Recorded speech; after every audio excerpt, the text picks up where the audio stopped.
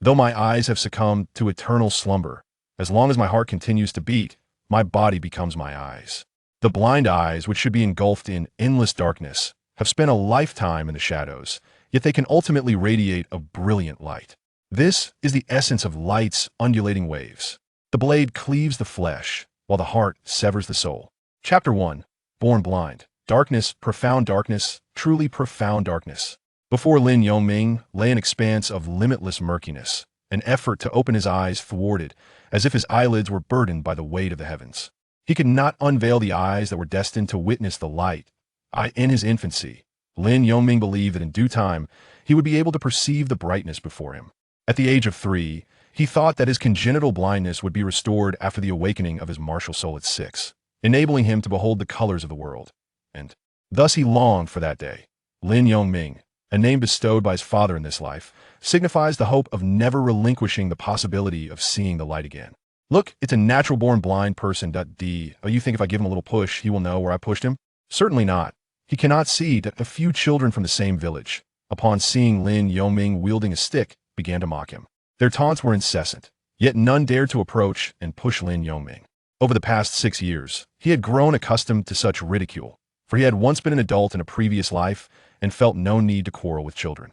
Moreover, what they spoke was indeed the truth. Soon, in just a few days, the spirit hall will send someone to the village. For 6 years, Lin Yongming had placed all his hopes of seeing the light in the day of martial soul awakening.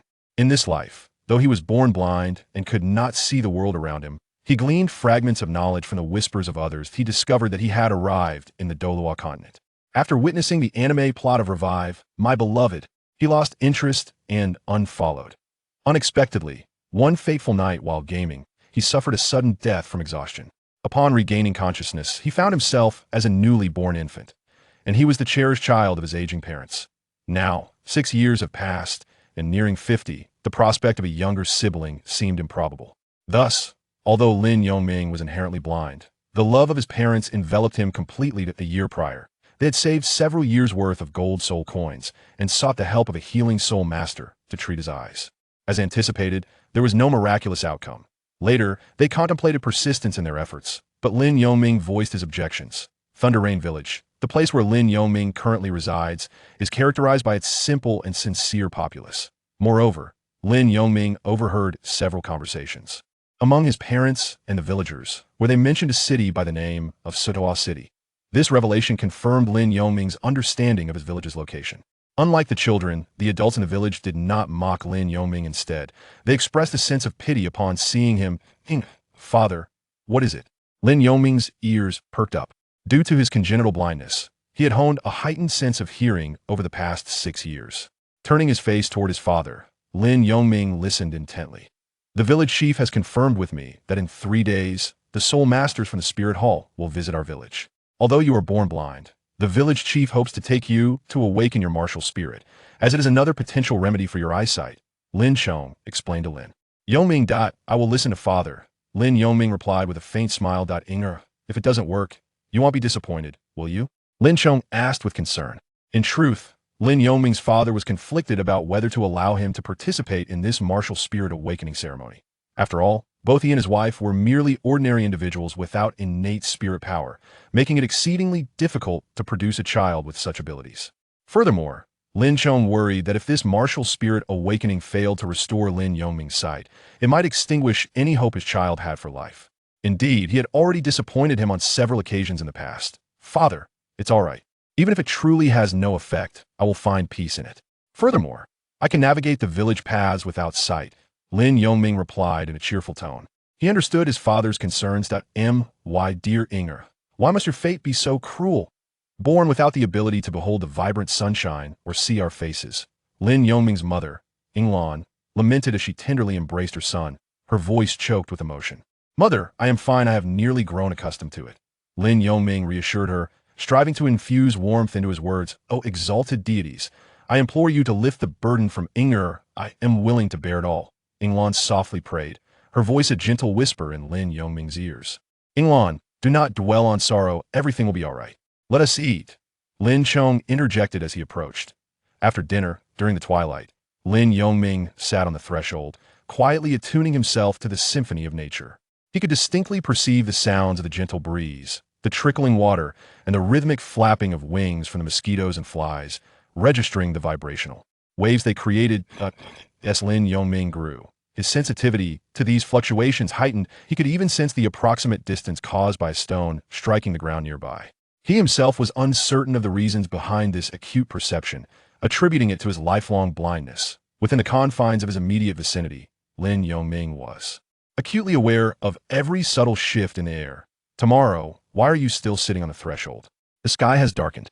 Alas, it is a pity that you will miss the breathtaking sunset that graces the mountaintop, Inglan remarked as she returned, observing the solitary figure of Lin Yongming perched on the threshold, unable to discern any scenery, her heart heavy with compassion and helplessness. Mother, you have returned, Lin Yongming said, rising with his cane in hand. My dear, let me pour you some water to wash your feet before you retire for the night, she offered. Mother, I've troubled you for so many years, he replied. Silly child, what are you saying? We can never consider a burden. Do not let your thoughts wander, she reassured him. Silently, Lin Yongming followed his mother into their home. 3 days swiftly passed, and Lin Chong brought Lin Yongming to the village's center, where stood an ancient tree, at least 1,000 years old. The villagers had named this tree the Thunder Tree, believing it possessed the ability to attract lightning. On stormy days, the nearby thunder would be drawn to its canopy, safeguarding the village from calamity. Why is the blind boy here? Does the blind boy also seek to awaken his martial spirit? As they approached the Thunder Tree, Lin Yongming's keen ears caught the hushed whispers of several children nearby. Suddenly, a figure approached. Moving with frail steps, it was the village chief, Ruo. Child, how are you today? The elderly chief inquired kindly. Grandfather Lei, I am well. Thank you for your concern, Lin Yongming replied, smiling in the direction of Ruo, despite his blindness. What a well-behaved child you are. The esteemed soul master will be arriving shortly. I hope this martial spirit awakening brings you good fortune. Ruo blessed him, gently patting Lin Yongming's head. Yes, Lin Yongming responded. As they spoke, Lin Yongming's ears perked up at the sound of a powerful gust, akin to a force breaking through the air, and he felt a strong tremor resonate through the ground. Captivating his attention, the Soul Master has arrived. Let us approach, Chief Ruo said, moving forward to greet the esteemed figure. Honorable Soul Master, we are grateful for your assistance once more this year, Ruo expressed with utmost respect. Have all the children eligible for awakening arrived this year? A robust and steady voice inquired. Echoing through the air, Lin Yongming discerned that it belonged to a middle-aged man, whose tone was more profound than that of his father, likely a result of his status as a soul master. Indeed, this year, 10 children from our village meet the age requirements, Ruo confirmed. Children, gather before the soul master grandson. Please assist Xiaoming, the village chief declared, summoning the children nearby and specifically instructing his own grandson, Lei Jingming, to support Lin Yongming. Lei Jingming was a few months older than Lin Yongming and possessed a sturdier build, perhaps due to Lin Yongming's less active childhood. All right, grandfather, Lei Jingming replied as he approached to help Lin Yongming, joining the group. Now that everyone is present, I shall leave these 10 inside, the soul master remarked, glancing at Lin Yongming and the others before turning to push open the door to a building. Behind him, Lin Yongming recognized the structure as the designated site for the Soul Hall's personnel to conduct soul awakenings in the village. It was typically kept tightly shut. With Lei Jingming's assistance, Lin Yongming stepped over the threshold, immediately greeted by a musty odor. The children who had never entered the building curiously observed their surroundings.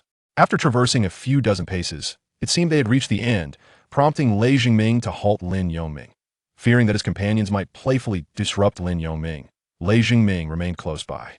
All right, everyone, quiet down. The soul awakening will commence shortly. I am your guide for the soul awakening, hailing from a small town of Ulto, a satellite of Soto City, under the jurisdiction of the Soul Hall. I will now summon my soul, the Gray Serpent. Do not be anxious or fearful, simply follow my instructions, the Soul Master reassured the children. Indeed, this is Soto City, and the Soul Hall has dispatched personnel to our village. However, I wonder what era this is. Will it be the final days of the Soul Hall? Lin Yongming pondered. Familiar with the name Soto City from the Douluo anime, Lin Yongming recognized it as the origin of the Shrek 7 monsters, Gray Serpent, manifest. Suddenly, the Soul Master emanated an inexplicable force, the unique soul power characteristic of Soul Masters. Lin Yongming distinctly sensed the intense fluctuations surrounding the Soul Master. Regardless of what type of serpent it was, once the soul was summoned, the previously gentle gaze of the Soul Master turned icy, causing a stir among the children. Lin Yongming noticed that Lei Zhongming beside him trembled slightly. Nevertheless, Lin Yongming maintained a calm demeanor, oblivious to the changes around him. I told you not to be nervous. This is my soul, the gray serpent. Soon, each of you will awaken your own soul. Let us begin with the first on the left. Step forward to me. The soul master reassured the group before initiating the soul awakening ceremony. The one on the left, naturally, was Lin Yongming. Xiaoming the first. How fortunate for you. If you could see, you would surely hesitate to step forward. Lei Jingming remarked to Lin Yongming. Lin Yongming calculated the distance and took 10 steps to stand quietly before the soul master. A blind child? Very well. I shall seize this opportunity to instruct him, so that the other children may clearly observe the process. The soul master was slightly taken aback and resolved to demonstrate the operation meticulously for Lin Yongming, ensuring that the other children could comprehend it. Chapter 2. The Secret Eye of Fluctuation. With resolute determination, the soul master retrieved 6 brown stones from within his robes. These stones, known as awakening stones, are crucial tools for the awakening of martial souls. The awakening stones must be combined with a soul master's soul power to unveil the martial soul hidden within another's bloodline for an extended period. This is the martial soul awakening ceremony. In the realm of Douluo continent, every individual possesses a uniquely distinct martial soul. Accompanying the awakening of the martial soul is an inherent soul power, referred to as innate soul power. Should one undergo their first martial soul awakening without innate soul power, it becomes impossible to cultivate soul power and ascend to the status of a soul master. Thus, while the awakening of the martial soul does not guarantee the emergence of a soul master, possessing innate soul power ensures that one will undoubtedly become a soul master. Therefore, to embark on the path of a soul master, the awakening of the martial soul is merely the initial step. Children, observe closely. The forthcoming steps will mirror those of the individual before you. Awakening stones arise.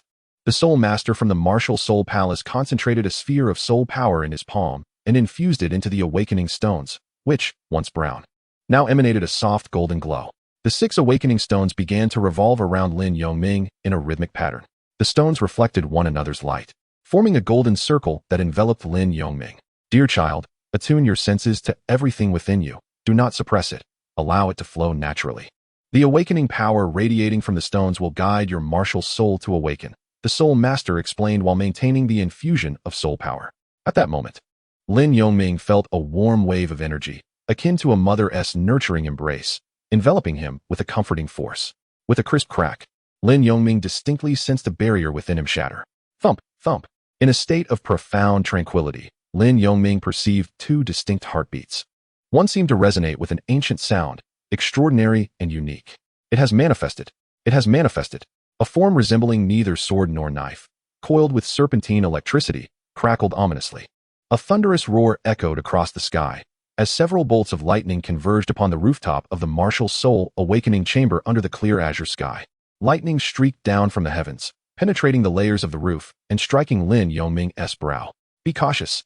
The soul master from the martial soul palace gasped in shock, inadvertently releasing the soul power infusion from the awakening stones. However, Lin Yongming did not cease the awakening ceremony. Even as the stones fell to the ground, deprived of soul power, the golden circle transformed into a blue circle composed of lightning. In that moment, Lin Yongming slightly unfurled his limbs, his forehead tilted toward the ceiling, where a blue mark appeared at his brow. Upon closer inspection, it resembled an eye yet to be opened. But swiftly, this mark concealed itself within his brow. How could such a commotion arise from a martial soul awakening? Could it possibly be a martial soul with full innate soul power? The soul master from the spirit hall gazed in astonishment at the abrupt turn of events. Given his extensive experience of guiding others over the years, he had encountered countless situations, yet none quite like this. Meanwhile, the other 9 children, their faces etched with terror, distanced themselves from Lin Yongming, with some even retreating towards the door. Was the awakening of a martial spirit truly so terrifying that it warranted the threat of lightning? Lei Jingming, feeling apprehensive, pondered in fear. As the crowd murmured in trepidation, Lin Yongming experienced a remarkable clarity in his perception of the external world. Could it be that my vision is improving? No, I have yet to open my eyes, nor can I, yet my awareness surpasses that of sight. He realized that his consciousness was extending outward from his center, 1 meter, 2 meters, 3 meters, up to 15 meters. Though enveloped in darkness, he could distinctly sense everything within that range. The secret of the dark chapter of waves revealed itself, the opening of the heart's eye, the awakening of perception. The fortification of will, and the imprint of lightning attributes. Characters materialized in Lin Yongming's sea of consciousness. Though unfamiliar, he instinctively understood their meaning. The Dark Chapter, Heart's Eye, Wave. Could these be the secrets of the gaming class known as the Blind One from his past life? Upon realizing this, Lin Yongming comprehended why his awareness of the surroundings was becoming increasingly lucid. He recognized that he had activated the skill of the Heart's Eye, enhancing his sensitivity to fluctuations and airflow. Ashura, the Dark Chapter, the legacy of the Heavenly Emperor? As the protective aura surrounding Lin Yongming dissipated, a weapon resembling a sword yet akin to a knife materialized in his right hand, a Tang Dao. However, due to the influence of heavenly thunder, this weapon bore the imprint of lightning attributes. Was this intentional or accidental? Was I meant to specialize solely in lightning attributes, eschewing the abilities of ice and fire as in the game? Lin Yongming sensed the intent. Perhaps the Heavenly Emperor in the game had initially strayed from the path. Had he devoted himself purely to the mastery of lightning fluctuations, abandoning ice and fire, he might have reached even greater heights. To shatter the darkness with thunder and regain the light of day? That notion seemed rather appealing. A knife or a sword? Child, are you all right? Have you been injured? The guide stepped forward, casting a concerned glance at Lin Yongming's Tang Dao. He understood that if anything were to befall the child before him, he would bear significant responsibility. Uncle, I'm fine. Is this my martial soul in my right hand? Lin Yongming remained with his eyes closed, yet with the Heart's Eye and perception activated. He could ascertain that the middle-aged man stood merely 30 centimeters away from him, directly in front. That's good to hear. Unless something unexpected occurs. That should indeed be your martial soul, a weapon-type martial soul. Lin Yongming discerned a subtle shift in the tone of the person before him. Why are you all standing so far away? It's time for the innate soul power test, the Soul Master stated, beckoning the distant children to draw closer. In his hand, he produced a cerulean crystal sphere. Although Lin Yongming could not perceive its color, he sensed the presence of an object held by the Soul Master through his awareness. The 9 children returned to their designated positions, forming a straight line behind Lin Yongming. Little ones, withdraw your martial souls with your thoughts, and place your left hand upon the crystal sphere, the Soul Master instructed, observing the children as they rearranged themselves. He nodded in satisfaction before addressing Lin Yongming. With a brief nod, Lin Yongming concentrated, and soon, the martial soul in his right hand vanished, transforming into a small dagger concealed within him. He then raised his left hand, reaching out, and the Soul Master swiftly guided it to rest upon the cold surface of the crystal sphere. Although Lin Yongming was aware of the sphere's location, he feigned ignorance, pretending to search for it while his eyes remained closed. Let me see if this commotion is truly caused by a rare prodigy with full innate soul power. The solemn Soul Master observed Lin Yongming intently. Chapter 3, Martial Soul, Thunderblade, Full Innate Soul Power. As Lin Yongming placed his hand upon the testing crystal sphere, a surge of energy erupted from within him, flowing through his meridians to his left arm and into his palm, subsequently being absorbed by the crystal sphere. Under the expectant gaze of the Soul Master, the sphere emitted a dazzling azure light, filling it entirely with no gaps remaining. Indeed, full innate soul power, a rare genius, seldom seen in a century, has been awakened under my guidance. The middle-aged man marveled, having never witnessed such talent before, especially in an awakening ceremony he personally conducted. Otherwise, he would not be serving as a mere attendant in a small branch of the Martial Soul Hall in a quaint town. Child, you may remove your hand now, but I am curious to know the name of your martial soul. Its form resembles that of a sword or a dagger, which I have never encountered, he continued, increasingly animated in his invitation to Lin Yongming. Respected Soul Master, my martial soul is called Thunderblade. As for the rest, I need to think it over. Uncle, please proceed with awakening the others, Lin Yongming replied, shaking his head gently, declining to give an immediate answer. Indeed, there are pressing matters at hand. We shall discuss this later, the attendant nodded, calming himself. Next, he announced, guiding the next child in line to awaken their martial soul, while the other children gazed at Lin Yongming with astonished expressions as he returned to the formation. Upon hearing the steward's words, Lei Zhengming realized it was his turn and swiftly stepped forward to stand before the steward. In a similar manner, his martial soul was soon revealed, the Gale Wolf, with an innate spirit power of level 2, a commendable achievement that could qualify him as a soul master. Shortly thereafter, the steward promptly announced the results of Lei Zhengming's martial soul awakening. Indeed, exclaimed Lei Zhengming in delight, and he quickly returned to Lin Yongming's side. The subsequent 8 children also awakened their respective martial souls, the majority of which were agricultural tools, alongside 2 possessing the blue-silver grass martial soul. Consequently, apart from Lin Yongming and Lei Zhengming, who both possessed innate spirit power, the others were left without the prospects of becoming soul masters. Well, Your martial souls have all been awakened. You may now leave, the steward declared as he collected the awakening stone and crystal ball. The 8 children, lacking spirit power, cast envious glances at Lin Yongming and Lei Zhengming before exiting the room, their spirits dampened. It is known that after a martial soul awakening, one's physical condition is enhanced to some extent, yet it pales in comparison to the elevation provided by possessing spirit power. Particularly, Lin Yongming, endowed with full innate spirit power, possessed strength that could rival an ordinary adult. When employing his spirit power, defeating an adult from the village would be effortlessly achievable. Otherwise, soul masters would not hold such esteemed status. According to Lin Yongming's estimation, among the entire population of the continent, only about 10%, perhaps even less, are soul masters, given the vast base ratio. Lin Yongming, here is your martial soul awakening certificate. Lei Zhengming, this is your certificate as well. Ensure to keep this safe, as it will be required for your admission to the junior academy.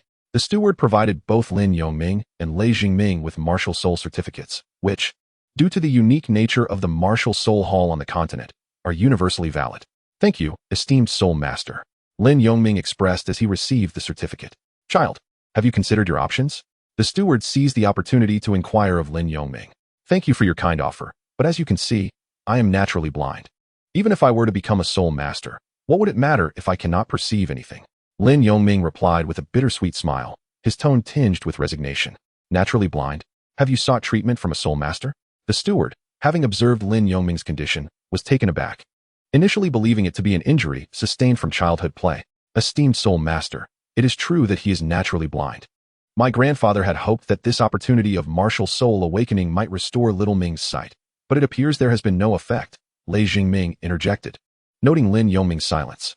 Furthermore, his parents previously borrowed money from my grandfather to seek the help of a soul master, yet there was no improvement. Lei Zhengming emphasized once more. What a pity it is. You possess innate full soul power, and over the past decade, I have only heard of His Holiness the Pope accepting a disciple with such talent 2 years ago. That individual became the Holy Maiden of the Spirit Hall. A rare gem indeed. It would be a tremendous waste to squander your talent. I shall report your situation to the bishop and urge him to inform His Holiness at headquarters to send a high-ranking healing soul master to treat your eyes. I am confident that, given your innate full soul power, His Holiness would be willing to dispatch someone. Upon hearing Lei Zhengming's account, the steward felt the gravity of the situation. Of course, congenital blindness is not as easily remedied as injuries sustained later in life, and he had little assurance in the outcome. However, the steward was unwilling to let such a prodigy slip away. Thank you for your concern, my lord, but I have grown accustomed to it. Even if it cannot be cured, it is of little consequence, Lin Yongming expressed gratefully. Not at all. It is but a small effort. Once I have traversed 2 villages, I shall return to report to the bishop. The steward waved his hand dismissively, aware that Lin Yongming could not see. By the way, esteemed soul master, you mentioned that His Holiness accepted a disciple 2 years ago who was appointed as the Holy Maiden. Do you happen to know her name? Lin Yongming inquired curiously. Indeed. The appointment of the Holy Maiden is a significant affair for the Spirit Hall, and every branch is duly informed. If it were another name, I might struggle to recall it, but the name of the Holy Maiden is rather unique and easily remembered. Bibi Dong, the steward replied enviously.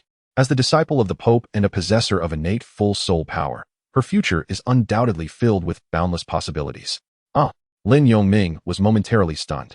Had he been able to open his eyes, they would have widened in disbelief.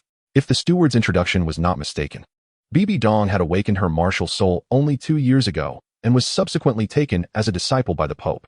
This meant that the current Bibi Dong was still an 8-year-old girl. Esteemed soul master, do you believe any of the 10 children in the village have the potential to become soul masters? Village Chief Lei Suo and Lin Chong entered the dwelling.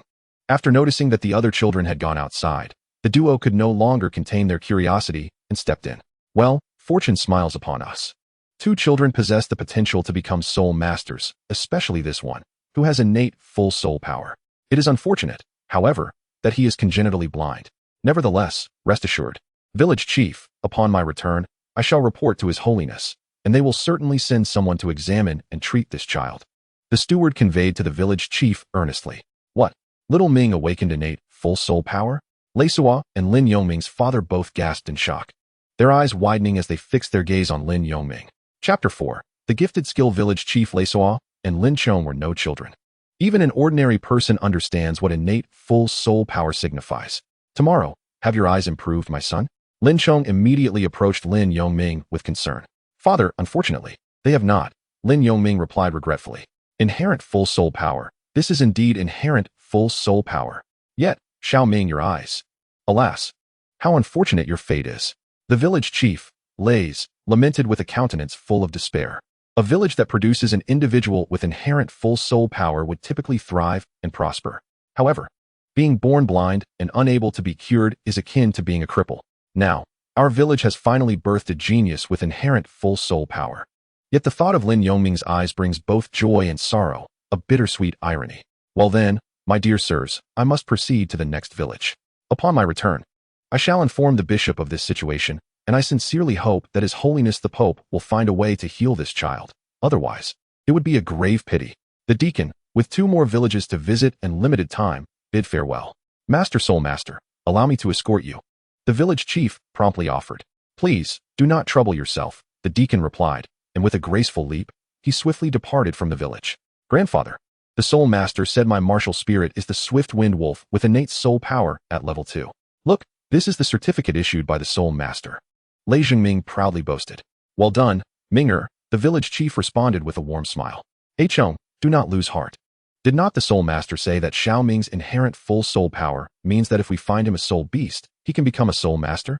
Furthermore, the Soul Master mentioned reporting this to the esteemed Pope, so let us not be overly pessimistic. The village chief earnestly encouraged Lin Yongming's father, Lin Chong. Village chief, I understand, but there remains a sense of disappointment within me. Is this truly a form of punishment? Lin Chong replied with a bitter smile, shaking his head. Lin Yongming, upon hearing his father's tone, felt a twinge of guilt. After all, human hearts are tender. Though he possessed the experience of a second life, his parents in this existence had treated him quite well. In truth, Lin Yongming was aware that his eyes were not devoid of the chance to open. By comprehending the final chapter of the secret transmission of waves, he could unlock his wisdom.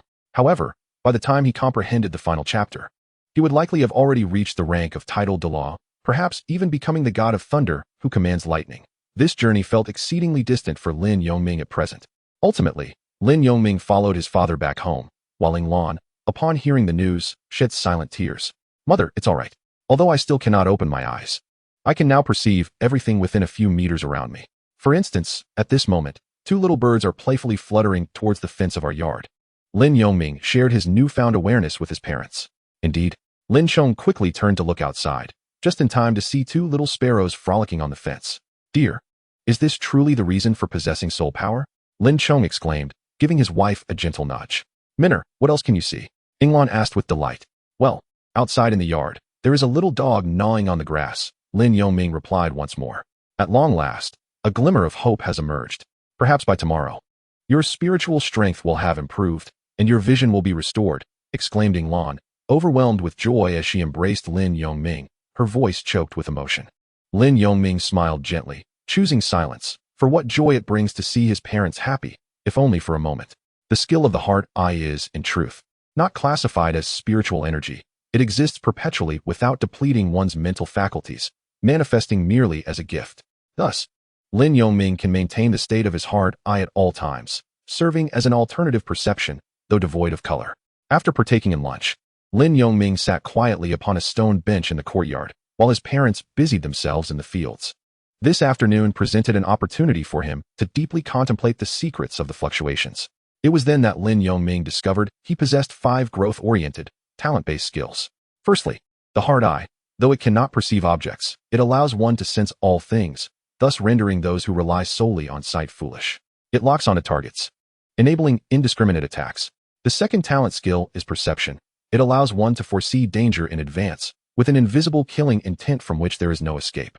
Moreover, the combination of perception and the heart eye offers clarity beyond that of the naked eye, making it less susceptible to deception. The third is resilient will. The more one faces adversity, the stronger one becomes, enhancing one's offensive capabilities and even deepening their spiritual strength compared to others of the same realm. The fourth skill, wave imprint, lightning element. This grants a superior affinity with the natural force of lightning, thereby amplifying one's lightning-based attacks while minimizing the energy expended. For instance, while others might require 50% of their spiritual energy, he would need only 10% to achieve equivalent power. The fifth and most significant talent skill is the intent of killing waves. It possesses the ability to instill fear within a certain realm, thereby weakening adversaries and augmenting one's own attack and presence. When activated against foes of lower realms, it can inflict mental damage, potentially shattering their resolve, and continues to deal ongoing spiritual damage, albeit at the cost of Lin Yongming's own mental energy. Indeed, it is the secret of the Azura's fluctuations. Lin Yongming recognized the familiar skills, once passive abilities of the Azura class in a game, now transformed into his own innate talents. Subsequently, he discovered 3 fundamental skills within the secrets of fluctuations: Wave Slash, Earth Split Slash, and Block. Wave Slash is an upward attack with a degree of control, while Earth Split Slash is a forward strike that possesses a repelling effect. Block serves as a defensive maneuver, mitigating a portion of incoming damage. It appears that these skills will require diligent practice. Lin Yongming mused, as he summoned his martial spirit, the Lightning Blade. The blade measures 2.5 feet in length, its entire body a deep azure, occasionally crackling with tiny arcs of lightning that dance around its form. Lin Yongming caressed the blade from tip to hilt. He then began to wield the sword, each swing accompanied by a thunderous sound. At the tender age of 6, with a 2.5-foot-long blade, Lin Yongming handled it with remarkable ease. Unbeknownst to him, he began practicing the foundational techniques of the Wave Cleave and Earth Split. After nearly 2 hours, with his arms feeling sore and numb, Lin Yongming finally ceased his training. As the sky was painted with fiery clouds, the steward of the Spirit Hall returned to the Spirit Hall of Wu Erda Town after visiting the remaining 2 villages. Su Qing, how were the visits today? Inquired the head of the hall. Headmaster, I was just about to report that I guided a genius with a weapon spirit and innate full soul power from Thunderstorm Village. The steward respectfully replied. What? Innate full soul power? Such a prodigy, why did you not bring him back? The headmaster was taken aback. However, upon reflection, the headmaster, who had worked alongside Su Qing for many years, understood each other's character well. The absence of this genius must have a reason. Could there be some underlying issue? Thus, the headmaster inquired in a gentler tone, is there indeed a reason? Indeed, there is a reason. This child is blind, and it is a congenital blindness. Although he is a genius with innate full soul power, this defect is too severe and truly evokes deep regret, Su Qing lamented. Otherwise, with my discovery of a genius possessing innate full soul power, I could have advanced further, possibly even receiving rewards from the headquarters of the Spirit Hall. Innate blindness. How unfortunate. Such talent is rare, not something one encounters every day. The headmaster, having surpassed 60, stroked his white beard upon hearing Su Qing's words. The notion of congenital blindness posed a dilemma. Losing an arm or a leg would be unfortunate, yet this particular defect of blindness was indeed a grave concern. Therefore, headmaster, I propose we report this situation to His Holiness the Pope to see if anyone at the headquarters can treat this defect. Su Qing expressed his thoughts. Yes, it must be reported. Even if there is but a sliver of opportunity, we cannot afford to overlook a genius with innate full soul power. The headmaster sighed, immediately retrieving an envelope to write, and subsequently sent the letter with urgency. By the way, what is the strength of his parents? The headmaster casually inquired. They should be ordinary people. This child's spirit is likely a mutation. Su Qing did not disclose the extraordinary phenomenon during Lin Yongming's awakening. He merely assumed that the awakening of a spirit with innate full soul power would manifest some anomalies, thus he did not think much of it. Had Su Qing conveyed this matter to the headmaster, and the headmaster included the details of the anomaly in the letter, the Pope, with his discerning insight, would undoubtedly recognize the peculiarity of the phenomenon. The letter from the bishop reached the headquarters of the Spirit Hall within 2 days, finding its way into the hands of the Pope. Is Yi Tianxin still in Spirit City?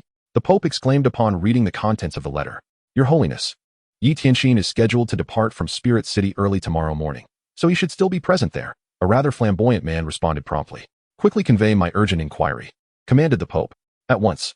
Soon after, the flamboyant man returned, accompanied by an elderly gentleman. I pay my respects to your Holiness. May I inquire what necessitated this hasty summons? Yi Tianxin bowed slightly and curiously asked, Elder Yi, do you believe this individual can be treated? The Pope, without hesitation, presented the letter to Yi Tianxin, stating, innate full spirit power, congenital blindness. Yi Tianxin swiftly perused the brief letter and quickly grasped the Pope's intentions. Your Holiness, I must express my regrets. This is not an injury, but rather a congenital defect. As mentioned in the letter, his parents have previously sought the aid of spirit healers. Thus I am afraid I am powerless to assist, he lamented. Very well, I understand. The Pope nodded, and Yi Tianxin exited the papal chamber. Master, it is a pity that he possesses innate full spirit power but is, unfortunately, blind from birth. Is there truly no remedy? A lively and charming young girl beside the Pope remarked in disbelief.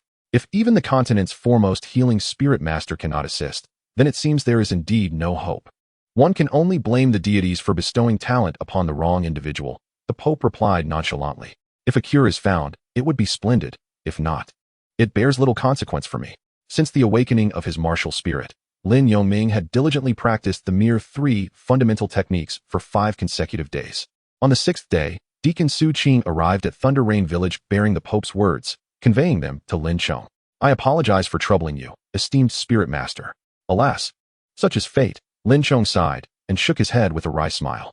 Yet, he felt no profound disappointment, for he had anticipated this outcome. I regret that I cannot assist this child, Su Qing replied with a hint of helplessness. It is quite all right, esteemed spirit master. I have heard that there exists a method for spirit masters to cultivate their powers.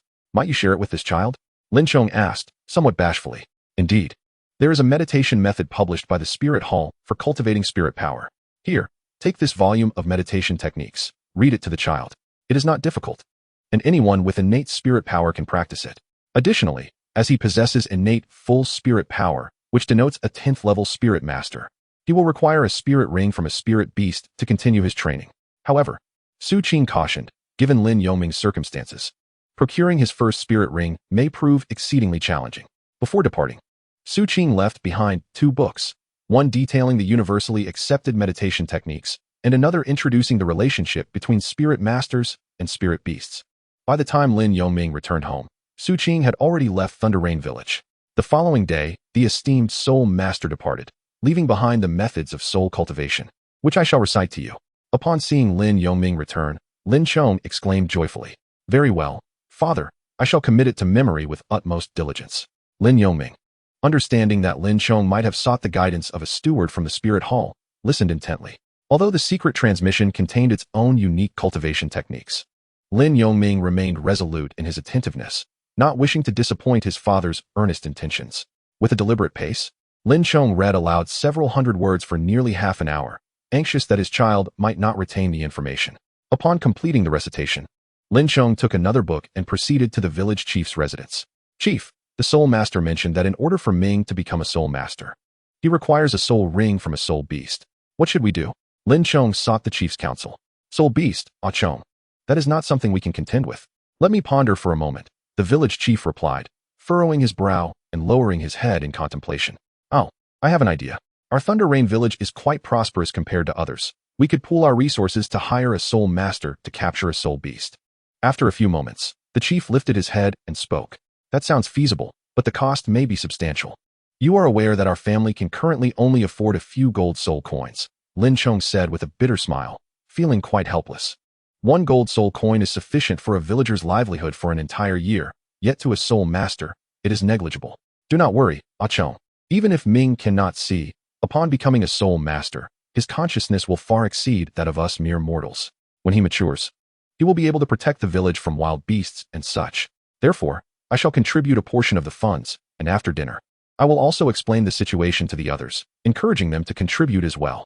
The village chief smiled gently, immediately sharing his thoughts. Thank you, chief. Lin Chong expressed his gratitude. We are all part of the village. There is no need for formalities. Moreover, it would be a great loss if something were to happen to Ming, especially given his innate full soul power. I believe everyone will be willing to assist you, the chief said, preventing Lin Chong from kneeling in thanks. After dinner, the chief gathered the heads of over 60 households from Thunder Rain Village to explain Lin Yongming's situation. Chapter 6. The People of Thunder Rain Village. Once the chief had outlined the circumstances, as the others engaged in discussion, Lin Chong stood up. Everyone, you are all aware of my situation. Consider it a loan from you. I sincerely hope for your support, and I promise to repay each of you in due time. Lin Chong spoke earnestly, his gaze fixed upon the assembly. Father, Lin Yongming could sense his father's emotions at that moment, feeling a surge of warmth in his heart. Indeed, it was exceedingly difficult for Lin Yongming to procure his own soul beast, for the village was populated by ordinary folk. His current abilities rendered him incapable of navigating beyond the village, let alone the fact that the Stardow Forest was likely thousands of miles away. As for the Soul Hunting Forest and the Setting Sun Forest, their proximity to Soto City made them even farther than the Stardow Forest. With the Divine Realm imposing special restrictions on the Douluo continent, it is imperative to possess a soul ring to advance to the next level. Even with the possession of the secret transmission of fluctuations, one cannot continue to break through without it. Thus, at this moment, Lin Yongming indeed requires a soul ring to progress. Brother Lin, do not speak so. We are all from the same village and have lived alongside one another for nearly a lifetime. I am willing to assist. I can contribute 2 gold soul coins.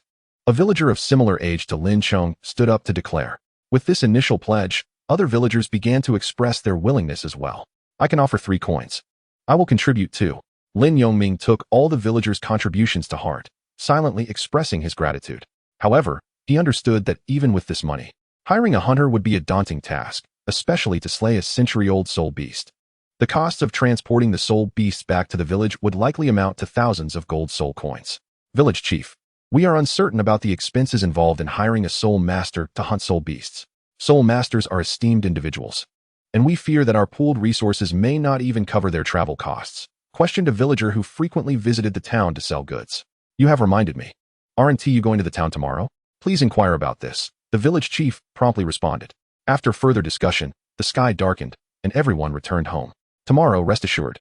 Father will strive to ensure you acquire your own soul ring, Lin Chong assured as he held Lin Yongming's hand on the way home. Indeed, I trust you, father. But do not overexert yourself. Even if I possess a soul ring, what difference does it make? Lin Yongming replied. Hearing such mature words from Lin Yongming caused Lin Chong to feel a pang of heartache, leaving him at a loss for words. A father's love often remains unspoken.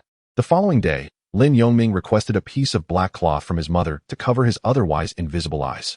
This action was purposeful. Although he could not open his eyes, the bright sunlight rendered his vision somewhat obscured. The first chapter of the secret transmission of fluctuations is the chapter of darkness. Only by fully immersing oneself in darkness can one comprehend the essence of light.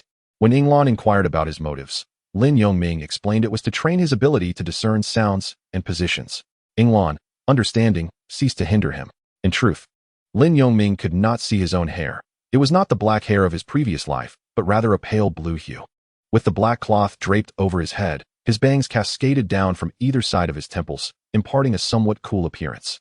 Shortly thereafter, Lin Yongming made his way to the small hill behind the village, summoning his Thunderblade to continue practicing his foundational skills. Squeak, crackling wave slash. A mouse darted out, and upon hearing the sound, Lin Yongming's ears perked up. In an instant, he transformed into a bolt of lightning, reaching the mouse's position 10 meters away in less than a second. The wave slash accurately struck the center of the mouse, as it was unleashed with soul power, creating a blue hexagram formation that radiated from the point of impact. The center of this formation possessed a binding control effect that persisted until the wave slash concluded. However, the mouse was utterly incapable of enduring the assault empowered by soul energy, resulting in its immediate disintegration into fragments. Unbeknownst to him, Lin Yongming had practiced from dawn until afternoon. Village chief, Brother Lin, I have inquired and learned that capturing a 10-year soul beast requires 600 gold soul coins, while a century-old soul beast demands 3,000, reported a villager to the 2 men. Why is it so exorbitant? Our village can barely muster around 400 gold soul coins, Lin Yongming's father remarked darkly, having underestimated the necessary expenses. This was, in fact, quite typical. There were many soul masters on the continent who assisted in hunting soul beasts.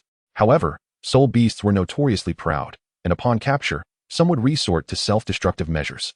Thus, capture missions typically involve groups of 4 or 5, and for the hunting of more formidable soul beasts, upwards of 10 individuals were required. Even for Lin Yongming to capture a 10-year soul beast, a team of around 4 would be necessary, ensuring the safe return of the creature. Village chief, I shall seek alternative methods, Lin Chong said with a bitter smile, overwhelmed by a profound sense of helplessness. He then dejectedly exited the village chief's residence. Brother Chong, how did it go? Yinglan greeted him as he stepped outside. Alas, it is still futile, Lin Chong sighed. What about Ming'er? He left early this morning and hasn't returned yet. He mentioned practicing on the hill behind the village. I hope he hasn't lost his way, Yinglan expressed her concern. Oh, Ming'er remains despondent. Ever since his martial soul awakened, he has been incessantly practicing, Lin Chong replied. Father, mother, I'm home, Lin Yongming announced as he entered the courtyard. After unlocking his mind's eye, he no longer relied on a guide stick. Even with his eyes closed, he walked as if he were a normal person. Ming'er, come and have lunch, Lin Chong called at the dining table. He did not conceal the situation from Lin Yongming, explaining the circumstances. It's all right, father, perhaps this evening. The heavens will send a soul beast to our village, Lin Yongming replied jokingly, his head bowed over his meal. Nonsense. If a soul beast were to arrive in our village, it would surely cause an uproar, Lin Chong admonished with a chuckle. What shall we do? Lin Yongming pondered, furrowing his brow, unable to devise a solution. Another day swiftly passed, with little distinction between day and night for Lin Yongming. In the dead of night, on a narrow path, 8 individuals dragged a cage containing a leopard, approximately 3 meters long, its body marred by numerous scars. Let us rest by the roadside tonight. We should reach the trading location by tomorrow, and then we can earn a substantial profit, the leader declared. Indeed, Captain, the others responded. As before, they took turns keeping watch, remaining vigilant to prevent the thunder leopard from escaping, for it was worth a staggering 60,000 soul coins. Furthermore, it was clear that within a 10-mile radius, there were villages. Harming the villagers would undoubtedly have dire consequences, of which everyone was well aware. Captain, we understand. The group left too, to stand guard. Around 11 o'clock, after days of travel, the 2 sentinels, exhausted, began to doze off, their attention waning. However, the thunder leopard, once languid and feeble, suddenly displayed a fierce glint in its eyes upon witnessing this scene, and slowly rose to its feet. Strands of lightning crackled around its form as it bit down on an iron bar, snapping it with a sharp crack, and then forcefully slammed its head against the broken bar, creating a gaping hole. What noise is that? Wake up, the thunder leopard is about to escape. Alarmed, everyone roused from their slumber, but the thunder leopard was already halfway out of its cage. As the guards reacted, it swiftly leapt from its confinement and dashed into the nearby thicket, vanishing into the night. Useless fools, pursue it. Quickly, Lin Yongming, who had been sleeping, sensed an unusual fluctuation of soul power and was instantly awakened. Chapter 7. The century-old thunder leopard. After several days of honing his abilities, combined with Lin Yongming's dual soul essence, his soul power, though restricted, had expanded. Initially, his range of perception upon awakening his martial soul was about 15 meters in a mere few days. It had grown to approximately 20 meters. With the combination of his perceptive skills, he detected a fluctuation of soul power within his range. Rising from his bed, Lin Yongming focused intently and discerned that it was a beast. No, a beast endowed with soul power, qualifying it as a soul beast. This was a leopard soul beast. Where had it come from? Could it be that the heavens had favored him, delivering a soul beast to his doorstep? Lin Yongming was taken aback. However, upon reflection, a leopard soul beast measuring around 3 meters in length was likely of at least 100 years of age. For an ordinary village, the entrance of such a soul beast would spell trouble. The soul power of this beast seemed eerily similar to his own. Soon, Lin Yongming sensed another anomaly. The imprinted fluctuations of the lightning element granted him unparalleled affinity with its power, revealing that the soul power of this beast was also of the lightning element. A century-old lightning-type soul beast. Was this not the perfect soul ring for him? In that instant, Lin Yongming was determined not to miss this opportunity. He hastily donned his sleeping attire and descended from his bed.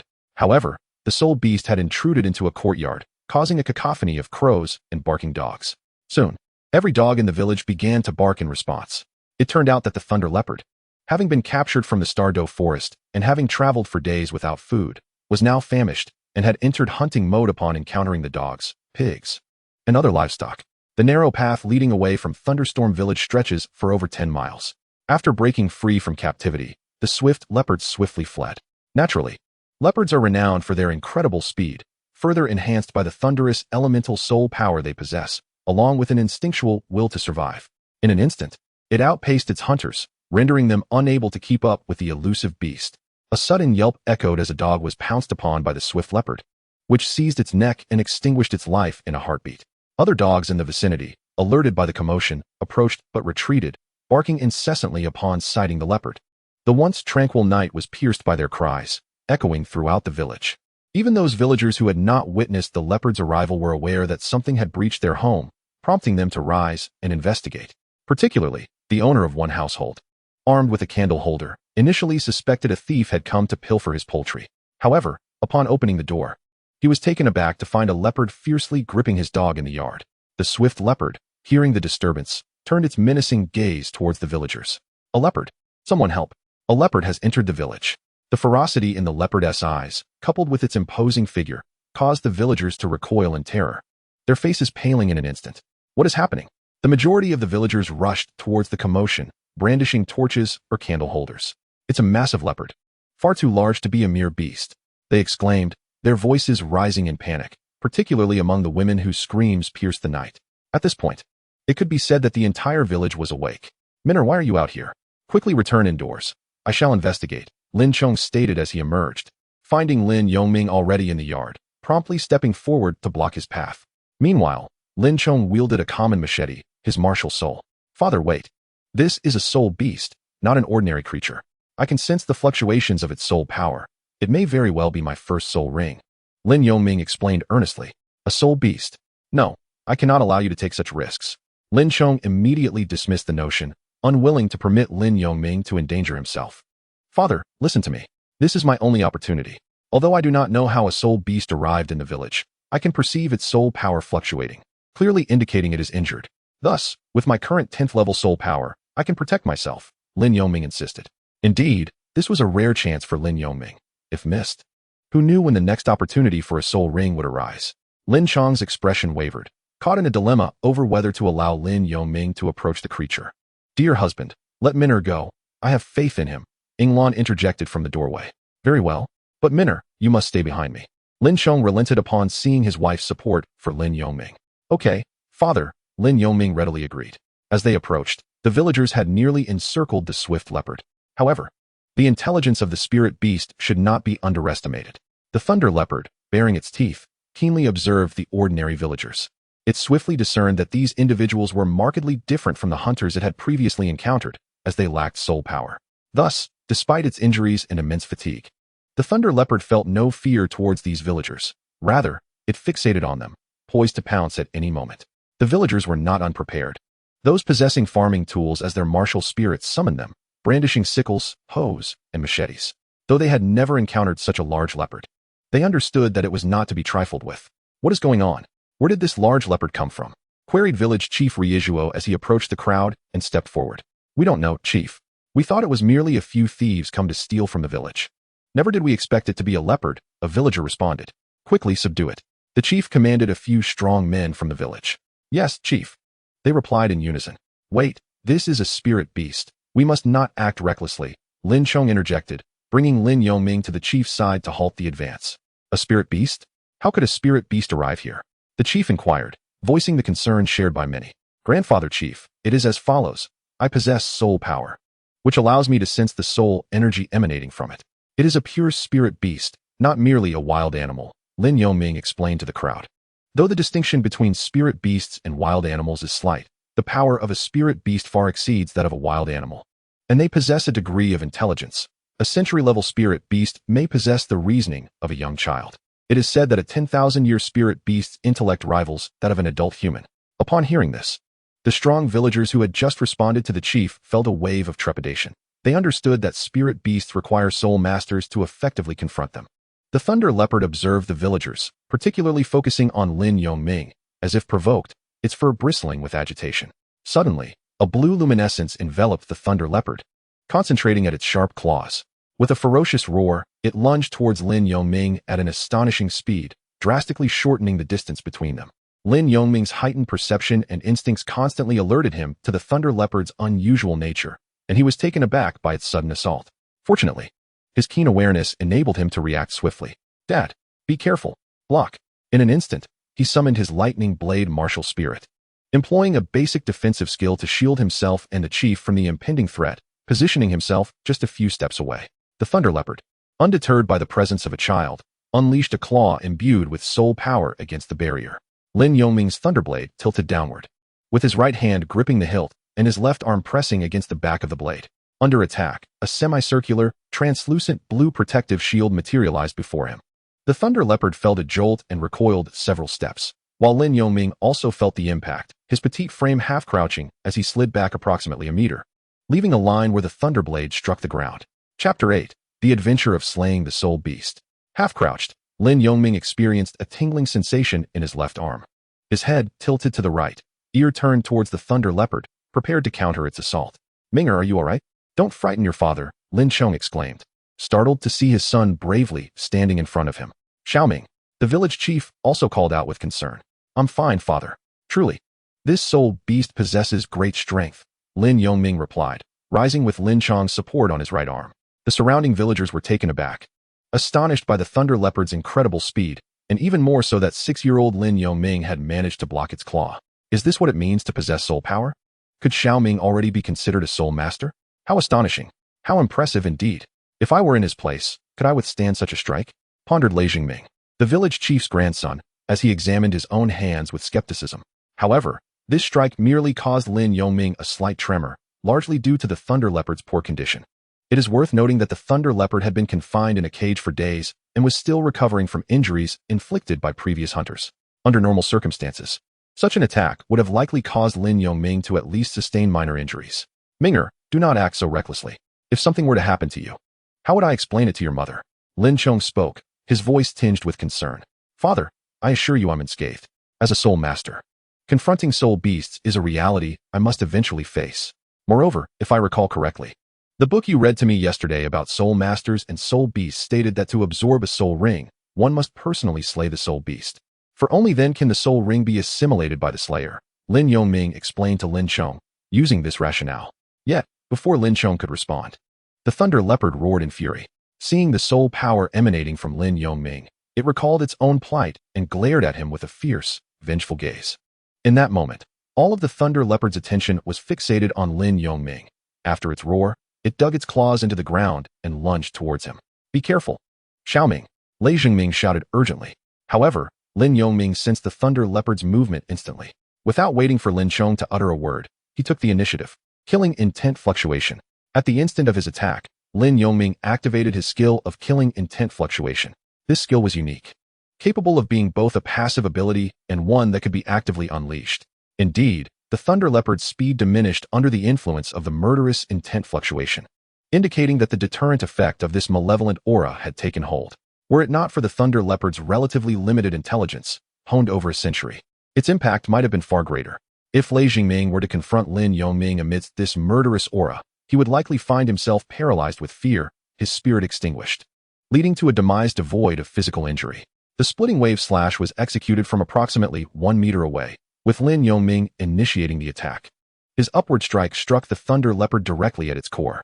Simultaneously, due to the controlling effects of the splitting wave slash, the thunder leopard became momentarily suspended in the air, awaiting the conclusion of the attack, before it was sent hurtling backward. Lin Yongming was well aware of the concept of seizing the moment for a follow-up attack. Thus, he thrust his blade forward once more. Yet this attempt fell short as the thunder leopard propelled itself to the right with a powerful kick from its hind legs. In an instant, the thunder leopard retaliated with a leap towards Lin Yongming. Reacting swiftly, Lin Yongming executed a defensive maneuver. Thus, in the presence of the villagers, the duel unfolded with exchanges on both sides, eliciting gasps of astonishment from the crowd, while Lin Yongming's father watched in a state of trepidation, yearning to intervene for his son but finding no opportunity to do so, as the pace of the battle escalated. Be careful, Minger. Lin Chong paced anxiously before the village chief, his eyes unwavering. After several minutes, the thunder leopard began to falter, its vigorous exertions compounded by its prior wounds, which had torn open anew, and its gnawing hunger rapidly depleting its stamina. Lin Yongming, engaged in this fierce combat, also noted the thunder leopard's attacks and speed diminishing. Naturally, amidst this intense focus, it was impossible for Lin Yongming, merely a 6-year-old child, not to feel fatigue. His breath grew increasingly labored. Almost there, just a little longer. He urged himself. With another strike, Lin Yongming capitalized on the thunder leopard's waning strength. Its evasion faltered, and he delivered a fierce blow to its forepaw. The thunder leopard roared in pain, losing its footing and collapsing in disarray. Now's the chance. Earth-shattering slash. Lin Yongming's thunderblade radiated a brilliant azure light as a wave of energy surged forth, striking the thunder leopard from its belly to its back before it could regain its balance, rendering it immobile. Die! Lin Yongming seized the opportunity to strike again, leaping forth, his blade piercing downward, penetrating the thunder leopard's skull and embedding it into the ground. The creature's body and hind legs struggled, but Lin Yongming pressed down firmly, and slowly, the thunder leopard emitted a faint whimper before succumbing to silence. With a sigh of relief, Lin Yongming released the hilt of his blade, disregarding the dirt beneath him, and sat before the thunder leopard, finally able to breathe freely. Thus, Lin Yongming triumphed in his inaugural battle. A feat so extraordinary that it would likely be met with disbelief, an ethereal beast appearing in the realm of a kingdom, only to be vanquished by a 6-year-old child. A tale steeped in drama. Upon witnessing Lin Yongming seated on the ground, Lin Chong rushed over without delay. Tomorrow, how are you? Are you hurt? The village doctor, Lin Chong, anxiously called out, deeply concerned. Father, I am fine, just a bit overwhelmed, Lin Yongming replied, waving his hand dismissively. You say you are fine, yet there is blood all over you. Let me see your wounds, Lin Chong responded urgently. Upon inspecting the bloodstains, he discovered that Lin Yongming's clothing was merely torn, and his skin was slightly scraped but unbroken. The blood was merely that of the thunder leopard. Fortunately, there are no wounds. Lin Chong sighed with relief after a thorough examination.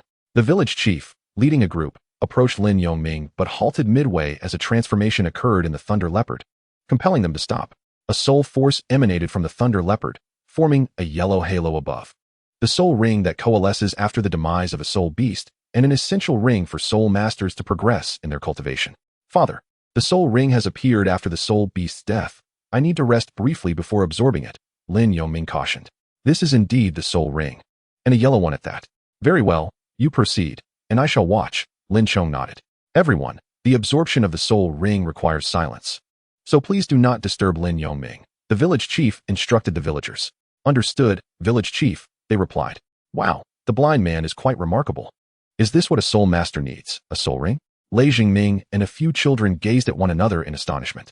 Lin Yongming took a moment to gather himself, noticing the audience's rapt attention, and began to channel the Thunder Leopard soul ring, officially commencing the absorption. Chapter 9. The Imminent Crisis. This was Lin Yongming's first experience absorbing a soul ring. Although he had watched it in anime, this was his inaugural personal experience, and he dared not be careless. Thus, he concentrated all his mental energy on absorbing the soul ring, as he guided the soul ring into his martial soul. The Thunderblade, a pure soul force, immediately infused into his body. Such profound soul power, surely it exceeds 300 to 400 years. Thankfully, the Thunder Leopard was in a weakened state. Otherwise, I fear I would not have acquired this soul ring, Lin Yongming thought. Remaining vigilant and wholly focused on the guidance and absorption of the soul ring, simultaneously transforming the soul power contained within into his own. Minutes passed, and the villagers watching began to murmur among themselves, most praising Lin Yongming and marveling at the abilities of a soul master. How enviable! When will I ever absorb such a soul ring? Lei Zhengming gazed at Lin Yongming with envy as he absorbed the soul ring. A few minutes later, while the crowd conversed, an unexpected group approached the village's edge. Captain, someone is absorbing a soul ring, reported one of the 8 hunters who had been tracking the Thunder Leopard. Although caught off guard when the Thunder Leopard broke free, they had followed its frantic escape, leaving traces behind. The hunters followed the trail, albeit at a pace far slower than that of the Thunder Leopard, taking a considerable time to reach Thunder Rain Village. Even from a distance, I could hear the commotion. This was merely an ordinary village. How could there be a soul ring? Captain, unless the Thunder Leopard has been slain. For we have not lost its trail thus far. Indeed, the Thunder Leopard was gravely injured. Should it encounter a soul master in dire need of a soul ring, it is unlikely to escape. Yet, could there be a soul master in this village? Why ponder so much? Let us enter the village and see for ourselves. It is not as if you two were not careless, allowing the Thunder Leopard to slip away. If it has truly been intercepted, we will have to return to the Star Doe Forest to capture another, at which point your reward will dwindle to a mere third. The captain chastised the two who spoke. The others regarded the duo, trailing behind the captain. The two exchanged a wry smile before following suit. Soon, the small team stood before the villagers. Strangers? The villagers exclaimed upon noticing them. Let us take a look, the captain insisted, pushing through the crowd until he beheld the fallen Thunder Leopard and Lin Yongming, who was in the midst of absorbing the soul ring. A child? The captain gasped. May I inquire who you are? The village chief approached, puzzled by the newcomers, as they were all unfamiliar faces. Lin Chong stepped forward, concerned that these individuals might disturb Lin Yongming's absorption process. This soul beast was captured from the soul beast forest, but since it has been killed, it is of no use now. It is merely a pity for this child, the captain lamented, shaking his head in resignation. What do you mean? Clarify your words. What do you mean by this child is a pity? Lin Chong retorted, displeasure evident in his tone. The captain, a burly man in his 40s with a hint of stubble, replied, of course it is a pity. If I am not mistaken, this child absorbing the soul ring has not possessed one prior to this, at his age. Even if he is 8, to absorb a soul ring is a mark of genius. However, it is impossible for him to successfully absorb the soul ring before him. The captain's face was one of deep regret. While somewhat astonished that Lin Yongming, at such a tender age, was attempting to absorb his first soul ring, the captain felt more sorrow than surprise. Indeed, it is a pity. He was originally a prodigy, one of the teammates echoed. What is the reason for this? Is something amiss? The village chief questioned, clearly confused. You appear to be ordinary folk. Do you not grasp the significance of the soul beast before you? Allow me to enlighten you. This Thunder Leopard was originally sought after by a wealthy heir in need of a second soul ring, which is why we were commissioned to capture it. This soul beast has lived for 600 years, and as far as I know, a soul master's first soul ring typically spans around 400 years.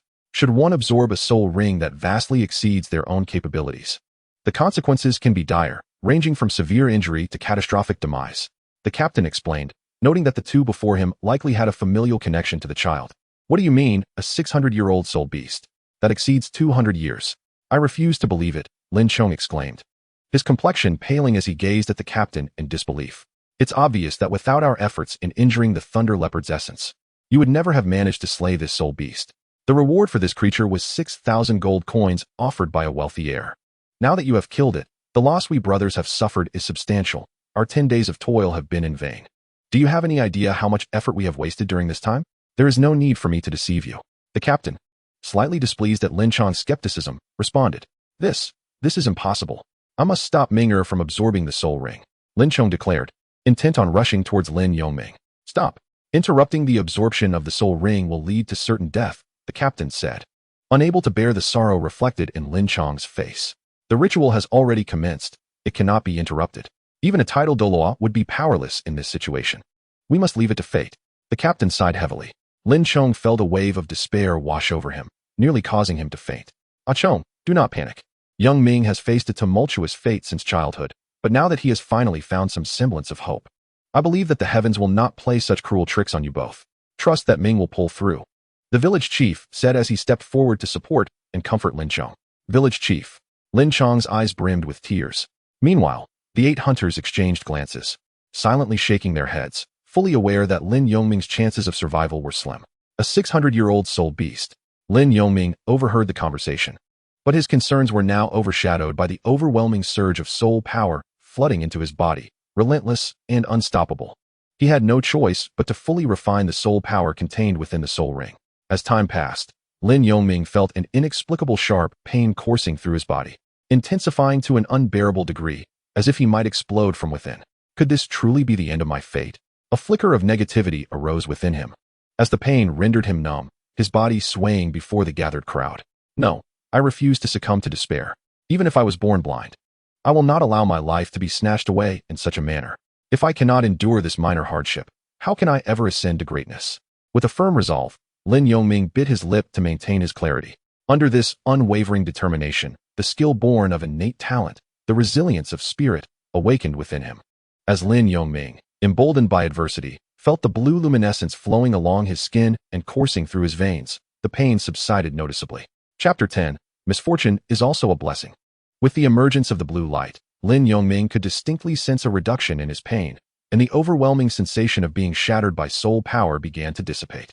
It is the power contained within the secret transmission of fluctuations and the strength of will forged through adversity. In the sea of consciousness, the secret transmission of fluctuations emerged, radiating a soft blue light. Lin Yongming immediately sensed the source of this power. This force not only assisted Lin Yongming in absorbing the soul ring, but also took the opportunity to enhance his physical form. Lin Yongming was uncertain of how this power manifested. He had previously conducted research, only to be met with a void of information beyond mere text. Now, its sudden emergence to aid him perhaps indicated an awareness of impending crisis. Thus, with the support of this force, Lin Yongming found the absorption of the 600-year soul ring to progress increasingly smoothly, while his previously restless body began to attain a sense of calm. Lin Chong, observing Lin Yongming's prolonged stillness, felt a growing impatience, especially after hearing the words of the leader of the hunters. However, there was nothing he could do. He even hesitated to approach Lin Yongming at this moment. The 8 hunters remained, seemingly intent on witnessing the outcome of a soul master absorbing a soul ring that exceeded his own age limit. Half an hour passed, and for Lin Chong and the village chief, it felt as though 3 autumns had elapsed as they remained focused on Lin Yongming. Was there any residual soul power left? During this half hour, Lin Yongming endured great discomfort, but ultimately, with the silent assistance of the secret transmission of fluctuations, he mastered the Thunder Leopard Soul Ring, which had reached 650 years in age. Indeed, upon completing the absorption, he finally discerned the age of the soul ring that had nearly led to his demise. Having fully mastered the soul ring, a new skill emerged within Lin Yongming's sea of consciousness, and he understood its significance. Thunderblade. This was the soul skill bestowed upon Lin Yongming by the Thunder Leopard Soul Ring. By concentrating soul power in the Thunderblade, he could launch 2 blades of lightning elemental energy forward. Due to the characteristics of the Thunder Leopard and the lightning element, the attack was extraordinarily swift, traversing a range of over 10 meters in the blink of an eye. Furthermore, the Thunderblade possessed a certain degree of penetrating capability.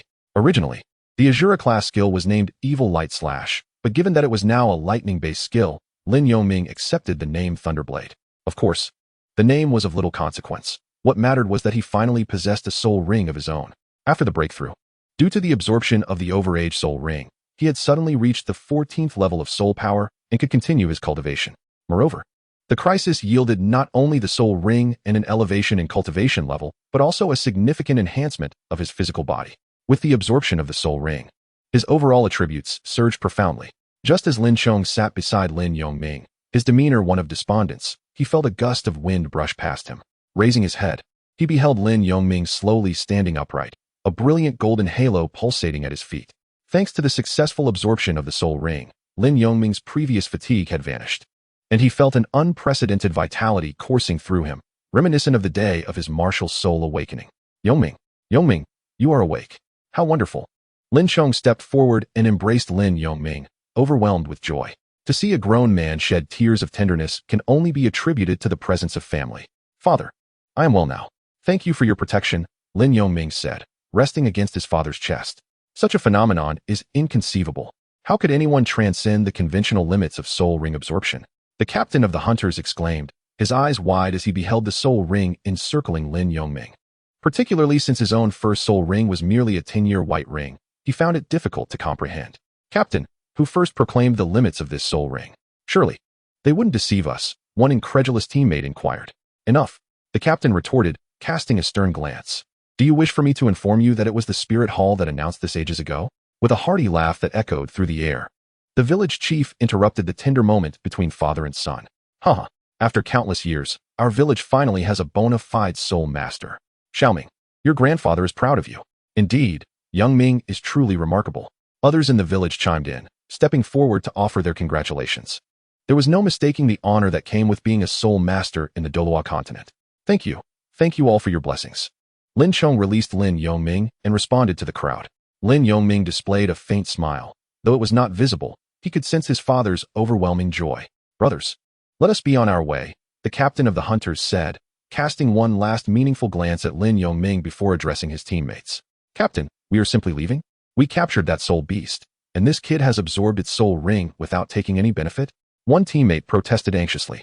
Let it go. The thunder leopard escaped within the kingdom's borders due to our negligence. You should count yourselves fortunate. Otherwise, if the soul beast had harmed anyone, the spirit hall and military would have come down hard on you, the captain replied, though he felt equally reluctant. Moreover, these are merely simple villagers. How much could they gain from money? Instead of wasting time here, it would be wiser to rest at a nearby town before venturing into the Star Do Great Forest to hunt for other soul beasts. Most importantly, you all witnessed the talent of that child. With a first soul ring of 600 years, he is destined for greatness. Why harbor any resentment? The captain said earnestly as he began to head towards the village exit. Let it go, Lao San. The captain makes a valid point. We shall accept this loss. The vice captain agreed, following suit. The others, witnessing this exchange, felt it prudent to remain silent. Meanwhile, the village chief, spotting the 3-meter-long thunder leopard, turned to Lin Yongming. Xiaoming, I have heard that soul beast meat is immensely nourishing. Those affluent youths grow up consuming it. Since you killed this soul beast, what do you intend to do with it? Might you spare a portion for me? Village chief, you are too kind. I am aware of everyone's goodwill, Lin Yongming replied. Lin Yongming reminisced about the previous day, when the villagers, with their simple and honest nature, endeavored to gather funds for the purchase of a soul beast. Although their efforts did not culminate in success, Lin Yongming remained profoundly grateful for their actions. The meat of this leopard would be shared among the children of the village. As they were in their growth phase, I believe that partaking in it would bolster their strength, even if just slightly, he expressed without reservation. Father, is this acceptable?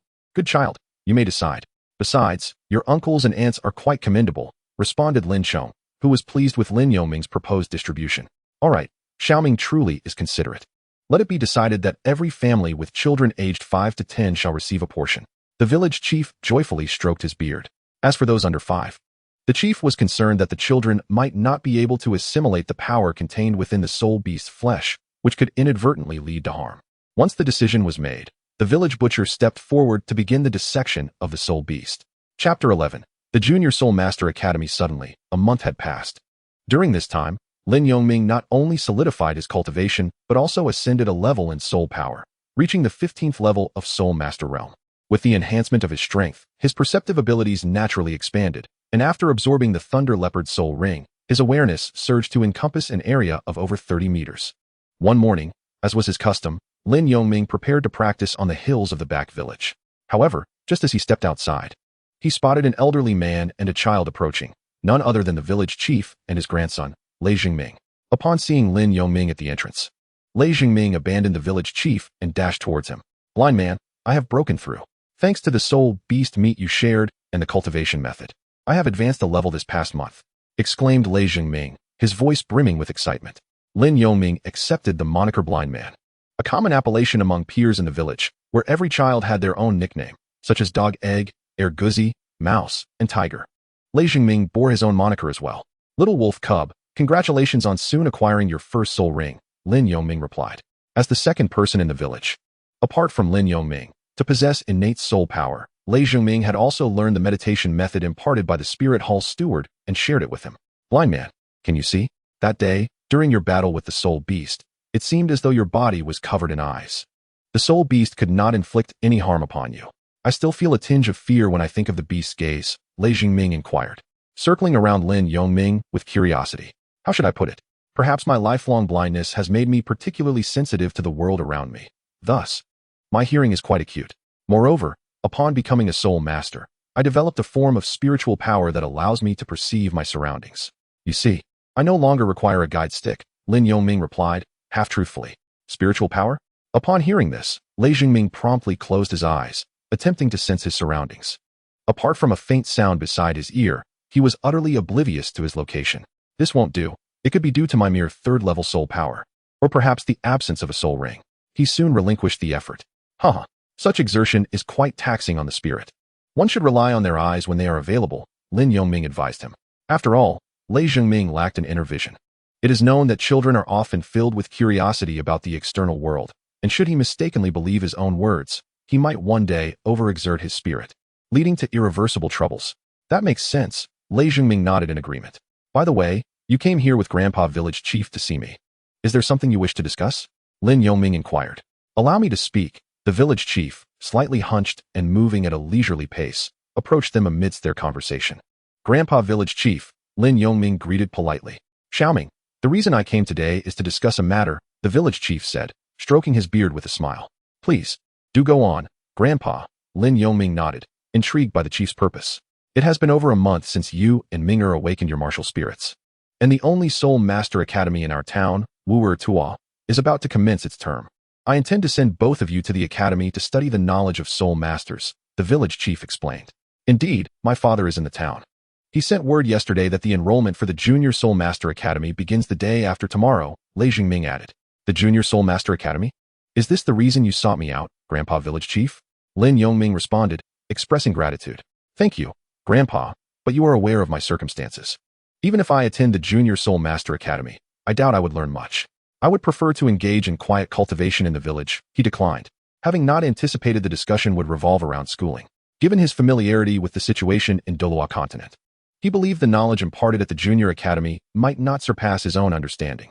Moreover, as he could not see, he would rather spend time in the library perusing books, but now, he decided against enrolling in the Junior Soul Master Academy, as it entailed a 6-year commitment, which seemed less appealing than tranquil cultivation in the village.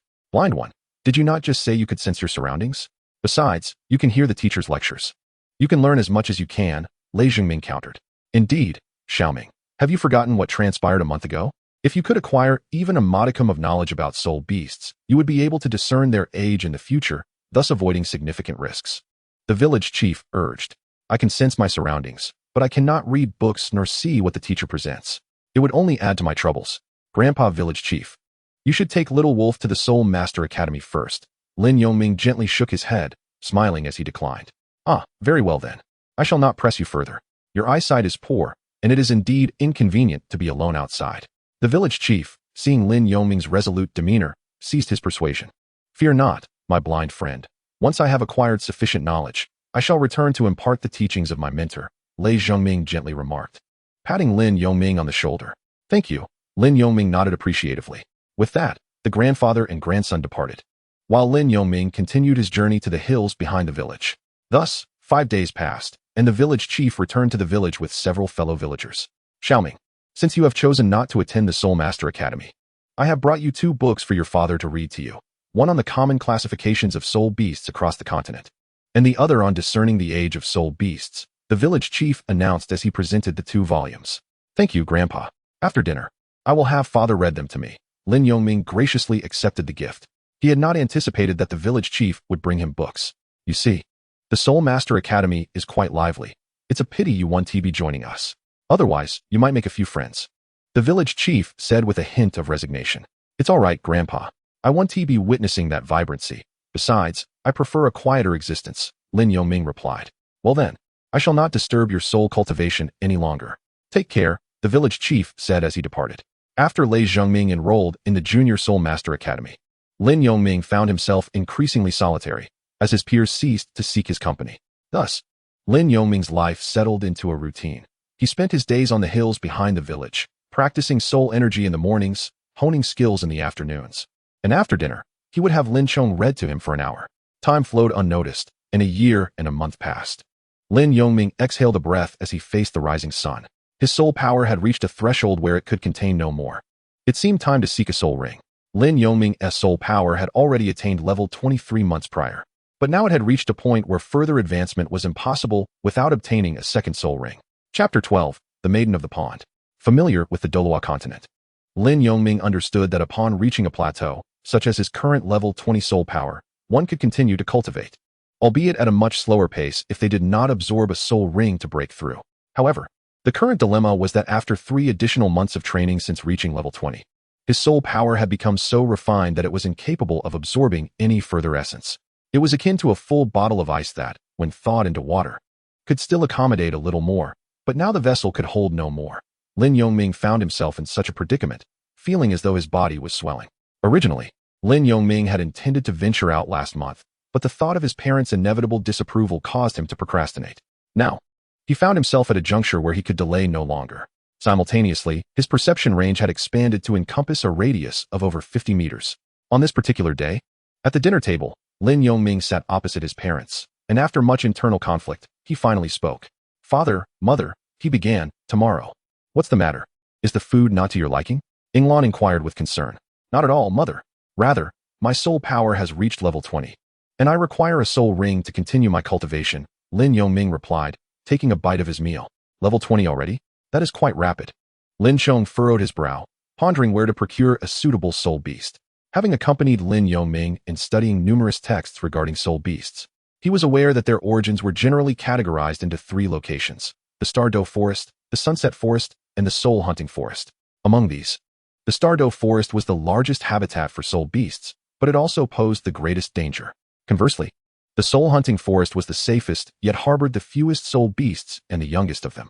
However, the route from Leiyu village to both the Sunset Forest and the Soul Hunting Forest was considerably longer than the path to the Stardow Forest.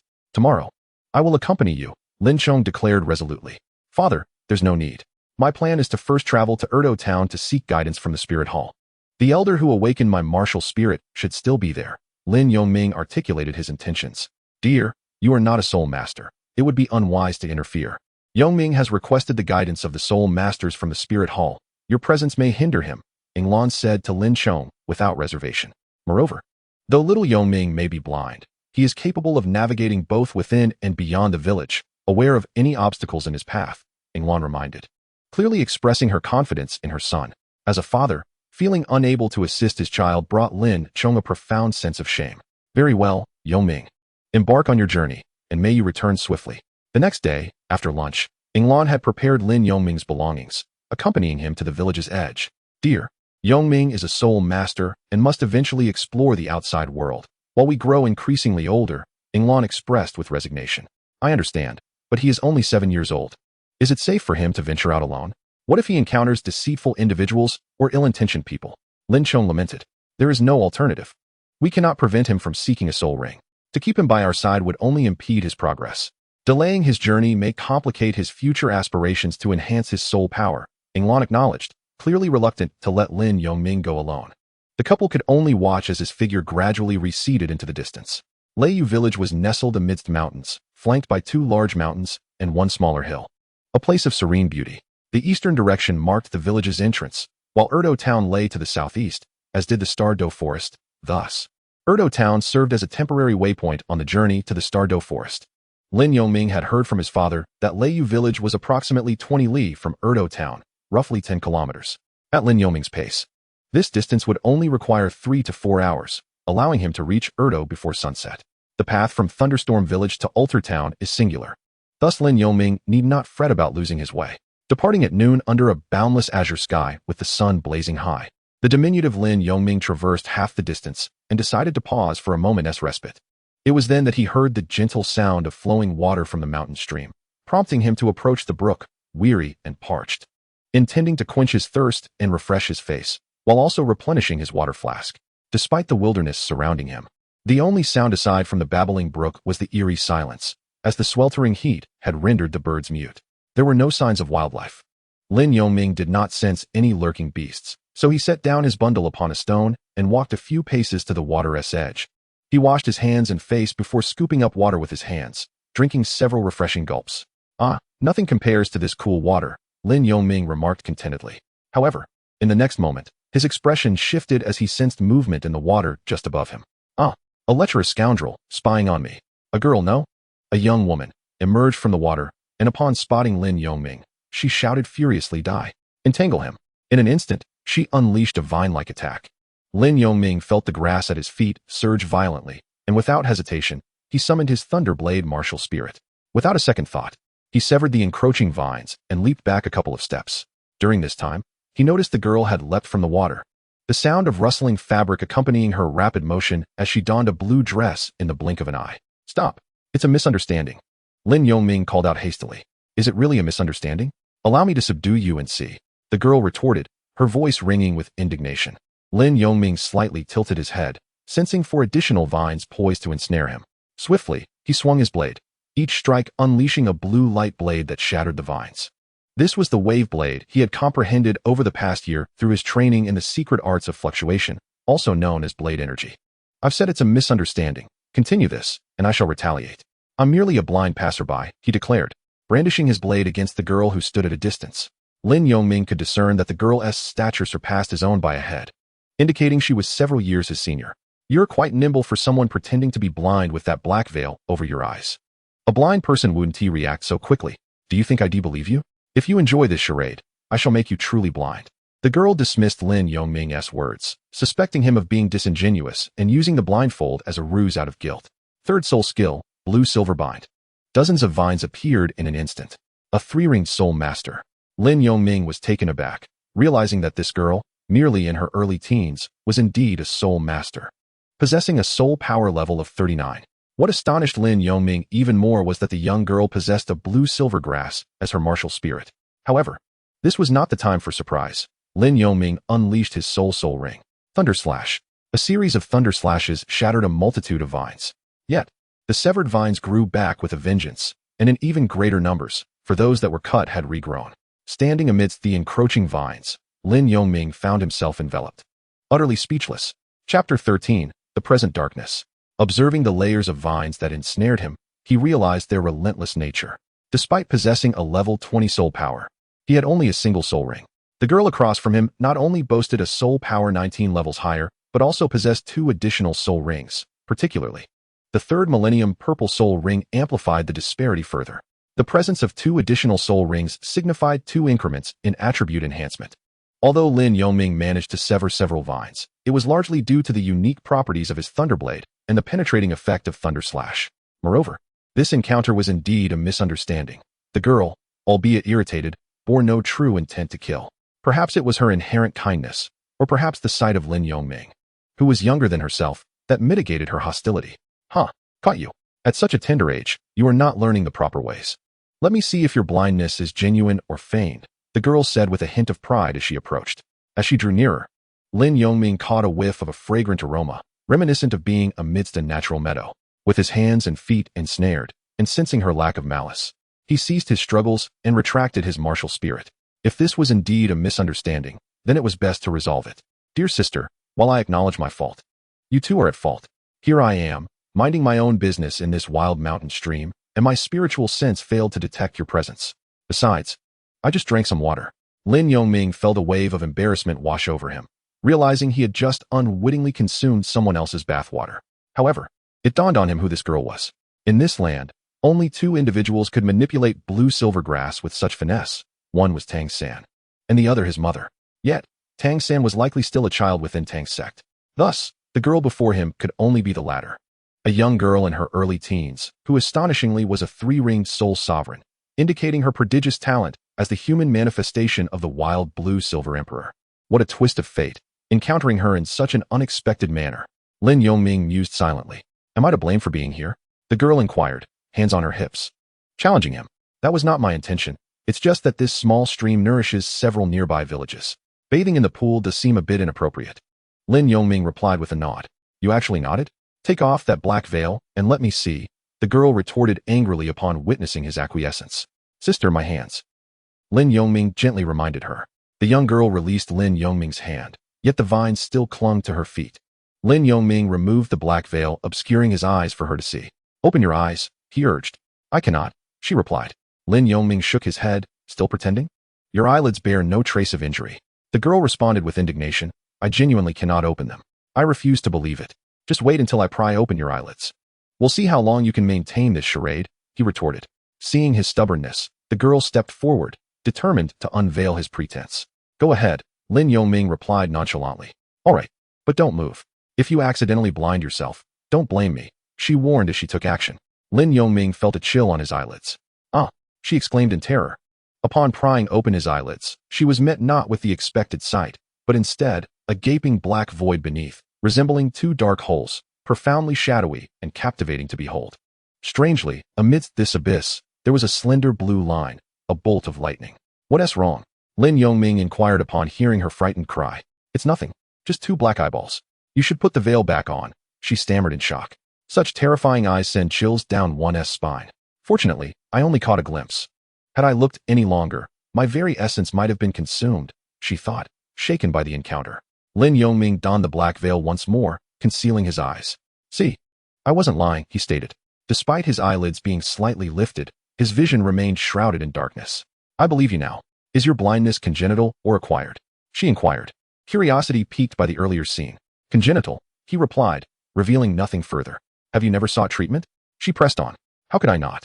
My parents were more anxious than I, and even the Pope of the Spirit Hall gave up on treatment a year ago, according to the continent's foremost healing spirit master. Lin Yongming explained. Miss, may I now free my feet? He smiled. All right, she acquiesced, releasing his feet, as if the vines had never existed, restoring him to his original state. Lin Yongming then retrieved his water bottle, filled it, and prepared to depart. Hey, blind one, where are you off to? She called out. To a town 10 miles away, he responded without looking back. Wait, I'm a healer too. Would you like me to treat you? Besides, I plan to go to that town as well. Let us journey together for company, she suggested eagerly. No need. I have given up on treatment. It is impossible to heal my soul skills, he replied. Lin Yongming naturally believed that the young girl before him possessed the means to heal injuries, albeit limited to merely that. Even if my martial soul's healing abilities prove ineffective, I am aware of a certain herb specifically used to treat eye ailments, the girl continued. Oh, what is it? Lin Yongming couldn't help but pause. It is called starry eye grass, though it is rather rare and difficult to find. I once had a specimen, but it was used for someone else's treatment. Perhaps this starry eye grass could aid in your blindness. The girl elaborated. All right, I shall remember the name. Thank you. Lin Yongming expressed his gratitude and resumed his journey. Blind one, wait a moment. I see your soul power is at level 20. Yet you possess only a single soul ring. Are you venturing out alone with the intention of acquiring another soul ring? Her curiosity was palpable. It is rather peculiar. Being born blind, yet traversing these mountain paths as if unbothered. By the way, how did you end up here? The girl chattered incessantly, as if she had not conversed meaningfully in years. Sister, I believe our misunderstanding has been resolved. Let us part ways. Lin Yongming replied with a hint of exasperation. I did not expect you to be such a talkative blue-silver emperor. I understand now. You fear that conversing with me would distract you, hindering your journey. Indeed, your ability to navigate like this must rely on your mental fortitude. Or is it that you have had no friends in the village since childhood, making you somewhat withdrawn? Also, which soul beast forest are you planning to visit? Lin Yongming, choosing to ignore her incessant chatter, finally reached the town of Ulto before sunset. Chapter 14, The Blue-Silver Emperor. There are approximately a dozen villages surrounding Ulto, resulting in the town having two main gates, north and south. With numerous nearby villages, The flow of people is considerable, and during the day, the guards rarely impede passage. How lively it is. Standing outside the city gate, Lin Yongming could sense the bustling evening peak on the town streets. Having been on Douluo continent for some time, this was his first venture out of the village, and after growing accustomed to the tranquility of village life, he found the hustle and bustle of a moderately populated town somewhat disconcerting. Blind one, it is quite remarkable. After walking for so long, you have yet to stumble even once. Moreover, judging by your demeanor, you appear to be quite spirited. Could it be that you are not relying on mental energy to perceive your surroundings? I genuinely suspect you might be feigning blindness. The girl remarked curiously as she walked alongside Lin Yongming. Why are you not entering the town? Did we not agree to go our separate ways? Lin Yongming replied, somewhat resigned to her incessant prattle. I am hungry, she suddenly declared. Then why not enter the town and find something to eat? Lin Yongming would have rolled his eyes if he could see. I have no money left, she said again, her tone forlorn. What does that have to do with me? I do not owe you any money, Lin Yongming responded, feeling at a loss for words. How can you say you don't owe me? You saw me today, so how about you treat me to a meal as an apology? The girl edged closer, slightly embarrassed. You dare to accuse a blind person of peeping? Upon hearing this, Lin Yongming immediately scoffed. Your mental fortitude. On the way here, the young girl explained why she bathed in the small pond. It turned out that while traveling, she passed by that area. Due to the sweltering heat, she decided to cool off, but unexpectedly dozed off and sank to the bottom, awakening just in time to see Lin Yongming drinking water. Well, just this one meal. Nothing more, as I am but a poor child, Lin Yongming remarked. Although he did not witness it, his intuition certainly perceived it, and he could only regard it as an apology. Furthermore, Lin Yongming had no intention of entangling himself with the blue-silver emperor. Should her attributes be related to his, he might develop feelings, but being a wielder of a thunder-type martial soul, scheming for her soul rings was futile. Most importantly, once he became associated with the blue-silver emperor, he would have to brace himself for the ensuing consequences, potentially inheriting Tang Hao's fate. What are we waiting for? Let us hurry into the city. I haven't eaten all day. The girl, filled with urgency, pulled Lin Yongming toward the city gates. Slow down. Lin Yongming sighed in exasperation. What a lively scene. This quaint town possesses a unique charm. After entering the city, the girl released Lin Yongming, gazing at the long, straight street. Numerous stalls lined both sides, selling a variety of local specialties. So much delicious food. I want to try it all, she exclaimed, captivated by the dazzling array before her. Hold on, just one meal. My mother didn't give me much money, Lin Yongming interjected promptly. All right then. There's a restaurant up ahead. Let us go there. It looks busy, so the food should be good, she suggested. Fine, lead the way, Lin Yongming nodded in agreement. Upon entering the restaurant, a server approached them. Hello, young ones. Where are your parents? He inquired, glancing behind them, noticing no one else, and thus asking. It was understandable. Lin Yongming's hair resembled deep blue lightning, while the girl's was a vibrant azure, making them appear as siblings at a glance. What parents? It's just the two of us. Bring me 4 signature dishes, the girl replied unapologetically. Make it 2 meat and 2 vegetable dishes, Lin Yongming reminded her. Oh, of course, esteemed guests, please come inside. The server responded, recognizing their demeanor suggested they were not simply trying to scam a meal. Seated at the dining table, the girl eagerly awaited their food, but due to the crowd, it took some time for the dishes to arrive. Hey, blind one.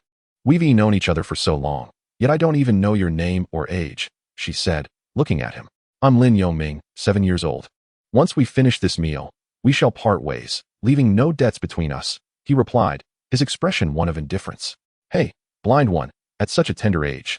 You should not be so cold-hearted. One should embody liveliness and innocence at your age, remarked Lan Yinhuang, expressing dissatisfaction upon hearing Lin Yongming's introduction. Thank you. I am quite cheerful, Lin Yongming replied with a smile. What a perfunctory grin, Lan Yinhuang retorted after observing him. As the two conversed, a variety of dishes were presented before them. It smells delightful. Come, let us feast, blind one. Just call me blind. Do not add little brother, he replied. Are you not younger than me? I am soon to be 12, he countered. As their dinner concluded, the dawn clouds had vanished, the sky turning a pale hue, signaling that darkness would soon envelop the land. Well, the meal is settled. You may take your leave now. Farewell, Lin Yongming stated, as he ventured deeper into the town, intending to find an inn for the night. Wait, blind one. Lan Yinhuang called out, hastening to catch up. What is it now? Lin Yongming asked, exasperated. Yet his pace did not falter. Look, the sky is darkening. I presume you are seeking an inn as well. Why not let me stay the night with you? Lan Yinhuang suggested eagerly. On what grounds?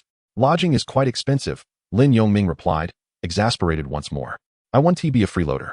Since you are headed to the Douluo forest, I can serve as your guide for free, as a way of repaying you. To be honest, I am also heading in that direction. Besides, in your current state, how can you venture into the Douluo forest alone? Once there, amidst its complexities, you would undoubtedly lose your way, let alone find a suitable spirit ring. I am a spirit master. Having me as your guide would be advantageous for you. What do you say? Lan Yinhuang explained. Upon hearing this, Lin Yongming paused. Indeed, the Douluo forest was intricate and easy to navigate poorly. Moreover, the variety of spirit beasts was vast. Many peculiar creatures could not be discerned by their size alone. Encountering a 10,000-year spirit beast posed considerable risk. Why should I trust you? What if you deceive me and sell me out? Lin Yongming replied flatly. Why would I deceive you? I find you to be a decent person and merely wish to assist. Besides, selling you would hardly yield a profit, Lan Yinhuang said, somewhat disgruntled. That is uncertain. Considering you have neither the funds for meals nor lodging, Lin Yongming remarked with a slight smile. Then it is settled. I shall accompany you into the forest and assist in your quest for a spirit ring, shall we? Agreed, it is a promise. How frustrating. You tricked me into being your lackey, did you not? Do you still wish for lodging? Indeed. Chapter 15, Eyes. After walking 100 paces, they arrived at a rather decent inn. 2 for lodging? Would you prefer a single or a double room? The innkeeper, observing the pair, assumed they were siblings. The proprietor. What are the prices for a single room and a double room? Lin Yongming inquired, compelled to ascertain the costs. A single room costs 5 silver soul coins, while a double room is 8 silver soul coins. The innkeeper swiftly responded. Such exorbitance? Lin Yongming was taken aback. It is known that the economic structure of Douluo continent dictates that 1 gold soul coin equals 10 silver soul coins, which in turn equals 100 copper soul coins. Having heard from the village chief that the inn was beyond the means of the villagers, Lin Yongming was surprised to find the town's accommodations so steeply priced. Innkeeper, does the double room have 2 separate beds? Lin Yongming asked. Indeed, would you prefer a single or a double room? The innkeeper nodded. Lin Yongming turned to face the blue-silver emperor and said, Sister Yin, what do you think about sharing a double room for the night? I have no objections. The blue-silver emperor replied, observing Lin Yongming's still youthful visage with a nonchalant demeanor. Although they shared the same room, what could a child possibly do? Innkeeper, let us take a double room, Lin Yongming conceded. Before departing, Lin Yongming's parents had given him a modest sum, merely 4 gold soul coins along with a handful of copper soul coins. Additionally, he was uncertain how long this excursion would last, as he would need to account for other expenses such as hiring a carriage, so frugality was essential. Thus, they acquired a double room. Upon entering, they discovered a single sleeping area and a bathroom, with 2 1-meter-wide beds neatly arranged on either side, their linens impeccably clean. At last, a chance to rest. I shall take the outer bed, the blue-silver emperor declared, plopping down onto the one by the window. Suit yourself, Lin Yongming replied, placing his belongings beside the pillow. By the way, are you not a soul master? How could you be short on funds? Lin Yongming inquired with curiosity. I spent it all, hence my intention to seek assistance from my sister, the blue-silver emperor responded. You have a sister? Lin Yongming's interest was piqued, considering that the blue-silver emperor's sister must also be of the same lineage. What do you mean? Am I not allowed to have a sister? The blue-silver emperor seemed surprised. Just a casual question. My sister is a very gentle person, but enough of that. I'm exhausted from our long journey. Indeed, we must rise early tomorrow. Since the blue-silver emperor wished to refrain from further discussion, Lin Yongming chose not to press the matter. They tidied up briefly before surrendering to slumber. Not long after they had fallen asleep, the blue-silver emperor found herself in a dream, transported to an exceedingly dark expanse. Where's this place? I have never been here before. As she wandered, a glimmer caught her attention ahead, a striking beacon amidst the overwhelming darkness. Upon approaching the light, she discovered it to be a door, resembling an eye. What a peculiar door! What could lie beyond it? Ensuring that there was nothing in her surroundings, driven by curiosity, the blue-silver emperor stepped through the door. Upon entering the room, one quickly realizes that it is devoid of anything substantial. No, it is not entirely empty. Rather, it is filled with numerous dark red lines, crooked and askew. Is this all there is? This chaotic scene left blue-silver emperor at a loss, feeling a sense of disappointment after such prolonged anticipation. Just as blue-silver emperor turned to exit, a massive dark red eye fixated on her, emanating from the very door itself. Startled, she instinctively recoiled, retreating a couple of steps. What a terrifying eye! However, what instilled even greater fear was the revelation that those dark red lines began to part, as if opening like eyelids. No, they were indeed eyes. The lines transformed into numerous smaller eyes, resembling the ominous eye of the door, albeit much smaller in size. Every single eye was fixed upon blue-silver emperor, causing her to glance about in a frenzied state of terror. My soul power, my martial spirit? In her frantic state, she attempted to summon her martial spirit, only to discover an unsettling void within her. Suddenly, one eye shattered, followed swiftly by another. Within mere seconds, all the eyes erupted, and the space around her was torn asunder. Even Blue Silver Emperor herself felt as though she were disintegrating into countless fragments. A rooster crowed outside the window. In an instant, Blue Silver Emperor was jolted awake, sitting upright in her bed. It was merely a dream. She had feared for her life. Perplexed as to why she would experience such a horrifying and bizarre dream, she noticed the beads of cold sweat upon her brow, feeling utterly bewildered by the dream's inexplicability. Gazing out the window, she inhaled deeply, noting the hazy dawn, the sky beginning to lighten. As her breathing steadied, a thought struck her. She turned to the still sleeping Lin Yongming, inexplicably fixating on the eyes concealed beneath the black veil. Recalling how she had pried open Lin Yongming's eyes the previous afternoon, she wondered if this dream held any connection to him. Observing Lin Yongming's steady breaths, she dismissed the notion that he could be the source of her dream.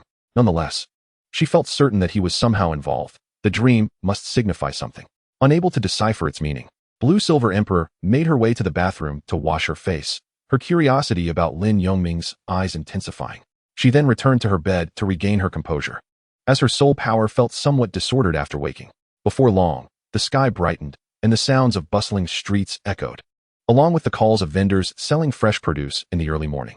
Lin Yongming gradually awakened, sensing Blue Silver Emperor meditating, her soul power swirling around her, unyielding. Rising early, she exhibited remarkable diligence. It was no wonder, considering her unique circumstances. One must be industrious, particularly since Blue Silver Emperor was still in her formative years, constantly surrounded by peril. Lin Yongming chose not to disturb her, quietly rising to wash his face in the bathroom. As Lin Yongming emerged, he found the Blue Silver Emperor had completed his meditation and was gazing at him. Awake? It's nearly time for breakfast before we set off, the Blue Silver Emperor remarked with a smile. Yes, but I must make a stop before we depart, Lin Yongming replied, nodding. Where to? The Blue Silver Emperor inquired. Taken aback. To the Spirit Hall, to collect my funds, Lin Yongming stated, well aware that novice spirit masters could receive subsidies from various spirit halls. This funding was provided by the Spirit Hall, applied for by the Empire to support early-stage spirit masters in their training. If Lin Yongming recalled correctly, a spirit master could receive 1 gold spirit coin monthly, while a great spirit master could receive 10. All right, I'm in no rush, the Blue Silver Emperor casually replied. The two exited their room and made their way to a nearby stall for a light breakfast.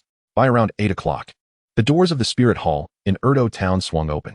Do not underestimate this branch. It boasted guards standing firmly at the entrance. Who goes there? A guard demanded, blocking their path.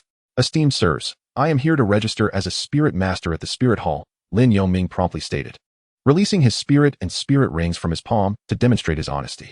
You may enter. Go on in. I'll wait for you here, the Blue Silver Emperor said to Lin Yongming. All right. Chapter 16, Registration of Spirit Master Certification. The Spirit Hall truly lived up to its reputation as the foremost authority on spirit masters in the Douluo continent. Even a mere branch exuded more grandeur than the town's lord's mansion. It resembled a classic medieval castle, with Lin Yongming estimating its area to be no less than 500 square meters. Upon entering the hall of the Spirit Hall, Lin Yongming found himself at a loss, uncertain whom to approach, when a familiar silhouette appeared within the range of his spiritual awareness, accompanied by a man and a woman.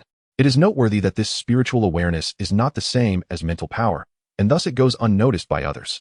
In contrast, mental power is quite different. Encountering a stronger individual who perceives one's mental probing may lead to their discontent, prompting them to retaliate in kind. The release of mental power requires discernment. When directed at unfamiliar individuals, it may be perceived as hostile, resulting in conflict. Consequently, mental power is typically employed during combat, as its use carries inherent risks. A backlash can be challenging to recover from. Soon, Lin Yongming sensed the trio approaching the hall and overheard their conversation. In the past few days, I visited several villages, and astonishingly, no one possessed innate spirit power, a male voice lamented. I too, but fortunately, I awakened a level 1 innate spirit power. For ordinary villagers, awakening innate spirit power is exceedingly difficult, a female voice responded. Indeed, even for those fortunate enough to manifest innate spirit power, it rarely exceeds levels 1 or 2. Lin Yongming recognized this voice as that of the Spirit Hall steward from earlier. Excuse me, young friend, may I assist you? As the three conversed, they entered the hall and beheld the frail figure of Lin Yongming. The steward inquired, Soul Master, is that you? I recognize your voice. Lin Yongming turned to respond, Ah, it's you. What brings you here? Are you searching for me? Su Qing exclaimed in surprise. He immediately recognized the prodigious talent endowed with innate full soul power that he had guided a year prior, and coupled with the boy's congenital blindness. Su Qing found the encounter unforgettable. Old Qing, who is this young lad? I've never seen him before. Surely, he isn't your illegitimate son come to find you, haha? Remarked a man clad in a white uniform akin to Su Qing's from the spirit hall. Old he, cease your jesting. This is the genius from Leiyu village. The one with innate full soul power that I mentioned to you. Su Qing replied with a tinge of regret. I recall now, you spoke of him incessantly back then. The man acknowledged. Good morning, esteemed lords, Lin Yongming greeted politely. Young one, what brings you to the spirit hall today? Do you require assistance? A woman, appearing to be in her 30s yet actually around the same age as Su Qing and his companions, inquired. I have come to register as a soul master. I heard that upon registration, one can receive monetary compensation. Lin Yongming articulated his intent. Registering as a soul master? Your name is Lin Yongming, correct? Have you perhaps acquired your first soul ring? To register as a soul master, one must possess at least one soul ring, Su Qing queried with curiosity. Well aware of Lin Yongming's visual impairment. Yes, I have obtained my first soul ring, Lin Yongming affirmed with a nod. Then you may proceed with registration. However, I am quite curious about how you acquired your first soul ring. Su Qing could not help but ask. Lin Yongming recounted the tale, clarifying that he had not slain a soul beast himself, but rather that the entire village had pooled their resources to hire a hunter to assist him in obtaining his first soul ring. Shortly after you departed, the village chief gathered everyone to contribute funds, and we barely managed to hire a hunter to capture a soul beast for me to absorb the soul ring, Lin Yongming explained over the course of 10 minutes. Given your visual limitations, that is indeed a commendable approach. Nevertheless, although you possess innate full soul power and have acquired your own soul power, you must still undergo the necessary procedures. The head of our division must personally test your soul power before we can issue you a Soul Master S certificate. Su Qing elaborated. I have no objections. Lin Yongming nodded affirmatively. Very well, the head is in the back. Allow me to escort you. Would you like me to lend you my arm? Su Qing inquired. That won't be necessary. Although I cannot see, I have developed keen senses since childhood. And with my soul power, walking poses no difficulty. Lin Yongming declined with a wave of his hand. All right then, follow me, Su Qing said, not pressing further. And he led the way out of the hall, circumventing to the rear, under the watchful gaze of the other two. Lin Yongming walked out of the hall with calm composure, as if he could see. It's a pity that despite possessing the rare talent of innate full soul power, he is blind, the woman remarked with a tone of regret. Indeed, the bishop had sought the counsel of His Holiness the Pope regarding this matter. However, having deemed the inherent talent of such a gifted individual uncurable, they relinquished hope. Otherwise, he would already be a student at the Spirit Hall Academy in Spirit City. Another clergyman, clad in white, remarked as he observed Lin Yongming's departing figure. Following this, Lin Yongming accompanied Su Qing to a room at the rear of the hall, where they found only an elderly man seated upon a jade mat. Su Qing respectfully articulated their purpose. Oh, so this is the prodigy from Thunderstorm Village. Blessed with innate full spirit power. Provided he meets the criteria, all spirit masters may naturally register with the Spirit Hall, the bishop instructed. Child, place your palm upon the spirit power testing orb and channel your energy. Lin Yongming feigned hesitation before finally resting his right hand on the crystal sphere. As he infused the orb with his spirit power, it emanated a radiant glow, for the testing limit of this crystal was at the level of a spirit king. Ah, this is remarkable. Two exclamations of astonishment arose, followed by gazes directed at Lin Yongming's modest stature. Your Grace, I cannot be mistaken. His spirit power has reached level 20. Su Qing remarked, his voice laced with incredulity. Indeed, it has indeed reached level 20. Child, what is the age of your first spirit ring? The bishop inquired, astonished. As both gentlemen were well aware of Lin Yongming's circumstances, it had only been a year, and yet his spirit power had ascended to such heights. Esteemed sirs, this is it, Lin Yongming proclaimed, revealing a resplendent yellow spirit ring to them. 100-year spirit ring. This exemplifies the terrifying aspect of innate full spirit power. Such rapid cultivation of spirit power, reaching level 20 in merely a year, while others of the same age still struggle to break through to the ranks of spirit masters. The bishop expressed with profound admiration. Alas, it is truly a pity that your eyes are destined not to engage in battle. Very well. I shall issue you a Spirit Master S certification, the bishop declared, producing a document distinct from that of Spirit Awakening. This certification recorded 1's martial spirit, spirit rings, and spirit power.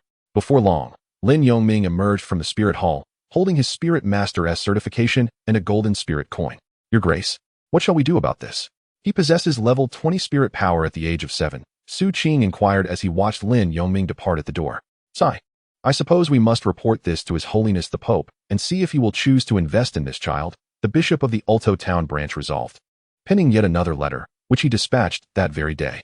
Chapter 17, Arrival at Douluo. After a prolonged wait, the blue-silver emperor stood in a shaded corner, occasionally glancing towards the entrance of the spirit hall. As the clock approached 9 in the morning, the blue-silver emperor finally spotted the diminutive figure of Lin Yongming descending the steps. Blind younger brother, why did you take so long to enter? My legs have become quite numb from squatting, the blue-silver emperor remarked with a hint of grievance. My apologies, it was my first time registering for Spirit Master certification, and the process was rather lengthy, Lin Yongming replied, somewhat embarrassed. The process of obtaining the Soul Master certification took nearly an hour, but fortunately, the Soul Master notebook was finally in hand, sparing us from such troubles in the future. Let us depart, if we delay any longer. The carriage might have already set out, and then you, being blind, would struggle to find your way to the Douluo forest, remarked Blue-Silver Emperor. All right, I understand. It is I who seeks to acquire a soul ring, so why the haste? Lin Yongming replied. I am concerned for your well-being. If we tarry, given the journey ahead, we might reach the outskirts of the Douluo forest as night falls. Do you have the means to secure lodging? As they walked towards the gate, they gathered essential supplies such as tents and provisions for their journey into the forest. Upon reaching the gate, they spotted a carriage and approached it. Excuse me, how much for a ride to the Douluo forest? Lin Yongming inquired directly. The Douluo forest, you say? It is quite distant, requiring a 2-day journey. It will be 1.5 gold soul coins. Rest assured, my carriage is renowned for its speed in the nearby town. Others may take 3 days. Making this a worthwhile investment, the driver replied, clad in simple garments and sporting a modest beard, his countenance amiable. Very well, Lin Yongming conceded, paying the fare, for this was indeed the last carriage available in the town. All right, you two, please take your seats. The driver welcomed them aboard. Lin Yongming and Blue-Silver Emperor stepped into the carriage, and the driver began to urge the horses onward. Once outside the city gates, the pace of the carriage quickened considerably.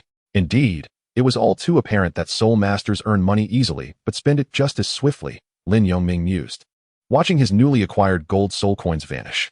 The carriage, as the driver had asserted, moved swiftly along the muddy path, averaging around 20 kilometers per hour. However, the jostling made it rather uncomfortable for Lin Yongming.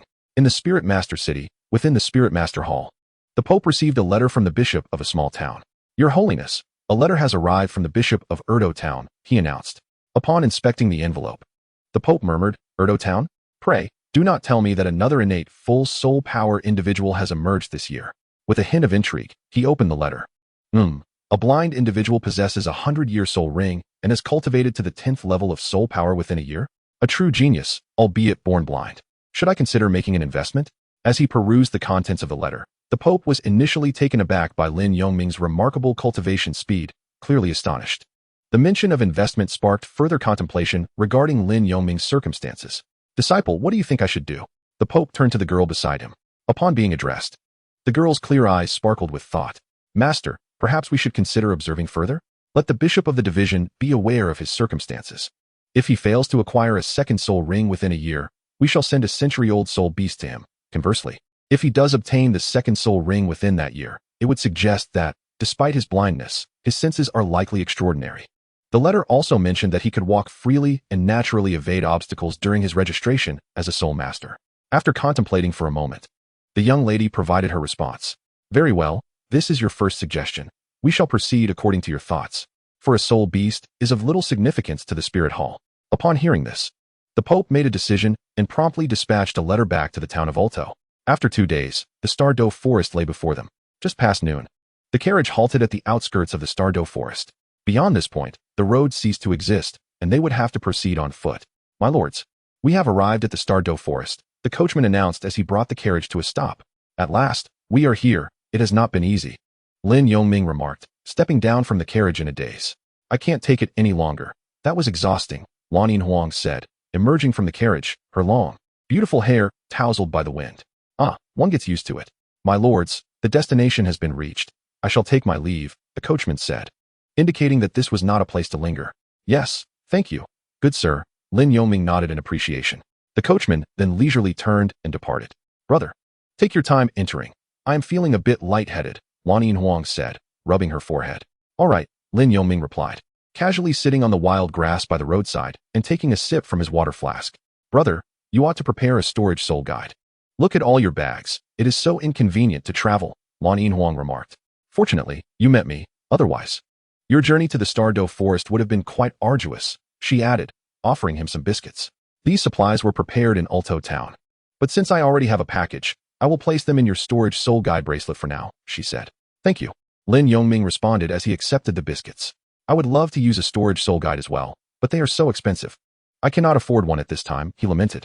It's all right, no rush. After all, you are still young, Lan Yinhuang replied with the tone of an older sister. TCH. You're not that much older either, Lin Yongming retorted quietly. I meant in terms of our human forms, he added. Well, I am significantly older, by a full 5 years. She countered. As they chatted and munched on biscuits, they resumed their journey toward the Douluo forest. After traversing a small grove, they arrived at a relatively open area, where a rudimentary inn stood, even more basic than those in the town. Beyond the inn, they walked a short distance until they encountered a safety warning sign. This marked the true outskirts of the Douluo forest. Ahead lies the Soul Beast Forest, where soul beasts roam. Please exercise caution, it read. The origin of this safety warning sign is unknown. As we prepare to enter the forest, dear blind brother, have you contemplated what spirit beasts you require? I shall assist you only in slaying the spirit beasts you need. Any others, as long as they do not provoke us, shall remain unharmed. The blue-silver emperor gazed upon the dense, mysterious woods and addressed Lin Yongming. Yes, I understand. You fear that our actions may startle the beasts, potentially leading us into peril. Lin Yongming replied with an expression of comprehension, pondering his second spirit ring. My martial soul possesses a lightning attribute. So my target this time will be a spirit beast with formidable offensive capabilities. Very well, let us proceed into the forest. I shall lead the way. The blue-silver emperor nodded and stepped beyond the boundary. Lin Yongming followed closely behind, maintaining a distance of about a meter. Chapter 18, Thunder Pattern Tiger. The Douluo forest is replete with towering trees that have stood for centuries, even millennia. The weather, initially overcast, transformed the midday light into a semblance of dusk as we entered the woodland, casting a somber pall over our surroundings. The myriad visual obstructions rendered navigation nearly impossible to the naked eye. However, for Lin Yongming, endowed with the power of clairvoyance, the forest unfolded before him in panoramic clarity, unaffected by its intricate terrain. In his mind's eye, this forest appeared as barren land, entirely visible. The only challenge lay in the uneven ground and the abundance of thorns and underbrush, making passage somewhat arduous. Dear blind brother, we have officially entered the forest. Stay close and do not lag behind. I do not wish for my first guiding experience to result in losing someone. The blue-silver emperor cautioned from the front. Rest assured, I shall keep pace, Lin Yongming replied calmly. He could sense that the blue-silver grass surrounding the emperor bent slightly, as if subjects bowing before their sovereign, a phenomenon unnoticed by others. Indeed, the blue-silver emperor was a true monarch, though this situation remained discreet. If not for Lin Yongming's clairvoyant abilities and his knowledge of the emperor's identity, others would likely dismiss this occurrence as merely a gust of wind. Upon entering the forest, the blue-silver emperor, utilizing her innate abilities, received information from the blue-silver grass within her vicinity. This was akin to an alternative form of clairvoyance. Thus, the forest served as the blue-silver emperor's domain. A spirit king encountering her, who was merely a spirit venerable at present, would find themselves at a disadvantage. Very well, we must quicken our pace. We are currently at the forest's periphery. Even if we encounter spirit beasts, they will be of a mere decade to a century in age. However, you require your second spirit ring, which must be no less than 800 years old. So we have a considerable distance yet to traverse, the blue-silver emperor remarked as they continued onward. I am aware that spirit beasts possess a sense of territory, akin to how nobles have their own domains. Sister Aine, we can move a bit faster. I can keep up just fine, Lin Yongming said with an air of ease. Do not rush. Our pace is just right. One must not act recklessly, especially in the Douluo forest, a place rife with ferocious spirit beasts. A moment's negligence could cost one their life. Furthermore, even though we must hurry, we should conserve our energy. Otherwise, when confronted by a spirit beast, possessing spirit power without stamina will be of no avail. The blue-silver emperor imparted her wisdom to Lin Yongming. All right, I understand, Lin Yongming replied, feeling helpless and unable to counter her reasoning. Indeed, the blue-silver emperor had a point. Hee. Now you recognize your sister's prowess, don't you? Treat me to a meal and a night's lodging, and you'll have struck a bargain, the blue-silver emperor boasted. Yes, my sister is truly remarkable, Lin Yongming hurriedly praised, fearing that the blue-silver emperor might continue to boast as they walked. She seemed so virtuous in the anime. Could this be the innocence of youth? Lin Yongming couldn't help but recall the blue-silver emperor from the original work. With his sister leading the way, they could deftly avoid spirit beasts and swiftly reach the boundaries of his spirit ring's age limit. Hearing Lin Yongming's compliments, the blue-silver emperor couldn't help but feel a surge of pride. As the two traversed the forest, after 2 hours of trekking, they encountered numerous spirit beasts around 500 years old. That's enough. We can slow down now, the blue-silver emperor suggested, easing her pace. Indeed. I believe we are nearing a suitable speed. Lin Yongming nodded in agreement. Suddenly, a figure soared above them. It was a lightning falcon, its purple wings glimmering with hints of lightning. A 600-year-old lightning falcon is a fine choice, though slightly beneath the desired age. Let us proceed. They continued their careful observation while gradually advancing deeper into the woods. An hour later, the blue-silver emperor halted, closed her eyes, and then opened them once more. Blind brother, your spirit ring is within reach. Not far ahead lies a thunder-patterned tiger, approximately 900 years old. Just moments ago, the blue-silver emperor had received feedback from the blue-silver grass, confirming the presence of the tiger resting on the ground. Really? Tigers possess formidable attacks. Let us go with it. Lin Yongming agreed without hesitation. Very well then, it's decided. No backing out now, the blue-silver emperor stated. Fully aware that as a spirit beast, she could not alter the fact that spirit masters hunt spirit beasts, but she would strive to avoid unnecessary slaughter. With that, Lin Yongming felt a surge of spirit power and summoned his martial spirit, the Thunderblade, which flickered with arcs of lightning. Blind brother, quite cautious. But that is indeed the correct approach. Let us move.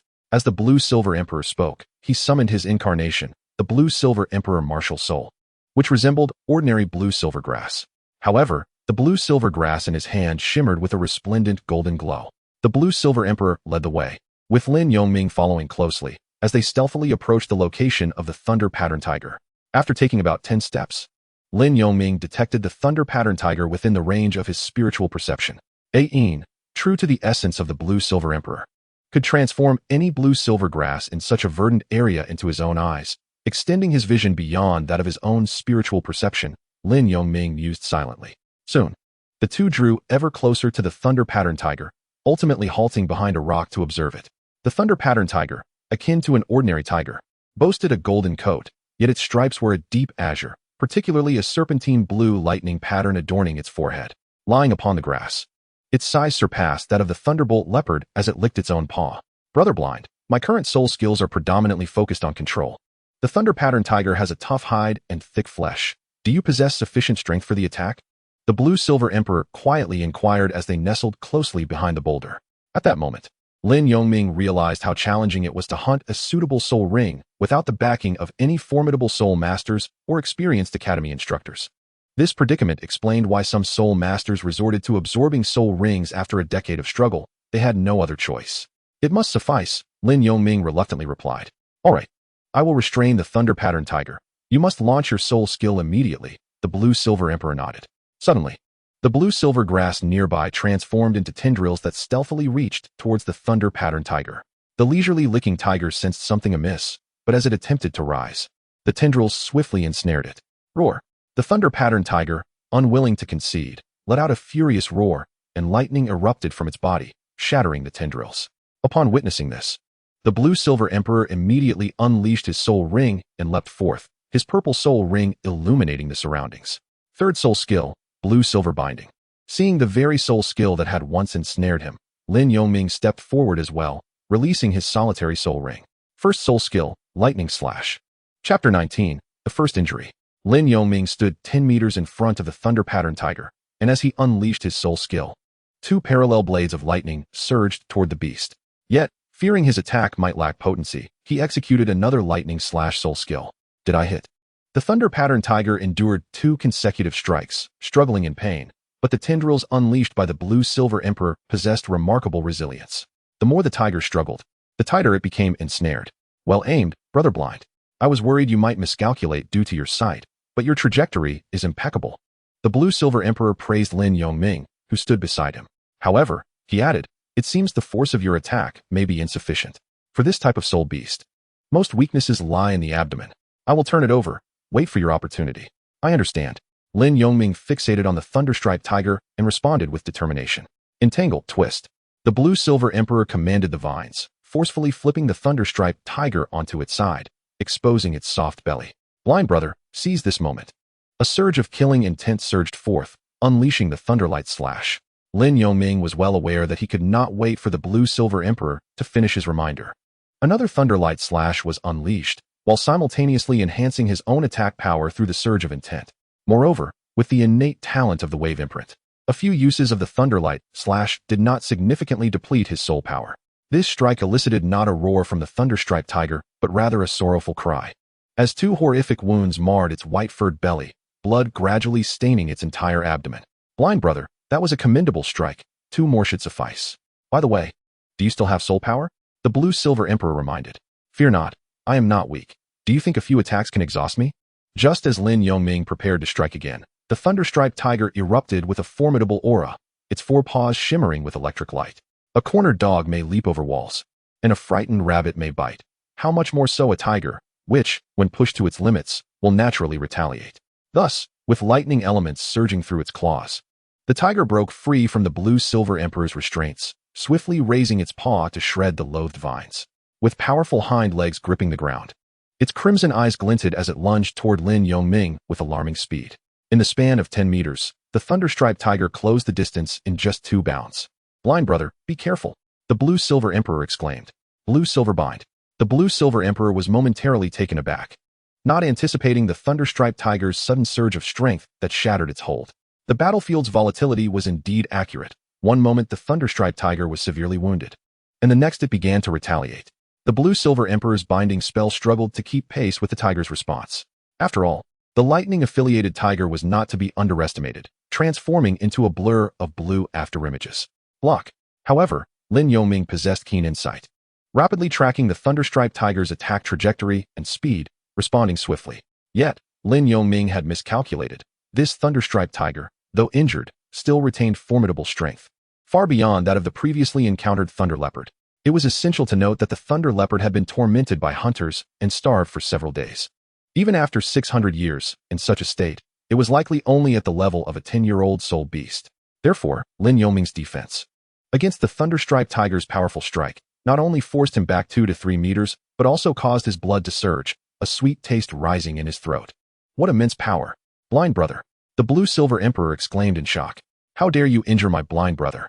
Enraged, the Blue-Silver Emperor unleashed the Blue-Silver Bind, his first soul technique, summoning countless vines to swiftly encircle the Thunderstriped Tiger, sharp blue-silver spikes among them.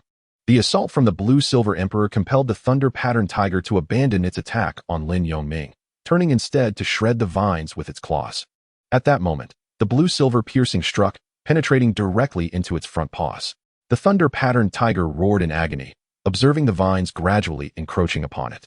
With a surge of strength, it rammed its head into a gap and escaped. Sensing this development, Lin Yongming suppressed the tumultuous flow of his vitality and swiftly maneuvered to the side. Thunder Slash. Lin Yongming launched another attack, targeting the previously inflicted wound on the tiger's abdomen. The Thunder-Patterned Tiger, overwhelmed by the onslaught, was sent hurtling backwards, colliding with the trunk of a colossal tree. As it fell to the ground, trembling and struggling to rise, its injured limbs began to weaken, ultimately causing it to collapse once more, unable to regain its footing. Blind Brother, how are you? Are you all right? The Blue-Silver Emperor, witnessing the Thunder-Patterned Tiger on the brink of death, ceased to expend her soul power and approached Lin Yongming. One hand rested gently on his arm, while the other produced a handkerchief to wipe away the trickle of blood from the corner of his mouth. Thank you, Sister Ian. I'm fine, just a slight injury. A moment's rest will suffice, Lin Yongming replied, his breath somewhat rushed. You say you are fine, yet you are bleeding. Why didn't you evade earlier? The Blue-Silver Emperor questioned, her tone laced with concern. I feared that if I dodged, the Thunder-Patterned Tiger would simply flee into the grass, Lin Yongming confessed. Though he had the opportunity to evade, his worry that the beast might escape into the underbrush lingered. Let it escape then, we can always seek another. Your safety is paramount. Now that our objective has been achieved, the Thunder-Patterned Tiger is incapacitated for the moment. I will keep watch while you recover and prepare to absorb its soul ring. The Blue-Silver Emperor advised, her concern evident. Indeed, very well, Lin Yongming nodded with a smile, settling into a meditative position to calm his turbulent blood and disordered soul power. After a span of 10 minutes, Lin Yongming rose to his feet. All right, quickly now. The Thunder-Patterned Tiger's aura is diminishing. We must act before it is too late. The Blue-Silver Emperor, who had been positioned between Lin Yongming and the beast, informed him as he stood. Yes, I hope to acquire a formidable soul skill from this. The pain endured will be worth it, Lin Yongming declared, brandishing his thunderblade as he approached the Thunder Pattern Tiger. Thunder Pattern Tiger. Excellent. It aligns perfectly with my Storm Tiger martial spirit. Thus, I shall claim it. Just as Lin Yongming traversed halfway, a rather arrogant young man, adorned in resplendent attire and flanked by 2 guards, interrupted. This boy appeared to be around 12 years of age, freshly graduated from a primary academy. What do you mean by I shall claim it? Are you unaware that we are the ones who have incapacitated this soul beast? The blue-silver emperor retorted, her eyes flashing with indignation. Fear not. I shall not take it without compensation. I offer 100 gold soul coins as a fair purchase from you, the boy proclaimed, his demeanor equally haughty. Hee. I shall offer 1,000 soul coins, and in return, you will procure for me an 800-year-old Thunder Pattern Tiger. I shall dispose of it as I please. Upon hearing such an insult from the youth, Lin Yongming could hardly contain his indignation. Ah, blind one. How curious it is that you have ventured into the Star Do Great Forest. Yet, your sister possesses quite the striking appearance. What say you? 100 soul coins for friendship? Young master, seizing the wounded soul beasts of others contravenes the principles of the soul master realm, a middle-aged man behind him remarked, discerning the humble attire of Lin Yongming and his companion. Indeed, such rules do exist.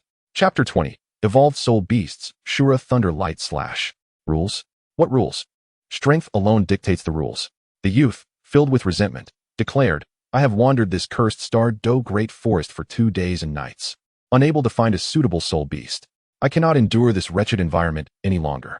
Kid, whether you like it or not, you must yield. Blame only yourselves for encountering me. You too, seize them. Do not allow them to hinder my absorption of the Thunder Pattern Tiger's spirit ring, he commanded, disregarding reason as he gazed at the endangered tiger. Understood, young master. The 2 attendants complied, releasing their spirit rings. 2 white, 2 yellow, and 2 purple, 2 soul kings. We, the brothers, extend our apologies to you, but please vacate. This Thunder Pattern Tiger is claimed by our young master, the attendants stated, positioning themselves between Lin Yongming and the tiger. 2 soul kings. Lin Yongming's expression darkened. With his and Blue-Silver Emperor's current strength, they stood no chance. How outrageous of you! Do you not fear retribution? Blue-Silver Emperor exclaimed, releasing her spirit ring in indignation. I advise you both against rash actions. With your innate talents, a promising future lies ahead. There is no need to engage in conflict over a century-old soul beast. The attendants noted that although Lin Yongming and his companion were youthful, their talents far surpassed that of their young master. They preferred to avoid confrontation if possible.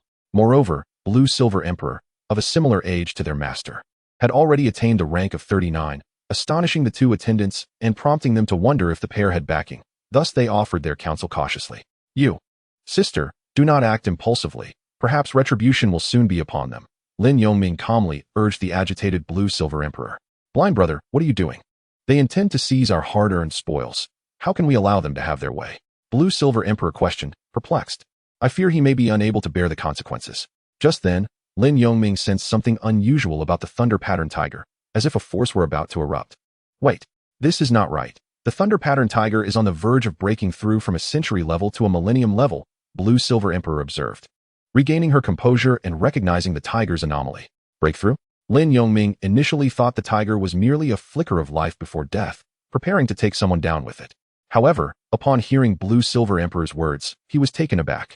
Indeed, this thunderstriped tiger has existed for approximately 9 centuries. However, following our recent battle, it seems that its latent potential has been awakened, perhaps due to the digestion of the energy from its prey. This phenomenon indeed signifies an evolution from 100 years to 1,000. The Blue-Silver Emperor responded with certainty. I see. I never anticipated witnessing the breakthrough of a soul beast. But sister, how do you possess such knowledge? Lin Yongming expressed with a hint of admiration, inquiring of the Blue-Silver Emperor. Is that even a question? I am older than you and have perused more books than you have consumed meals. The Blue-Silver Emperor replied with a touch of pride. Should I mention my own experiences? She mused quietly, casting a sidelong glance at Lin Yongming. The 2 guards, observing the whispered exchange between them, presumed they were deliberating on whether to depart. Hence, noticing that Lin Yongming and the Blue-Silver Emperor made no further moves, they chose not to intervene. The young man then drew a dagger, eyeing the thunderstriped tiger, which stood at less than 2 meters. It bore numerous wounds, indicating that the 2 had expended considerable effort. Regrettably, it was now mine, rendering your efforts futile, he taunted. Is that so? Yet, from my perspective, you may not possess such fortune, Lin Yongming replied calmly, impervious to the young man's mockery. What do you mean? The young man, hearing that nonchalant tone, was evidently dissatisfied with Lin Yongming's reaction. In his imagination, both Lin Yongming and the Blue-Silver Emperor should have exhibited anger. However, one must never turn their back on a beast more ferocious than oneself. The thunder-striped tiger bared its teeth, its eyes glowing a fierce crimson, and slowly rose. Having evolved into a 1,000-year soul beast, its blue stripes deepening in hue. At that moment, the two Soul Kings sensed something amiss and swiftly turned, only to witness the tiger revealing its sharp claws. "Young master, beware of your back," they shouted in unison. Yet the thunder-striped tiger, with its eyes clouded in rage, disregarded their warnings, perceiving the three as adversaries. With a swift strike, the tiger left a deep claw mark from the young man's shoulder to his waist, eliciting a scream as his spine was laid bare. Roar! The thunder-striped tiger bellowed, surrounded by crackling electricity, its form swelling in size. "Young master!" One of the guards immediately stepped forward to catch the young man. "Foul beast, you seek death." The other Soul King recklessly unleashed the fifth Soul Ring's ability. "Do you think seizing my Soul Ring would be so simple?" First Soul Skill, Azura Thunder Slash. However, Lin Yongming had been anticipating this moment. The Thunder Slash had a more potent variant, the Azura Thunder Slash, commonly referred to in the game. And Lin Yongming had been secretly channeling energy into the Thunderblade's edge, knowing full well the Thunder-striped tiger had reached the 1,000-year level.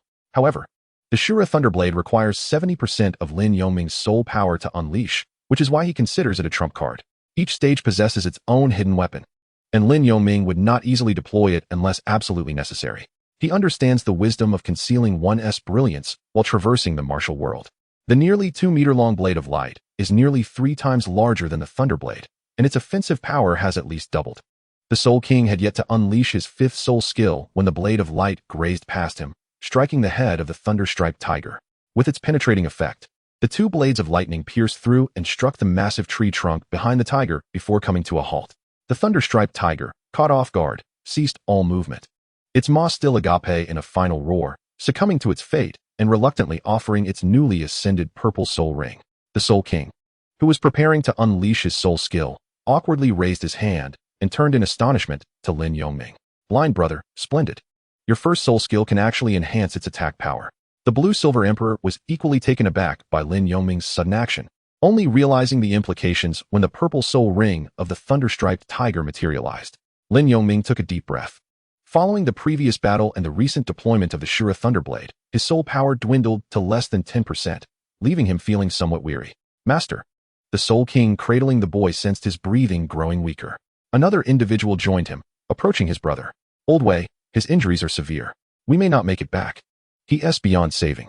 Enough chatter, let us hurry back to the family. Our lives may be at stake, but we must bring the body with us." At this moment, the two Soul Kings had no time to concern themselves with Lin Yongming and the Blue-Silver Emperor. They swiftly carried the boy and, channeling their soul power, departed from the Stardow Forest. "Blind brother, the thunder-striped tiger is yours, but alas, it is only a Millennium Soul Ring." The Blue-Silver Emperor remarked with a hint of regret as the two departed. "No matter, it suits me well. I was worried that a century-level second soul ring might be too weak." Chapter 21, Rainy Night. Lin Yongming gazed at the purple soul ring above the thunder-striped tiger, recalling that his first soul ring was 600 years old. Moreover, the mysteriously profound wave of secret transmission ignited a sense of adventure within him. After all, high risks yield high rewards. This sentiment also reflects Lin Yongming's self-assessment and his trust in the wave of secret transmission. Most importantly, if one lacks even a shred of courageous determination, how can they embark on the path of becoming a true powerhouse? To attain strength, it is essential not only to possess power, but also to cultivate the mindset of a formidable individual. Blind brother, while the newly ascended Millennium Soul Ring is remarkable, the disparity between Century and Millennium Rings is akin to that between First and Third Ring Soul Masters. It is prudent to exercise caution, the Blue-Silver Emperor advised, unable to suppress her concern for Lin Yongming's reckless ambitions. "Sister Aine, I extend my heartfelt gratitude for accompanying me in the hunt for this thunder-patterned tiger. Without your assistance, it would have been an impossible feat for me to achieve alone. I also appreciate your concern. However, you are aware of my circumstances. In comparison to others, I was born with a profound flaw, having lost one of my senses. Therefore, to aspire to become a formidable spirit master, I must exert far greater effort and sacrifice than my peers. While talent is a gift bestowed by the heavens, diligence is a self-derived virtue. Since I have been granted innate, full spirit power, I must seize this opportunity." Lin Yongming declared with unwavering resolve, his face a portrait of determination. As he faced the blue-silver emperor, "Blind brother, during your childhood in the village, you must have faced ridicule from your peers. Yet, I never anticipated you would possess such a mindset. Your words truly command my respect. It is no wonder that despite your vision impairment, you managed to transcend the confines of the mountain village. Even in the face of congenital blindness, you journeyed a great distance to the Douluo forest for the sake of the spirit ring. You did not yield to your fate. Rather, you chose to confront it with a courageous heart. Very well, since that is the case, I shall not hinder you any longer. I will offer my blessings for your successful absorption of the spirit ring."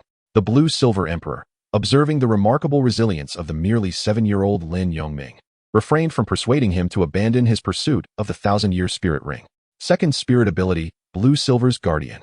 Suddenly, the blue-silver emperor unleashed a spirit ability, a vibrant green light enveloping Lin Yongming and merging into his being.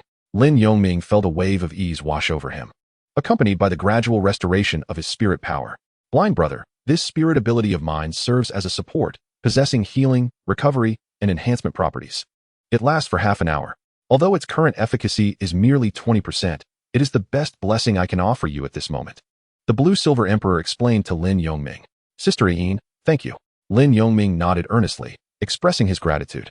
"Enough of this. You must hurry and absorb the spirit ring, or it will dissipate."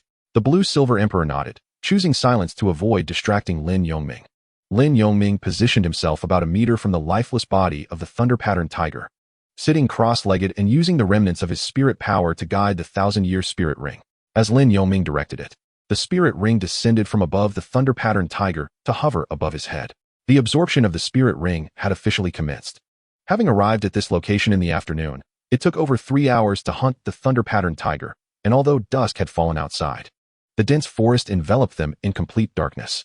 Only the 1,000-year purple spirit ring illuminated the surrounding environment. Rumbling thunder echoed in the distant sky, and soon, the gloomy heavens unleashed a downpour. "Why is it raining at this moment?" The blue-silver emperor furrowed her brow, noticing the rain intensifying. She remained vigilant of their surroundings while approaching Lin Yongming. In haste, she placed Lin Yongming's clothing bundle into her storage soul guide to prevent it from getting wet.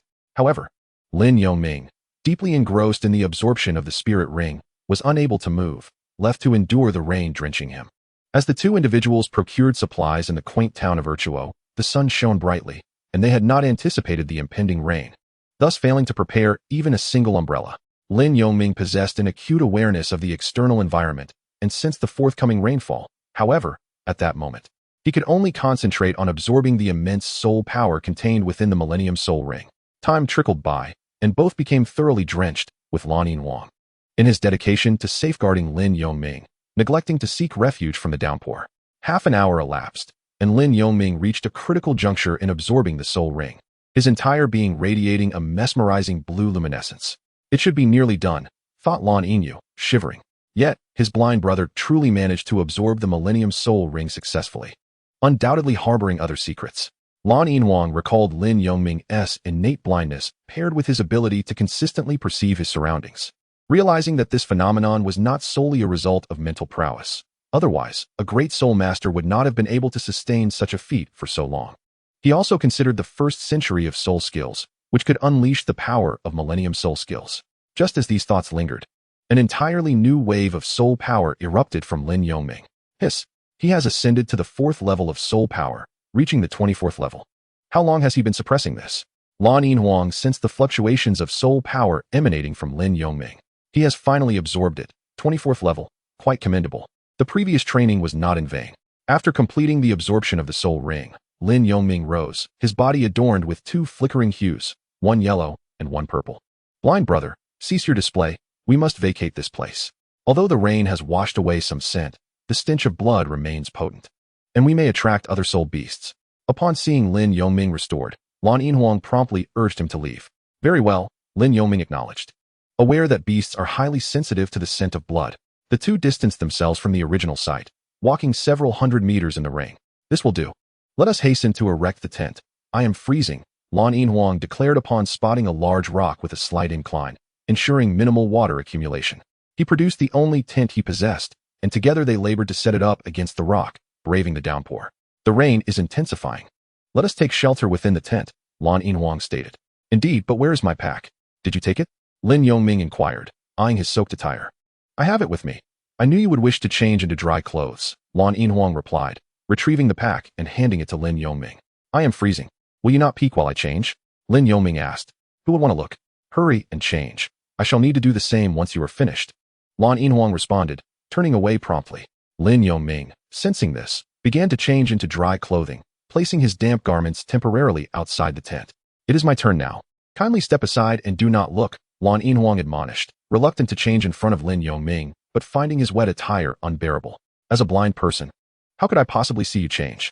Lin Yongming retorted, also turning away. Humph, do not assume I am unaware of your keen perception. Thus, immediately suppress your mental powers and awareness, warned the Blue-Silver Emperor once more. All right, I will, Lin Yongming replied. The Blue-Silver Emperor observed Lin Yongming's retreating figure for a moment before slowly changing her attire. Having never changed clothes before a boy, she felt her cheeks flush with embarrassment, despite Lin Yongming being merely a child. Chapter 22. Alone in the tent, eruptions of energy. The rain pelted against the leaves and the tent, creating a rhythmic sound, mingling with the rustle of the Blue-Silver Emperor dressing. What is forbidden to see? What is forbidden to hear? Lin Yongming silently repeated to himself.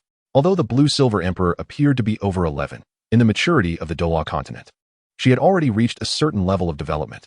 Meanwhile, although Lin Yongming was physically 7, his actual age encompassed much more. Blind brother, did you peek?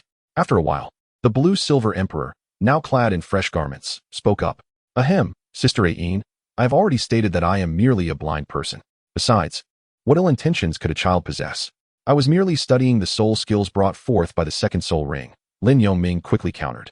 I trust you as much as a ghost. You are quite clever for a little one. Your first soul skill possesses such formidable power, yet at the outset, you did not employ your full strength, causing me to exert control for so long, the Blue-Silver Emperor replied indignantly. I consider the Shura Thunderlight / my trump card. As such, it cannot be easily revealed. Moreover, it's not as if I intentionally withheld it. While this technique is powerful, it requires time to charge, and its energy consumption is substantial. It is only to be used in dire situations, Lin Yongming hastily explained. You make a valid point. Let us eat something. It seems the rain will not cease anytime soon, and with nightfall upon us, we must endure here for the evening. The tent was modest, just sufficient for 2 adults. Yet fortunately, they were still young. The Blue-Silver Emperor then produced some dried food and jerky, along with a flask of water. Once she had finished changing, Lin Yongming turned to sit cross-legged opposite her. Sister Aine, is it very dangerous to spend the night in the Douluo forest? He inquired as he picked up some food. Typically, under clear skies, nocturnal soul beasts venture out to forage. However, with the current rain, they are likely to remain sheltered, giving us ample time to consume our provisions. Of course, we must not let our guard down, the Blue-Silver Emperor cautioned. That is certainly true. I will take the watch. As in my world, there is no distinction between night and day, Lin Yongming nodded. Then I shall not hold back. I will enjoy a restful sleep, the Blue-Silver Emperor exclaimed joyfully. Soon, they finished the food they had brought out and tidied the tent. I shall lie down now. Should I become overly tired, please wake me. The Blue-Silver Emperor yawned adorably, preparing to rest. Use my package as a pillow, Lin Yongming said as he pushed his burden towards her. Thank you, Lan Yinhuang replied without hesitation, accepting the parcel and lying down beside him. Lin Yongming, on the other hand, sat cross-legged at the entrance of the tent. I almost forgot. Your second soul ring is of the Millennium level. How does the soul skill perform? I presume the Thunder Pattern Tiger's soul ring grants a formidable ability, Lan Yinshao inquired while reclining. It's decent. Ordinary individuals cannot approach me within half a meter.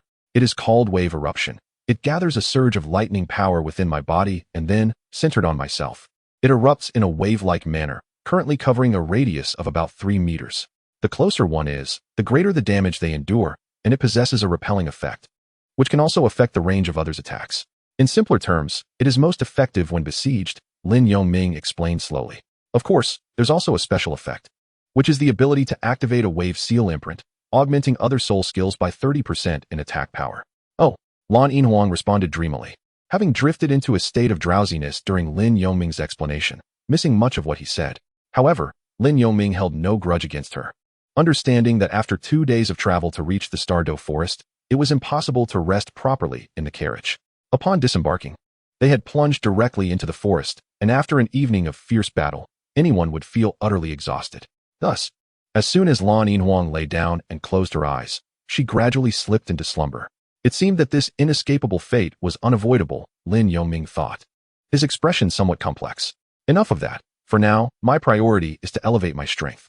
If that day ever comes, without power, I would be unable to change anything. Sitting cross-legged, Lin Yongming secretly practiced the method of wave secrecy to solidify the enhancements brought by the thunder-patterned tiger's soul ring. Having absorbed the 1,000-year purple soul ring, his abilities were naturally elevated across the board. If he were to unleash the Shura Thunder Light Slash now, it would require only 50% of his soul power. With the enhancement of his physique, Lin Yongming had also grown taller, probably around 1.30 m when he first emerged, but now he stood at least 1.50 m. His perceptive abilities and intuition had also improved accordingly, with an increase in range of over 10 meters, nearing 70 meters. A night passed in silence. The rain continued until the early hours of the morning, gradually weakening. Unable to distinguish the dim light of dawn, Lin Yongming recognized the arrival of morning by the sound of birds awakening in the forest. The rain had ceased completely after a night of downpour. Stepping out of the tent, he inhaled deeply, the fresh morning air invigorating his mind. Sister Ain, it's time to wake up. It's bright outside. And the rain has stopped. Lin Yongming called out twice to Lan Yinhuang. Is it morning? Came her sleepy voice from within the tent. It should be, Lin Yongming replied. Should be? Oh, I forgot you can't see. As Lan Yinhuang emerged from the tent, he tousled his somewhat disheveled hair and remarked, I slept so soundly. By the way, blind brother, did you keep watch all night? Why didn't you wake me? Observing the sunlight filtering through the leaves and glistening on the clear dew, he realized just how deeply he had slept the previous night. Ayan, sister, it was for your sake that I ventured into the Stardow forest. You have not had a proper rest during our journey, so I refrained from waking you. Moreover, having absorbed the second soul ring, my fatigue has dissipated. Lin Yongming replied earnestly. You're talking nonsense. Not only are your eyes blind, but your tongue tends to wander as well. You had also been traveling for several days. Given your blindness, your mental energy must have been further drained, thus you ought to rest properly. Why not go back inside and sleep a little? I'll wake you by noon, and then we can proceed out of the Stardow forest, Lan Yinhuang said with genuine concern. However, before the two could continue their discussion, the sounds of wolves echoed in the distance. A wolf pack is approaching us. Accompanied by the noise, several wolves appeared within the range of his spiritual perception.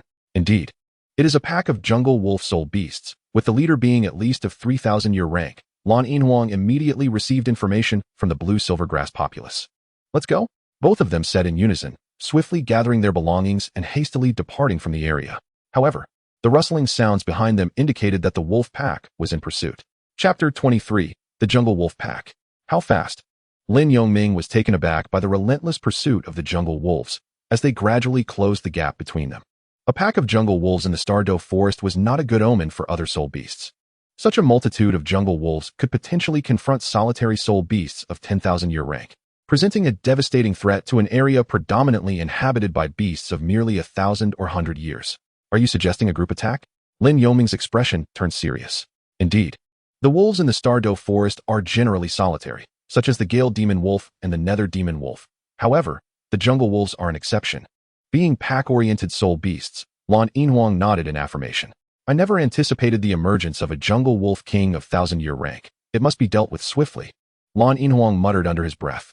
It was known that the previous appearance of a 10,000-year jungle wolf king, commanding a pack of hundreds of 100 and 1,000-year jungle wolves, had stirred considerable chaos in the Stardow forest, for wolves are emblematic of ferocity and cunning. Soon, the jungle wolves surrounded them. Totaling 21. 15 were of the 100-year rank. The remainder were 10-year soul beasts, alongside the formidable 3,000-year wolf king, presenting extraordinary combat strength. This is dire. The terrain is not in our favor, and we are significantly slower than the jungle wolves, Lin Yongming lamented. We can only attempt to break through. If we reach the outer perimeter, the jungle wolves will not dare to pursue us, Lan Yinhuang proposed immediately. Then let us capture the king first. If we eliminate the jungle wolf king, the rest will be easier to handle. You control the situation, while I will focus on offense. Seeking an opportunity to employ the Azura Thunder Slash, which should prove effective, Lin Yongming immediately devised a battle plan. This won't do. Wolves are cunning, especially their leader, who has been orchestrating from behind the pack. Yet you are correct. Given our speed in comparison to the wolves, we shall undoubtedly be surrounded within 10 minutes. Your suggestion is indeed worth considering. I will set traps first. The Blue-Silver Emperor spoke solemnly, summoning blue-silver grass to lay out the blue-silver formation at his feet. Let us proceed. The two then continued to sprint towards the periphery, pursued by the pack of wolves from behind and on both sides. Stop! The Blue-Silver Emperor commanded as he saw the Wolf King about to step into the trap he had just set. Understood. Lin Yongming gripped his thunderblade, secretly accumulating energy. Blue-silver formation, activate. Hidden behind a tree, the blue-silver emperor saw the wolf king preparing to leap into the trap and immediately commanded the blue-silver to spring into action, encasing the wolf king midair. First soul skill, Azura Thunder Slash. Lin Yongming seized the opportunity to lock onto the wolf king's silhouette, unleashing a long-prepared soul skill.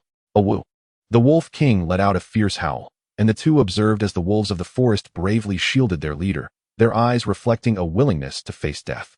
The flying blades of thunder struck down the forest wolves one after another, but as Lin Yongming approached the wolf king, the latter swiftly broke free. A testament to its prowess as a soul beast of 3,000 years. Seeing its companions fall, the wolf king's emerald eyes transformed into a furious crimson, clearly enraged. As it rallied the remaining wolves and charged forward. Blind brother, our strategy has failed. I warned you of the wolf king's cunning. We must flee. The blue-silver emperor urged urgently. No need to panic, Sister Iron. Stay behind me. Lin Yongming replied with newfound composure. Okay. The blue-silver emperor, perplexed, voiced his confusion.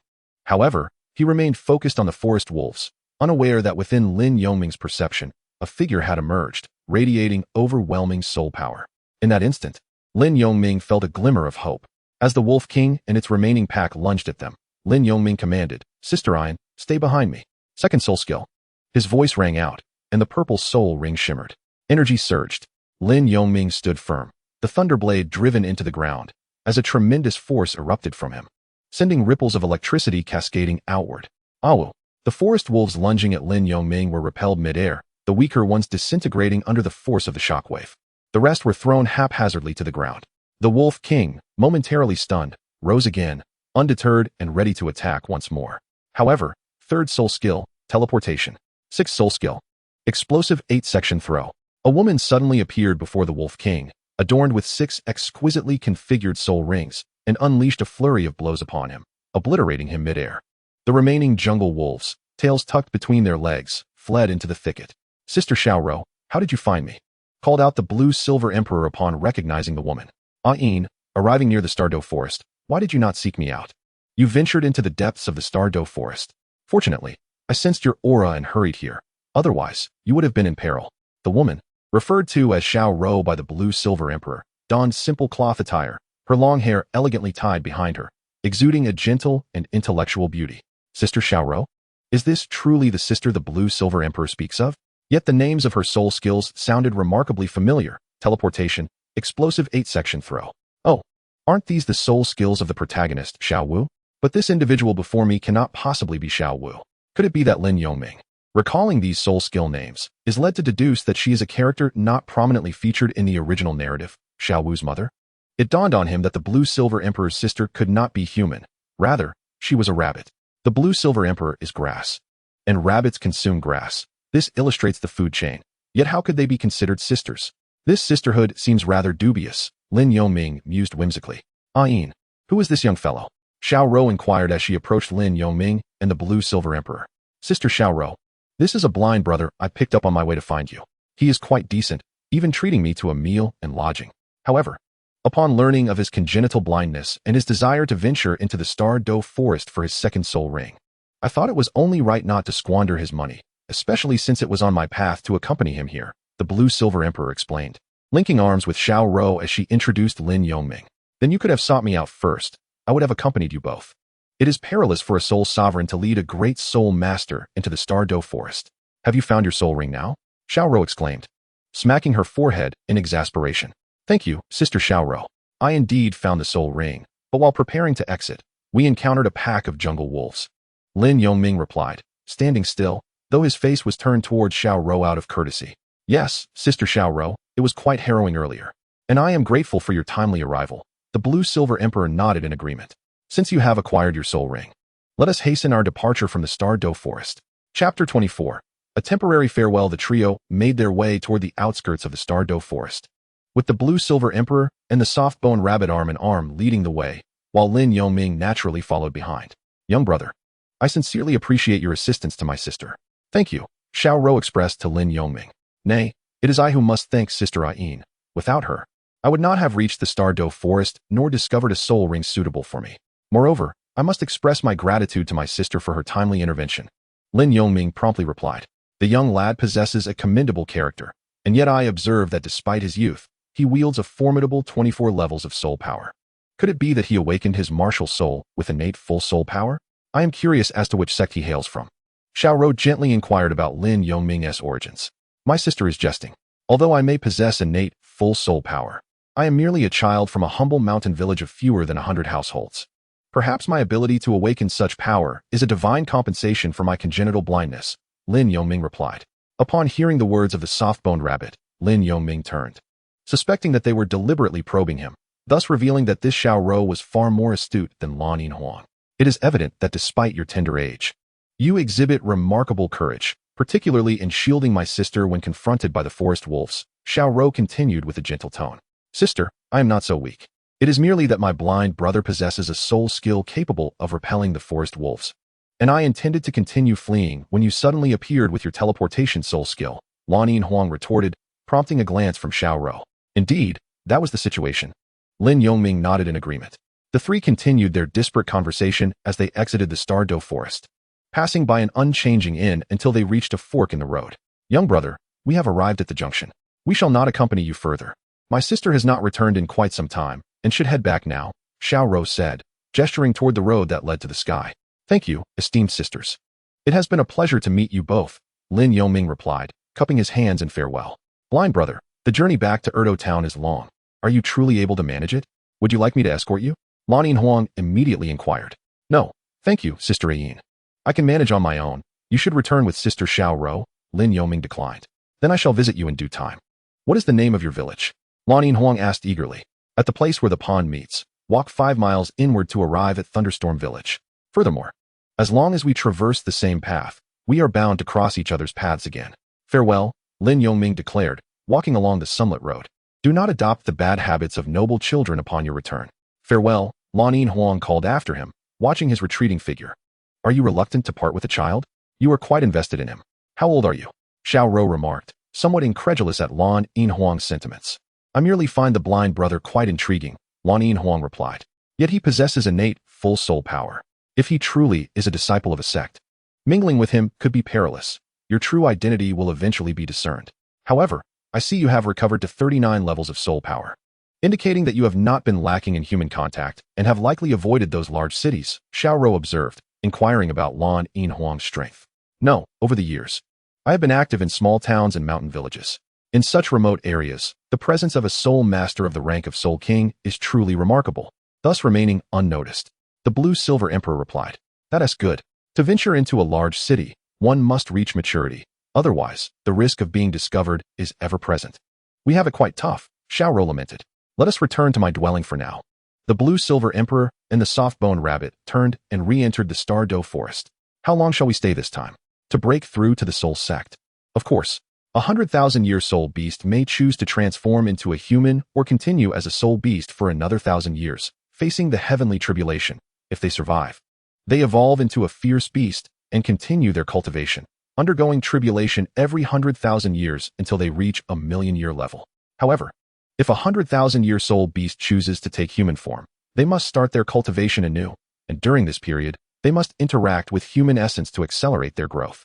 The transformation of a soul beast into a human is divided into 3 developmental stages. The juvenile phase, from level 1 soul power to level 60, the mature phase, from level 60 to level 90, and the divine transformation phase, from level 90 to level 99. Naturally, the juvenile phase is the most perilous. A skilled soul master could discern the identity of a transformed soul beast due to lingering traces of their essence. A titled Douluo would undoubtedly recognize them. Upon reaching maturity, the essence transforms completely through human interaction, rendering them virtually indistinguishable from ordinary humans, to the extent that even a titled Douluo could not uncover their true identity. In the divine transformation phase, with sufficient opportunities, one may attain the 100 level and achieve eternal life. The two returned to a secluded spot within the Douluo forest, where a quaint wooden cabin stood, accompanied by 2 enormous soul beasts basking in the sunlight. Among them was a delicate little rabbit that hopped towards the cabin door, creating a scene of exquisite harmony, albeit one that appeared rather peculiar to humans. Auntie Een, exclaimed the rosy rabbit, speaking with human words. Ah, Xiaowu has grown up. Come here, let me hold you. Your fur is so soft and comforting, the Blue-Silver Emperor said, his eyes gleaming as he approached to embrace the rabbit. How many more years until Xiao Wu transforms? Quite a few years still. Is the human world enjoyable? Are those soul masters very fierce? It's tolerable. There are both good and bad, much like our soul beasts, such as that wicked tiger. You two continue your conversation. I shall prepare something to eat. Xiao Rou remarked with a gentle smile as she entered the cabin. Meanwhile, Lin Yongming embarked on his journey homeward. Recalling the route he had taken and unperturbed by the fear of losing his way, Lin Yongming had no choice, for there were no carriages on the road. He could only walk, yet he did not walk aimlessly, as he practiced his cultivation while making his way home. As the saying goes, reading thousands of books is no match for traversing 1,000 miles. Thus, Lin Yongming traveled with the aid of his soul power. Once his energy was nearly depleted, he would pause to rest and replenish his strength. Along the way, many onlookers noted the peculiar sight of a lone traveler, particularly one who was blind and shrouded in a black veil. Is this Lin Yongming's home? The martial soul branch of Douluo town. Su Qing arrived seeking Lin Yongming. Indeed. I am Yinglan, his mother. May I inquire what brings you here, esteemed sir? Yinglan spoke as she approached the fence. Where is Lin Yongming? Su Qing asked, perplexed. He left the village 3 days ago, stating his intention to seek assistance from the martial soul hall in hunting soul beasts, as his mother reported. Yinglan replied candidly. This is troubling. Could it be that he did not return to the village but ventured into the soul beast forest? Su Qing's expression tightened as he speculated. Without delay, Su Qing hastened back to Douluo town from Thunder Rain village. Chapter 25, Returning Home. Su Qing arrived outside the village with an uneasy countenance, gazing at the horizon and letting out a deep sigh. What shall I do now? Upon returning to Douluo town, Su Qing immediately sought out the bishop. Su Qing, you've returned swiftly. That young man is unharmed, I trust? The bishop inquired with a relaxed tone. Your Excellency, it seems Lin Yongming did not return to the village after registering for his soul master certification, but instead went directly to the soul beast forest, as his mother indicated. Su Qing reported with resignation. What? He went to the soul beast forest? Indeed, considering his soul power had reached level 20 during the assessment. What soul master could resist the allure of acquiring a soul ring and enhancing their strength? The bishop looked at Su Qing in astonishment, then, with a wry smile, understood that Lin Yongming was likely eager to obtain his soul ring. Your Excellency, does the Pope truly not care for Lin Yongming? Otherwise, he would not have mentioned the observation period of 1 year. Surely it would be simpler to provide him with a century-old soul beast. Su Qing expressed his dissatisfaction. Su Qing, cease your words. The Pope has his own considerations, and we must not speak too freely of him. Moreover, did not the Pope state in his letter that if Lin Yongming could secure a soul ring on his own within a year, he would report to the Pope? Therefore, you are to visit Thunder Rain village every 3 days. Should you encounter Lin Yongming, test his strength on the spot to ascertain whether his second soul ring is indeed a century-old one. If it is merely 10 years, then it would be futile. The bishop assigned Su Qing the task of monitoring Lin Yongming. Understood, Your Excellency. However, I wonder if he will return alive or if he has lost his way. Considering his impaired vision, Su Qing lamented as he recalled Lin Yongming's sight, fearing he might not even reach the soul beast forest. That is not certain. Do you forget he recently received a gold soul coin from us? If he travels to the Stardo forest, hiring a carriage would not cost much. Very well. If there is no news in 2 months, you need not return. In the meantime, continue to visit Thunderstorm Village every 3 days. The bishop instructed with a wave of his hand. Understood, Your Grace. Su Qing nodded and departed the room. Sighing, the bishop gazed at the ceiling, contemplating the necessity of reporting the situation to His Holiness the Pope, lest they be deemed negligent. It was difficult to ascertain what sort of person the Pope of the Spirit Hall was from Su Qing's account. Yet the bishop seemed to harbor a certain trepidation towards him, perhaps due to past encounters. Subsequently, the bishop penned 3 letters addressed to the Spirit Hall regarding Lin Yongming. Your Holiness, the bishop of the Douluo town branch has sent another letter, a messenger announced upon entering the Pope's chamber. Why them again? Do they presume I am not occupied? Haven't I instructed them to keep a close watch on that blind man? Or do they seek to cultivate camaraderie through such correspondence, hoping I might transfer them to the Spirit City? The tall figure of the Pope exclaimed, striking the armrest of his chair. Your Holiness, please temper your anger. They likely harbor no such intentions. It may genuinely pertain to the blind man, and it would be prudent to review the contents. One individual interjected as the Pope, in his fury, neglected the envelope. Humph, it better contain valuable information, otherwise, the Pope coldly remarked as he accepted the letter. Indeed, it was about that blind man. The presence of innate full spirit power certainly commanded significant attention, warranting my repeated focus on him. Upon seeing Lin Yongming's name, the Pope's expression shifted to one of realization. He ventures alone into the soul beast forest, likely aiming for the Stardo forest. Should I label him as reckless or commend him for his ambition and bravery? The Pope mused with a chuckle. One person going to the Stardo? It is clear he is unwilling to accept his fate. No wonder, possessing innate full spirit power yet being blind. Anyone in his position would be disheartened. Perhaps this blind man intends to take a gamble. If not for this reason, I would have considered taking him as my disciple, remarked a youth with a rather delicate voice standing not far from the Pope. However, Your Holiness, this also supports the Sanus's hypothesis. Perhaps his perception is indeed extraordinary, potentially a result of his lifelong blindness, suggesting a commendable mental fortitude, the young man continued. Let us wait and see. If he returns alive, even without acquiring a second spirit ring, I shall promptly send him a soul beast as a reward. At that point, we shall discern whether he is a steed or a donkey, the Pope concluded. The path of cultivation is arduous and fraught with challenges. Over the past few days of travel, while expending and replenishing his spirit power, Lin Yongming not only solidified the energy bestowed by his 1,000-year spirit ring, but also made notable progress. Having been away for 10 days, he surmised his parents must be quite worried. Fortunately, he was nearing Thunderstorm Village, dusty and weary from his journey, with his medium-length hair tousled by the wind. Lin Yongming faced the setting sun. Despite his blindness, he could feel the warmth emanating from the direction of the sun, signaling its descent. As he walked, a gentle breeze swept by, causing Lin Yongming to furrow his brow. In the gentle breeze, a faint metallic scent lingered, a harbinger of something sinister. Had the village slaughtered cattle and sheep today, or was there a more ominous turn of events? As Lin Yongming pondered this, he quickened his pace with a surge of soul energy, transforming himself into a streak of lightning that raced towards Thunder Rain Village. After a brief interval of over 10 minutes, his perception extended into the village, revealing a grim scene. Cursed be the mountain bandits, who had claimed several lives. Lin Yongming beheld the villagers, herded like cattle by a group of over 20 brigands to an open space beside the thunder tree. Among them were his own parents. While 5 villagers lay in pools of blood at the bandits' feet, their fates hanging by a thread. At that moment, only village chief Lizeruo remained active, confronting the marauders.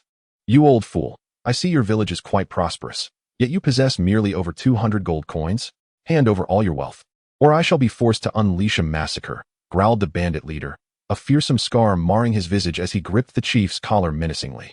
Sir, this is all the wealth our village can muster. Perhaps we could offer some grain instead? The village chief stammered, trembling. Enough nonsense. If you do not produce at least 1,000 gold soul coins, I shall personally search your village. But know this, for every coin I find, a villager shall pay the price with their life, the bandit leader declared, releasing his hold on the chief with a heavy hand. Alas, my friends, for the sake of our lives, I must gather everyone's money, the chief said, shame etched across his face as he faced the villagers. Chief, that will not suffice. Even if we surrender all our wealth, they will not spare me once they have it. Lin Yongming's father, Lin Chong, interjected, rising defiantly. It seems that the 5 lives I have taken have not instilled enough fear in you. Those who obstruct my wealth shall perish, the bandit leader retorted, his 4 soul rings shimmering ominously as he prepared to strike Lin Chong down, intending to make an example of him. Stop! A voice, filled with righteous fury, resonated through the air as a figure wielding a blade repelled the bandit leader. At that critical moment, Lin Yongming arrived on the scene. Chapter 26. The surge of killing intent unleashed. The onlookers were momentarily stunned, taken aback by the unexpected arrival, until the villagers recognized Lin Yongming. The blind one has returned. Are we saved? One wondered aloud. Not necessarily. These ruffians may also possess soul masters, another cautioned. In a moment of emotional upheaval, Inga Lan, who had not seen her son for over 10 days, stood up and shouted, Mingyor, Dad, Mom, are you unharmed? Is there any injury? Lin Yongming rushed forward to inspect them, relieved to find no wounds or blood, only slightly soiled clothes. Thank heavens you're back. However, Ming'er, do not act recklessly. The bandits before us are endowed with soul power, and their leader boasts 4 shimmering rings. He must be what the book refers to as a soul master of the 4th ring, Lin Chong warned gravely. From the book given to him by Su Qing, Lin Chong had gleaned the hierarchy of soul masters. 1st ring soul master, 2nd ring great soul master, 3rd ring soul venerable, 4th ring soul sect, 5th ring soul king, 6th ring soul emperor, 7th ring soul saint, 8th ring soul Douluo, and the 9th ring title Douluo. Father, I understand. Lin Yongming also noticed the 4 soul rings on the scarred man's body, indicating that he was a soul master. However, these 4 rings exhibited a soul power fluctuation of approximately level 43, categorized as white, yellow, and purple. I initially thought a soul master from the nearby spirit hall had arrived, but it turns out to be merely a little ghost, startling me. Hey, little ghost. Seeing that you possess soul power, Come serve under me, and I shall spare your family's lives. What say you? The scarred man called out to Lin Yongming, who stood with his back turned. Are you not afraid that I might sever your head while you sleep? Lin Yongming retorted coldly. You make a fair point. Thus, I must eliminate the root of the problem to prevent any future retaliation from you. The scarred man replied after a moment's contemplation. At that moment, Lin Yongming turned to face the band of mountain robbers after calming his parents. There were 25 of them, yet only 5 possessed soul power. 15 held knives. Surrounding the villagers, if he proceeded with caution, a battle was certainly feasible. They were likely bandits from the nearby mountains of Limi Plain. Lin Yongming could clearly discern the positions and weaknesses of these mountain thieves. Boss, this little ghost is blind, huh? Perhaps he's too weak and got his eyes burst out by someone else, jeered a chubby man behind the leader, laughing like a pig. Whether he became a soul master before or after going blind, it's quite rare to see a blind soul master in a small village. Ha, added a lean, middle-aged man with a shifty gaze. The other bandits erupted in laughter. My lord, little Ming is merely a 7-year-old child. If you seek money, I shall retrieve it at once. Please do not harm them, the village chief implored, approaching the bandit leader with a submissive tone. You old fool, it's too late. The opportunity has been given, and you still wish for me to spare a soul master, only for him to seek vengeance later? What status do you hold to expect such leniency? Are you unaware of the gravity of the situation? The bandit leader forcefully pushed the village chief to the ground, his voice harsh. Chief, Lin Yongming hastily stepped forward to assist him. Little Ming, I'm fine. Do not act impulsively. You are the hope of our entire village. As long as you live, our village shall not perish. You are a soul master. Your speed is unmatched. Seek an opportunity to flee to the town. The village chief instructed Lin Yongming solemnly in hushed tones. Chief, that is not an option. If I lose my parents and my village, I would truly have no home left. How could I abandon you? Lin Yongming responded earnestly. He could sense the murderous intent and hostility emanating from these individuals, and thus, he could not forsake his entire village to flee alone. Hey, are you two secretly plotting to escape? Little ghost, if you dare to run, I will immediately kill them all, the bandit leader threatened Lin Yongming. Chief, please step back. Shall we fight? Lin Yongming took 2 steps forward, his martial soul, Thunderblade, reappearing in his hand. The quality of this fellow's martial spirit appears commendable. However, given his youth, he can at best be considered a second-ring soul master. The bandit leader observed Lin Yongming's lightning blade, which shimmered with a faint blue glow, and inwardly scoffed. You little brat, not only am I a soul master, but you are also blind. Do you truly wish to challenge me? Have you no regard for your own dignity? First, you must contend with my subordinates. He gestured to 2 people beside him, one plump and the other lean. Very well, boss. I relish the opportunity to train tender younglings. The lean one said with a wicked grin as he licked his lips. His martial spirit was that of a toxic rodent, a white and yellow soul master. Let me take the lead, brother, said the stout one. His martial spirit resembled a corpulent creature with a dog's head and a body akin to that of a pig, equally endowed as a soul master, with a 35th level soul master and a 33rd level soul master, both possessing beast martial spirits. The stout one likely specialized in strength while the lean one focused on agility. Lin Yongming assessed the strength of his adversaries. Let us begin. Lin Yongming swiftly distanced himself from the villagers, wary of any collateral damage. Smart lad, afraid for your villagers, are you? Yet it is futile. Once I slay you, they will not live long either, the lean one taunted, closing in on Lin Yongming, followed closely by the stout one. Brothers, the sun is setting. Hurry up so we can return to drink and feast, the bandit leader commanded, remaining motionless. Kid, the boss has spoken. Prepare to meet your demise. First soul skill, Earth Shatter. Under the influence of his martial spirit, the stout one pounded his fists into the ground, sending a barrage of stone spikes towards Lin Yongming. Another earth element martial spirit. Lin Yongming mused. Block. He stood firm and unleashed a minor skill. With the enhancement of century and millennium soul rings, his physique and soul power far exceeded those of the 2 soul masters. The stone spikes collided with his barrier, shattering upon contact. Impressive. To withstand my brother's assault without employing a soul skill is no small feat. First soul skill, Black Mist. The lean one conjured a mass of black toxic mist directed at Lin Yongming, shattering the protective barrier. Second soul skill, Corrosive Poison. A dark green beam surged towards Lin Yongming. I have discerned their capabilities. Lin Yongming resolved to no longer conceal his strength, adopting a more serious demeanor. Killing intent unleashed. Lin Yongming activated his killing intent, a power he had not previously invoked even against the lightning-striped tiger or the jungle wolf. Following this, his soul rings flared to life, and he launched an attack with blinding speed. First soul skill, Lightning Slash. Lin Yongming suddenly appeared before the 2, their reactions dulled by his killing intent. The lightning slash swiftly cut through them. What incredible speed! With a single stroke, both fell lifelessly to the ground, their eyes wide open in disbelief. Originally, the duo possessed enough strength to mount a resistance. However, upon realizing that Lin Yongming was merely a child, they let their guard down, completely underestimating him as a level 24 Great Soul Master, whose soul ring configuration far surpassed their own. Second brother, third brother. By the time the bandit leader came to his senses, the two had already perished. In Chapter 27, the battle against the Soul Sect.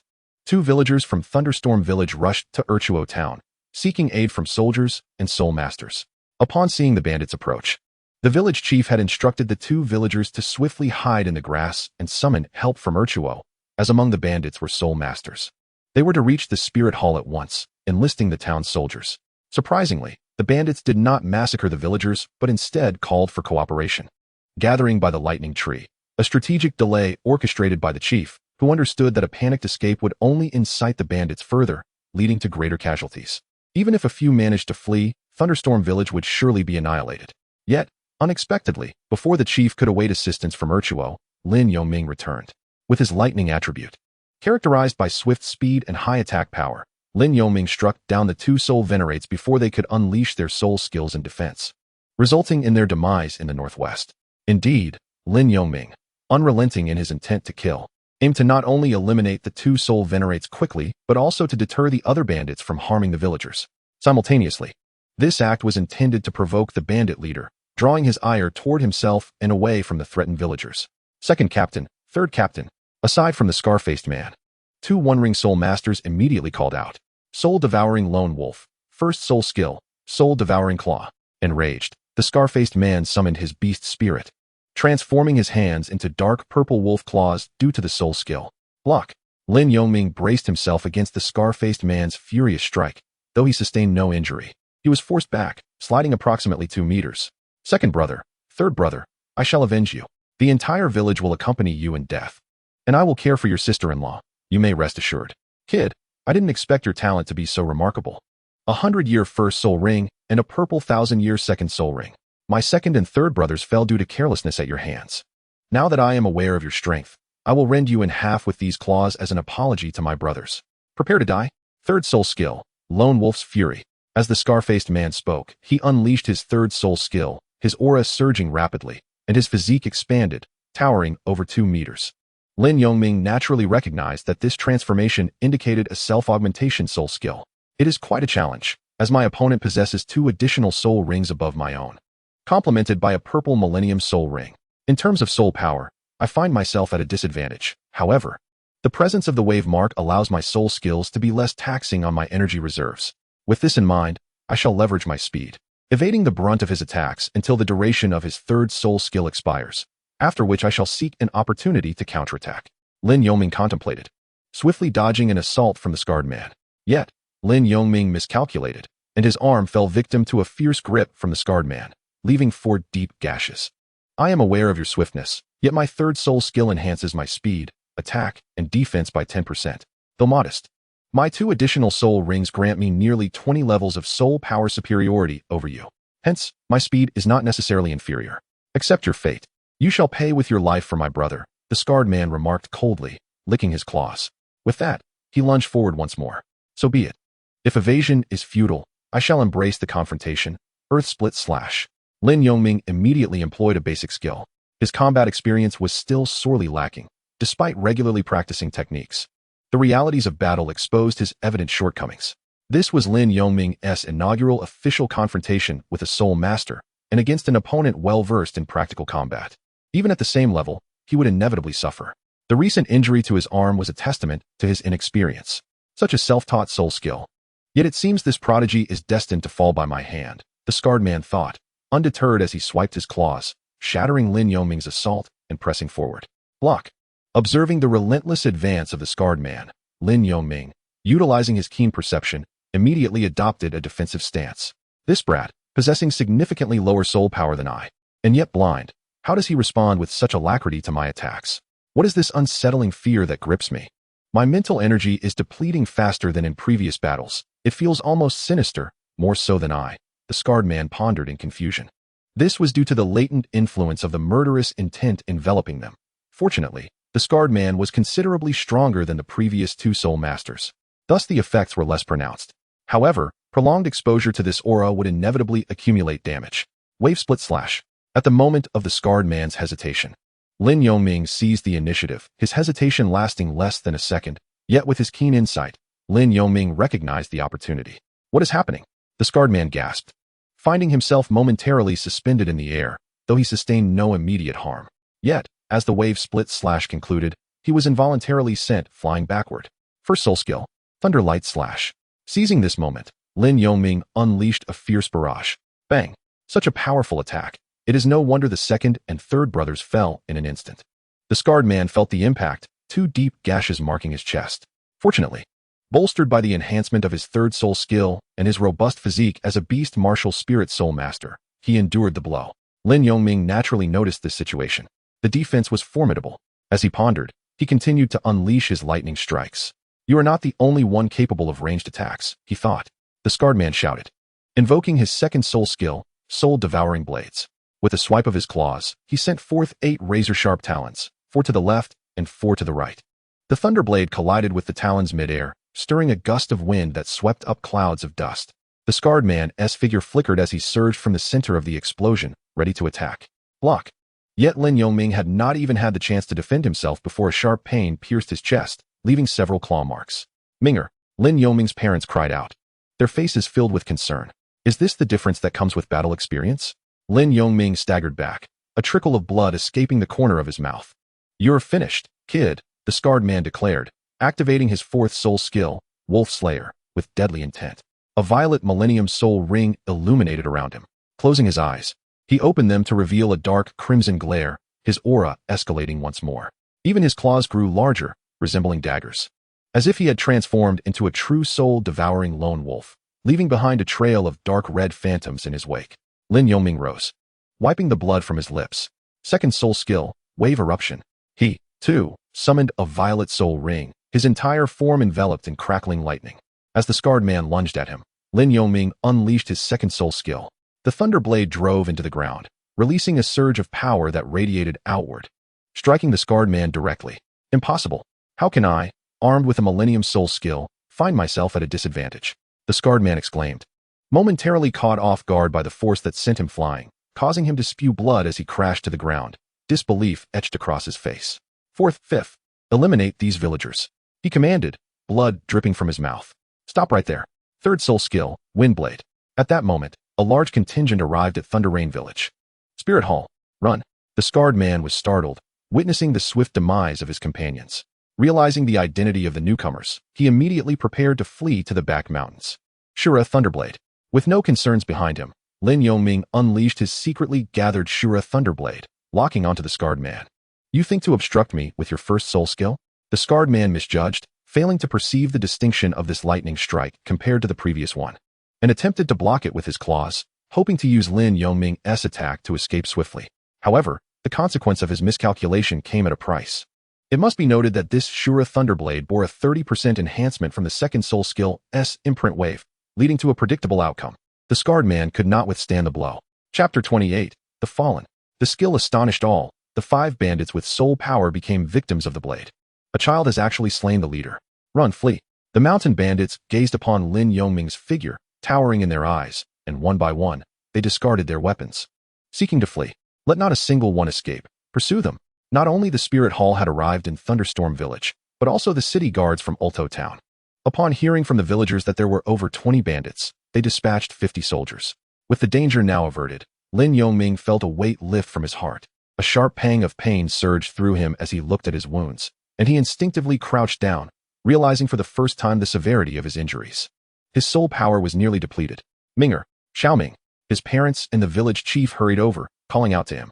Minger, why must you be so headstrong? If anything were to happen to you, how could your mother go on living? Inglan, disregarding the blood on Lin Yongming, enveloped him in a tearful embrace. Mother, it hurts, he said with a smile, feeling the sting of the scratches on his arm as Inglan held him. Xiaoming, today the village owes you a great debt. But next time you find yourself in such a situation, do not be so reckless. You are still just a child with boundless potential. The village chief expressed with a hint of anxiety. Chief, When our village is in peril, how can I, as a spirit master, stand idly by? Alas, I have returned too late. Lin Yongming sighed in resignation. Xiao Ming, this is not your fault. Do not burden yourself with guilt, the village chief quickly reassured him, concerned for Lin Yongming's emotional state. Minger, your wounds are still bleeding. The spirit hall's spirit masters have arrived. I will summon them, Lin Chong said, noticing the blood still seeping from Lin Yongming's chest. Just then, a figure clad in the spirit hall's uniform approached. Everyone, I am a healing spirit master. Allow me to examine him. Yes, please, Lin Chong and the others nodded, promptly stepping aside. Bishop, did Lin Yongming just slay a soul zone? And does he possess a purple 1,000-year spirit ring? Su Qing inquired incredulously of the elderly bishop, unsure if he had misjudged the scene. Indeed, he is now a second ring great spirit master at level 24, with his first ring being a century and the second a 1,000-year great. It is astonishing, truly unbelievable. The bishop replied, equally astonished by Lin Yongming's prowess. This means Lin Yongming single-handedly defeated 2 soul respect and 1 soul zone. He surpasses even me. Can he really be just 7 years old? Su Qing stammered in disbelief. Bishop, is this the innate full spirit power genius that His Holiness instructed us to pay attention to? A 7-year-old great spirit master possessing a purple 1,000-year spirit ring, capable of vanquishing foes across 2 realms. This is the terrifying aspect of innate full spirit power? Another steward standing beside Su Qing remarked, having met Lin Yongming previously. Most importantly, is he truly blind? A female steward questioned. Given his ability to contend with a soul zone, whether he is blind or not seems irrelevant. This matter must be reported to the Pope, and surely someone will be dispatched. The bishop envisioned that writing to the Pope regarding this matter would surely garner attention. Although this spirit master configuration was not the most optimal, the achievements stemming from the disparity in realms were sufficient to overshadow the majority. He further imagined that Lin Yongming would be taken as a disciple by an elder of the Spirit Hall, which would indeed signify a meteoric rise. Under the care of the Spirit Hall's healing spirit masters, Lin Yongming's wounds healed remarkably quickly, already forming scabs that would soon fall away. Thank you, my lord, Lin Yongming expressed as he rose in gratitude. There's no need for such formality. As fellow Grand Spirit Masters, you need not address me as my lord. The healing spirit master replied with equal courtesy. I must insist, I am well into my 30s, while you are merely in your 7th year and have already attained the status of Grand Spirit Master. Regardless, I am still grateful for your healing. Without it, I would have been bedridden for several days. Lin Yongming nodded in agreement. You, young brother, have astonished us all. To vanquish a spirit master at the realm of Soul Sect with your prowess is an enviable feat, the bishop remarked as he approached Lin Yongming, accompanied by others. Greetings, Bishop, Lin Yongming greeted with a cupped fist gesture.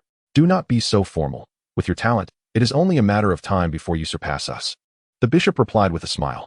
I must thank you, Bishop, for bringing assistance to Thunderstorm Village, Lin Yongming said courteously. You truly misunderstand. We did not come for you, but rather in response to the villagers' pleas for help. There were spirit masters intent on wreaking havoc in the village, and the Spirit Hall cannot turn a blind eye to such matters. We refer to such spirit masters as fallen ones, and they have long been our targets for eradication. However, we arrived too late. Fortunately, you were present, the bishop explained solemnly. Now that the threat has been eliminated and the hour grows late, I presume you and your fellow villagers must be weary. We shall visit again on another day. Retreat, the bishop commanded with a serious tone. With that, the group departed Thunderstorm Village, taking several bandits with them. The village chief promptly escorted them outside the village. Lin Yongming observed the departing group and then turned his gaze to the corpse of the bandit leader. This battle made Lin Yongming acutely aware of his lack of practical experience, which had cost him dearly. It seemed that in addition to enhancing his spirit power, practical combat experience could not be overlooked. Humans were far more cunning than spirit beasts. Quietly, Lin Yongming began to formulate a training plan for himself. Child, are you tired? We should head home and rest, Inglan said as she approached and took Lin Yongming's hand. At this moment, with all matters settled in Thunderstorm Village, the villagers came forward to express their gratitude to Lin Yongming. Dear uncles and aunts, you may call me Xiaoming. We are all villagers here. If you address me as Spirit Master, it feels as though you regard my family as outsiders. Lin Yongming remarked upon hearing them refer to him as Spirit Master. Indeed, Xiaoming is correct. There is no need for such formality, Lin Chong quickly added. Lin Yongming understood that in the eyes of the villagers, Spirit Masters were held in high esteem. This belief was deeply ingrained. However, as they were all fellow villagers, Lin Yongming naturally could not allow them to address him in such a manner. If they were to continually refer to him as Lord, it would inevitably lead to a gradual estrangement between his parents and these individuals. Lin Yongming was acutely aware that his parents had interacted with these people for most of their lives and would naturally wish to avoid such a situation. After expressing their gratitude to Lin Yongming, the shaken villagers returned to their homes, and he accompanied his parents back to their residence. Meanwhile, upon returning to the town of Douluo, the bishop hastily penned a letter detailing Lin Yongming's circumstances and dispatched it overnight. By the following afternoon, it reached the hands of the Pope in Wuhan City. What? The Pope, upon reading the contents of the letter, was so astonished that he could not help but rise to his feet. "Master, what has caused you such surprise?" inquired a curious girl nearby. "My apprentice, behold for yourself. A 7-year-old, second-ring Great Soul Master at level 24, with a second purple Millennium Soul Ring, has slain a soul sect. Master, may I go to recruit him? I wish to witness his prowess firsthand," the girl declared, her eyes ablaze with determination as she clutched the envelope. "Very well. Take 2 purple-robed attendants and 10 elite members of the team, and do not forget to bring that fallen one back." The Pope consented to her request. "Yes, Master. I will not disappoint you," the girl affirmed with resolute determination. Chapter 29. The visitor is Bibi Dong. The confident girl strode out of the Pope's chamber. Before long, 2 attendants clad in purple and 10 elite members donned in silver and white gathered together and followed the girl out of the Wuhan Hall. After resting for 2 days, Lin Yongming's injuries and soul power had fully recovered. Even the scars from the claw marks had vanished, as they were merely ordinary wounds that left no trace. During these 2 days, Yinglan insisted that Lin Yongming rest at home due to his injuries, which is why he had not left the small courtyard until the scabs had fallen away, at which point Yinglan finally felt reassured. On the 3rd day, as dawn broke, Lin Yongming ascended to the summit of the back mountain to practice facing eastward. As the sun rose, his outer garment billowed, enveloping him in a radiant blue glow, within which flashes of lightning occasionally flickered. The surrounding soul power was absorbed by Lin Yongming like an insatiable abyss, flowing continuously until a surge of momentum emerged, sweeping away the wild grass around him. Only then did the scene gradually return to tranquility. Naturally, the blue light surrounding Lin Yongming also began to dissipate. At level 25 soul power, it became evident that only battles on the brink of life and death could foster deeper insights into cultivation. If, 3 days prior, I had faced a soul sect with the finest quality of soul rings and a superior martial soul, would I still have emerged victorious? Lin Yongming embraced the morning sunlight, softly murmuring to himself, reflecting on the battle against the soul sect 3 days ago and envisioning a second purple soul sect. Lin Yongming was certain that if the quality of their martial soul had been even slightly higher, securing a win would have been exceedingly challenging. 3 days prior, during the confrontation against the 1 white, 2 yellow, and 1 purple soul master, I had exhausted all my trump cards. My murderous intent surged, my will was tested, and I had unleashed the fluctuations of my imprint, barely managing to defeat the soul master. Yet, my soul power remained below 10%, a fact attributed to the soul master's carelessness during his escape. Aside from enhancing my soul power, it is imperative that I also augment my practical combat experience. Only through personal encounters can I discern my own shortcomings. However, it has been 3 days, and they should have arrived by now. As Lin Yongming contemplated this, he descended the mountain. Meanwhile, at the spirit hall in the town of Ulter, 13 individuals arrived as noon approached. Leading them was a girl who strode directly into the grand hall, unimpeded at the entrance, whereupon everyone knelt in reverence. "Salutations, Your Highness the Saintess," they proclaimed. "Your Highness, what brings you here in person?" Bishop Xia, accompanied by Su Qing and 2 aides, stepped forward to pay their respects. "Bishop Xia, spare me the pleasantries. We are heading to Thunder Rain Village, and I shall personally bring him back to Spirit City," the girl stated with unwavering resolve. "Your Highness, do you not require a moment's respite from your travels?" Bishop Xia inquired. "No need. Let us proceed," the girl replied, turning and exiting the grand hall. Upon stepping outside, she ascended into an opulent carriage adorned with the Spirit Hall's banner. Bishop Xia led Su Qing and another aide ahead as they made their way to Thunder Rain Village. Around 2 o'clock in the afternoon, the members of the Spirit Hall arrived at Thunder Rain Village but halted at the village entrance. "Go, summon him forth," the girl commanded as she stepped out of the carriage. "Understood, Your Highness," responded Su Qing. "You are aware of Lin Yongming's residence. You may go." Bishop Xia entrusted the task to Su Qing. "Very well, esteemed ones," Su Qing acknowledged before striding confidently into the village. After finishing his lunch, Lin Yongming sat quietly in his yard, meditating, when his mind's eye sensed a familiar presence. They've arrived. Lin Yongming understood all too well that once his soul rings became known, the Pope of the Spirit Hall would undoubtedly send someone. Moreover, the branch in Ulter Town would have reported the events of the battle 3 days prior to the Pope. He recognized that this matter could not remain concealed for long, yet he had no intention of hiding. so he awaited their arrival in the village. Rising, he stepped outside to greet Su Qing. Elder Su, what brings you here today? Lin Yongming inquired directly. Lin Yongming, there you are. I thought you were training in the back mountains. Quickly, come with me to the village entrance. The Pope has sent someone from Spirit City to escort you, and they hold you in high regard. His Highness the Saintess has come personally, Su Qing said, smiling. The Saintess? Lin Yongming was momentarily taken aback, having anticipated a mere official from the headquarters, not the Saintess herself. Yes, remember when you inquired about her? She is the Saintess with innate full soul power, a disciple of the Pope. Her personal visit for a talent such as you speaks volumes, Su Qing elaborated. It appears that I must reluctantly acquiesce this time. Otherwise, Lin Yongming pondered. Fortunately, he had already intended to join the Spirit Hall. Let us proceed, Lin Yongming nodded, indicating his understanding. Soon, the two walked side by side to the village entrance, where they encountered a contingent of 13 from the Spirit City. Lin Yongming had met them before. Upon approaching within 3 meters of the carriage, he halted and bowed respectfully. You are Lin Yongming, born with congenital blindness. Wielding the spirit of the Thunderblade, possessing innate full soul power, and with a 1,000-year purple soul ring as your second spirit ring. A genius who recently defeated a soul master, the girl inquired directly. If there is no other individual who fits this description, then it must be you. Lin Yongming smiled and nodded. Excellent, she remarked, gracefully leaping down from the carriage. I am Bibi Dong, from the headquarters of the Spirit Hall in Spirit City. I hold the title of Saintess. Upon hearing of your circumstances in the Pope's Hall, I have come today to personally invite you to join our Spirit Hall. May I inquire if you would be willing? As Bibi Dong introduced herself, she stepped forward to stand before Lin Yongming.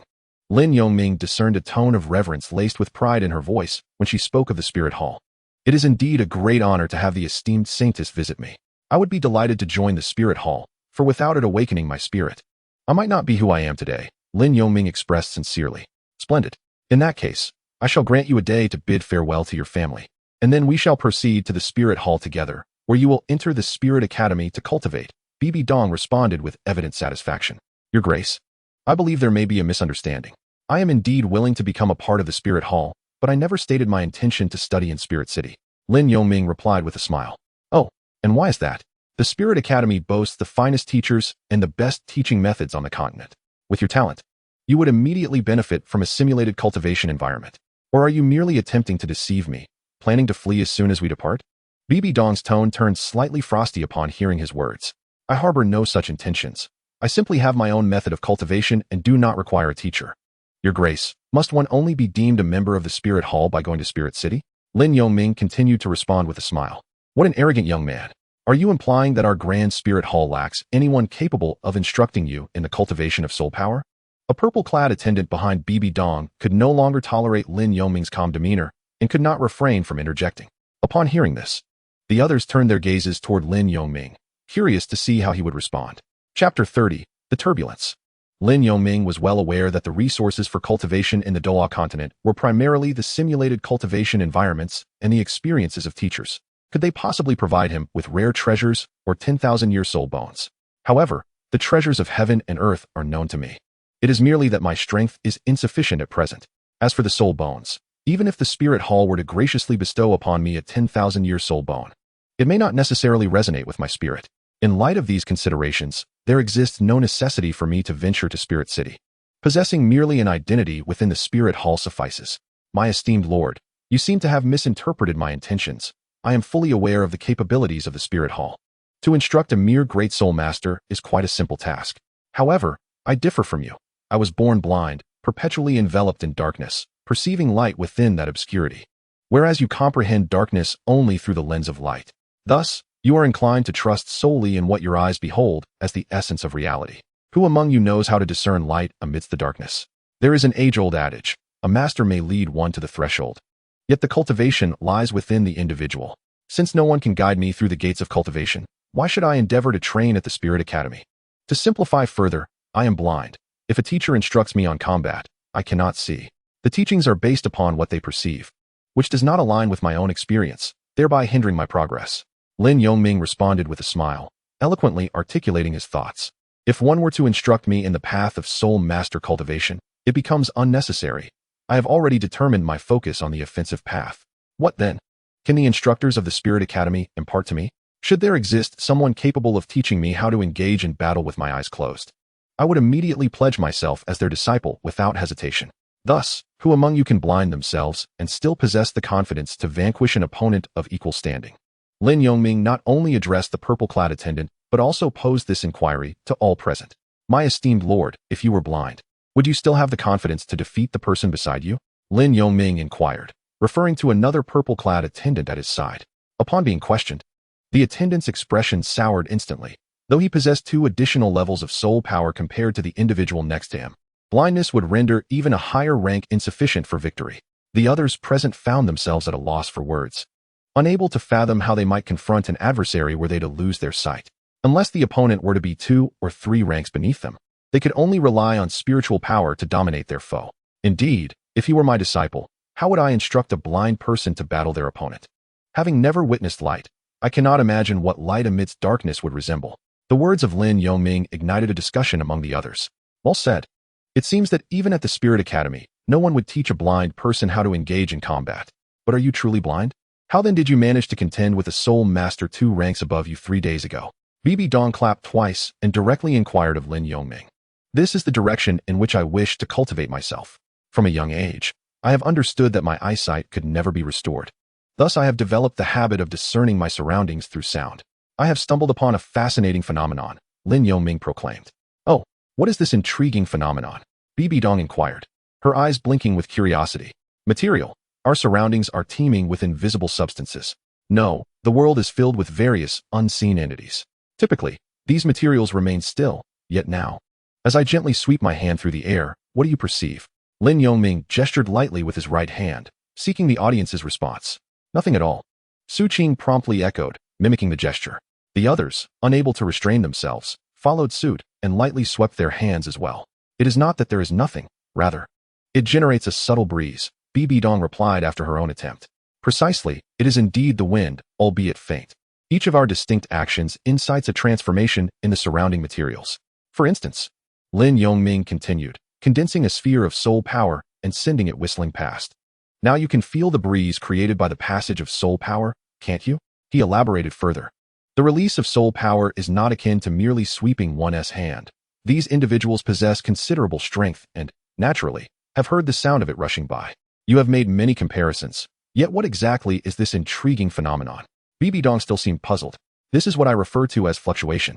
It is an advanced form of discerning through sound. The changes in material I call fluctuations. Imagine a still surface of water in a tank. If a single drop of water falls into the center, it disrupts the tranquil surface, creating ripples. The ripples you describe are indeed the fluctuations, correct? Bibi Dong interjected eagerly. Exactly.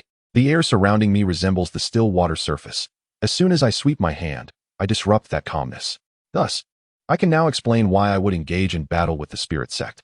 I can sense the fluctuations resulting from their every action, and with my mental acuity, I can pinpoint their location, allowing me to respond and counteract effectively. And as for you, Saintess, please refrain from twirling your hair in an attempt to test me.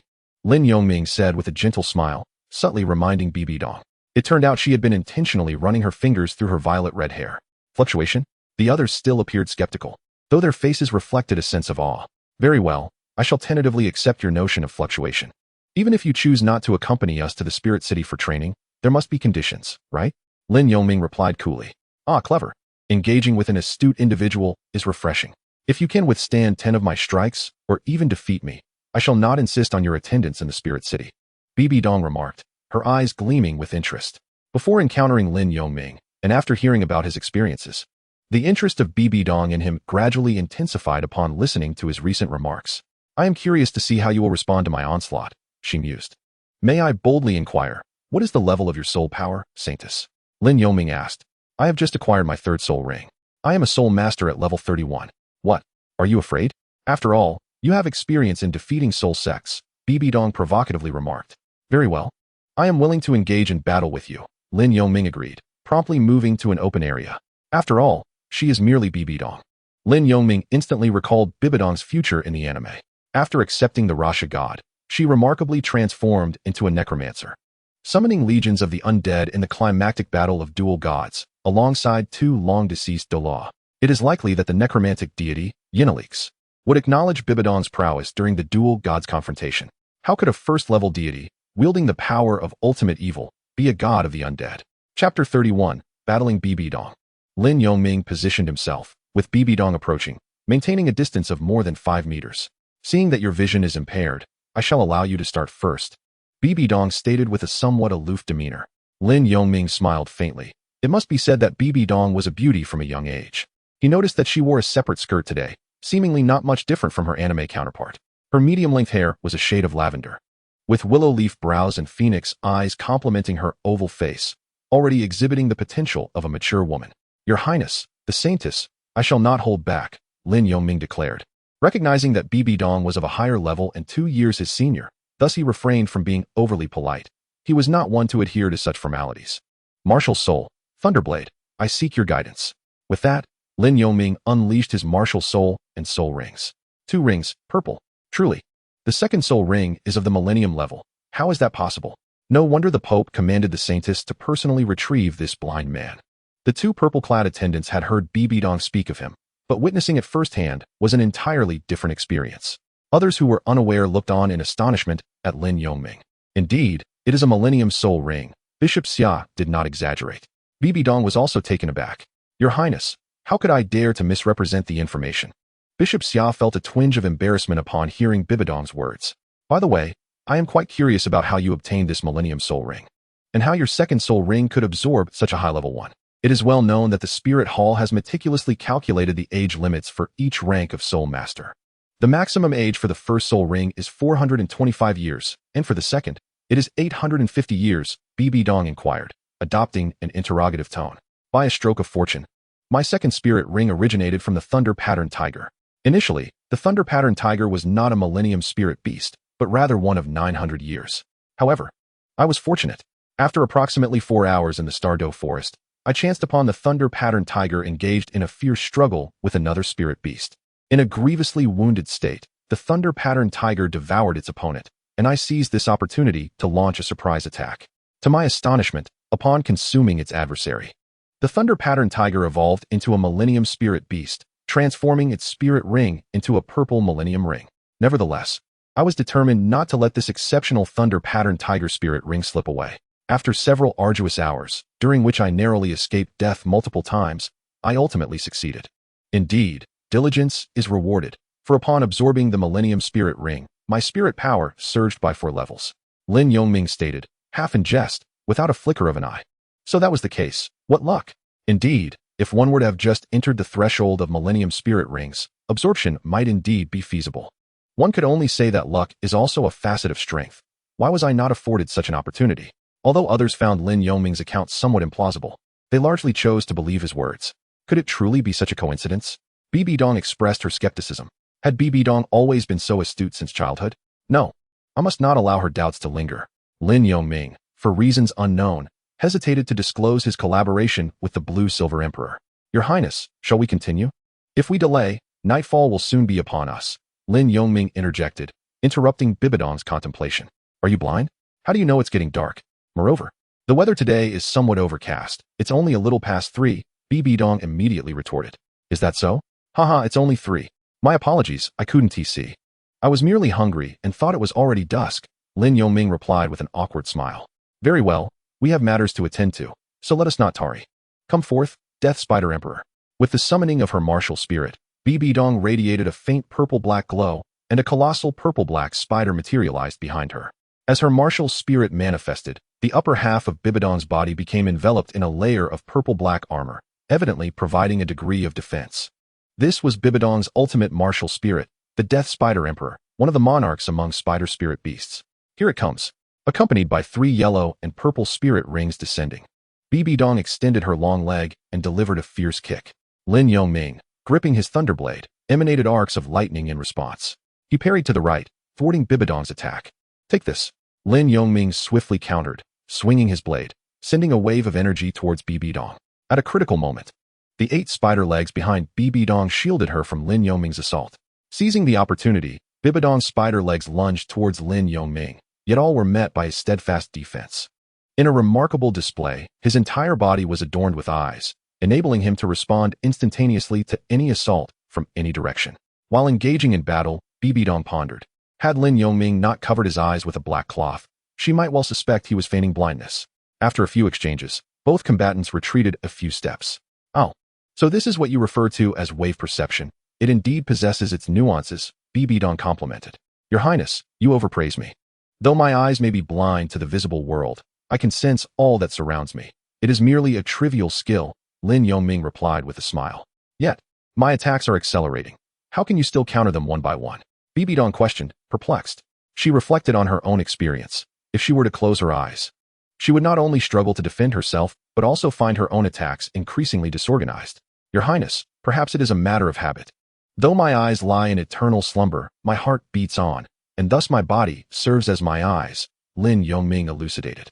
Well said, Su Qing exclaimed, applauding Lin Yongming.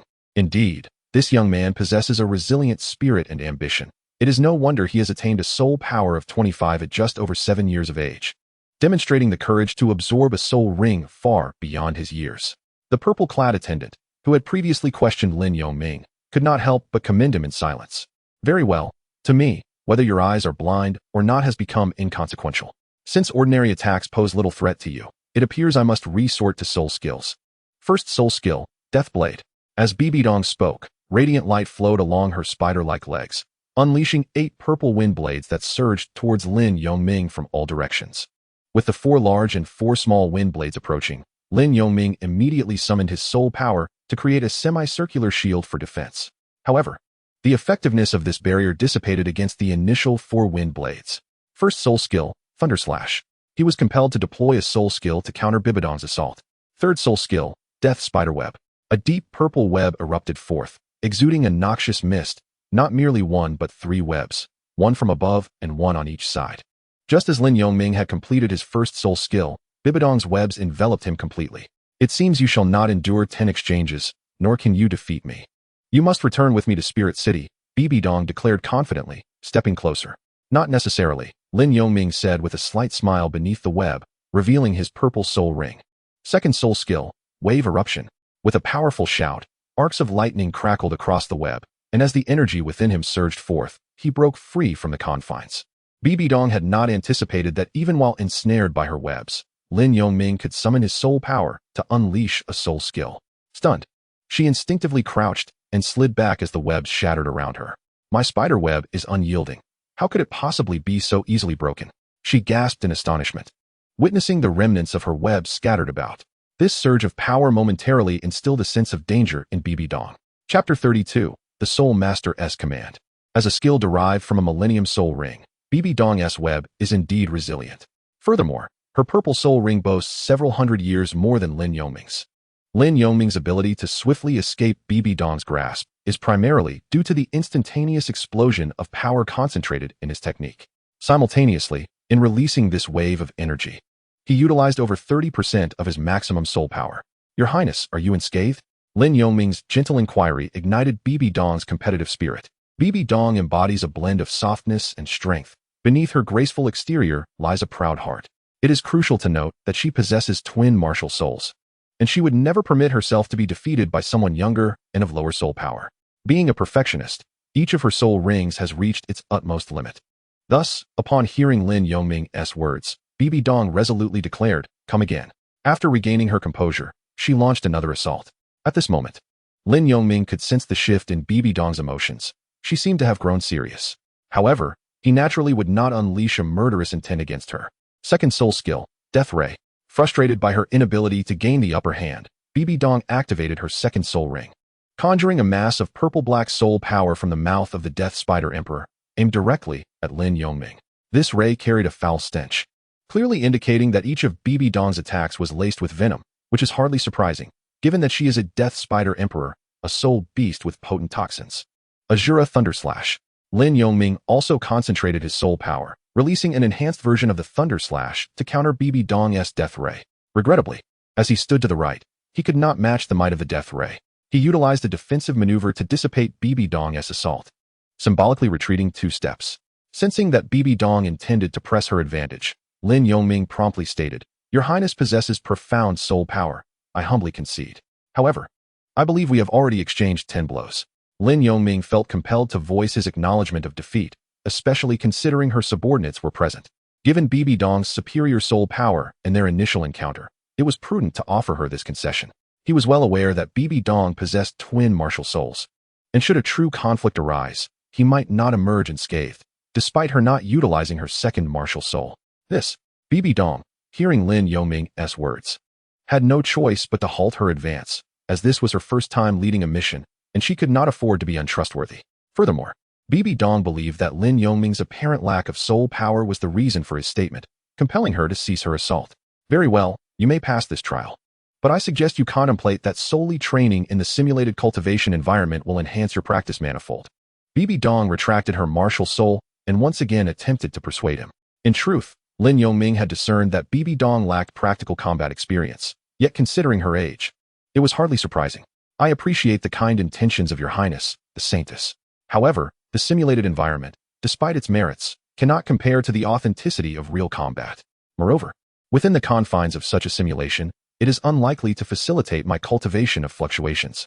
After all, I am devoid of sight, as the saying goes. The eyes are the windows to the soul. Perhaps illusions hold no sway over me, thus the simulated environment would likely be ineffective as well. Lin Yongming explained in a calm manner. Upon hearing this, Bibi Dong's eyes shimmered with a hint of violet as she scrutinized the eyes concealed beneath Lin Yongming's black veil. Very well, since you have charted your own path in cultivation, I shan't press further. With that, Bibi Dong produced a metallic token adorned with the emblem of the Spirit Hall in her right hand, while a pouch of coins rested in her left. This token is the exclusive insignia of the Spirit Hall, the Spirit Token. Henceforth, you are a member of the Spirit Hall. This pouch contains 1,000 soul coins, intended as your initial funds. Given your talent and potential, you may withdraw 100 soul coins each month. With this token and the Soul Master's Handbook, you may utilize resources from any branch hall. 1,000 soul coins. Lin Yongming exclaimed, genuinely taken aback by the heft of the sum. This is the first time I've held such an amount. He accepted the items without hesitation, his tone laced with jest. Upon receiving the token, you are now part of the Spirit Hall. However, should we discover you allied with any other factions or betraying the Spirit Hall, we will not only revoke your privileges, but will also pursue you relentlessly, Bibi Dong warned, her voice cold, accompanied by a disdainful smirk. That is only natural. I would never be a traitor. Yet, if I were to forge friendships with families and sects while traversing the continent, that should pose no issue, correct? Lin Yongming inquired cautiously. Indeed, as long as you do not engage in acts of treachery against the Spirit Hall, we shall not impose upon your affairs. Bibi Dong clarified with a nod. That is reassuring. I formally pay my respects to you, Your Highness the Saintess, Lin Yongming stated earnestly. From now on, do not venture alone into the Stardow Forest to hunt soul beasts. As a member of the Spirit Hall, your potential allows you to seek assistance from our experts in capturing your soul rings, Bibi Dong replied, satisfaction evident in her demeanor. I understand, Your Highness the Saintess. Your Highness, may I return home now? Perhaps I could rest there for a moment, Lin Yongming suggested. Not yet. I have pressing matters to attend to. Speaking of which, would you care to accompany us? It might pertain to you, Bibi Dong proposed. Pertaining to me? Your Highness, what matter is this? Lin Yongming inquired, a note of confusion in his voice. You recall the soul master you defeated 3 days ago?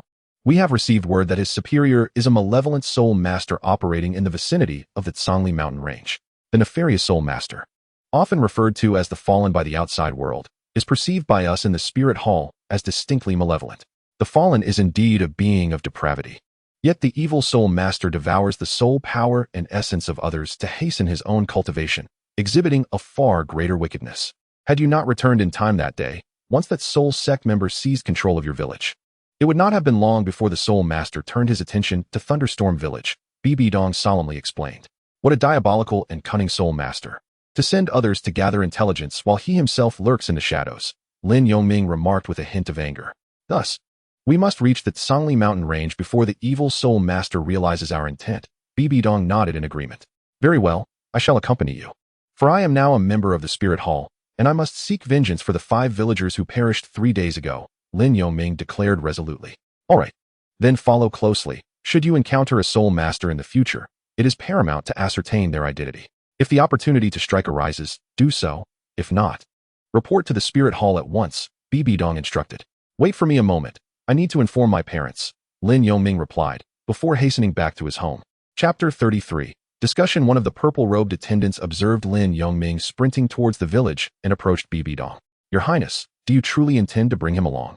Despite his keen perception, he remains a blind boy. Indeed, while we are uncertain whether a soul master resides within the Tsangli mountain range, there is undoubtedly an entity of soul sage caliber present.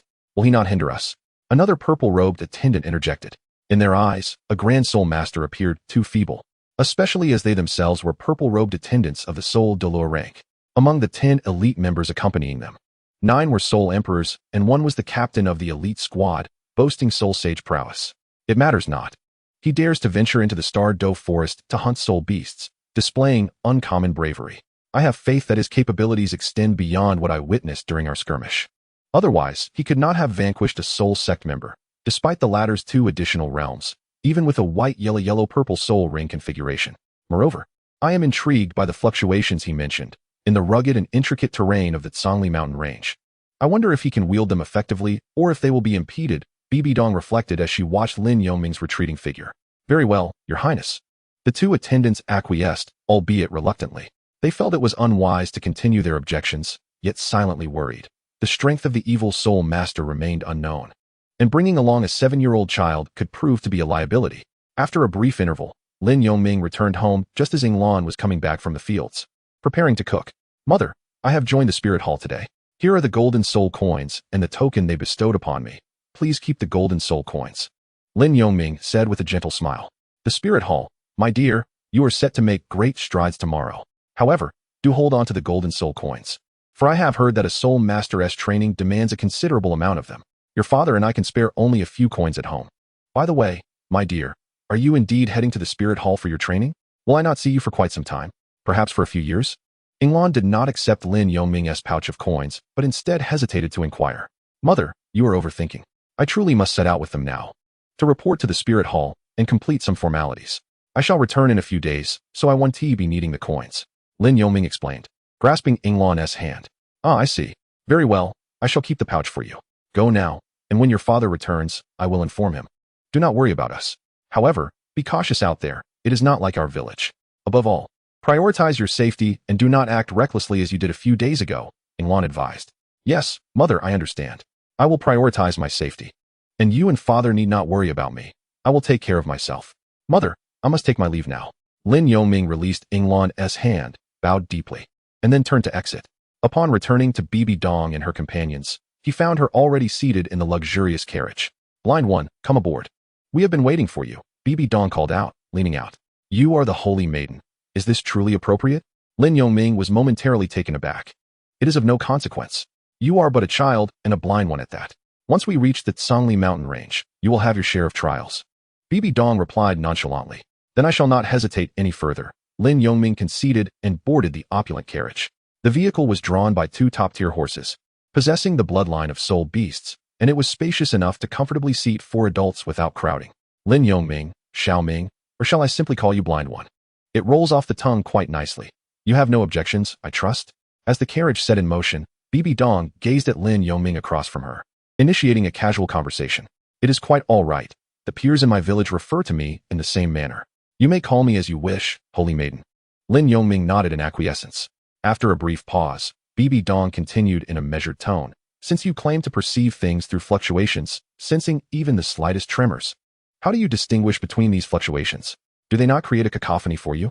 Lin Yongming chuckled softly. Your words encapsulate the essence of my training. For instance, when the carriage rolls over a small stone, sending it airborne into the grass, or the disturbances caused by birds taking flight nearby, it is my experience that allows me to discern these nuances. Bibi Dong listened intently, nodding slightly before posing another question. What is the range of your perceptive ability? Within that range, can any subtle movement escape your notice? Lin Yongming pondered for a few moments before responding. Approximately 70 meters. Naturally, the farther the distance, the weaker the perceivable fluctuations. Bibi Dong had been keenly observing Lin Yongming's expression for any signs of change. You seemed to hesitate just now. Could it be that you did not finish your thought? Your Highness, are you attempting to unearth all of my secrets? Lin Yongming replied with a faint smile. Of course not. Everyone harbors their own secrets, which is perfectly natural. If you choose not to share, I shall not press you. Bibi Dong chuckled softly before continuing her inquiry. However, since you employ this so-called wave to counter your adversaries, does that not render you vulnerable to ambush? If your opponent were to attack you from 70 meters away, how would you respond? It matters not, even if he were 100 meters distant. Once his attack encroaches upon my wave perception range, he would find no refuge, Lin Yongming answered. Hearing your explanation, I cannot help but feel that those with eyes are less capable than those without. In your case, It seems as though your entire being is a vast eye. Bibi Dong mused. I have already stated that as long as my heart continues to beat, my body serves as my eyes. Lin Yongming nodded affirmatively. This wave is truly remarkable. It makes me want to learn from you. Blind one, do you think I could master your wave perception? Bibi Dong inquired with curiosity. It is indeed learnable, but first, you must blind yourself. This way, the effort will be greatly reduced. After enduring several years of darkness, you may come to grasp the ability of wave perception. Your Highness, do you still wish to learn? Lin Yongming responded with a gentle smile. Bibi Dong paused, then remarked, must I truly blind myself? It would be difficult to find tranquility with eyes. How could one hope to comprehend? Then it appears this is not suitable for me, Bibi Dong said with an awkward smile. Actually, one could learn without blinding oneself. But I fear you may find it exceedingly challenging to progress, wasting time and hindering your soul power cultivation. Furthermore, is it not better to see the light? Why pursue my unorthodox path? Lin Yongming explained. Indeed, how wonderful it is to behold the vibrant hues of this world, Bibi Dong reflected. The Zhongli mountain range is a desolate expanse, meandering over 20 kilometers with scarcely a tree in sight. The grass on the slopes is a dull brown. The highest peak rises over 4,000 meters, with an average elevation exceeding 3,000 meters. Chapter 34, Mountain Exploration. As they passed through the road leading to the small town of Uerdo, Bibi Dong summoned the summer bishop and his entourage back. After nearly 4 hours of travel, they arrived at the foot of the Zhongli mountain range, where the road ended, and the carriage was halted at the base of the mountain. Your Highness, we have arrived. We must leave the carriage here, said Deacon Kluser, standing beside the vehicle. From Bibi Dong's introduction during their journey, Lin Yongming learned that the two purple-robed deacons were Kluser and Hirelai. According to Bibi Dong, he understood that the lowest rank among the purple-robed deacons of the Spirit Hall is that of Soul Douluo. The elite team members donned silver-white armor, comprised of soul masters whose strengths varied between soul kings and soul saints. Although small in number, they were undeniably the true elite. The elder-level title Douluo was not introduced to Lin Yongming, indicating the high regard the Pope of the Spirit Hall held for Bibi Dong by dispatching such a formidable team for her protection. 2 attendants, as night falls. We shall rest for an hour before entering the mountains to catch them off guard, Bibi Dong commanded. Understood, Your Highness, replied the attendants, who then instructed everyone to recuperate and replenish their energy. Each individual promptly produced food to eat. Blind one, you came in haste and likely did not bring provisions. Here, allow me to share some with you, Bibi Dong said, offering Lin Yongming food and a flask of water. Thank you, Your Highness, Lin Yongming replied, accepting the food without hesitation. After traveling since 3 in the afternoon, they arrived at the Zhongli mountain range well past 8 o'clock without having dined. This was why Bibi Dong ordered a moment of rest. With elegance, she resumed her meal. Half an hour later, as everyone finished, Bibi Dong gathered them together. Based on their intelligence, the malevolent soul masters were most likely located at the secondary peak of the Zhongli mountain range, known as Zhongyuan Peak, characterized by steep cliffs and numerous boulders, potentially hiding within caves. Caution was advised while ascending. I intend to search both the northern and southern flanks simultaneously. With each attendant leading 5 teammates, Bibi Dong announced, outlining the operation. We await your directives, Your Highness, the group responded, nodding in agreement. Indeed, we must avoid alarming the enemy, and if any suspicious caves are discovered, we must investigate thoroughly before reporting back to the other team. Do not act recklessly on your own. Should the evil soul masters escape, there will be severe consequences, Bibi Dong warned with gravity and seriousness. Understood. If it were not night, and under the watchful eyes of the enemy, Lin Yongming surmised that their responses would have been boisterous. Your Highness, I shall take these 5. And you may follow the attendant Harley, suggested attendant Carouse, positioning Bibi Dong alongside Harley and the elite team captain of Soul Saint rank. Very well, it is settled. It is time to enter the mountains. Prepare yourselves. Blind one, stay by my side, Bibi Dong instructed Lin Yongming. Agreed, Lin Yongming replied, having no objections as he observed Bibi Dong finalize the arrangements. The group took another moment to rest before splitting into 2 teams to begin their ascent into the mountains. They traveled through the night without illuminating their soul-guiding lights, wary of alerting the enemy, who could be lurking anywhere. Despite the darkness, the members of the Spirit Hall had no issues with night vision, and for Lin Yongming, the distinction between day and night was inconsequential. As they ventured into the mountains, the path became increasingly treacherous. Be cautious and stay close behind me, Bibi Dong softly instructed Lin Yongming. Thank you for the warning, Your Highness. Lin Yongming replied in a hushed tone, his attention keenly focused on the entire mountain. In such terrain, his inner vision proved far more effective than mere sight, especially under the veil of night, showcasing its true advantage. After uttering a brief word, Bibi Dong fell silent, and the group ascended the mountain in a tranquil hush, each member treading carefully while surveying their surroundings. Within a certain cave on the Tsunyuan Peak, 3 figures gathered, 2 clad in black robes and 1 in dark red, forming a triangular formation. It has been 3 days since that scarred bandit returned. It seems we cannot linger here much longer, one remarked.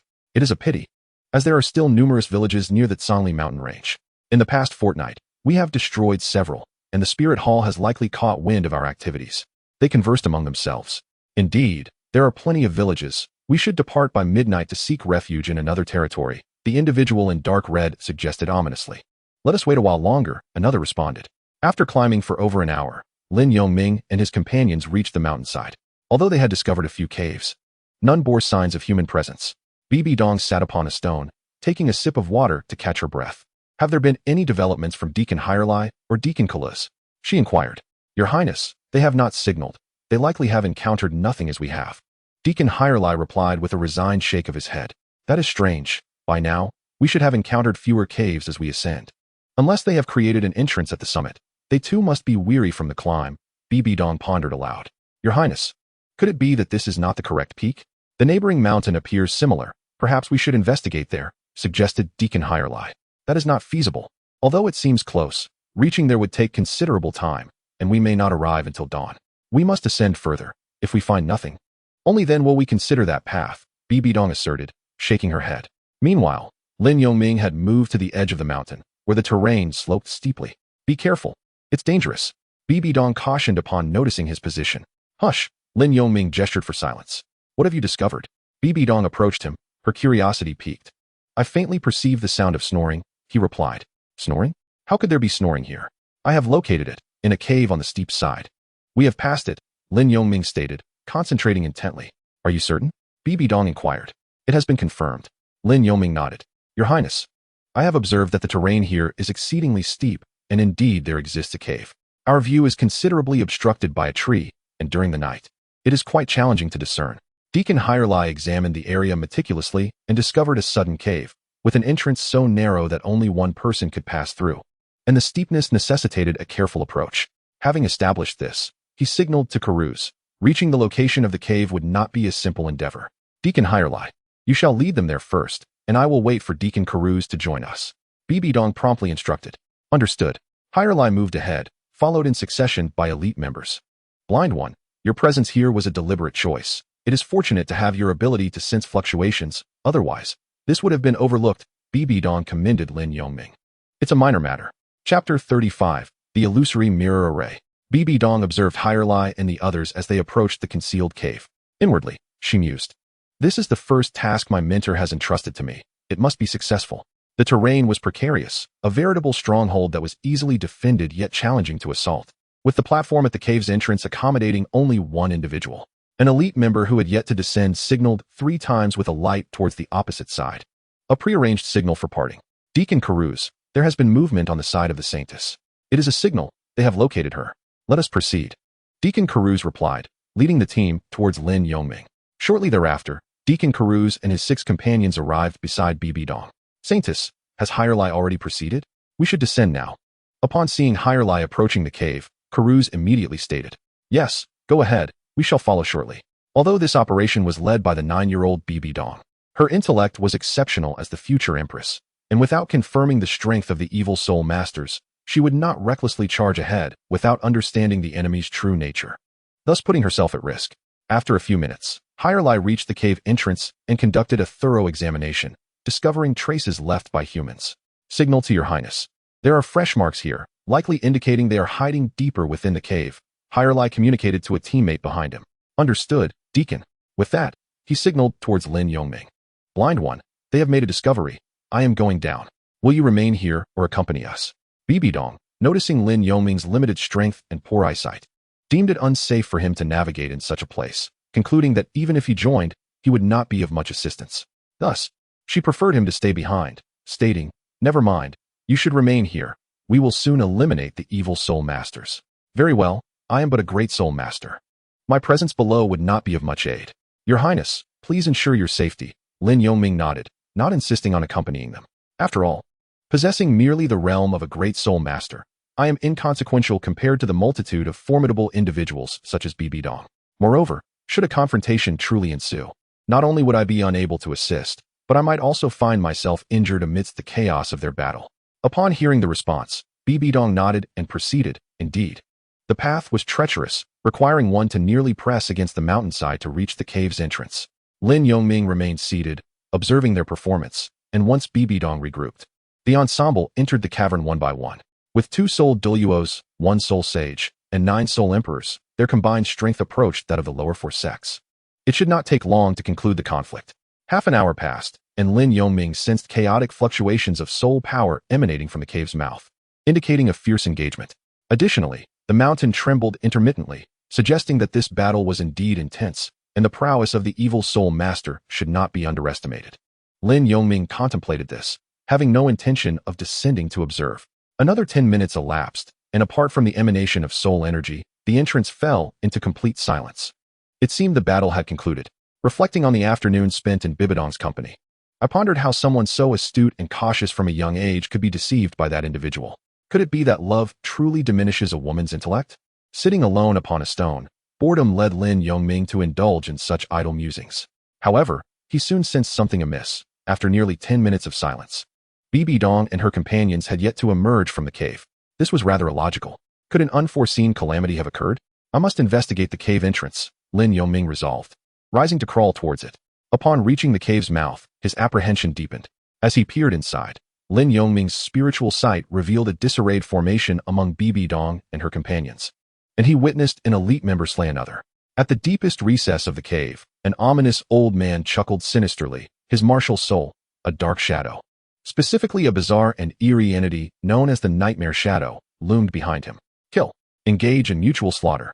Once you are dead, I shall absorb the soul power within you, which will surely elevate me to the rank of Soul Douluo, and perhaps even to the esteemed title Douluo realm. Yet, what captivated Lin Yongming the most was the peculiar stone clutched in the man's hand. What is that stone? It possesses an inexplicable allure. Bibi Dong and her companions must have fallen victim to a powerful illusion array. It seems my only recourse is to disrupt this illusion to awaken them, Lin Yongming calculated silently. Observing the array, he then realized that despite Bibi Dong and her companions being entranced, the evil soul master remained stationary, refraining from making a move. It appears that the malevolent soul master, after initiating the illusion, finds himself rendered immobile, compelled to observe the ensuing carnage among Bibi Dong and her companions until the illusion is dispelled, which suggests that this illusion is not insurmountable. After careful observation, Lin Yongming deduced that the malevolent soul master refrains from personally eliminating the 2 enforcers, as maintaining the illusion's operation precludes him from acting. This moment would have been optimal for him to strike while the minds of the others were clouded. However, the fact that he remains motionless indicates that he is indeed incapacitated by the illusion, perhaps revealing a critical flaw in its design. Despite his understanding of the general situation, Lin Yongming summoned his Thunderblade and Soul Rings before cautiously advancing into the cave. After all, the malevolent soul master wielded 7 soul rings, and any miscalculation on his part could cost him dearly. To his surprise, he noticed a child of a grand soul master among them. How audacious to attempt to capture us while bringing along 2 children. The martial soul palace clearly underestimates me. Nonetheless, it is fortuitous that their negligence in sacrificing 2 companions has enabled the activation of this illusory mirror array. Upon sensing Lin Yongming's presence, the malevolent soul master, seeing only a mere 2-ring Grand Soul Master, felt a surge of disdain. What use is a Grand Soul Master? Once within the confines of my illusion, he is nothing more than prey. Subsequently, the malevolent Soul Master dismissed Lin Yongming entirely, focusing instead on his true adversaries, the 2 soul Douluos nearby. A short while later, another elite member of the martial soul palace met their demise, their screams echoing throughout the cavern. The stench of blood and malevolence pervaded the air, a testament to the malevolent soul master's power. Lin Yongming, while observing the malevolent soul master, ventured further into the cave. Throughout his journey, he noted that the malevolent soul master had yet to make a move, further confirming his analysis. The passage widened as he progressed, and after 10 minutes, Lin Yongming found himself beside Bibi Dong. "Your Highness, awaken," he implored, shaking her arms without effect. Only a low, guttural utterance of kill escaped Bibi Dong's lips. Lin Yongming pondered who it was she sought to slay, as she incessantly repeated the word. Realizing that this method would not rouse her, he prepared to advance further. Suddenly, 8 spider-like legs launched an attack from behind Bibi Dong. Die! She screamed, simultaneously assaulting him. Block! Fortunately, Lin Yongming had remained vigilant since entering the cave. Sensing something amiss with Bibi Dong, he was prepared to defend himself. Given her unconscious aggression, he could not afford to retaliate, but instead retreated while maintaining his defense. Oh, indeed, the mere Great Soul Master, upon entering, has succumbed to an illusion. However, a child is indeed a perfect match for another child. The Evil Soul Master, upon hearing the commotion, beheld Lin Yongming and Bibi Dong facing each other, and with a disdainful smile, he thought to himself. Soon, the Evil Soul Master ceased to pay them any heed, for the duo of Lin Yongming did not warrant his concern. How infuriating! True to the Soul Douluo's reputation, they remained immobile within my mirror illusion array for such an extended duration. Kill them all, annihilate them.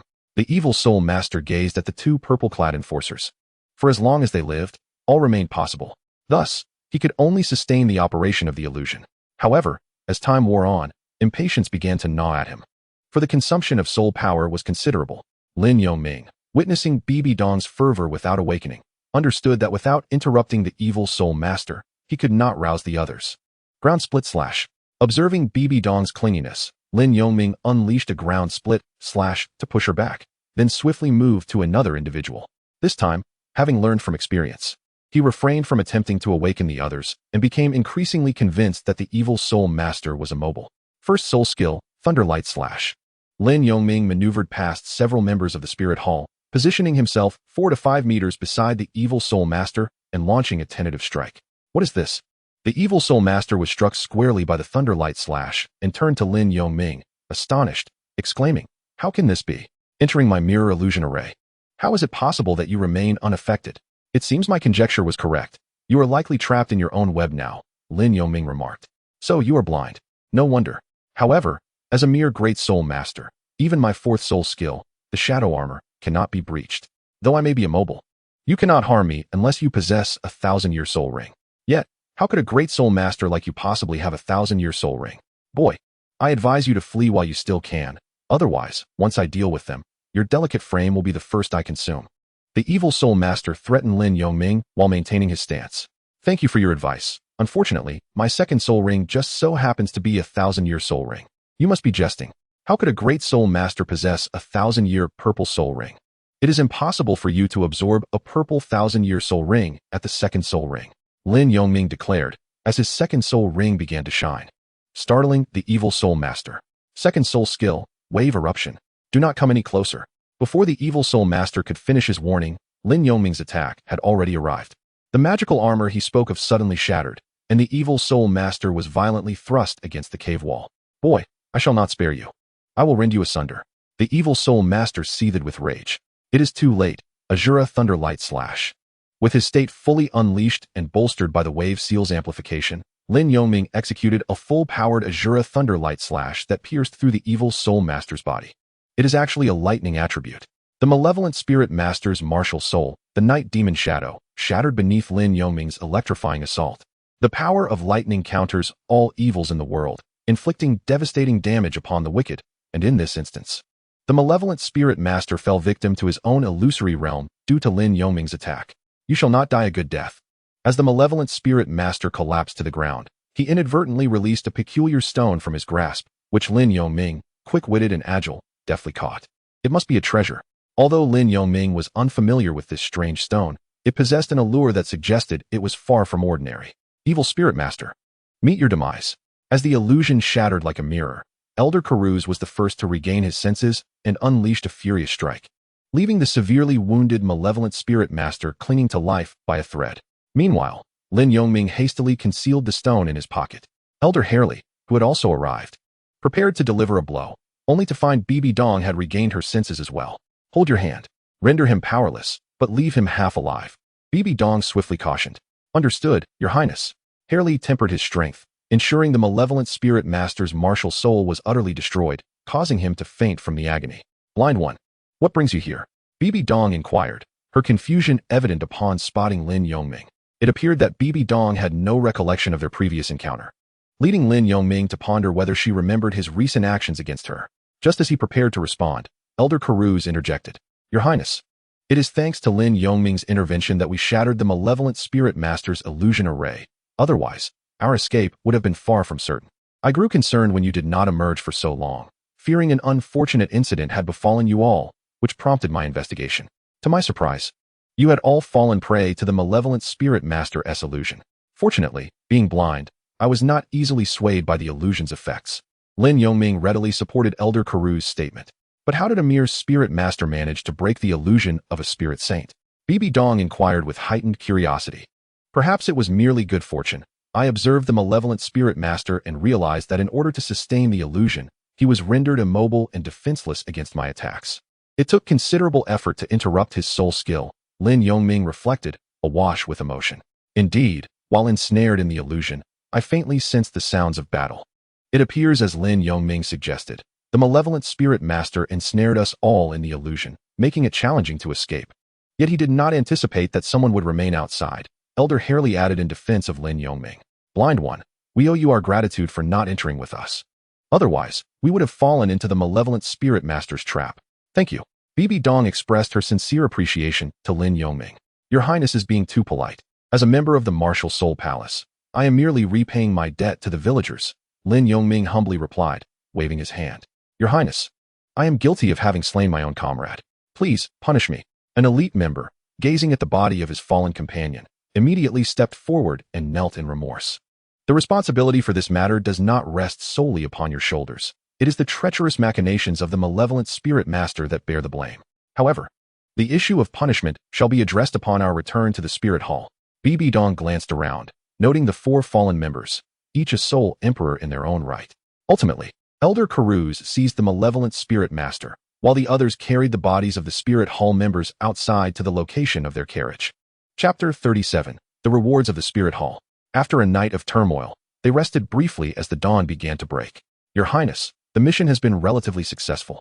We have eradicated 2 soul emperor-level malevolent spirit masters and captured a soul sage, albeit at the cost of 4 lives. Elder Karuz reported the mission's outcomes to Bibi Dong.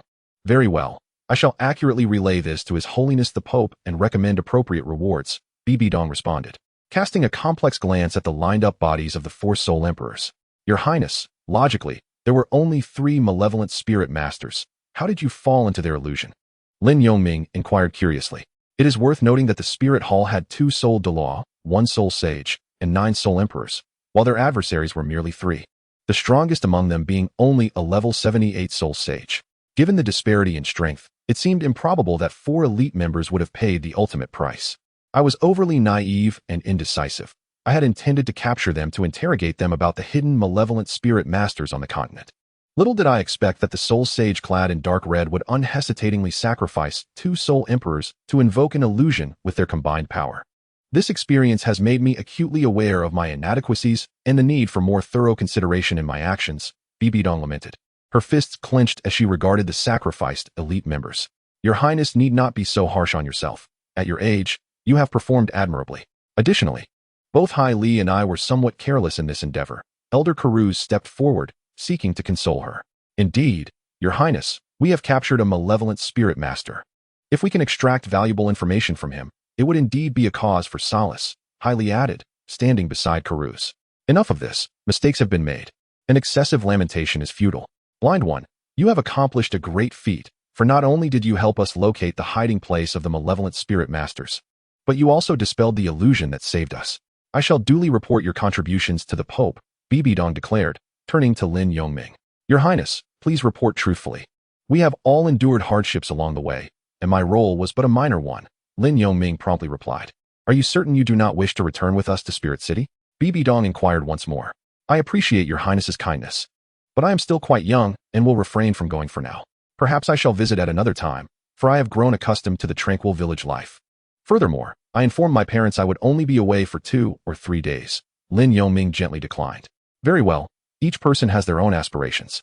Once His Holiness the Pope bestows upon you the award, I shall arrange for someone to deliver the reward to you. I hope that during our next encounter, we can engage in a splendid duel. Without further ado, after Bibi Dong finished speaking, she instructed the others. Farewell, Your Highness. Lin Yongming waved his hand in parting. After taking a moment to rest, Bibi Dong and her companions returned to their abode. Lin Yongming remained where he was, watching them depart. Before he too set off towards Thunderstorm Village. After more than an hour of travel, the sky had completely brightened. As Lin Yongming rested by the roadside, a sudden thought struck him. He slapped his forehead and retrieved a peculiar stone from his pocket. It was termed a peculiar stone due to its octahedral shape. A pitch-black stone that could be held in one hand. It exhibited no immediate reaction, yet its inexplicable allure intrigued him. Was it to be activated with soul power? Contemplating this, Lin Yongming infused the stone with his soul energy. After a brief wait, the stone erupted with a brilliant blue light, surrounded by crackling thunder. Though this phenomenon lasted only about a minute before fading away. To his astonishment, the interior of the stone brimmed with immense lightning, a tribute soul power. Could it be that the evil soul master wielded it to absorb the soul energy within while maintaining an illusion? Lin Yongming found himself at a loss. However, as he poured his soul energy into the dark stone, it transformed into a gem resembling a sapphire. Never mind, I shall keep it for now. Perhaps my soul power is insufficient to unleash greater abilities. Noticing the stone's inactivity, Lin Yongming placed it back in his pocket and resumed his journey.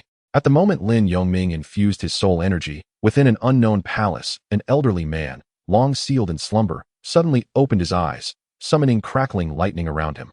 His gaze filled with arcs of electricity. The thunder core had exhibited a faint response, radiating pure lightning energy.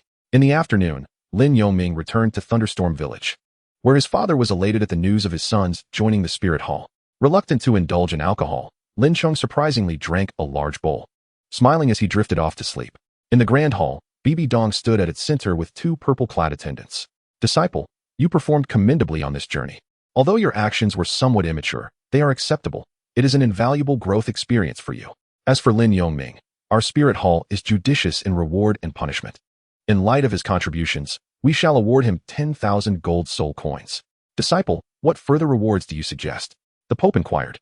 Master, I observe that Lin Yongming, as a soul master, lacks even a storage soul guide, which poses a considerable inconvenience for a soul master traveling outside. It would be prudent to bestow upon him a storage soul guide as well. Bibi Dong promptly expressed her thoughts. Then it is settled. In recognition of Lin Yongming's talent and contributions, he shall receive 10,000 gold soul coins, 1 storage soul guide, and 1 yellow medal of honor. The Pope announced as he stood. His Holiness the Pope is indeed wise. Bibi Dong and the two attendants immediately spoke. You may leave. Yes. The two purple-robed attendants exited the Pope's hall. Disciple, why hasn't Lin Yongming accompanied you to Wuhuan City? Upon seeing the two depart, the Pope inquired about this matter. Subsequently, Bibi Dong took a good 10 minutes to recount Lin Yongming's circumstances, adding her speculations as well. A fluctuation? He possesses ambition and ideas. Indeed, every innate full soul power is extraordinary. You requested me to bestow a soul storage device upon him for his better allegiance, did you not? The Pope, taken aback by Bibi Dong's astonishment, expressed his own surprise. Yes, Master, he is indeed blind, but the fluctuations he perceives are, in certain respects, no less significant than those with sight. For instance, during this journey, it was thanks to his reminders that we were able to locate the hidden lair of the evil soul master. He is indeed worthy of our earnest efforts to win his allegiance. Bibi Dong offered Lin Yongming considerable affirmation. Are you certain he hails from an ordinary village? The Pope inquired once more.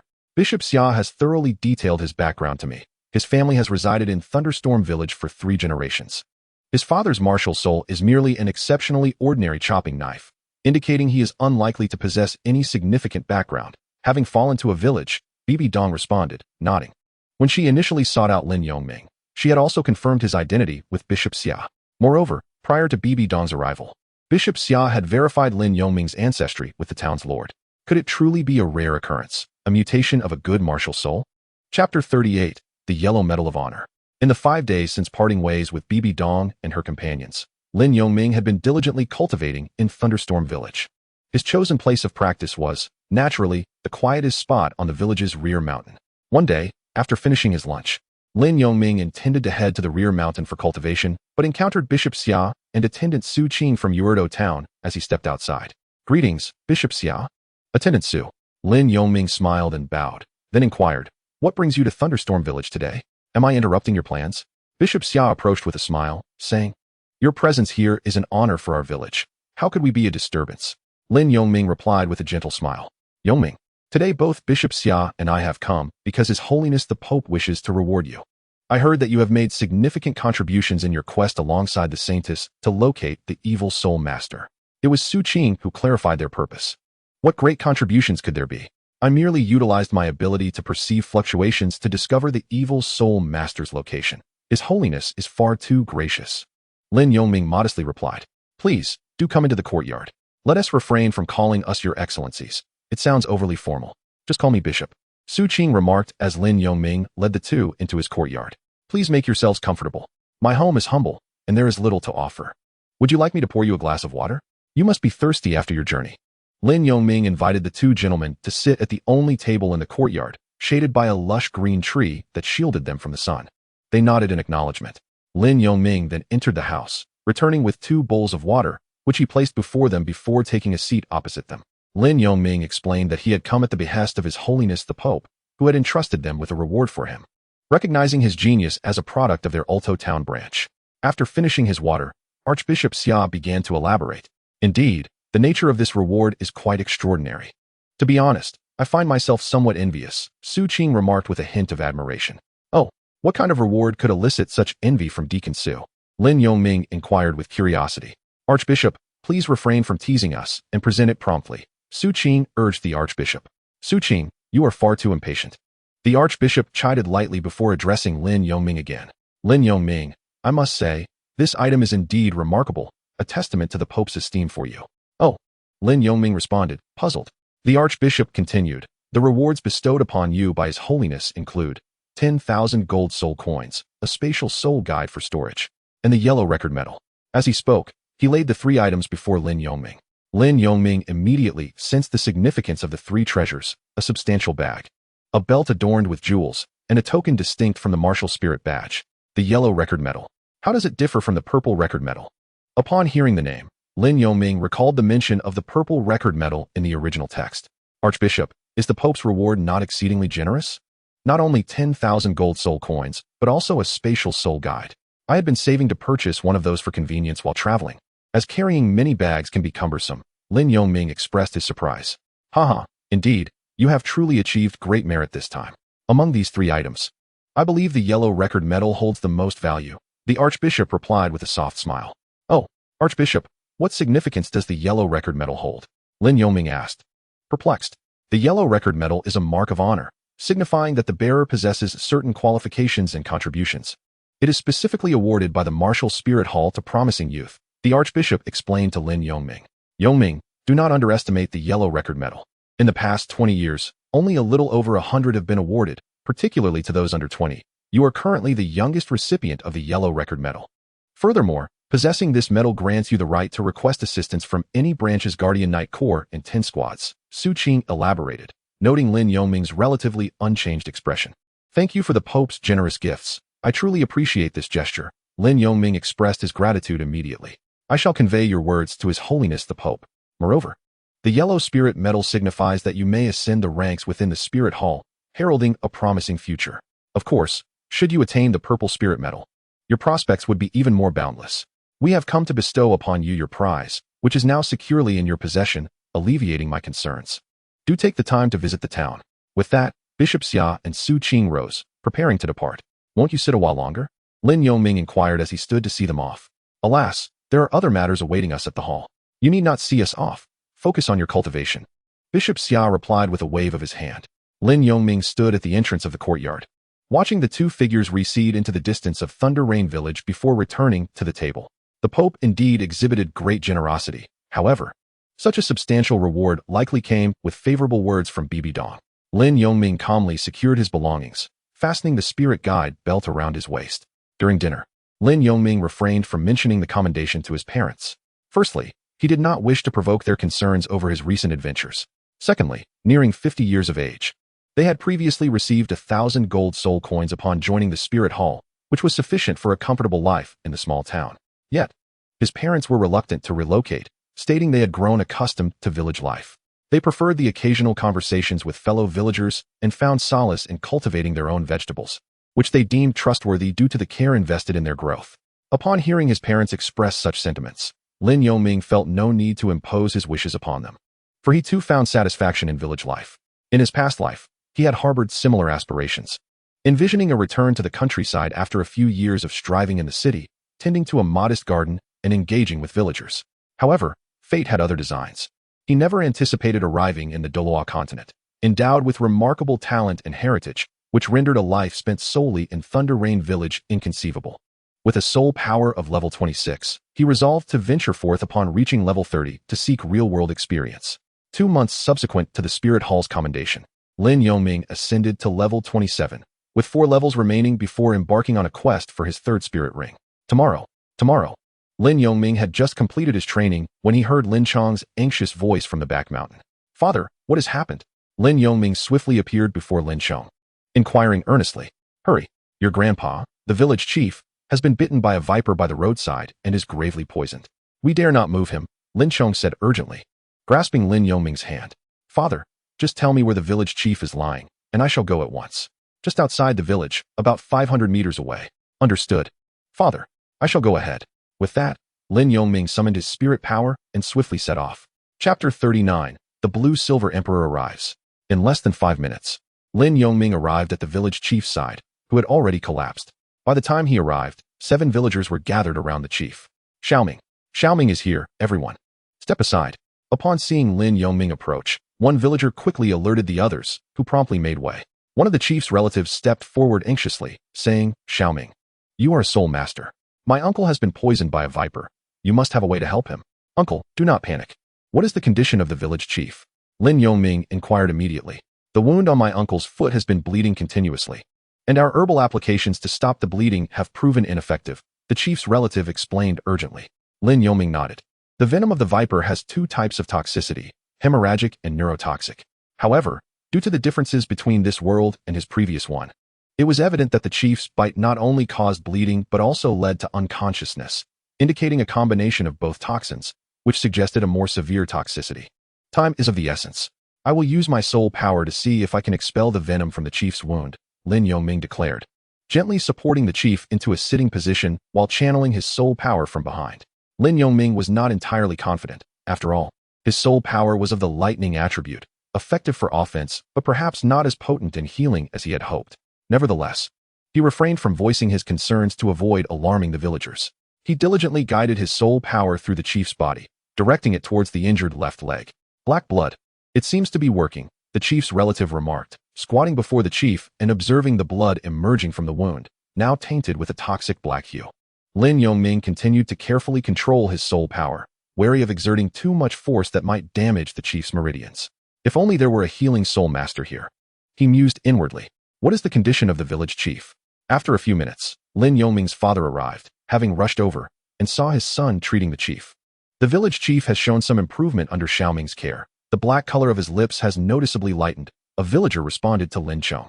Under the watchful eyes of the crowd, Lin Yongming maintained his efforts for over 10 minutes before withdrawing his hands from the chief's back and standing up. "Is the village chief out of danger?" Lin Chong asked directly, with the others looking at Lin Yongming with hopeful anticipation. "I have expelled most of the venom using my soul power, but a small portion remains within the chief's body. After all, I am not a healing soul master. We must go to the Wuhuan Hall in Yuerdo town to find a professional healer, or else the village chief remains at risk." Lin Yongming explained the chief's current state. "Xiaoming, how much longer can the village chief hold on?" "I will immediately seek out a healing soul master," the chief's relative urged anxiously. "It will be no problem to hold on for about 3 days, but just to be safe, we should act swiftly," Lin Yongming remarked. "Very well, I shall go now. I kindly ask you all to carry the village chief back home." Just as the chief's relatives prepared to leave, Lin Yongming stopped them. "Uncle, let me go instead. With my soul power, I can reach the town quickly. You can carry the chief back home." "No, Xiaoming. You should remain by the village chief's side to prevent the toxin from deepening, and you have already expended considerable soul power. Even if you can summon it back and forth, it will tire you out, especially since you are not yet 8 years old," the chief's relative insisted. Dismissing Lin Yongming's suggestion. "Hello everyone. It seems you are in need of assistance. Allow me to see what I can do." A familiar voice resonated from behind, causing Lin Yongming to pause, realizing he had been inattentive to his surroundings while conversing with the chief's relatives. "Little blind brother, you're here. I thought I had taken a wrong turn," Wan Yinhuang exclaimed, stepping forward joyfully upon seeing Lin Yongming. This familiar voice belonged to Lan Yinhuang, whom he had not seen for over 2 months. "Uncle, there is no need to go to the town. The person capable of treating the village chief has arrived," Lin Yongming said with a hint of exasperation to the chief's relatives. "Is this young girl the one?" the chief's relative inquired, puzzled, as they were unfamiliar with Lan Yinhuang. "I can treat the snake venom. I assure you there will be no aftereffects," Lan Yinhuang stated confidently, stepping closer to examine the wound on the village chief's left leg. "Blue silver grass. With that, she summoned her martial spirit, and as the soul power surged forth, a vibrant green light enveloped the village chief, teeming with vitality. Compared to Lin Yongming's straightforward use of soul power, Lan Yinhuang's methods were undoubtedly far more sophisticated. In a matter of moments, the village chief's lips regained their color, the bleeding ceased, and the purple wound began to heal, returning to its normal state. All done, Lan Yinhuang declared, retracting her martial spirit and clapping her hands. So fast. The other villagers were taken aback, yet they observed the remarkable effect on the village chief. If not for the slight scab remaining, they might have thought it a dream. Every profession has its own expertise, Lin Yongming mused to himself. Lan Yinhuang's vitality was incredibly resilient. In the original story, even after sacrificing herself, she was able to leave behind her essence and resurrect. Little blind brother, I arrived just in time, didn't I? By the way, have you missed your sister while we've been apart? Lan Yinhuang teased as she approached Lin Yongming playfully. Not at all. Really? Lan Yinhuang pouted, displeased. Because I cannot see, he replied. Ah, thank you, esteemed soul master. Thank you. The village chief's relative stepped forward to express gratitude on behalf of the village chief. No need for such formality. It was but a trivial matter. Lan Yinhuang responded hastily, waving her hand dismissively. As they conversed, the village chief slowly awakened. Xiaoming, was it you who saved me? Oh, the wound has vanished. Grandfather village chief, you are awake. Is there anywhere that you still feel discomfort? Lin Yongming inquired. Indeed, it was Lan Yinhuang who saved you. I lack such great abilities. He replied. Lin Yongming pointed at Lan Yinhuang and said, Oh, is it the esteemed soul master? Thank you for saving me. The village chief expressed his gratitude to Lan Yinhuang. Old man, you needn't be so polite, Lan Yinhuang replied sweetly, addressing the elderly gentleman. I feel splendid now. There's no need for concern. I feel even better than before being poisoned by the viper snake, and my back no longer aches. The village chief said with a smile. It's wonderful to hear you're well, chief. Let us return. It's nearly dinner time, Lin Chong interjected. Very well. Let us proceed. Young lady, you haven't dined yet, have you? Please join me for dinner at my home as a token of my gratitude. The village chief invited Lan Yinhuang. No, thank you, old man. I came to play with Xiaoming, Lan Yinhuang politely declined. All right then, the village chief remarked, glancing at Lin Yongming, and ceased to press the matter. What brings you here? Lin Yongming inquired upon noticing several villagers heading back to the village. Humph. When I assisted you in obtaining your second soul ring, you affectionately called me Sister Ain. Now, after merely 2 months apart, you've forgotten my name, Lan Yinhuang said. Her tone laced with displeasure. Lin Yongming had thought Lan Yinhuang was merely jesting, but she had indeed come to find him. Their encounter had been fleeting. They had only shared a bath, slept in the same inn, and spent one night in a tent together. Why the silence? I suppose during my absence. You must have found new companions and forgotten me. How disheartening, Lan Yinhuang expressed her irritation. I didn't expect this side of you, Lan Yinhuang. Lin Yongming silently mused. Xiaoming, is this your friend? Lin Chong inquired. Blind brother, who is she? Lan Yinhuang quietly asked. While the other villagers had left, Lin Chong remained. Curious, as it was the first time he had seen a girl visiting Lin Yongming. Father, allow me to introduce her. This is Lan Yin. I met her while searching for my second soul ring, and I owe her a great deal, Lin Yongming said, facilitating the introductions. Blind brother's father. Oh no. I called him blind brother in front of his father. Will he be angry? Lan Yinhuang thought anxiously, her expression faltering. This girl, despite her youth, possesses an elegance that sets her apart from the villagers. Being a soul master, she must come from a distinguished family, Lin Chong contemplated. Hello, sir. It's a pleasure to meet you. I hope you'll forgive my intrusion, Lan Yinhuang said, feeling nervous as Lin Yongming's father regarded her. Surely he isn't truly upset. She worried, noting Lin Chong's serious demeanor. Your name, Lan Yin, is lovely. Thank you for assisting Xiaoming. He informed me that without your help, he could not have obtained his second 1,000-year soul ring. I truly appreciate it, Lin Chong said with a warm smile. Uncle, no. My friend Xiaoming has also assisted me. Lan Yinhuang nearly blurted out to call him the blind one, but ultimately refrained and instead said, It's fine to call him that. The peers in our village refer to him as such, and my uncle won't be upset. Lin Chong detected the awkward tone in Lan Yinhuang's voice. He then turned to Lin Yongming and remarked, Since your friend has come to visit you and has lent you assistance, you should invite her to our home for dinner to express your gratitude. Your mother should be preparing the meal by now. With that, Lin Chong turned and walked towards the village. All right, father, Lin Yongming nodded in agreement. Why didn't you mention earlier that your father was here? Lan Yinhuang whispered to Lin Yongming. You're quite peculiar. This is my village. If my father weren't here, where else would he be?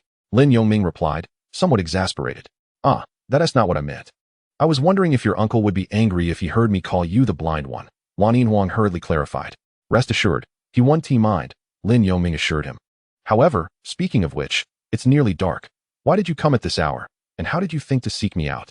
Lan Yinhuang replied, well, I thought your village was not far from Wuter Tua town, but it ended up taking several hours to walk here. I've been at home for more than 2 months, and after breaking through to the Soul sect, I wanted to venture out a bit.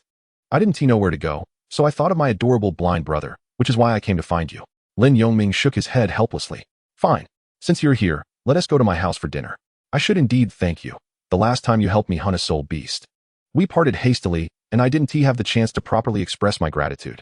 Just say what you wish to say. What else with the shaking of your head? Are you not welcoming me? Lan Yinhuang retorted immediately. Let us hurry. I'm hungry. Aren't you?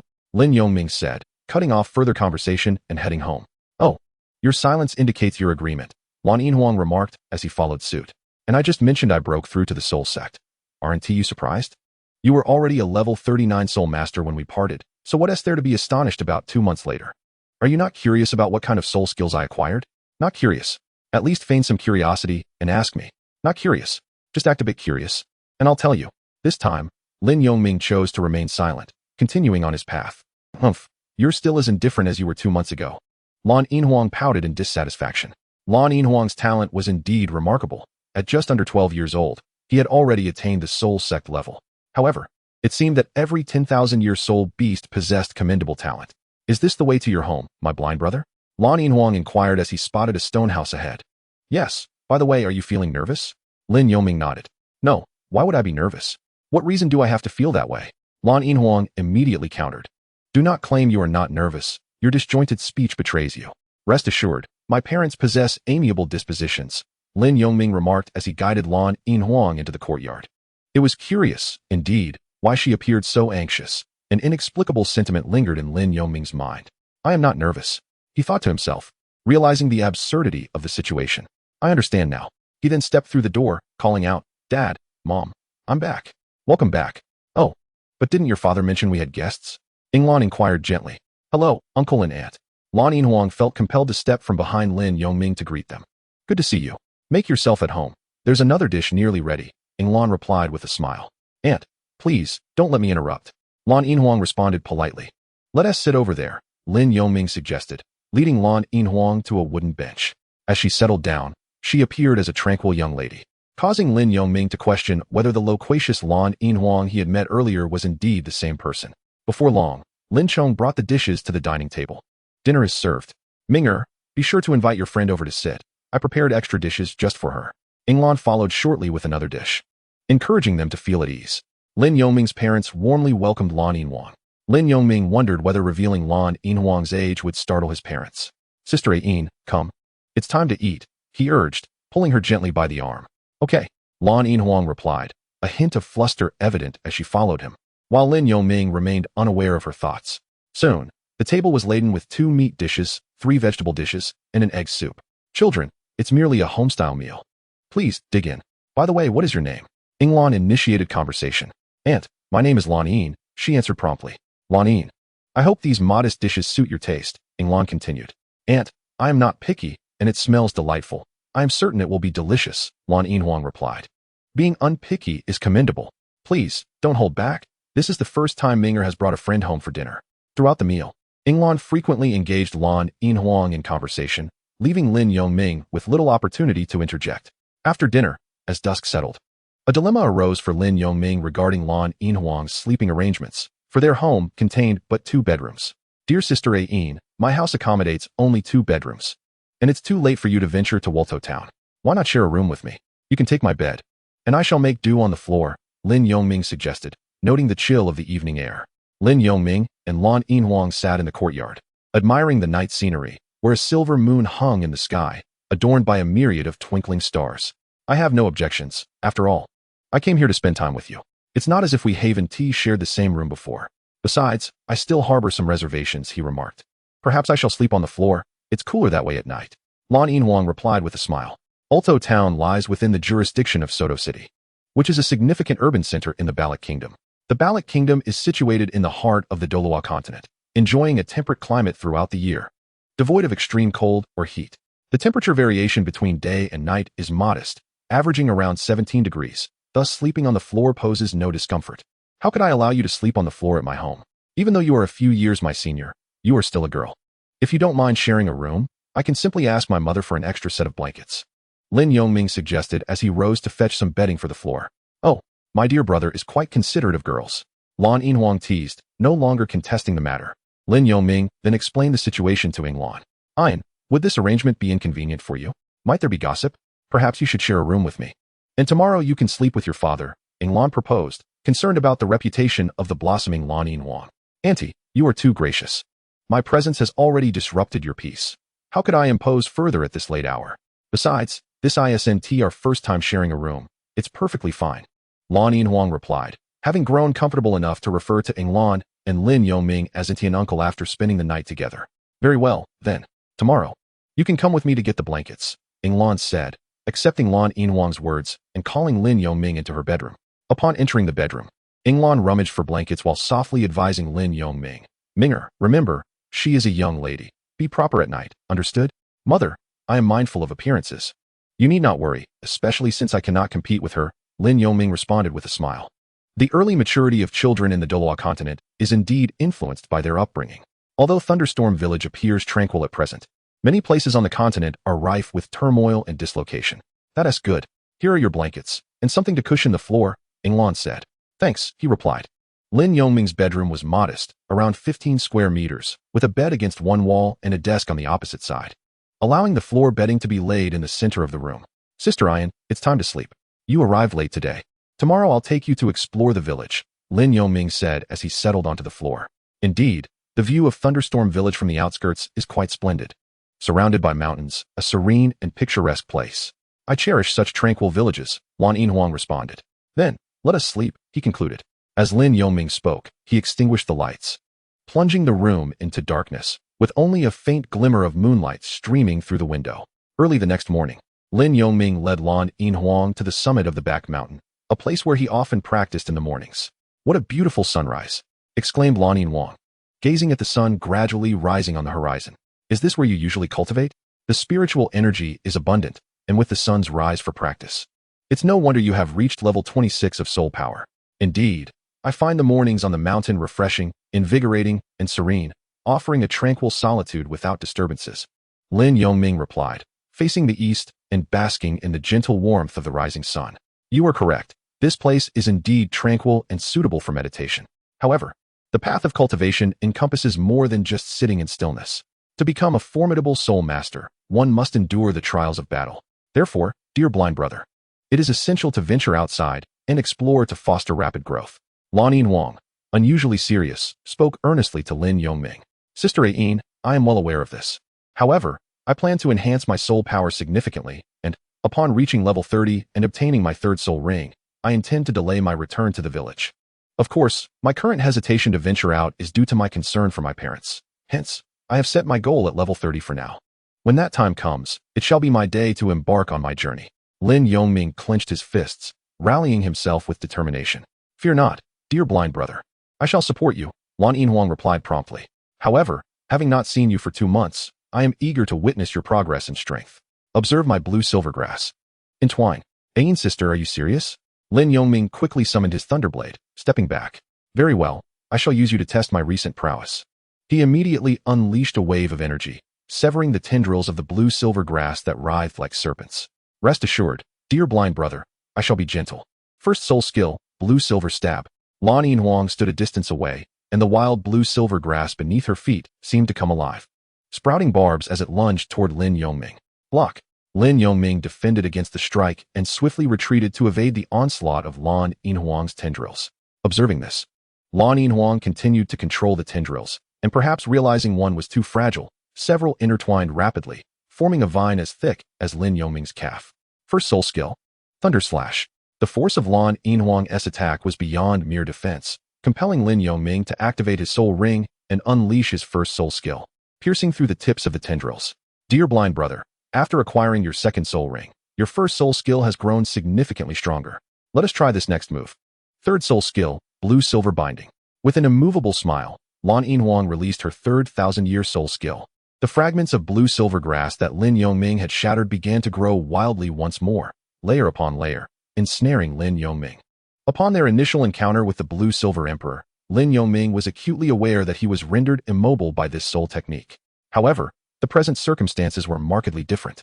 Equipped with the second soul ring's abilities, Lin Yongming no longer feared the Blue-Silver Emperor's prowess. With a resounding shout, he invoked his second soul skill, Wave Eruption.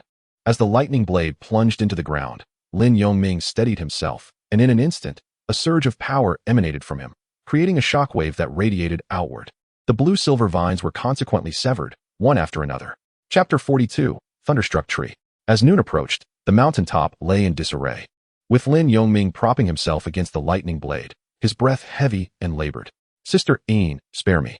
I cannot withstand this any longer. Your relentless blue-silver grass seems to be inexhaustible, he lamented, collapsing onto the ground. Throughout the morning, Lin Yongming had tirelessly hacked at the blue-silver vines for 3 to 4 hours, his arms weary from the exertion. Remarkably, despite being of the same realm, your soul power is impressively deep, indicating a solid foundation, the Blue-Silver Emperor remarked, her cheeks tinged with a hint of color, reflecting her own fatigue. Here, drink some water. Lin Yongming accepted the water flask and took a hearty swig before inquiring. Sister Ain, your martial soul is blue-silver grass, is it not?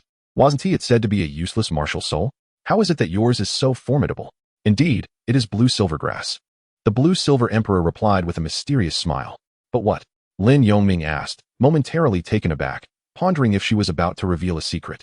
My blue-silver grass is, in fact, a mutated martial soul. Otherwise, do you think I could have attained the soul master level so swiftly? She explained. A mutated martial soul. So powerful. Lin Yongming exclaimed in admiration. Quite powerful indeed. It possesses innate abilities that allow me to manipulate the blue-silver grass around me for my own benefit. I can fight while relying on them to replenish my soul power, the Blue-Silver Emperor stated with a touch of pride. No wonder your relentless assault seemed unending. It appears you have an unfair advantage, Lin Yongming remarked with a smirk. Humph. What do you mean by unfair advantage? This is talent, do you understand? So, in the future, you may confidently venture forth, for I shall protect you, the Blue-Silver Emperor huffed in mild indignation. Such grandiose claims. One might mistakenly think you have already reached the title Douluo level. If I were to venture into Spirit City, would you accompany me? Lin Yongming retorted, rolling his eyes. Well, I prefer tranquil places. I do not care for the hustle and bustle of large cities like Spirit City, the Blue-Silver Emperor replied. Her expression shifting for a moment before she continued. Moreover, as a mere soul scholar, your foray into Spirit City would not be an adventure, but rather a recipe for suffering. Therefore, do not entertain notions of instant success. One must cultivate their skills steadily from smaller locales. That is true experience. Lin Yongming nodded in agreement. Indeed, Spirit City is a sanctuary for soul masters, teeming with experts, and is certainly ill-suited for my current capabilities. So, where should I begin my training? The Blue-Silver Emperor gently patted Lin Yongming's head and said, you should first elevate your soul power to level 30 before venturing beyond Thunderstorm Village. Indeed, there's still a considerable amount of time. Lin Yongming replied with an awkward smile as he rose to his feet. Let us go. It's already midday, and we should descend the mountain. The Blue-Silver Emperor nodded in agreement. Upon returning home, Lin Yongming washed off the sweat he had accumulated in the morning. After finishing lunch, he strolled through the village with the Blue-Silver Emperor. What a magnificent tree. This is a thunderstrike tree of the Millennium Grade. Quite rare. He exclaimed as they reached the village center. Sister Ain, do you know this tree? Lin Yongming inquired with curiosity. I know a bit, she replied. This tree is called the Thunderstrike tree, known for its hard texture and rarity. It possesses the ability to attract lightning, which makes it quite vulnerable to calamity. The one before us has reached the Millennium Grade, making it exceedingly rare.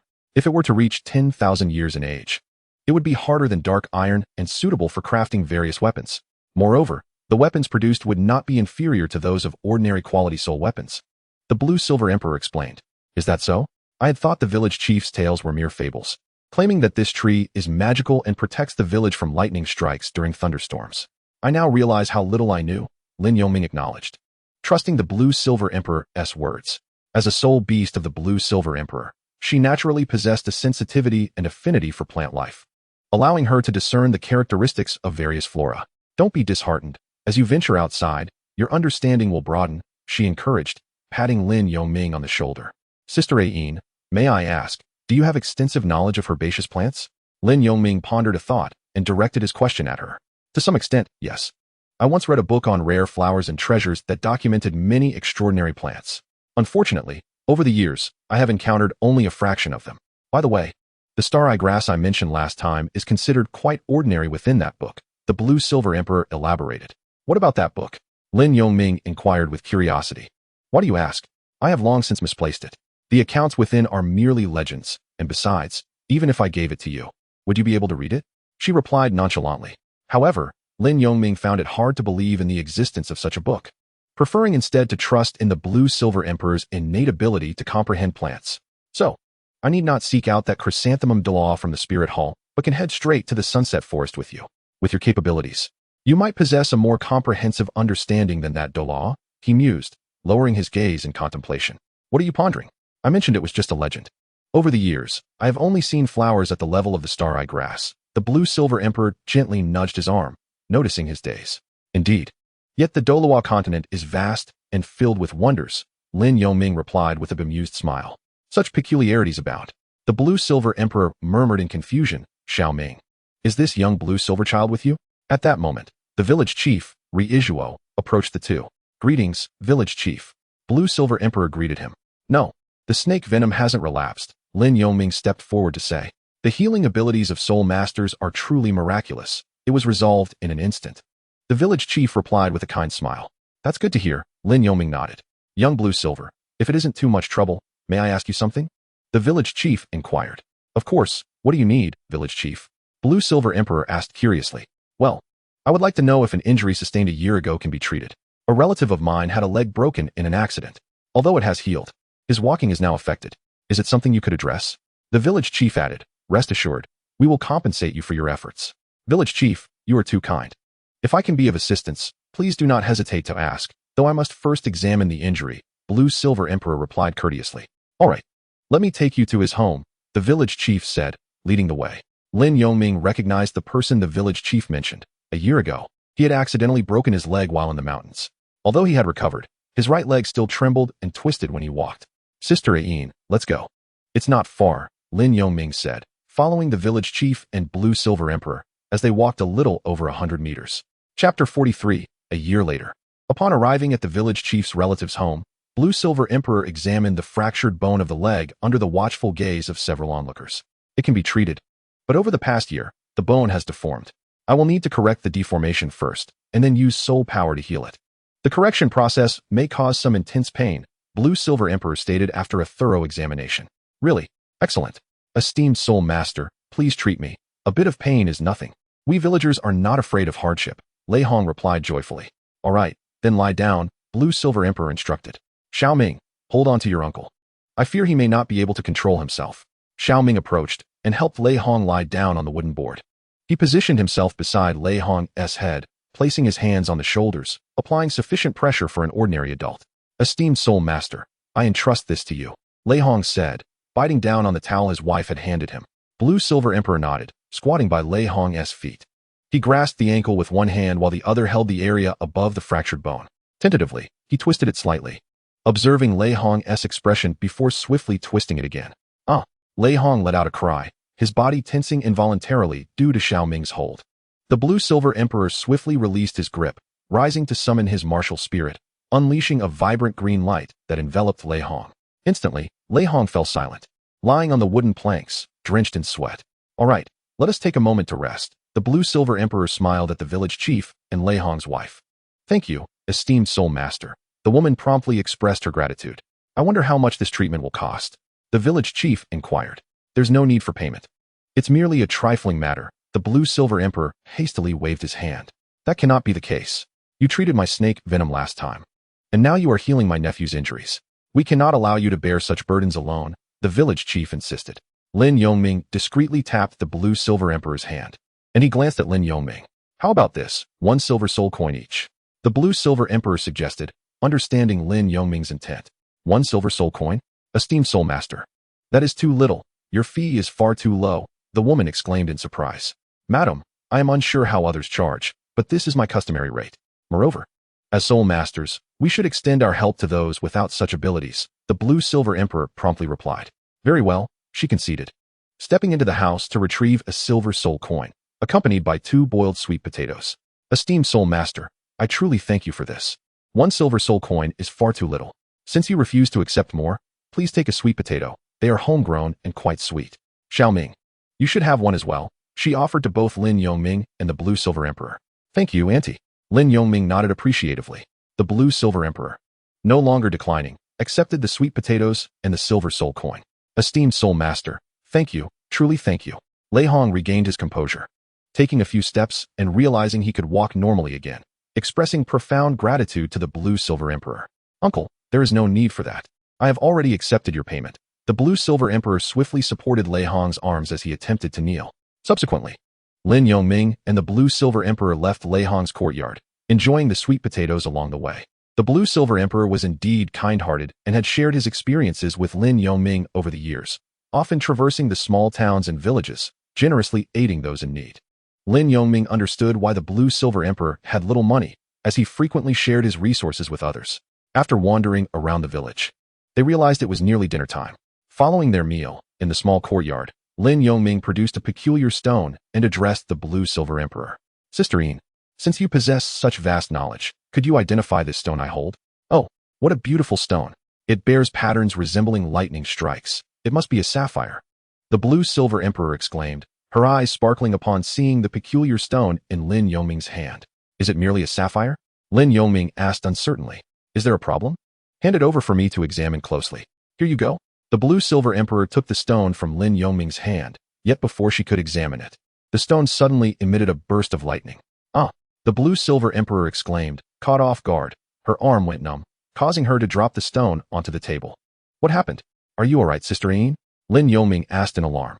I'm fine. It just doesn't allow me to touch it. It releases lightning. The Blue Silver Emperor shook her hand, her beautiful eyes widening as she stared at the peculiar stone. What on earth is this? It certainly isn't a sapphire, she pondered. Perplexed. I have no idea. It just possesses an inexplicable allure, which is why I kept it close. I've never encountered a situation where it would release lightning upon contact, Lin Yongming replied, equally baffled. Such a strange object had not appeared in the original narrative, and Lin Yongming was naturally unaware of its nature. Perhaps your innate lightning attribute is what draws it to you. As for the rest, maybe your strength is insufficient to awaken the stone's power, the Blue Silver Emperor speculated. All right then. Lin Yongming picked up the stone without any adverse reaction. It seems this object has recognized you as its master, the Blue Silver Emperor remarked with a hint of admiration as she observed Lin Yongming's interaction with the stone. The following day, after recovering from his injury, Lei Hong joyfully strolled through the village. Upon seeing that his leg had healed, the other villagers approached him with inquiries. And upon learning that it was the Blue Silver Emperor who had healed him, many of the villagers with lingering ailments sought her assistance. Naturally, the Blue Silver Emperor did not refuse. Gradually, her reputation among the villagers of Thunderstorm Village surpassed even that of Lin Yongming, and she became increasingly adored. Time passed quietly and unnoticeably, and soon a year had swiftly elapsed. During this period, every few days, Lin Yongming would seek out the Blue Silver Emperor to engage in sparring on the back mountain. Lin Yongming finally reached the pinnacle of 30 levels of soul power, preparing to embark on a new journey. Meanwhile, the Blue Silver Emperor had advanced 2 levels, attaining level 43 in the soul sect. Ain, tomorrow Xiao Ming will be out in the world. I ask you to be more tolerant of him. Lin Yongming's mother, Ing Lan, implored the Blue Silver Emperor with a heavy heart. Uncle and aunt, you can rest assured. I will take good care of Xiao Ming and ensure he behaves. The Blue Silver Emperor assured with a solemn nod. Mom, Dad, don't worry about me. Rather, you should take care of yourselves while I'm away. Lin Yongming advised his parents earnestly. All right, your mother and I still need your concern, but when you venture out, make sure to avoid trouble and maintain a low profile. Lin Chong waved his hand dismissively. Yes, Mom and Dad, goodbye. Lin Yongming bowed deeply to his parents before departing Thunderstorm Village with the Blue Silver Emperor. Though his parents felt reluctant and anxious, they understood that their child was a soul master, and a remarkably gifted one at that. Acknowledging that he could not remain in the village forever. Chapter 44, Departure. They left the village in the morning and reached the town of Ulto by noon. At this moment, it is uncertain whether there are any horse-drawn carriages left in the town. Let us venture inside to ascertain, Lin Yongming suggested. As the two entered the town and explored, they discovered that not a single carriage could be found. Reluctantly, they decided to seek a nearby restaurant close to the city gate to resolve their lunch situation, engaging in conversation while they dined. Xiaoming, what shall we do in the absence of a carriage? Shall we walk after our meal or wait here until tomorrow morning? Lan Yinhuang inquired. Let us wait. Perhaps a carriage will arrive in the afternoon, Lin Yongming replied, feeling equally helpless. Naturally, they had inquired with others, but most carriage drivers were stationed in larger cities. Who would remain in a small town? In a bustling place like Soto City, carriages could be found at any moment. After finishing their lunch, they strolled around the town again in the afternoon, yet still saw no sign of a carriage. In fact, the town was rather deserted. Finally, around 4 in the afternoon, a humble carriage approached the town gate. Xiaoming, a carriage has arrived. Come, let us not allow others to take it first, Lan Yinhuang urged, giving Lin Yongming a nudge. Let us go. Lin Yongming nodded, and they both jogged over. Excuse me, are you leaving the town? Lan Yinhuang asked the driver. Oh, it's you two, the driver exclaimed upon seeing them. The distinct features of the two, particularly Lin Yongming, had enabled the driver to recognize them. They also recognized him as the driver from their previous journey. Where to this time? The driver inquired. It's you, uncle. Just like last time, to the Starry Forest. Lin Yongming replied with a smile. The Starry Forest, you say? Regrettably, I cannot make that journey today. I have not had proper rest these past couple of days, and it would take me 2 days and nights to reach the Starry Forest. If you are not in a hurry, could I rest for a night? I will come to pick you up at your lodgings early tomorrow morning. How does that sound? The fatigue on the driver's face was palpable. Xiaoming, this uncle appears quite exhausted, and since it is already past 4, why not wait until tomorrow morning? Lan Yinhuang suggested, observing the driver's condition. Very well. Since the uncle is not in good shape, the pace of the carriage would not be swift. We shall set off tomorrow morning instead. Uncle, we will stay at the inn up ahead, Lin Yongming agreed, realizing that acquiring the soul ring was not an immediate concern. Thank you for your understanding. Rest assured I will be at the inn entrance around 7 to pick you up. The fare will remain the same as last time. 1.5 gold soul coins, the driver graciously replied, fully aware that the two were soul masters, otherwise they would not be heading to the Starry Forest. All right then, uncle, it is settled, Lan Yinhuang affirmed. The driver then made his way home, while Lin Yongming and his companion returned to the inn they had visited previously. Over a year had passed, yet the prices remained unchanged. This time, they similarly booked a double room. Xiaoming, what kind of soul beast soul ring do you plan to seek this time? Upon entering the room, the blue-silver emperor inquired while seated on the bed. Still pursuing a soul beast of the lightning attribute? Lin Yongming replied. You are certainly aiming for an extreme path. Since this is your third soul ring, have you considered incorporating a defensive soul skill? It would enhance your survivability in battles against adversaries, the blue-silver emperor suggested thoughtfully. I am of the lightning attribute. Acquiring a defensive soul skill would likely not align with my essence, thereby wasting a valuable soul ring position, which would be a significant loss, Lin Yongming chuckled, shaking his head. That is indeed a valid point. As a lightning attribute weapon soul master, you could potentially benefit from a defensive soul ring if you were a beast soul master. Ah, what a dilemma, the blue-silver emperor lamented. Ah, Sister Ayin, fear not. The strongest defense lies in offense. This time, we shall hunt a soul beast that leans slightly towards agility, perhaps a bird-type soul beast, to enhance my speed, thus allowing me to evade attacks and strike at others with remarkable swiftness, Lin Yongming casually remarked. That is reasonable. One can best perceive their own martial soul. Though you are merely a little over 8 years old, you possess quite a clear vision, the blue-silver emperor acknowledged, expressing her support rather than opposition. You are only 13 yourself, hardly advanced in age, Lin Yongming countered. Humph, you dare to retort? Do not forget that before we departed, uncle and aunt entrusted me with overseeing you. Should you disregard my counsel, I shall inform your parents upon our return to the village, and they will have no choice but to discipline you, the blue-silver emperor declared with a hint of pride. Huh, I must apologize. They have never laid a hand on me since childhood, Lin Yongming chuckled. Humph, I shall ignore you, you impish little rascal. It is quite warm today. I shall take a bath first, the blue-silver emperor said, retreating into the private bathroom. Lin Yongming smirked, but felt a twinge of helplessness. It was during the blue-silver emperor's bathing that he found himself most uncomfortable. Due to his keen perception, even with the door closed, he could discern her gradually maturing figure.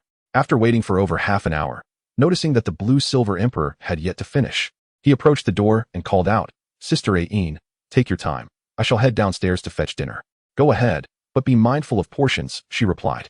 Lin Yongming exited the room and descended the stairs. He purchased 4 dishes, 1 meat, 2 vegetables, and a soup, from a nearby eatery. Returning to the inn approximately half an hour later, as he opened the door, a gentle breeze wafted in, carrying a subtle scent of fresh grass. It turned out that the blue-silver emperor had completed her bath and was seated on the bed, towel in hand, drying her damp hair. Welcome back. Place the food on the table, she beckoned. Ah, Sister Ayin, do dry your hair first before joining me, he advised. Hey, you little rascal, I am rather hungry, she retorted, reluctantly utilizing her soul power to dry her hair swiftly as she stood by the window, feeling the breeze. That smells delightful. Could it possibly be a signature dish from a restaurant? The blue-silver emperor exclaimed, immediately moving closer to savor the aroma. Let us eat. Meditate for a while after finishing, and retire early. We must rise early tomorrow. Lin Yongming and Lan Yinhuang swiftly completed their dinner. Subsequently, Lin Yongming took a shower and returned to his bed to meditate, while Lan Yinhuang had already entered a state of deep concentration. 2 hours later, they both concluded their practices in unison. Xiaoming, it is past 9. You should sleep, Lan Yinhuang reminded Lin Yongming. All right, Sister Ayin, good night. Good night. With the lights extinguished, the room was enveloped in darkness, save for a faint glow from the moonlight at the window. However, just a few minutes after they lay down, a peculiar sound emanated from the adjacent room. What is that noise? Child, do not listen. Close your senses and sleep, Lan Yinhuang cautioned Lin Yongming. Lin Yongming indeed sealed his perceptions and continued to slumber. At dawn, as the rooster crowed, Lin Yongming and his companion quickly tidied up and exited the inn. The carriage driver they had arranged the previous day was already waiting at the entrance. You two are up so early, the driver exclaimed as he jumped down from the cart. Uncle, let us depart. Onward to the starry forest. As the carriage rolled out of the city gates, propelled by the driver's command, it sped along the narrow path. Xiaoming, upon reaching the vicinity of the starry forest, let us first seek out Sister Ru. With her presence, our safety is assured, especially since confronting soul beasts over 2,000 years old is quite daunting for us. Not to mention the myriad dangers we might encounter as we did last time, proposed Lan Yinhuang, who sat opposite Lin Yongming. Lin Yongming recalled the last encounter with the Ru bunny, whose name belied its ferocity, as it had obliterated the Wolf King midair. The thought of its violent prowess lingered in his mind. Furthermore, Lan Yinhuang's assertion held merit. His target soul ring could not possibly be of merely 1,000 years, especially since his second soul ring was already of that age. The third must surely exceed 2,000 years. However, the method of hunting posed a conundrum for Lin Yongming. Since Lan Yinhuang suggested seeking assistance from the Ru bunny, knowing she was at the Soul Emperor level, subduing a 1,000-year-old soul beast would be effortless for her. Thus Lin Yongming felt no reason to decline. It would be splendid if Sister Ru could assist us, especially since it has been over a year since we last met. Lin Yongming remarked directly. After all, turning down a free ally would be sheer folly. Nevertheless, he mused silently that free favors are often the hardest to repay. The next 2 days passed aboard the carriage, and by evening, they took a brief respite by the roadside. Finally, they arrived. The bumpy ride had left Lin Yongming feeling dizzy as he stepped down from the carriage. Indeed, why not smooth the roads a bit? Lan Yinhuang lamented, seated beside him. Esteemed guests, we have reached your destination. I shall take my leave now, the driver said as he accepted payment and departed slowly. After resting for a moment to regain his composure, Lin Yongming addressed Lan Yinhuang, saying, Sister Ayin, where does Sister Xiaoro reside? Since it is still early, let us go find her.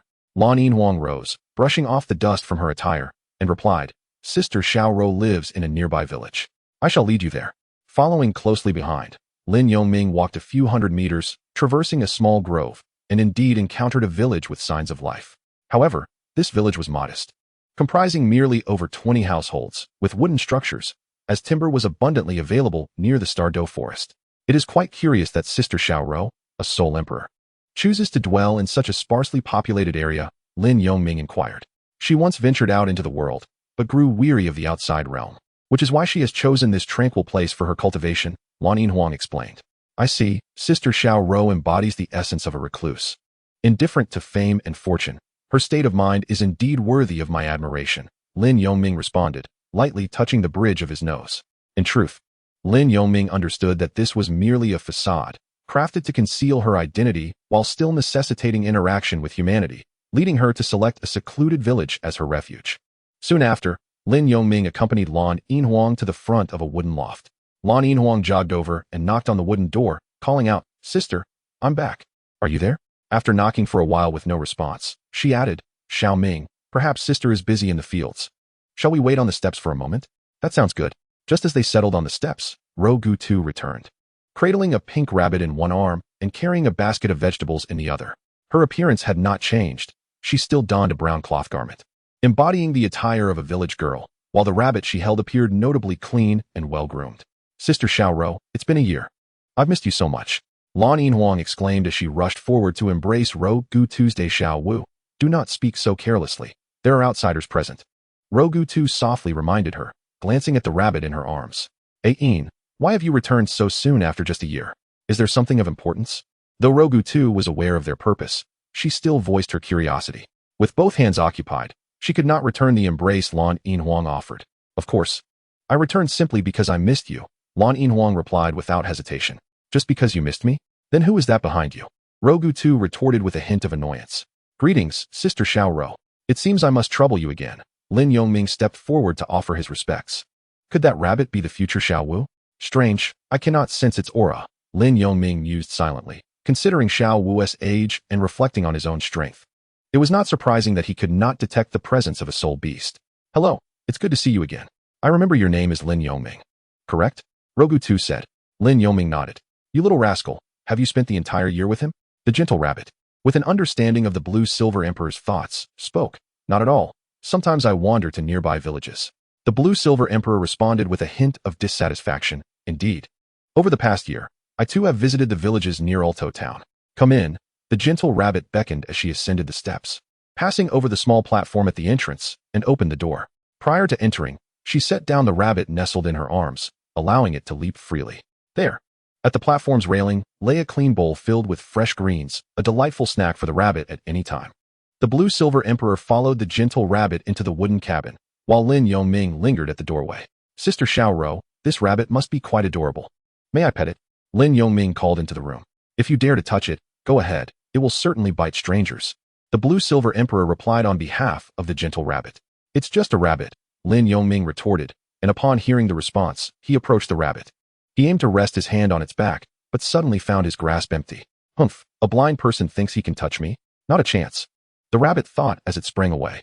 Oh, quite nimble, I see, Lin Yongming remarked, momentarily taken aback before he continued to reach out, urging, don't run away. Whenever Lin Yongming was mere millimeters away, the rabbit would deftly evade capture. Blind one, come and catch me. The rabbit mused, enjoying the playful game, swiftly dodging each time it was close to being touched.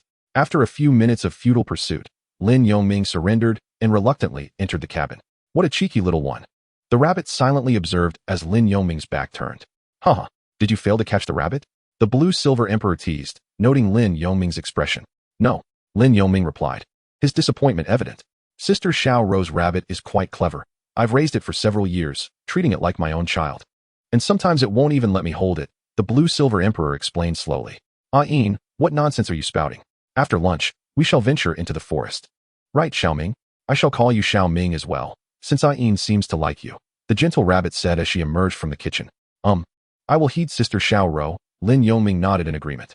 After their midday meal, the trio set off towards the starry forest, leaving the rabbit behind in the wooden cabin. Chapter 46, The Purple Lightning Eagle. Before entering the starry forest, the familiar warning was reiterated to Lin Yongming. Xiaoming. While hunting soul beasts is an essential path for soul masters to advance, we do not endorse senseless slaughter. Over the years, soul beasts have gradually diminished, and there may come a time when none are left to hunt. Among soul masters, an unspoken understanding has formed. Unless absolutely necessary, we must not harm soul beasts. Therefore, once we enter the forest, if we are not certain of our own soul beast, we need not disturb the others unnecessarily. Understood? The previous encounter with the jungle wolves was merely an accident, a matter of urgent self-defense, and we only resorted to killing them as a last resort. The gentle rabbit explained to Lin Yongming with a serious expression.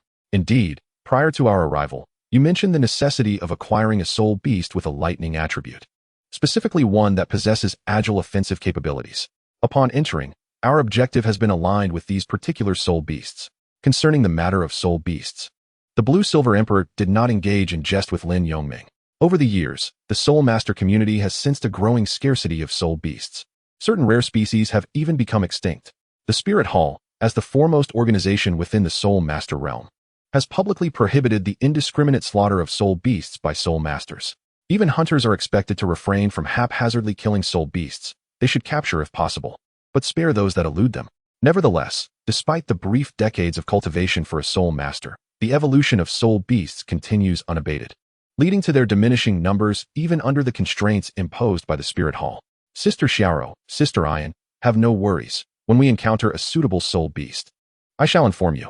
My target this time lies within the range of 2,000 to 3,500 years, specifically an agile soul beast of the lightning attribute. Lin Yongming, irrespective of whether the two are soul beasts, would refrain from wantonly slaughtering them as a soul master. Ah, that is reassuring. I was concerned you might be unaware. Since you have broadly defined your target, we shall remain vigilant and seek your counsel, Xiaoro replied with a nod. After their agreement, Xiaoro and the Blue-Silver Emperor walked ahead, while Lin Yongming positioned himself between them, forming a triangular formation as they advanced swiftly. Given that Lin Yongming sought a 1,000-year soul beast, the outermost areas were naturally not the target zone. Additionally, with Xiaoro's familiarity with the Douluo forest, they deftly avoided numerous soul beasts over the course of 2 hours, quickly arriving at the domain inhabited by 1,000-year soul beasts. That should suffice. Let us spread out a bit to search for suitable soul beasts, but do not wander too far. I hope we can find Xiaoming's soul ring before nightfall, otherwise we shall have to spend the night in the forest, Xiaoro suggested, surveying their surroundings. Xiaoming, your strength is the least among us. This area is teeming with 1,000-year soul beasts. Do you have any concerns? The Blue-Silver Emperor inquired, regarding Lin Yongming. Rest assured, my sisters, I will call out loudly should anything arise, Lin Yongming replied confidently, and with that, he set off in a particular direction. The Blue-Silver Emperor and the Soft-Bone Rabbit exchanged glances before proceeding in different directions. Once separated from the group, Lin Yongming expanded his spiritual perception to its maximum, meticulously observing his surroundings. Since reaching level 30 soul power, the radius of his perception had extended to nearly 90 meters, and he believed that upon acquiring his third soul ring, it would surpass 100 meters. To quantify his observational area, with a diameter of 100 meters centered on Lin Yongming, it encompassed over 3,000 square meters, a considerable span indeed. However, this also implied that with an expansive range, it was impossible for Lin Yongming to oversee every detail, inevitably leading to lapses in attention towards concealed areas, especially within the complex terrain of the Douluo forest, necessitating his utmost vigilance. Upon encountering unwanted spirit beasts, Lin Yongming skillfully evaded them, tirelessly searching for 2 or 3 hours. The sun had vanished beyond the treetops, leaving behind a faint, silvery glow. Xiaoming, blind one, come here. While Lin Yongming was attentively observing, he heard the call of the Blue-Silver Emperor. Sister Ayin. Realizing that the Blue-Silver Emperor had likely found a suitable spirit beast, he hurried toward her voice.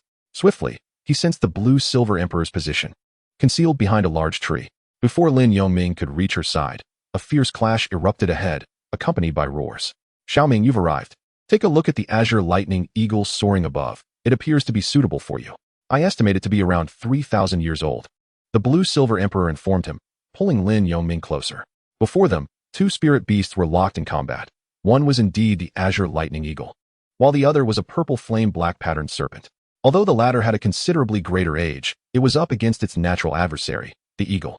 The azure lightning eagle wielded an aerial advantage, attacking the serpent with powerful talons, while the purple flame black patterned serpent, undeterred, coiled around a massive tree, releasing a plume of purple-black venomous breath, occasionally targeting the eagle. Yet, each time it struck, the azure lightning eagle deftly shielded itself with its expansive wings. Sister Ayin. That one, it's perfect, Lin Yongming exclaimed, captivated by the fierce hunting prowess of the azure lightning eagle and resolutely deciding on his third spirit beast target, the Soft-Bone Rabbit. Having heard the commotion and the call of the Blue-Silver Emperor, swiftly hopped over. 2 beasts are clashing, and the azure lightning eagle is among them. Have you made your decision? Xiaoro observed the eagle, sensing Lin Yongming's determination. Yes, Sister Xiaoro, that's the one. I won't have any regrets, Lin Yongming reaffirmed to the 2 women. Very well, but I must point out that the azure lightning eagle has an age of 3,300 years, and you are only acquiring your third spirit ring. Are you certain you can withstand its power? Remember, the limit for a spirit master's third spirit ring is nearly 2,000 years. Xiaoro expressed her skepticism, eyeing Lin Yongming's slender frame. Sister Xiaoro, while it may pose a challenge to absorb, I possess ample confidence in my abilities, Lin Yongming replied assuredly. However, Xiaoro remained unconvinced and turned her gaze to the Blue-Silver Emperor. Sister Xiaoro, rest assured, Xiaoming's physique is exceptional. His second spirit ring is a Millennium Spirit Ring, and since becoming a spirit master, he has diligently trained his body. I believe he can manage. The Blue-Silver Emperor stated, having spent over a year with Lin Yongming and recognizing his confidence was not mere arrogance. Since you vouch for him, I have no further objections. Prepare yourselves. The azure lightning eagle is swift. Ayin, wait for the opportune moment to utilize your spirit skill to control it. If it takes flight, we will have to seek another spirit beast, Xiaoro advised, shaking her head in resignation. The azure lightning eagle and the purple flame black-striped serpent were locked in a fierce struggle, oblivious to our presence. As the azure lightning eagle descended slightly further, I would make my move, nodded the Blue-Silver Emperor. The trio devised a tactical plan while observing the faltering of the purple flame black-striped serpent, which found itself at a disadvantage as the eagle circled relentlessly above it. The serpent's reactions were utterly outpaced by the eagle's rhythm. Thus, it was labeled as a natural enemy. Chapter 47. The reabsorption of the overdue soul ring. In a fleeting moment, Lin Yongming and his companions concealed themselves behind a towering tree, 100 meters away, closely watching the avian-reptilian conflict in search of an opportunity. The azure lightning eagle soared above the treetops, performing swift loops before the serpent could react. With a sudden, fierce strike, it clawed at the serpent's neck, leaving a horrific mark and tearing through its scales. In agony, the purple flame black-striped serpent twisted its head to retaliate, unleashing a torrent of dark purple energy towards the eagle. However, the eagle, encased in crackling lightning, evaded the attack with the swiftness of a thunderbolt. Not only did it dodge, but it also maneuvered behind the serpent for another strike at the same spot it had previously marked. The serpent, now thoroughly disadvantaged, looked upon the azure lightning eagle with a mix of helplessness and dread, revealing its desire to retreat. Seizing the moment as the eagle took to the skies again, the serpent swiftly slithered down the massive tree, hoping to use the dense canopy as a barrier to obscure the eagle's vision and escape its pursuit. Yet, the azure lightning eagle, recognizing the imminent meal, would not allow the serpent to flee unchallenged. Letting out a piercing cry, it soared above and dove into the treetops, relentlessly pursuing the serpent. After waiting for nearly 10 minutes, the blue-silver emperor, witnessing the eagle's plunge into the canopy, understood that the time to act had arrived. Now, find it, Xiaorou promptly urged. Without hesitation, the blue-silver emperor summoned his martial spirit. The blue-silver emperor and 4 soul rings emerged beneath his feet. In an instant, the 4th purple millennium soul ring gleamed brightly. 4th soul skill, blue-silver cage, he declared, causing the blue-silver grass below to morph into numerous vines, shimmering with a golden luminescence. Under the blue-silver emperor's command, the vines ascended, piercing through the treetops and forming a net-like structure that ensnared the azure lightning eagle as it burst into the canopy. Subsequently, he directed the vines to pull the eagle down to the ground with immense force. Naturally, the 4th soul skill possessed a second form, the highly offensive blue-silver spike array. However, with Xiaorou, a soul emperor, present, there was no need for the blue-silver emperor to unleash the spike array. Controlling the situation sufficed. The unexpected turn of events instantly filled the azure lightning eagle with terror, and it screeched in alarm. With a sudden and vigorous flapping of its wings, it began to struggle against the azure silver cage conjured by the azure silver emperor. Simultaneously, it unleashed bolts of lightning that intertwined with the vines of the azure silver emperor. The potent electricity surged along the vines, directing an assault towards the azure silver emperor. Utilizing her 3rd soul skill, instantaneous movement, followed by her 6th soul skill, devastating 8-fold slam, Xiaorou observed the azure silver emperor pinning the purple thunder lightning eagle to the ground. From her feet, 6 optimal soul rings rose, 2 gleaming in purple and black. As Xiaorou unleashed her signature soul skill, extending her long leg, she delivered a decisive strike. The impact resounded as it struck the back of the purple thunder lightning eagle with tremendous force, as if attempting to drive it into the earth. A shockwave erupted from the abdomen of the purple thunder lightning eagle, dispersing the surrounding underbrush and stones. The purple flame black-patterned serpent, alerted by the commotion, glanced back to witness the dire state of the purple thunder lightning eagle and fled even faster, not daring to look back. How ruthless! Lin Yongming shivered at Xiaorou's strike, silently mourning for the purple thunder lightning eagle for a fleeting moment. Xiaoming, hurry over. I'm worried it might escape. My attack was a bit too forceful, and it's still clinging to life, Xiaorou said, observing the purple thunder lightning eagle on the brink of collapse. One could surmise that even a soul beast of a millennium, perhaps even one nearing 10,000 years, would struggle to withstand the force of Xiaorou's 6th soul skill. After all, Xiaorou was a soul emperor, unleashing her most powerful strike. It was certain that not only the 3,000-year-old purple thunder lightning eagle, but even one of 10,000 years would yield. Xiaorou, I'm coming. Lin Yongming rushed over without a moment's hesitation, positioning himself beside the head of the purple thunder lightning eagle and summoning his martial soul, the Thunderblade. With a powerful slash, he severed half of the eagle's neck. The creature flailed its claws and wings in a frantic struggle, akin to a chicken with its throat cut, before gradually succumbing to stillness. The azure silver emperor observed the state of the purple thunder lightning eagle from behind Lin Yongming, turning her head slightly away with a touch of reluctance, while Xiaorou mirrored this gesture. However, both quickly regained their composure, watching as a purple soul ring materialized above the lifeless body. This soul ring was extraordinary. Xiaoming, are you truly certain? Xiao Rou inquired, sensing the soul power contained within the ring. Of course, it cannot be wasted, Lin Yongming affirmed with resolute nods. With his second soul skill, Azure Silver's protection, the Azure Silver Emperor silently enhanced Lin Yongming's physique without uttering a word. Sister, Ain is so thoughtful, Lin Yongming mused silently, then settled beside the purple thunder lightning eagle. Xiao Rou cast a glance at the Azure Silver Emperor, conveying a look that seemed to say, "You spoil him," causing the Azure Silver Emperor's cheeks to flush slightly as she turned away. As Lin Yongming beheld the moment the soul ring completed its formation, he addressed the two women. "I must begin now. Please focus on absorbing the soul ring. We shall provide you with protection." The Blue Silver Emperor and Xiao Rou nodded in unison. Lin Yongming held his breath, focusing intently, and subsequently released a fragment of his soul power to draw the purple lightning eagle's soul ring above his head. In an instant, a tremendous surge of soul power surged into Lin Yongming's body, causing him to swell as if inflated. "Ah, it hurts." This overwhelming force felt as if it might burst him apart, sending a wave of pain that left his scalp tingling. A gust of energy erupted from Lin Yongming, expanding outward. Unbeknownst to him, he gritted his teeth, producing a squeaking sound, his face contorted with agony. "What's happening?" Xiao Ming seems to be in great pain. He can't possibly fail now. The Blue Silver Emperor, witnessing Lin Yongming's increasing torment, anxiously rubbed his hands together. "Ain, do not panic. He must rely on his own strength now. I believe he possesses great fortune," Xiao Rou interjected, concerned that the Blue Silver Emperor's anxiety might disrupt Lin Yongming's absorption of the soul ring, and thus she sought to reassure her. As Lin Yongming absorbed more, his visage could only be described as grotesque. "Ah!" Lin Yongming cried out in pain, enveloped in crackling thunder. Soon, this electric energy coalesced behind him, as if something were about to break free from his back. "Xiao Ming, you must not come to harm." The Blue Silver Emperor was so anxious for Lin Yongming that she instinctively closed her eyes and prayed. "This young girl is beyond help," Xiao Rou sighed discreetly, observing the Blue Silver Emperor's distress. Whether this was good or bad, she could not tell.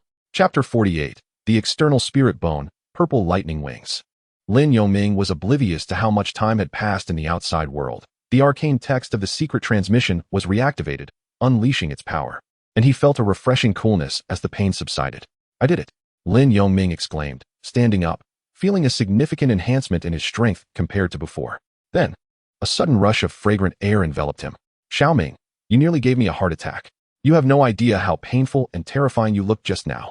Seeing Lin Yongming rise, the long anxious Blue Silver Emperor rushed forward to embrace him, her voice choked with worry. "Ain." This was the first time Lin Yongming had such close contact with the Blue Silver Emperor, and hearing her tone of concern moved him deeply. "Ain, I'm fine now. I successfully absorbed the third soul ring," Lin Yongming replied with a smile. "No more reckless risks next time. How can I explain to your parents?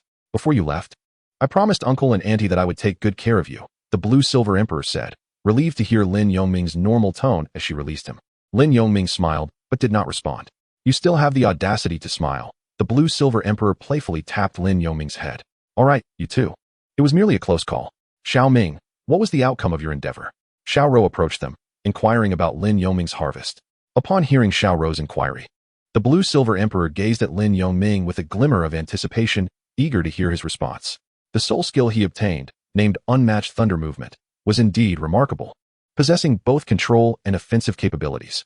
It generated fissures that attracted enemies through oscillations of thunder attributes, subsequently resulting in explosive damage. As Lin Yongming absorbed the soul ring, the effects of the soul skill manifested. It sounded impressive, yet he felt something was amiss. The Blue Silver Emperor furrowed his brow and remarked, "It lacks speed. The Purple Lightning Thunder Eagle is renowned for its swiftness, yet your soul skill bears no relation to velocity. This is perplexing. Each soul ring skill is inherently linked to both the soul beast and the wielder's martial spirit. While your skill seems to promise substantial damage, it seems disconnected from speed." Xiao Rou echoed his confusion. "It may be attributed to the soul bone," Lin Yongming elucidated, extending a pair of wings from his back. "This is an external soul bone." Both Xiao Rou and the Blue Silver Emperor exclaimed in unison, their astonishment palpable. The wings, a deep shade of blue with lifelike feathers emanating a bluish glow, were adorned with flickering lightning and measured over 1 meter in length, with the combined span exceeding 2 meters. Fortunately, despite being merely 8 years old, Lin Yongming had already gained the enhancement of 3 soul rings, standing just over 1.60 meters, making him only half a head shorter than the Blue Silver Emperor, thus rendering the overall appearance less discordant. "Ain, I told you this lad is destined for greatness." If the chance to acquire a soul bone is 1 in 10,000, then the probability of obtaining an external soul bone is a staggering 1 in 10 million. Not to mention that it originates from a 1,000-year soul beast. Xiao Rou marveled, her astonishment giving way to admiration for Lin Yongming's fortune. Goodness, this is an external soul bone, not just any ordinary soul bone. Lin Ming, I must confess, I envy you, the blue-silver emperor added, equally impressed. Is there truly a difference? Lin Yongming replied nonchalantly. What do you mean? Is there a difference? The distinction is monumental. A typical soul bone allows a person to absorb only 6 pieces from different parts, and they cannot evolve. They remain static for years. However, external soul bones are unique. They exist independently of the 6 parts and can grow alongside the soul master. Theoretically, if you reach the rank of a title Douluo, your external soul bone could evolve to the level of 100,000 years. Thus, the rarity of an external soul bone is not inferior to that of a 100,000-year soul bone. The blue-silver emperor elaborated with indignation at Lin Yongming's casual tone. You are indeed correct, Ayin. Because of this, you must refrain from displaying your external soul bone in front of others unless absolutely necessary. Otherwise, your current strength may not suffice to protect it. Xiao Rou cautioned Lin Yongming closely.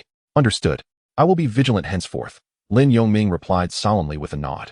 Quickly, give your external soul bone a name. It must be a fitting one, as it will accompany you throughout your life, urged the blue-silver emperor eagerly, fearing he might oppose any name that displeased him. Naming it. Since it derives from the thunderbolt eagle spirit beast, why not call it the Thunderwing? Lin Yongming pondered before speaking. Thunderwing? It sounds quite acceptable. Let us settle on that, murmured the blue-silver emperor, offering no objections. You may decide, but Xiao Ming, what is your speed after attaching the external spirit bone? Xiao Rou's focus diverged from that of the blue-silver emperor.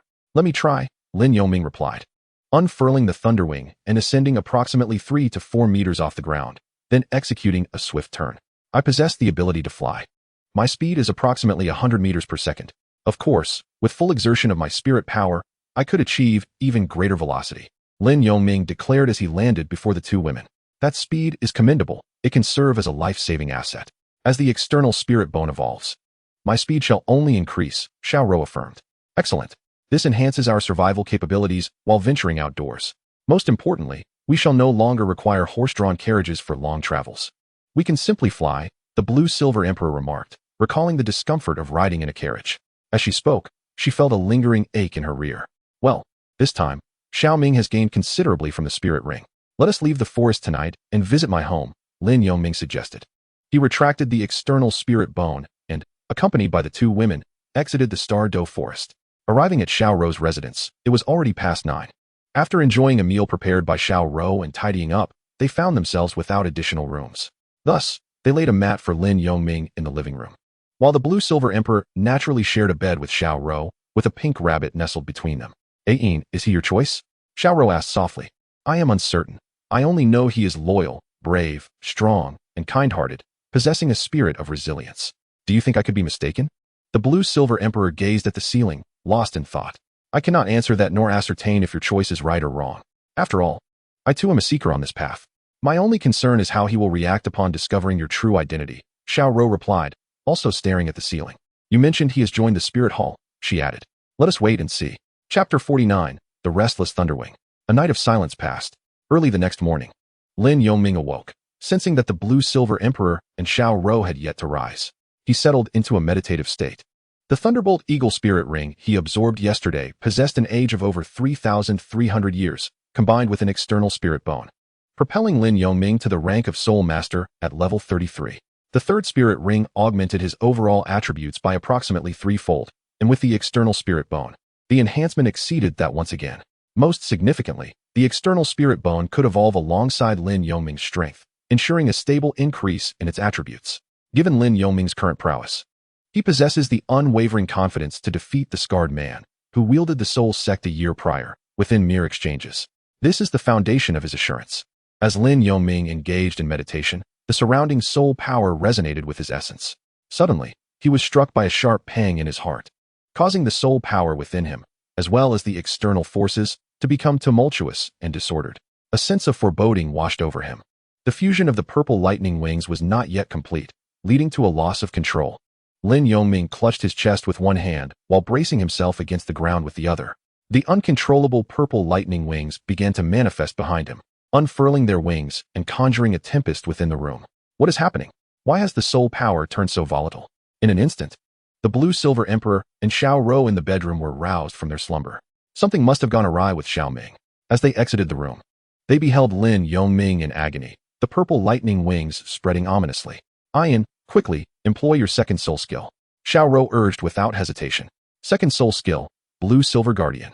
The blue-silver emperor nodded and promptly unleashed her auxiliary soul skill to aid Lin Yongming in regaining control over the purple lightning wings.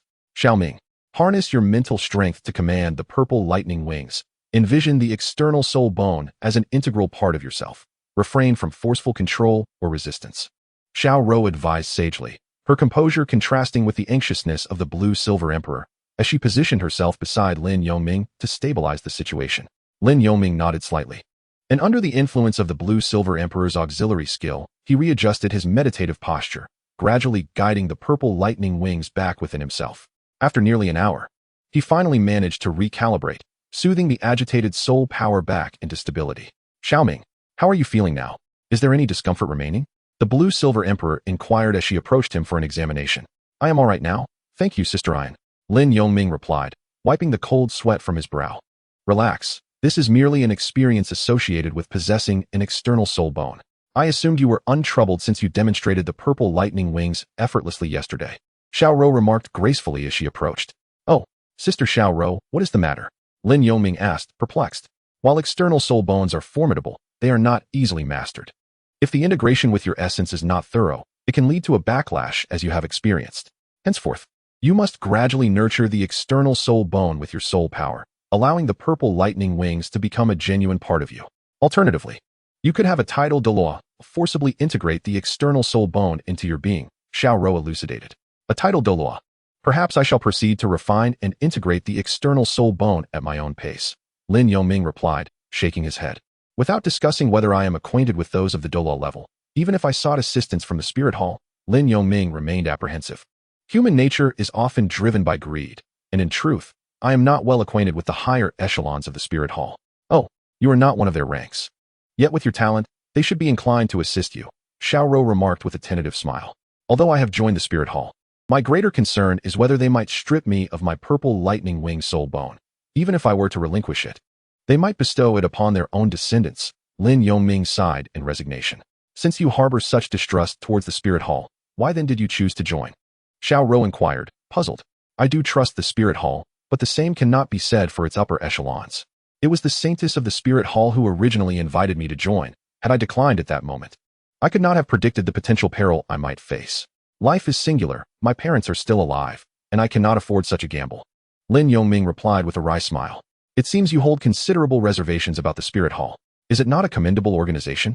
Xiao Rou continued her questioning. The Spirit Hall indeed possesses merits, yet a long-established organization inevitably harbors its share of personal ambitions among its leaders. This was precisely why I refrained from venturing to Spirit City. Had I gone there, would I have attained the rank of Soul Master as I have now? I cannot say for certain. Lin Yongming acknowledged his concerns. Had I truly gone to Spirit City, would I have been able to cultivate with such peace of mind? One must understand that human hearts are intricate. Those so-called upper echelon disciples may harbor jealousy and seek to create trouble. After all, why should a blind individual possess innate, full soul power? Why do they cultivate at such a rapid pace while I, a descendant of a certain lineage, fall behind? The clarity of your mindset is indeed commendable. It is a rarity these days to find those who can focus their hearts on cultivation.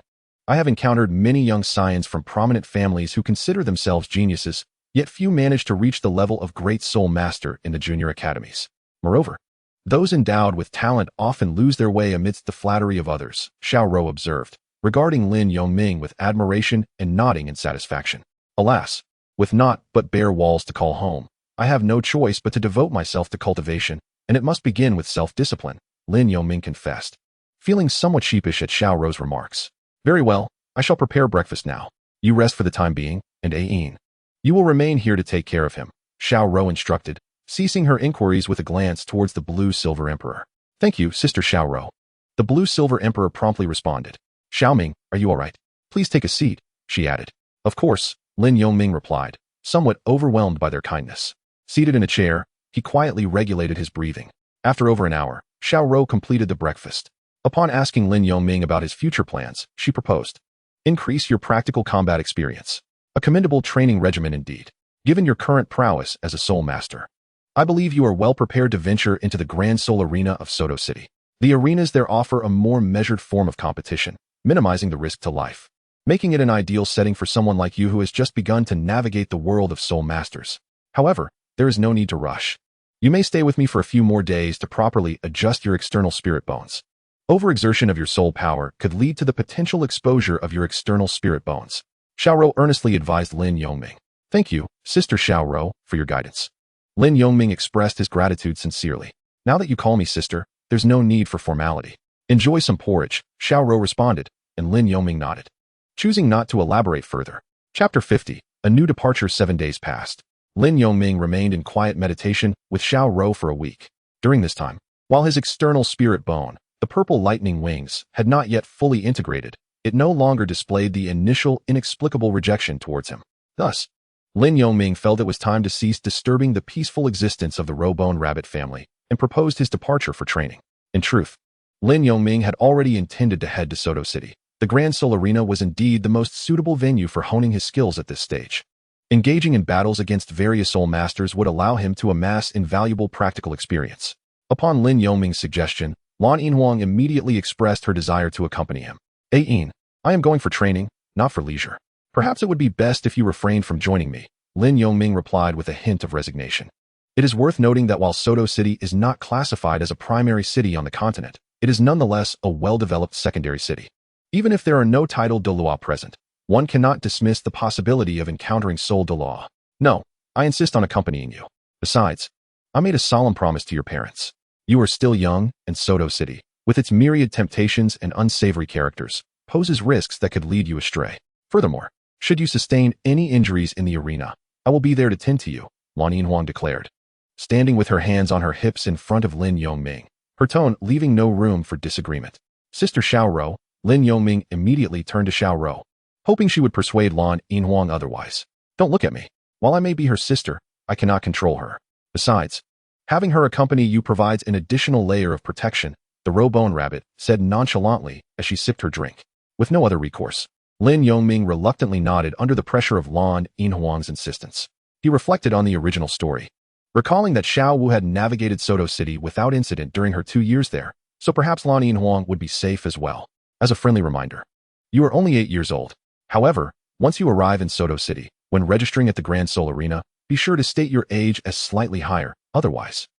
Xiaoro interjected as she noticed the two remained silent. Xiaoro's words resonated deeply with Lin Yongming. For the reputation of an 8-year-old soul master was indeed formidable.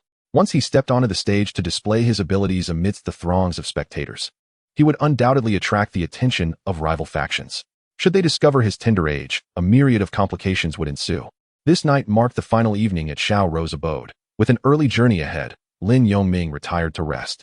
Yin, upon our arrival in Soto City, I would not mind you joining him on stage, Xiaoro gently advised. Although there may not be a titled Douluo present, a soul Douluo could very well be. Should you take the stage, it would draw significant attention, and you may inadvertently expose yourself. Lying beside the blue-silver emperor, Xiaoro earnestly cautioned. Rest assured, Xiaoro. Upon reaching Soto City, I shall do my utmost to conceal my presence. Even if Xiao Ming were to sustain an injury, I would refrain from treating him publicly. The blue-silver emperor nodded solemnly in agreement. That is reassuring. Individuals like us are exceedingly rare, and I genuinely wish for your safety, Xiaoro sighed. You too must exercise caution.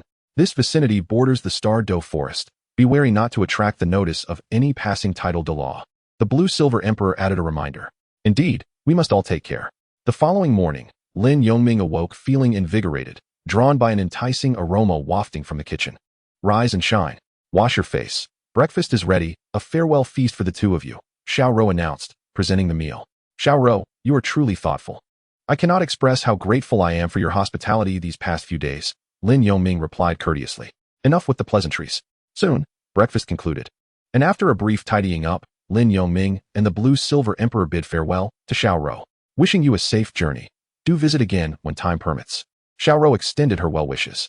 Goodbye, Xiaoro. Lin Yongming and the blue-silver emperor turned in unison to wave farewell. After their departure, Lin Yongming and the blue-silver emperor emerged from the village, stepping onto the roadway. Xiaoming, Soto City lies to the northeast of Erdo Town. At our usual pace. It will require several days to reach, the Blue-Silver Emperor explained while consulting the map. Then let us proceed. Perhaps we shall encounter passing carriages along the way. Lin Yongming nodded thoughtfully. Carriage?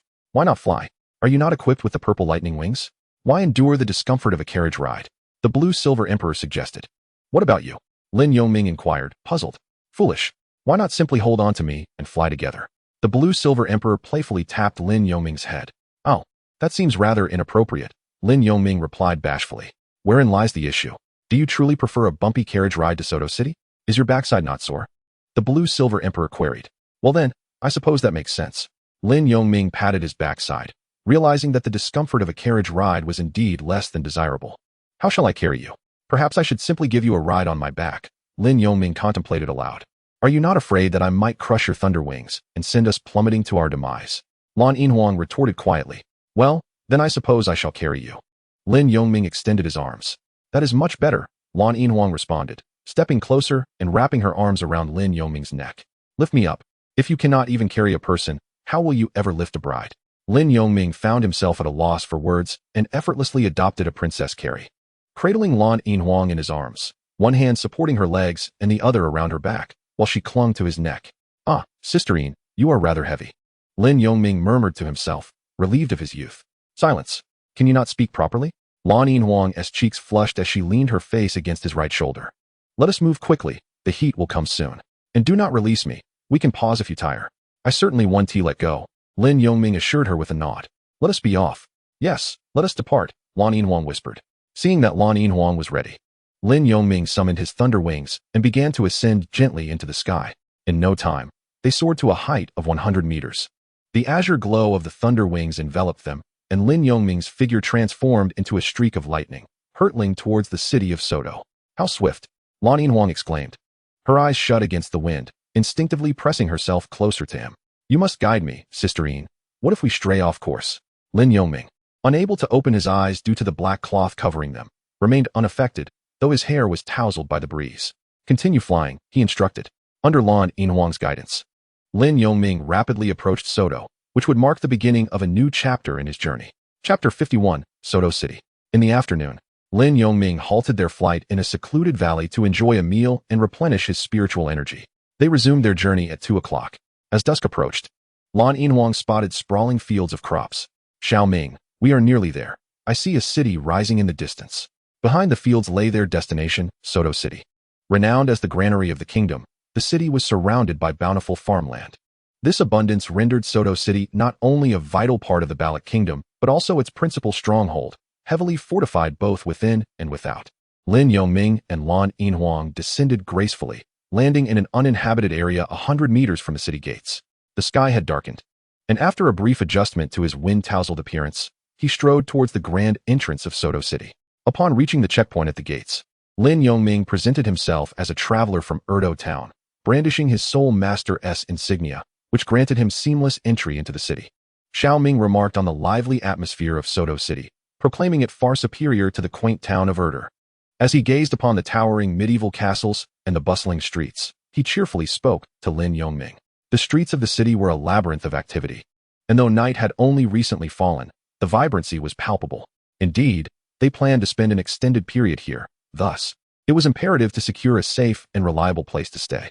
To better familiarize ourselves with Soto City, we should first acquire a local map before seeking long-term accommodations, Lin Yongming suggested. Although he could not see the sights, the sounds surrounding him allowed him to vividly imagine the city's liveliness. Naturally, arriving in an unfamiliar place necessitated a thorough understanding of its basic conditions for those intending to reside there long-term. In the Douluo continent, a map was essential to grasp the layout of Soto City's various districts, including the locations of the Spirit Hall, the Lord's Mansion, the noble residences, and the Grand Soul Arena. Key landmarks would undoubtedly be indicated on the map.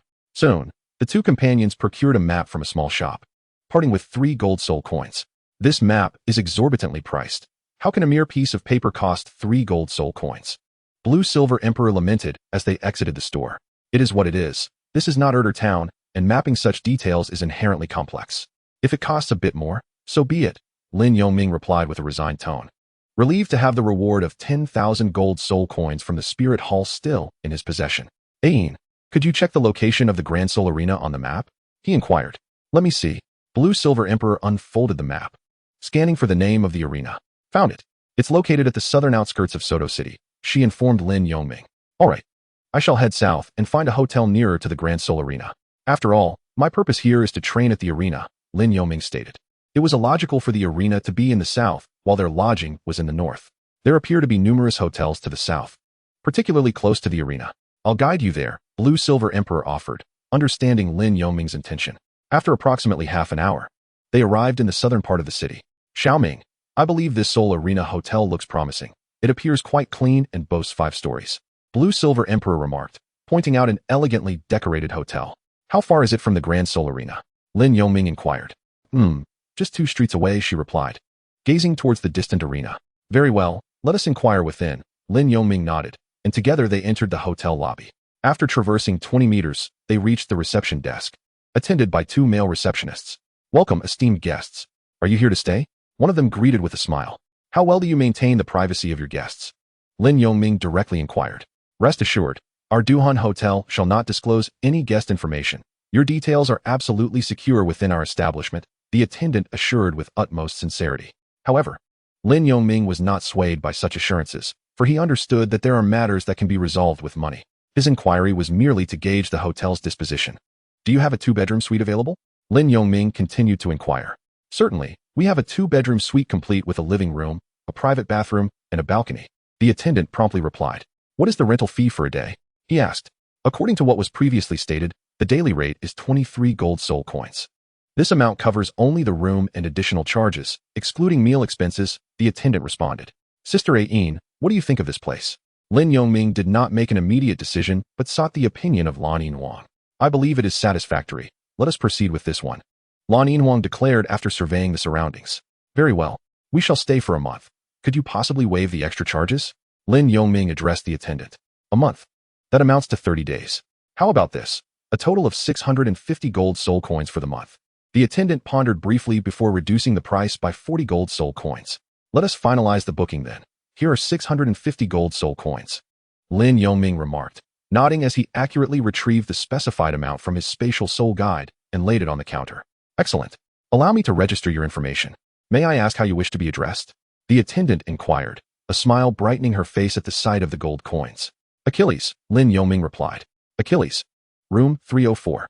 The attendant noted, intrigued by the unusual name.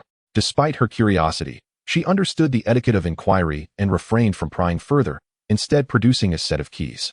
Esteemed guests, I shall escort you to your room, the attendant announced, keys in hand. Very well, Lin Yongming responded. The two followed the attendant up the staircase to the 2nd floor, where she paused. Esteemed guests, the dining hall is to the right on the 2nd floor, offering a variety of dishes from the Ballot Kingdom. Feel free to order at your leisure. Understood. Lin Yongming nodded in acknowledgement. Upon reaching the 3rd floor, the attendant opened a door and introduced, esteemed guests, this is your room, 304. The soundproofing is excellent, and you may freely observe the surroundings, should you find it unsatisfactory. I can arrange for an alternative, though the room layouts on this floor are generally similar, with identical furnishings and designs. Lan Yinhuang entered to inspect the room and remarked to the attendant, quite splendid and impeccably clean. Even the table is spotless.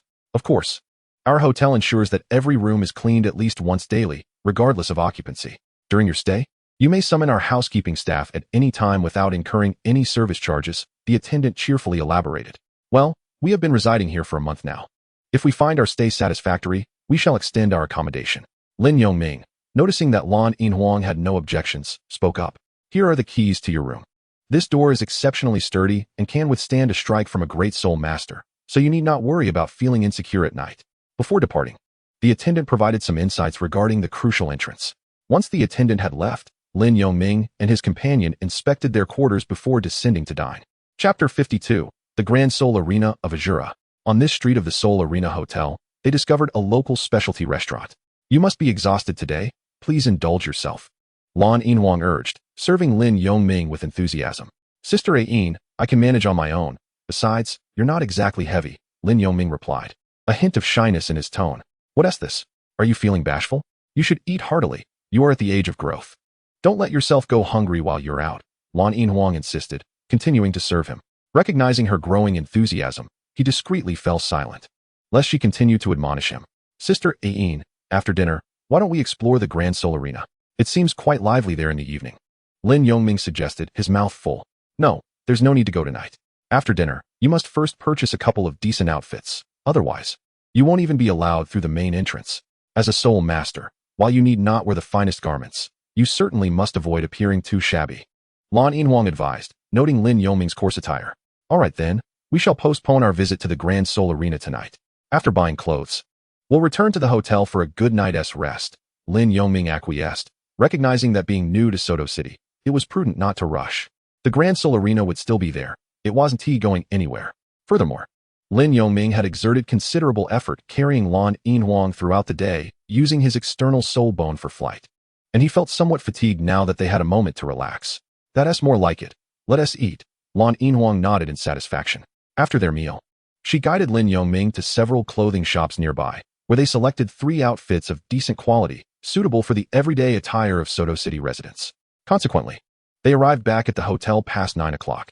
After a refreshing bath, it was nearing 10, quite late indeed. Their 2 bedrooms featured one that was roughly 10 square meters smaller. Lin Yongming voluntarily chose to sleep in the more modest room, which was not adjacent to the balcony. Thus, they spent a silent night. The following day, sunlight streamed through the window, prompting Lin Yongming to rise. Upon exiting his room, he discovered that Lan Yinhuang had already prepared breakfast. Xiaoming, after breakfast, let us take a stroll nearby to familiarize ourselves with the area. After all, a map is merely a map. Nothing compares to experiencing it firsthand. Sure, the Grand Soul Arena is likely not open yet. It was bustling all night and will probably open in the afternoon, Lin Yongming replied, readily agreeing with Lan Yinhuang's suggestion. After all, when arriving in a new place, the first task is to acclimate oneself to the surroundings. Familiarity with the terrain could prove invaluable should any situation arise. After finishing breakfast, under the guidance of Lan Yinhuang, around 3 o'clock, we strolled through the southern part of Soto City. Due to Lin Yongming's unique perception, he quickly memorized the layout of every street he traversed. Upon returning to the hotel, after a brief respite, we dined at 6 o'clock and then proceeded towards our ultimate destination, the Grand Spirit Arena. The Grand Spirit Arena is located at the southernmost edge of Soto City, adjacent to the city wall, with a vast square paved with bluestone before its grand entrance. The path leading to the main gate is elegantly adorned with white marble, and various flowers and plants line either side of the walkway. Upon passing through the walkway and arriving at the circular plaza at the entrance, a colossal stone tablet stood in the center, inscribed with text that Lin Yongming could not decipher, perhaps chronicling the establishment date of the Grand Spirit Arena. During this time, throngs of people surged into the arena, and I overheard conversations mentioning the betting that occurs there, explaining the evening's lively atmosphere. Lan Yinhuang observed the crowd, noting that many idle individuals had gathered at the Grand Spirit Arena after dinner. Naturally, without such festivities, how could the arena sustain itself? Pure competition alone would not suffice to maintain its facilities, Lin Yongming replied nonchalantly. It is said that the Grand Spirit Arena was established collaboratively by the 7 prestigious families of the continent, remaining independent of the Empire and the Spirit Hall. With such arenas present in significant cities and royal capitals across the land, Lan Yinhuang expressed curiosity about the 7 families. I am uncertain of their identities. Lin Yongming shook his head, but it is unnecessary to know. All I require is the understanding that this place can enhance my strength. Even the original story did not reveal the identities of these 7 families in its conclusion. As Lin Yongming and Lan Yinhuang approached the entrance, the roaring crowd within the Grand Spirit Arena was palpable, illustrating the fervor of the gathering. Xiaoming, register as a spirit master here, Lan Yinhuang directed Lin Yongming, pointing to the signpost. Ain, you need not participate. There are likely no opponents from your spirit sect here, and matching against them would be quite difficult. Lin Yongming cautioned her gently. Rest assured, if it weren't for your presence, I wouldn't find myself in such a chaotic place. It's far too noisy. The thought of competing here is utterly out of the question, Lan Yinhuang retorted with a smirk. Well, that's a relief. Lin Yongming exhaled quietly, feeling relieved. What's wrong? Are you worried about me competing, concerned that I might get hurt? Xiaoming, you need not worry. I want to be participating. Come, let us hurry over to register since there's no one else around. With a smile, Lan Yinhuang led Lin Yongming to the registration platform. Hello. Is this where one registers to become a spirit master at the Grand Spirit Arena? Lan Yinhuang inquired of the female attendant. Greetings, yes. The registration fee is 10 gold spirit coins per person, the attendant responded politely. These individuals are not to be trifled with. May I ask if both of you are registering together? I would like to register. Are there any specific requirements? Lin Yongming asked. There are no particular requirements. I merely need to know your age, soul power level, and martial spirit for registration. However, are you certain about participating in the arena as a battle spirit master? The female attendant gazed at the obscured Lin Yongming with a hint of confusion. Yes, I am determined to enter the competition on the arena stage. Lin Yongming affirmed with a nod. Very well then, what are your basic details? The attendant, not wishing to pry further, proceeded to assist Lin Yongming with the registration. He declared, my name is Azura, I am 13 years old, my martial spirit is the Thunderblade, and my current soul power level is that of a soul master at level 33. Lin Yongming had already prepared a fabricated identity, raising his age by 5 years to match that of the Blue-Silver Emperor. Nevertheless, upon hearing his declared age and soul power level, the attendant could not help but look at him in astonishment. Is your identity and strength confirmation valid? It may be your first time at the Grand Soul Arena. Our matchmaking for competitions is based on our battle spirit badge and power level. If this is indeed your first registration as a battle spirit master, your opponent will be matched according to your soul power level, implying that your adversary will also be at the soul master level, the attendant reiterated earnestly to Lin Yongming. Confirmed, Lin Yongming nodded. Very well, that will be 10 gold soul coins. The attendant accepted the coins and began inputting Lin Yongming's provided name, age, martial spirit, and soul power level. Here you go. This is your Iron Battle Spirit Badge and the related guidelines for the Grand Soul Arena, which you will find in this manual. Moreover, should you wish to match against an opponent, simply inform me. The attendant produced a triangular iron badge and a booklet containing pertinent information about the Grand Soul Arena. Upon receiving the manual, Lin Yongming took hold of the Iron Battle Spirit Badge. Please match me with an opponent, he requested, raising the badge toward the attendant. Understood. I will randomly match you with an opponent of the Soul Master level. Chapter 53. Matchmaking successful. Esteemed guest, your opponent has been successfully matched. Following this announcement, your information, along with that of your opponent, will be broadcasted, guiding you to the designated arena for your match. The attendant's words were barely finished when a voice akin to a public announcement echoed throughout the hall. Grandmaster Duel, please proceed to the entrance of Arena 3 to prepare. The match will officially commence in 10 minutes. That is the nature of the announcement, the attendant reminded. I understand. Thank you for your assistance, Lin Yongming replied with a slight smile. You're welcome. As this is your first visit, it is my duty to assist you. The attendant responded courteously. The interior of the Grand Soul Arena is circular, with the arena naturally situated at its center, surrounded by a circular walkway and railings. Approaching the edge, Lin Yongming observed a one-on-one battle unfolding on the arena, with spectators cheering fervently for the combatants. Xiaoming, I just perused the manual. Blue-Silver Emperor remarked, holding the booklet. What does it say, Sister Ayin? Lin Yongming inquired attentively. The badges of the soul fighting system are categorized into 8 distinct ranks: iron, copper, silver, gold, purple gold, sapphire, ruby, and diamond. Advancement follows a point-based system, where a victory earns 1 point, while a defeat incurs a loss of 1 point. Notably, consecutive victories yield cumulative points. Furthermore, challenging opponents with a higher score results in greater rewards upon victory, whereas triumphing over those with a lower score yields diminished returns. As the Blue-Silver Emperor read through the manual, she recited the rules to Lin Yongming. Indeed, in competitive matches, this point system is quite equitable. Moreover, my primary purpose is to enhance my practical experience. As long as there are opponents, the outcome, be it win or lose, holds little significance, Lin Yongming replied with a nod. Soul fighting is divided into 3 categories. The first is sparring, which entails mutual practice and forbids lethal force. The second is life and death combat, employed to resolve irreconcilable disputes. The final category is betting fights, presided over by the Grand Soul Arena, where both parties send forth an equal number of soul masters to compete, with the victor claiming everything outlined in the wager. Betting fights are essentially a variant of life and death combat. Therefore, our matches will be of the sparring type. Remember to refrain from lethal force. The ability to precisely control one's soul power is also a form of skill enhancement. The Blue-Silver Emperor cautioned as she closed the book. Understood. I am here to train, not to kill, Lin Yongming acknowledged, aware that he would not immediately engage in life and death or betting fights. Another crucial point to note is that in one-on-one mode, one may only compete once per day. The Blue-Silver Emperor reiterated. Once a day? Lin Yongming exclaimed in surprise. Indeed, but you may engage in other formats, such as 2-on-2 or team battles, with each format limited to a single match per day. Thus, after completing a one-on-one match, should you wish to continue, you must partner with someone to form a duo for further matches, she elaborated. I see, Lin Yongming responded with a hint of resignation. Xiaoming, why not allow me to register as a soul master and team up with you? The Blue-Silver Emperor suggested, noticing Lin Yongming's slight disappointment. No need, Sister Ayin. Once a day is sufficient, he quickly interjected. The Grand Seoul Arena was a bustling hub, filled with a diverse crowd. One could never ascertain if there were hidden soul masters of formidable rank among them. Moreover, the arena's overseers surely possessed considerable strength. Even if they did not reach the level of a soul Douluo, they likely matched that of a soul sage. Could it be that Xiao Ming has sensed my true identity? Why does he appear so anxious upon my mention of this? The blue-silver emperor pondered, observing Lin Yongming's evident tension with concern. In the arena, a soul master at the level of soul sovereign engaged in sparring. The 33rd ranked soul sovereign Azura was set to battle the 36th ranked soul sovereign Zhao Wujia, with the match scheduled to commence in 10 minutes at the entrance of Ring 2.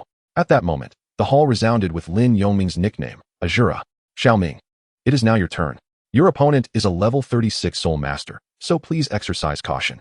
The blue-silver emperor, upon hearing the announcement, advised Lin Yongming. In truth, the blue-silver emperor was perplexed as to why Lin Yongming had chosen such a name as Azura. Zhao Wujia. Could it possibly be him? Lin Yongming, upon hearing the name of his opponent, was momentarily taken aback but quickly recognized the somewhat familiar name. The second arena is over there. I will escort you. The blue-silver emperor took Lin Yongming by the hand and led him towards the marked area. Very well, Lin Yongming nodded, following closely behind the blue-silver emperor. The Soto City Grand Seoul Arena is equipped with 4 platforms, 3 smaller arenas, and 1 main arena. The main arena is twice the size of the smaller ones and is primarily designated for 7-member team competitions. Naturally, Lin Yongming would not require the main arena for a one-on-one match. Haha, level 33, and a newcomer whom I've never heard of. Victory is assured today. How much are you planning to wager on my win? At the railing, a diminutive figure, similar in height to Lin Yongming, spoke disdainfully to his friend. Indeed, my luck has been remarkable. Having just arrived at the Soto City Grand Seoul Arena a few days ago, I have already won over 1,000 gold soul coins. This time, I'll bet 500 on your victory, though the odds are a bit low at 5-1, replied another individual, bespectacled and wearing a cunning expression. With a sly grin, that's quite normal. I've already achieved 4 consecutive victories, so the organizers will surely set favorable odds. Enough of this chatter. I must prepare for my match. Hurry and place your bet, the shorter one urged, pressing his palms together and twisting his neck, which cracked audibly. Go ahead. Under the guidance of the staff, Lin Yongming and the blue-silver emperor arrived at the entrance of the second arena, awaiting their turn. Why would a blind person come to the Grand Seoul Arena to compete? Isn't that merely seeking humiliation? One of the staff members, upon completing his guidance, glanced at Lin Yongming with a look of pity as he departed. Everyone knows that the Soul Master Zhao Wujia is favored to win against a level 33 newcomer. Haha. It must be Zhao Wujia. He has already achieved 4 consecutive victories. As they reached the entrance, Lin Yongming overheard the voices from the audience seated in the arena. Xiao Ming, do not pay heed to the opinions of others. Focus on your own battle. Humph. Let them lose everything, even their undergarments. The blue-silver emperor, upon hearing the audience's lack of faith in Lin Yongming, offered him words of comfort. Indeed, Ain, do you not know me? I am not one to be affected by the gaze of others. Besides, I cannot even see their expressions, Lin Yongming replied with a gentle smile. Welcome, everyone, to the Grand Seoul Arena, Platform 2. Please welcome our combatants. On the left, the familiar Zhao Wujia, and on the right, today's newly registered Azura. As the announcer introduced the fighters, Lin Yongming stepped onto the platform. What is going on at the Grand Seoul Arena? How can a blind man compete? How will this even work? I can't believe it. The name Azura sounds so imposing and powerful. I even wagered 50 gold soul coins, and now this. A blind man. Indeed, I pondered the intricacies of setting the odds at 7-1, only to realize the subtlety of the matter here. Fortuitously, I refrained from wagering on Azura. As Lin Yongming approached the edge of the arena, he was met with a veil obscuring his vision. While the audience erupted into a cacophony of voices, several who had tentatively placed their bets on Lin Yongming now found themselves engulfed in regret. The earnings at the Battle Soul Arena are truly enticing. Chapter 54, The Duel Against Zhao Wujia. Zhao Wujia's companions cast a glance at Lin Yongming before leisurely sipping their water, as if the outcome were already a foregone conclusion. Though the odds were slim, the certainty of profit filled their hearts with joy. The host of the Battle Soul Arena, upon witnessing a blindfolded contender stepping onto the stage, wore a look of mild embarrassment. While the host was aware that Azura was making a debut, he certainly did not anticipate facing a blind fighter. Naturally, the waitress could not possibly include all of Lin Yongming's details in the database. It appears our Battle Soul Arena has welcomed a uniquely intriguing newcomer.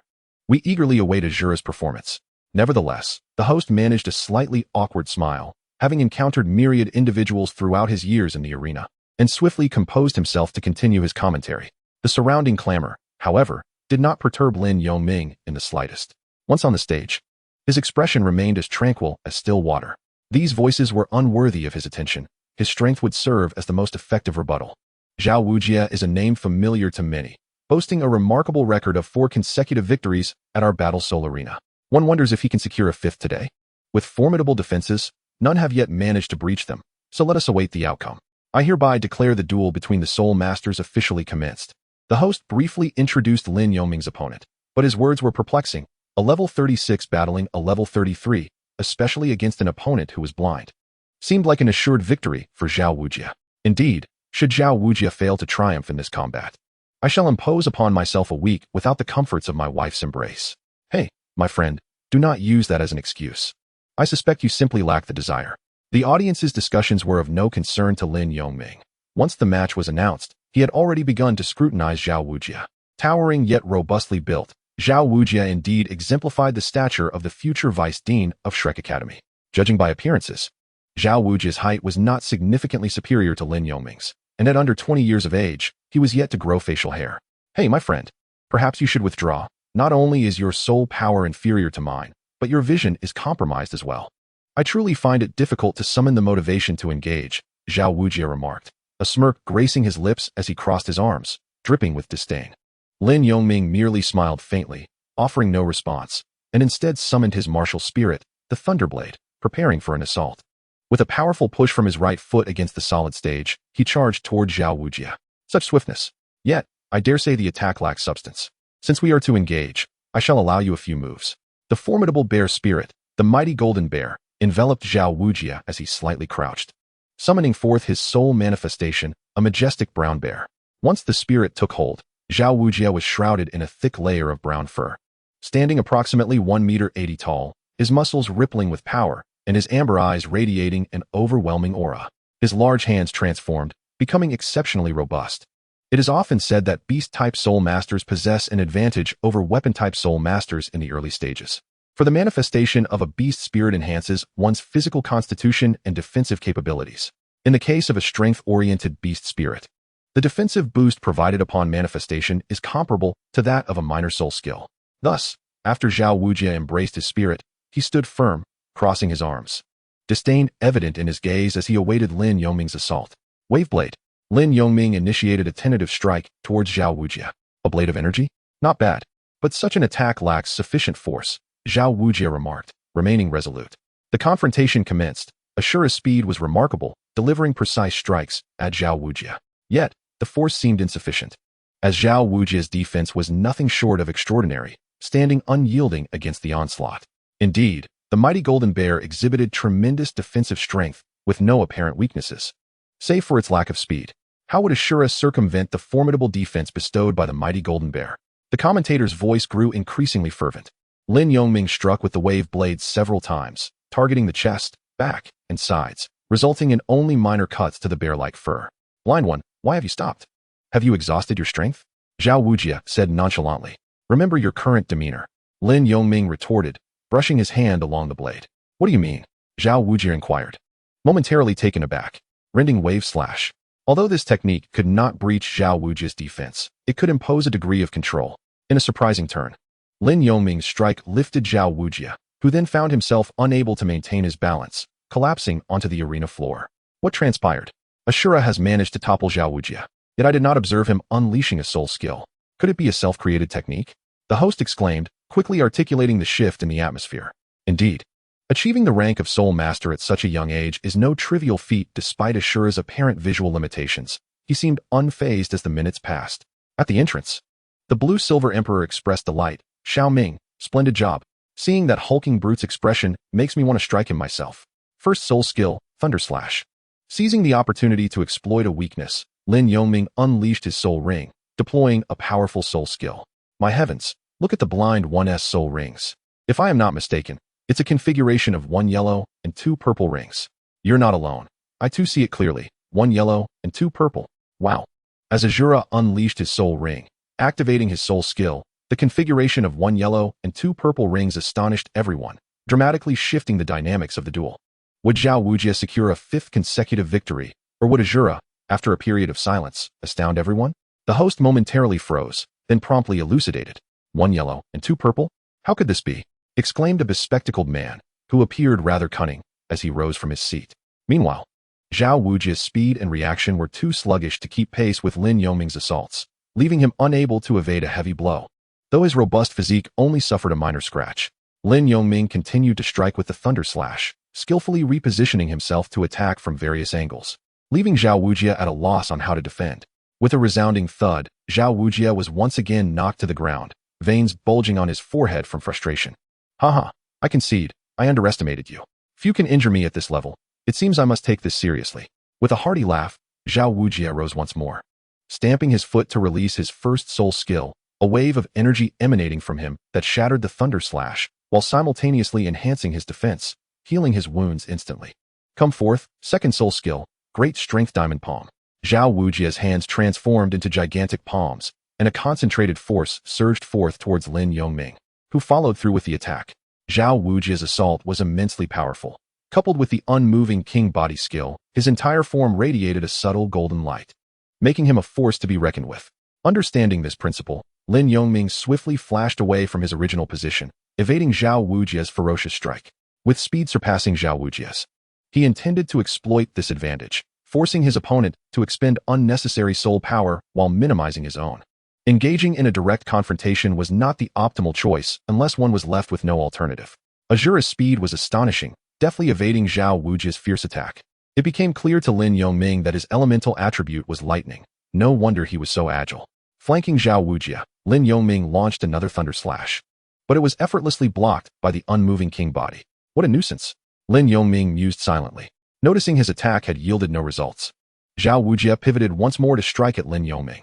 However, despite Zhao Wujia's formidable build, his speed was rather average, allowing Lin Yongming to evade his slow strikes with ease.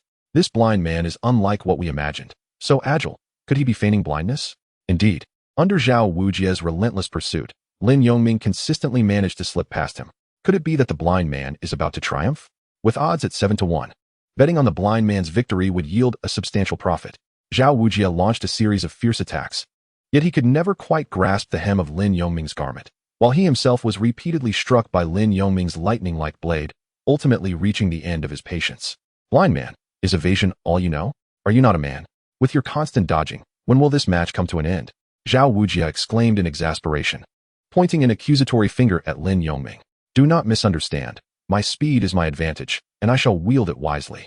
Furthermore, once I deplete your stamina and soul power, this match will naturally conclude, Lin Yongming replied, remaining composed and unruffled, maintaining a distance of about 5 meters from Zhao Wujia. People like you are always scheming. Since your speed is remarkable, I shall simply limit your movements. Third soul skill, gravity enhancement. Zhao Wujia bellowed, as his 1,000-year soul ring erupted forth, augmenting his momentum. Lin Yongming felt an immediate heaviness envelop his body, as though his feet were ensnared in a quagmire. Now, let us see where you can run. Mighty Vajra Palm. Zhao Wujia seized the opportunity, unleashing his second soul skill in an aggressive advance. It is over, the bespectacled man exhaled in relief. Has Zhao Wujia truly employed a 1,000-year soul skill?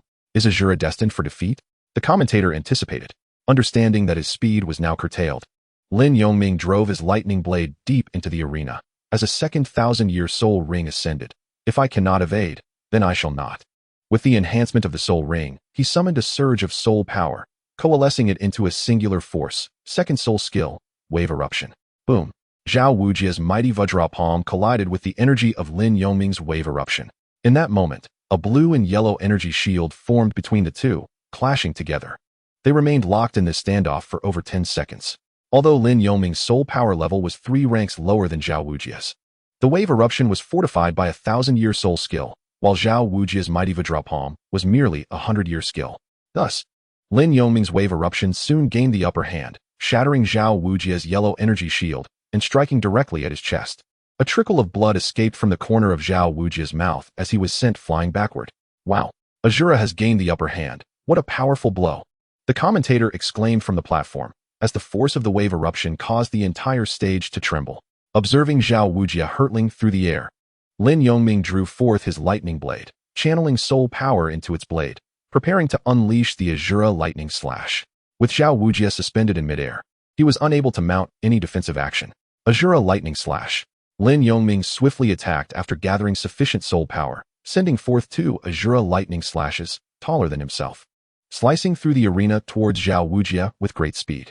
After Lin Yongming acquired his third soul ring, his soul power deepened significantly, reducing the energy required for the Shura Thunder Slash from an initial 70% to 50, and now to merely 30. The energy of the Shura Thunder Slash pierced through, causing Zhao Wujie to cry out in pain as a layer of golden light around him shattered like glass. This was the defensive soul skill of the immovable king. You have lost, Lin Yongming stated flatly, swiftly positioning his blade against Zhao Wujie's neck the moment he fell onto the arena. Zhao Wujie lay on the ground, his expression shifting between despair and resignation, tightly clenching his fists. Ultimately, he gazed at Lin Yongming's face and the cold blade resting upon his neck, gradually loosening his grip. I have lost, Zhao Wujie conceded in a dejected tone. With Zhao Wujie's admission of defeat, the announcer promptly declared, "Congratulations to Ashura for achieving victory in this match," marking the first win at the Grand Soul Arena, earning 1 point. Additionally, due to the termination of Zhao Wujie's for consecutive victories, an extra 3 points are awarded. "Oh, my money. I bet 100 gold soul coins," exclaimed one spectator. I wagered 50 gold soul coins on Ashura, with odds of 7 to 1. What a fortune. Another jeered. What a waste. A level 36 soul master can't defeat a level 33, and he is blind too. What a fool. Don't ever come back to the arena. In the aftermath, a bespectacled man clutched his chest in agony, lamenting, "Curse it. I must reclaim my honor."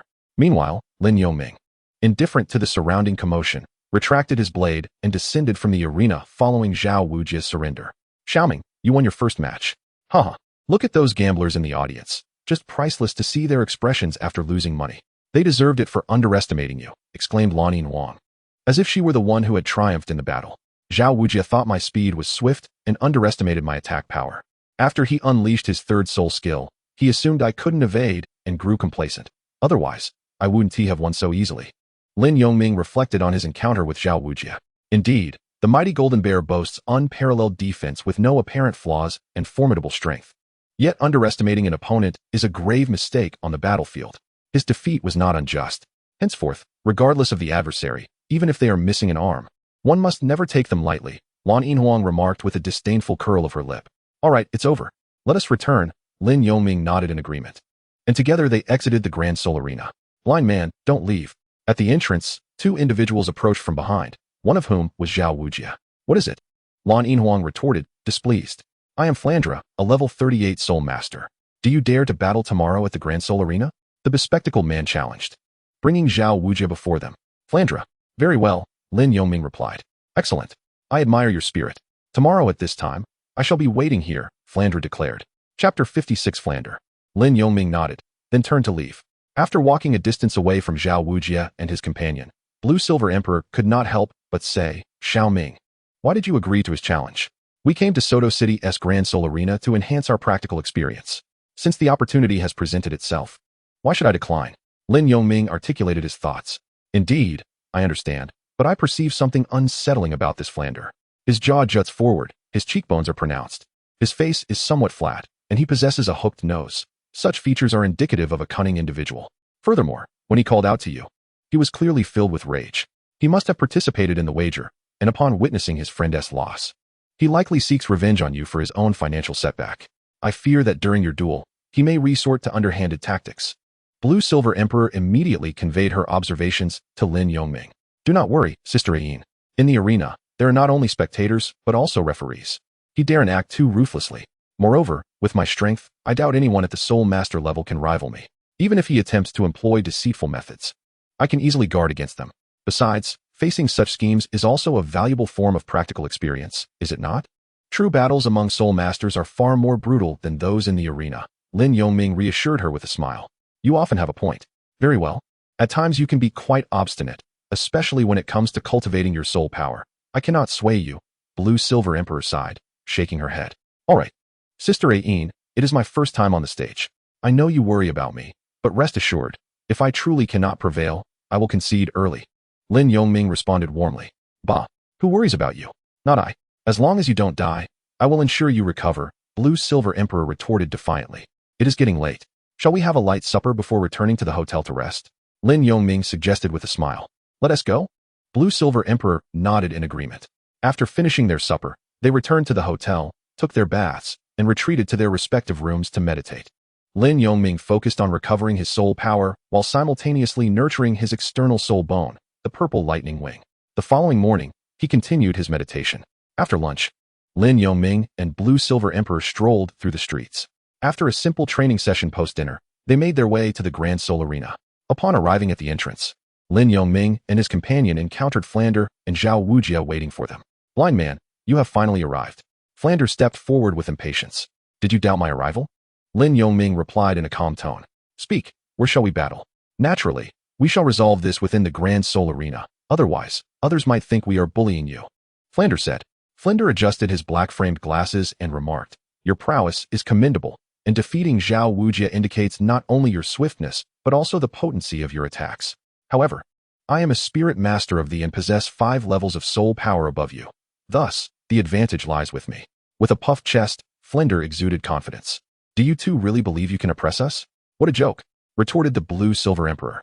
After all, he was a spirit sect member, and it was absurd to be confronted by 2 spirit masters who claimed they did not wish to dominate him. He thought to himself that it was fortunate he did not wish to oppress them. "Very well, let us proceed inside," Lin Yongming interjected, showing no dissent. He moved ahead. "Flander, take heed. Yesterday, he did not even employ his 3rd spirit ring. Most importantly, do not underestimate him because he is blind. His attacks remain unaffected." Zhao Wujia cautioned as he grasped Flander's hand. "Fear not. You are aware of my capabilities. Speed is my forte." "Let us go," Flander replied. And together they entered the Great Soul Arena. Lin Yongming awaited Flander's arrival at the counter. "How do we proceed?" he inquired, eager to ensure a successful match against Flander. "Hand me your iron badge. I will handle the rest," Flander instructed, producing his own soul badge. Subsequently, he approached the female attendant with Lin Yongming's badge in hand. "Please match us for a battle in the arena." "Azura, Cat Eagle," he declared. The name inscribed on Flander's soul badge was indeed his martial spirit. And Lin Yongming's chosen name, Azura, was also recorded on his badge. "Sir, your match has been successfully arranged. 5 gold soul coins, please." The attendant smiled as she returned the badge to Flander. Although random matching incurred no fees, self-arranged matches required a nominal charge. Flander reluctantly handed over 5 gold soul coins. Muttering, "I shall reclaim this money, along with what I lost yesterday." Having completed the transaction, he returned to Lin Yongming's side and handed him the token. "The match is confirmed. We will soon receive a broadcast announcing our entry onto the stage," Flander informed him. "That is splendid news." Lin Yongming nodded, storing the token away. "You seem quite confident in yourself. May I ask how much you intend to stake on your victory?" Flander inquired with a sly grin. "Likewise. I am curious about your wager on your own success," Lin Yongming replied with a smile. "You cannot gamble." The Blue Silver Emperor immediately intervened, stopping Lin Yongming from wagering. "Apologies, but my sister disapproves. However, I advise you not to bet too much. Otherwise, should you lose, you may find yourself sleeping on the streets. And that will not concern me," Lin Yongming said helplessly to Flander. "Humph, I appreciate your caution." Flander's expression turned cold. "Zhao Wujia, let us depart." Flander undoubtedly discerned the underlying meaning in Lin Yongming's words, which implied his inability to secure a victory. "Xiao Ming, regardless of your confidence, do not place any bets. Do not entertain any notions of luck. Those who gamble recklessly seldom find fortune," admonished Lan Yinwang. "Understood, Sister Yin, I shall refrain from gambling." Lin Yongming promptly heeded her counsel. However, he could not suppress his frustration at the thought of Flander attempting to drag him into a precarious situation. A sentiment that incensed him. Lan Yinwang gazed at Flander's distant silhouette, expressing her displeasure. Lin Yongming could only nod in agreement. Meanwhile, Flander and Zhao Wujia approached the betting platform, their duel information displayed in the grand arena due to a successful match. The odds were astonishingly 4-1, quite favorable. Flander, after assessing the odds, immediately withdrew funds to place his wager. "Flander, take caution. That blind man appears overly confident, and we remain unaware of his 3rd spirit ability. Should you lose, you may find yourself homeless," Zhao Wujia urgently cautioned as he noticed Flander preparing to wager his entire stake. Ultimately, after Zhao Wujia's persuasion, Flander, his expression fluctuating, opted to wager only half of his funds, recalling Zhao Wujia's recent defeat. Chapter 57, The Battle with Flander. In the upcoming Spirit Master duel, a level 33 Spirit Master Azura would face off against a level 38 Spirit Master Cat Eagle. Competitors were instructed to prepare, with the match set to commence in 10 minutes on Arena 2. After nearly an hour of waiting, while Lin Yongming and Lan Yinhuang observed other matches, an announcement echoed through the arena. "Xiao Ming, go for it," Lan Yinhuang encouraged him. Indeed, Lin Yongming nodded, eager to witness what Flander, the head of Shrek Academy, one of the future pillars of the Golden Iron Triangle, had to offer. What? Azura again? The blind man who caused me to lose money yesterday? This time against a level 38 spirit master. I refuse to believe he can win. I'm betting on Cat Eagle, a gambler hissed upon hearing Azura's name. Not necessarily. Having triumphed over a level 36 spirit master, he could very well defeat a level 38 one. I shall continue to support Azura, countered another spectator. As the announcement reverberated, the audience began placing their bets, with the majority favoring Flander, given the 5-level disparity in spirit power. Despite Lin Yongming's previous victory over Zhao Wujia, few would dare to gamble on an uncertain outcome. As time slipped away, the 10 minutes swiftly elapsed. Following the host's opening remarks, the two protagonists were invited to the arena. Flander, wearing a confident expression accompanied by a hint of mockery, kept his gaze fixed on Lin Yongming as he ascended the stage. In contrast, Lin Yongming approached the arena with an air of indifference, entirely unperturbed by Flander's demeanor. A formidable opponent indeed, with no discernible flaws, truly cautious, he mused silently. Though Flander wore a smirk of disdain, he gradually regained his composure after being interrupted by Zhao Wujia not long ago. Deep within, he scrutinized Lin Yongming, searching for any sign of weakness. However, all he observed was Lin Yongming's face, devoid of any emotional fluctuation, seemingly impervious to the cheers from the audience. Clad in a simple yet immaculate black outfit, his medium-length blue hair accentuated his neat appearance. With a delicate visage partially obscured by a black veil, he stood on the arena, resembling an ordinary individual devoid of any soul power.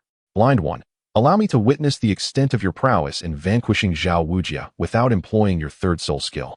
Flander provocatively taunted, hoping to elicit a reaction from Lin Yongming. To his dismay, Lin Yongming remained unresponsive, standing motionless on the stage, patiently awaiting the host's signal for the match to commence. As the thrilling duel segment for Soul Masters arrived, those present yesterday would recall that Ashura, at level 33, triumphed over his level 36 opponent, primarily due to his unique soul ring configuration of 1 yellow and 2 purple. To be honest, in my years at the Soul Arena, I had never witnessed such an extraordinary arrangement. The potential it harbored was boundless. Thus, as long as Ashura participates in the Grand Soul Arena, he is undoubtedly worth your investment. Of course, today Ashura's opponent is a level 38 agility-type Soul Master, and whether Ashura can achieve a second victory remains to be seen. I hereby declare the match on Arena 2 to officially commence, the host announced. Cat Eagle Martial Spirit, manifest. Flander promptly unleashed his martial spirit. Upon activation, a pair of immense wings unfurled from his back, enveloping him in a layer of feathers, with orange-yellow eyes featuring vertical pupils. With the Cat Eagle Martial Spirit, known for its swiftness and keen eyesight, Flander took to the skies, his orange-yellow gaze fixed upon Lin Yongming.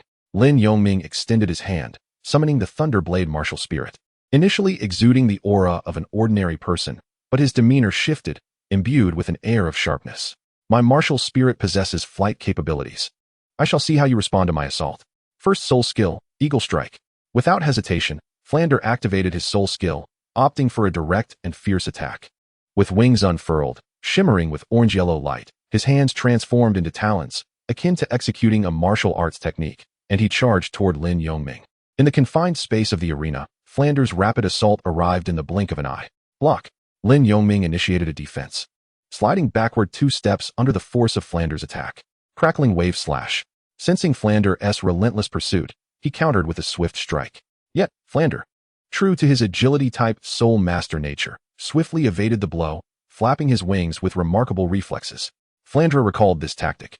It was precisely this maneuver that had led Zhao Wujia into a disadvantaged state yesterday. Naturally, Flander had scrutinized Lin Yongming's performance from the previous day. As Flander evaded, he brandished his wings, unleashing 2 orange-yellow blades from afar. The first soul skill, Thunder Slash. Lin Yongming now executed a standard Thunder Slash, although it posed no pressure. It could be described as an instantaneous soul skill, consuming barely a fraction of his soul power with each release. The clash of soul skills reverberated between the two, with waves of soul power radiating outward. Engaging in close combat was unfeasible. However, Flander contemplated utilizing ranged attacks, confident in his aerial advantage. Reflecting on the recent moment when Lin Yongming had countered with a strike, he subtly adjusted his strategy. Blind one, I must commend your battle awareness. Yet from this moment forth, I shall not approach you within arm's reach. I will incessantly assail you from the sky and observe how you respond, Flander declared. As feathers cascaded from his wings, enveloped in his soul power, transforming into orange-yellow plumes that swirled toward Lin Yongming. Lin Yongming smiled faintly, reminding Flandre that Azura, as a demon swordsman, was renowned for possessing magical prowess and ranged attack capabilities. Although Flandre enjoyed the ability to fly, the confines of the arena restricted him from soaring too high or too far, lest he forfeit by exiting its boundaries. Thus, Lin Yongming continued to unleash his thunder slash against the sky, dispersing the feathers and striking directly at Flandre. What? From this distance, your soul skill can still reach me? Flandre exclaimed in astonishment, hastily dodging, as the thunder slash grazed past him, severing a corner of his garment. Lin Yongming remained unresponsive, choosing instead to convey his intentions through action, relentlessly assaulting Flandre with successive thunder slashes.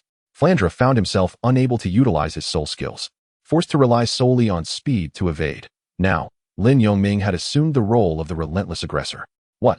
Azura manages to suppress a flying cat eagle from the ground? Just how profound is Azura's soul power to repeatedly unleash the first soul skill? The commentator exuberantly narrated. Upon hearing the commentator's words and realizing his continuous evasion, Flandre could no longer endure. He unleashed a more formidable surge of soul power. Chapter 58. The Effect of Unsurpassed Thunder. Accompanied by 2 yellow and 1 purple soul rings, the frustrated Flandre roared. Third soul skill, Seek and Strike Weakness.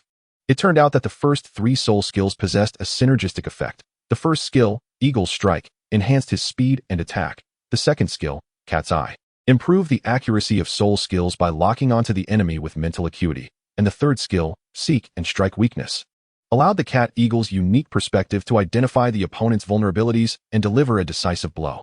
With this triad of soul skills harmonizing, a blue cat eagle phantom coalesced before Flandre, signaling an extraordinary strike that, should it connect, would severely injure even a soul master. Whoosh! The spectral cat hawk emitted a cry, its round, orange-yellow eyes fixated on Lin Yongming. It circled above him, seeking the optimal point of weakness. What was happening? Lin Yongming appeared to be rife with vulnerabilities, yet paradoxically, he seemed impenetrable. Whether attacked from the back or the front, neither option felt ideal. Flandre's gaze sharpened as he regarded the black veil obscuring Lin Yongming's eyes, realizing he was at a loss for how to proceed. Enough of this. He resolved to strike. Ultimately, Flandre chose to command the spectral cat hawk to launch a surprise attack from behind Lin Yongming. Lin Yongming sensed Flandre's mental energy locking onto him. No matter how he attempted to evade, the cat hawk would relentlessly pursue him. However, with Flandre unleashing his full power, further evasion seemed futile. Lin Yongming smiled calmly, unhurriedly releasing his second soul ring. He remained stationary, not turning to face the approaching spectral cat hawk. The second soul skill, Wave Eruption. This ability not only repelled close-range foes, but also thwarted long-range soul skills. Thus, when the cat hawk neared Lin Yongming, it was forcefully repelled by the eruption of waves. How could this be? This was my third soul skill, augmented by the first and second soul rings, yet it was repelled. Could it be? Flandre felt a tightness in his chest as he witnessed his summoned cat hawk being effortlessly pushed back by Lin Yongming. Suddenly recalling how Zhao Wujia had also been repelled and subsequently defeated yesterday. It was a forced repulsion effect. Flandre realized the true power of Lin Yongming's soul skill. Just as Flandre was struck with astonishment, a more potent purple soul ring manifested around Lin Yongming, signifying his third soul ring. If he were to continue using the Azura Thunder Slash, Flandre's speed would allow him to evade entirely. Recognizing this, Lin Yongming opted not to employ the Azura Thunder Slash. Instead, he chose a soul skill he had never utilized since acquiring his third soul ring, the Peerless Thunder Motion. Effectively treating Flandre as a test subject for this skill, the results of which would only be validated in actual combat. The third soul skill, Peerless Thunder Motion. Upon releasing his third soul ring, an electric energy surged throughout Lin Yongming's body. He then commanded this thunderous energy, concentrating it upon the blade of his thunder knife, and swung it towards Flandre. Such impressive control over the thunder. This technique could not be met head-on. Flandre felt a sense of ease, realizing he was not locked onto by mental energy, meaning he could completely evade this strike. Yet, he refrained from moving, intending to discern Lin Yongming's attack trajectory before dodging. However, while his plan was sound, Flandre was unaware of the effects of Peerless Thunder Motion. Even Lin Yongming was utilizing it for the first time. After gathering an ample amount of thunderous power upon the blade, with a single swing, the light of the blade tore through the air, leaving fissures in its wake. Flandre's expression darkened as he deftly evaded the trajectory of the formidable attack from the dual thunder. However, Lin Yongming, adeptly controlling the dual thunder, conjured a deep blue sphere of lightning beside Flandre, spinning with a gravitational force reminiscent of a black hole, drawing in everything around it. What is happening? Flander gasped in shock, realizing he was being ensnared by the sphere, gradually being pulled toward it. Despite his vigorous attempts to flap his wings and escape the sphere's gravitational influence, he found himself utterly powerless. Wow, such incredible attraction. The efficacy of this technique is hardly inferior to a Millennium Soul skill, the host exclaimed, as 5 optimal soul rings materialized around him. To everyone's astonishment, the host was a soul king, yet under the relentless pressure of Lin Yongming's dual thunder, he was compelled to exert his soul power to resist the sphere's control. Unfortunately, Flander was not as fortunate. The sphere was merely a meter away from him. And despite his continuous struggle against its pull, he was ultimately drawn in after 2 minutes. Boom! Lin Yongming clenched his left fist, igniting the second phase of the dual thunder's assault. Flander coughed up a mouthful of blood, his wings, akin to those of a broken bird, failing to sustain his flight, causing him to crash onto the arena. The impact forced another spout of blood from his mouth, staining his lips crimson. With great difficulty, Flander lifted his head, casting a resentful glare at Lin Yongming, before succumbing to unconsciousness. Flander, Zhao Wujia, in a moment of desperation, rushed onto the stage from the audience to lift Flander and assess his injuries. Fortunately, Flander was merely gravely injured, having fainted from a surge of blood to the head. Referee, we concede, Zhao Wujia declared to the host. Agreed. Let us once again congratulate Azura on his consecutive victory in this Soul Arena match, the host announced. It's over. Even a level 38 Soul Master is no match for a level 33 Soul Master like Azura. He is truly invincible among Soul Masters. Is this the power bestowed by a yellow and 2 purple rings beyond their limit? The audience erupted into a chorus of lamentation, having lost their bets. Though some cheered in delight, Flander seemed severely injured, prompting Lin Yongming to approach. What do you want? Do you intend to mock us? Zhao Wujia shouted angrily. Do not misunderstand. I merely struck harder than intended. My sister possesses healing soul skills. Carry your friend and follow me. Lin Yongming expressed his intentions sincerely. He had not anticipated the second phase of the dual thunder's explosive attack would be so devastating, nearly delivering a fatal blow to Flander. No need to trouble yourself. We have lost, and I shall find a healing soul master for him, Zhao Wujia replied, swiftly lifting Flander and departing the arena. Lin Yongming awkwardly touched his nose. Since his offer was unwelcome, he turned and returned to the blue-silver emperor at the entrance. Xiao Ming, you have triumphed once again. Witnessing your third soul skill, I dare say no one among the soul respecters can rival you, unless they encounter someone akin to yourself, possessing 1 yellow and 2 purple soul rings. The blue-silver emperor approached, having observed the entirety of the previous encounter. Perhaps, but I must practice my third soul skill. I nearly brought him to his demise. Fortunate that his soul power level exceeds mine by 5. Lin Yongming reflected on the lessons learned from this match. Take your time, no need to rush. Encouraged the blue-silver emperor. Chapter 59. The blue-silver emperor takes action. The day following the defeat of Flanders, that evening, Lin Yongming and the blue-silver emperor exited the Grand Soul Arena. As they traversed a narrow alley on their way back to the Soul Fighting Hotel, they encountered Flanders and Zhao Wujin, who obstructed their path. Stop right there. Flanders, having spent a day and night under the care of healing soul masters, had fully recovered from his injuries. Both men glared at the duo, particularly at Lin Yongming, with displeasure etched on their faces. May I inquire the purpose of your visit? Lin Yongming sensed their ill intentions, but remained unfazed. Even the blue-silver emperor, who had been conversing with him, regarded the 2 men with scrutiny, pondering their motives. In these past few days, my brother and I have been thoroughly humiliated at your hands. Today, united, we shall reclaim a modicum of our dignity. I refuse to believe you 2 can best us again, Flanders declared ominously, revealing his intentions. Zhao Wujin, however, cast an awkward glance at Flanders, clearly dragged along to restore their honor. What? Unable to match our prowess, you resort to blocking us?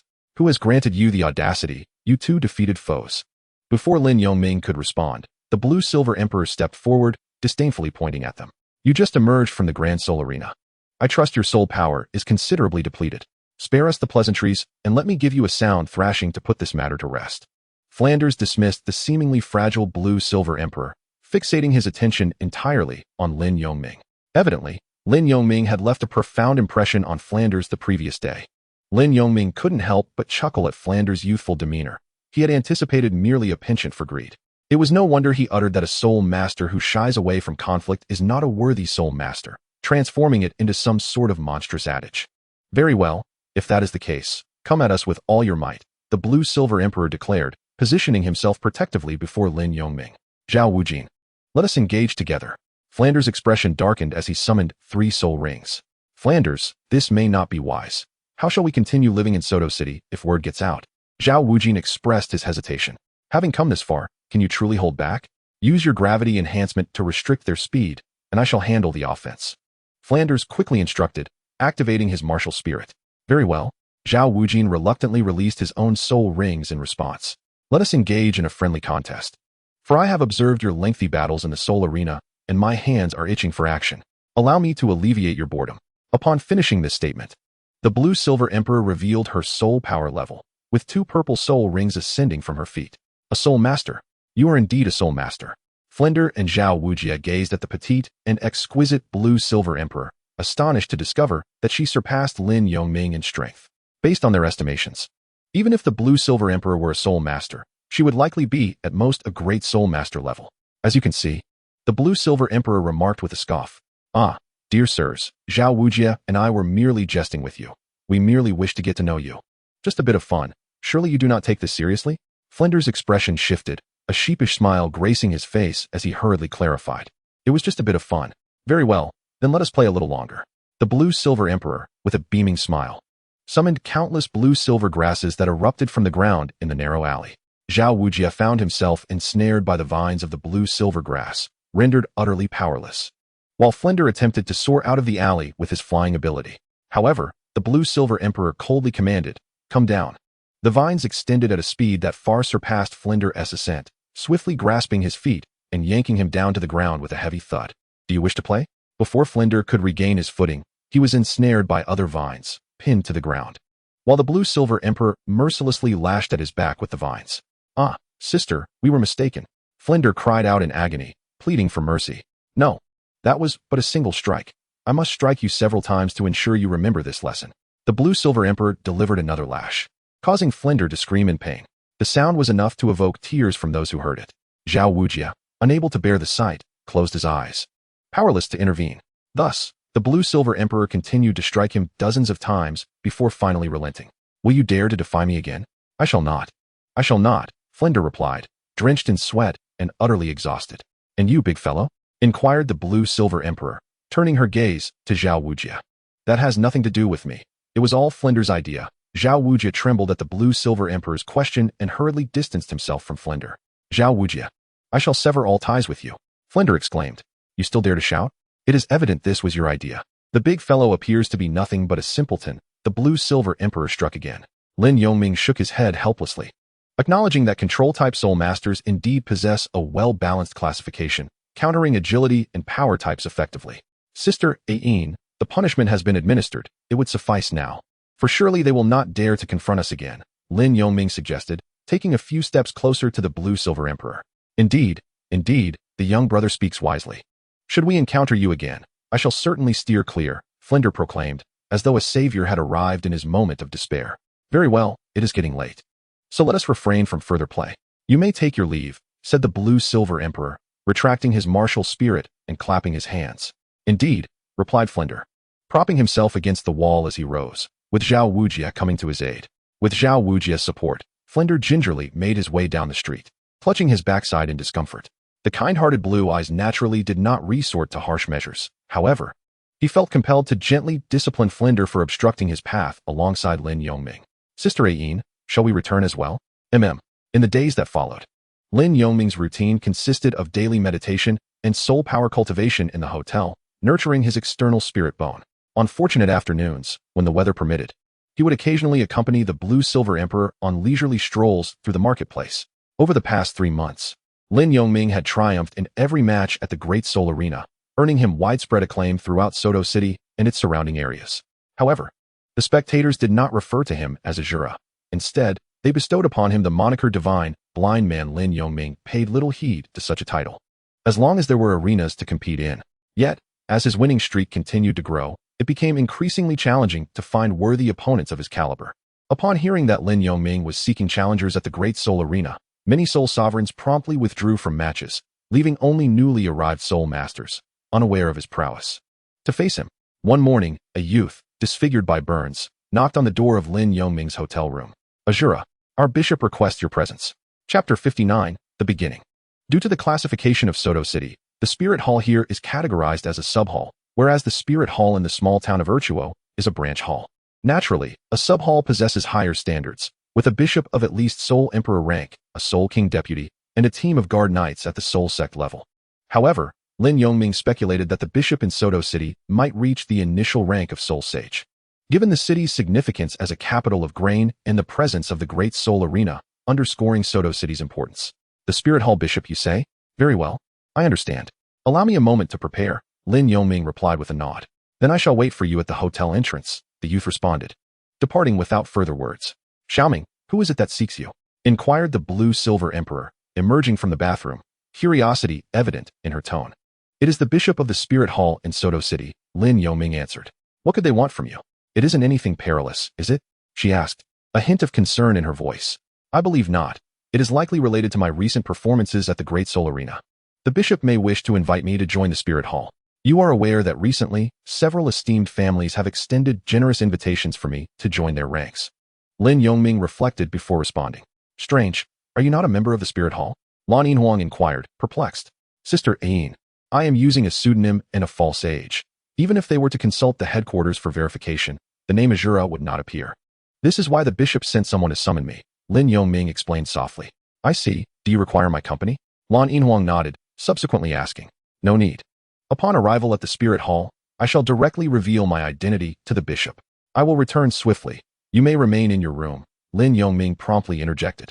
After spending an extended period in Soto City, Lin Yongming deemed it necessary to establish a connection with the Spirit Hall here. Yet he had not anticipated the nearly 3-month delay before someone was sent to summon him. Very well, Lan Yinhuang replied, her tone tinged with a hint of melancholy. In the meantime, I must prepare for the Great Soul Arena. I received my Silver Soul badge yesterday, permitting me to challenge spirit ancestors. Lately, I fear I may draw attention, thus I need to clarify matters with the Spirit Hall. Should an issue arise, we could seek refuge there, Lin Yongming reassured Lan Yinhuang. I understand. Go ahead, she responded gently with a nod. Indeed, let us dine together upon my return, Lin Yongming explained before departing the hotel. A young man awaited him at the entrance. Upon seeing Lin Yongming emerge, he uttered, Please, follow me. The Spirit Hall of Soto City is situated centrally, slightly to the south, directly across a street from the Lord's mansion. Lin Yongming followed the young man for over half an hour until they arrived at the Spirit Hall. The sub-hall was significantly larger than the branch halls, with the main hall elevated by an additional floor. The entrance was adorned with a 2-meter-tall statue of the angelic deity revered by the Spirit Hall, a 6-winged figure. Wang Ming, who is this? A guard at the entrance inquired curiously upon noticing Lin Yongming behind the young man. This is Azura, whom the bishop has summoned, Wang Ming introduced. The renowned Azura of the Great Soul Arena? The 4 guards appraised Lin Yongming. Indeed, Wang Ming affirmed, observing Wang Ming's evident deference to the guards. Lin Yongming surmised that his standing within the Spirit Hall was rather humble. It seemed the bishop did not regard him highly. You may enter, the guard stated.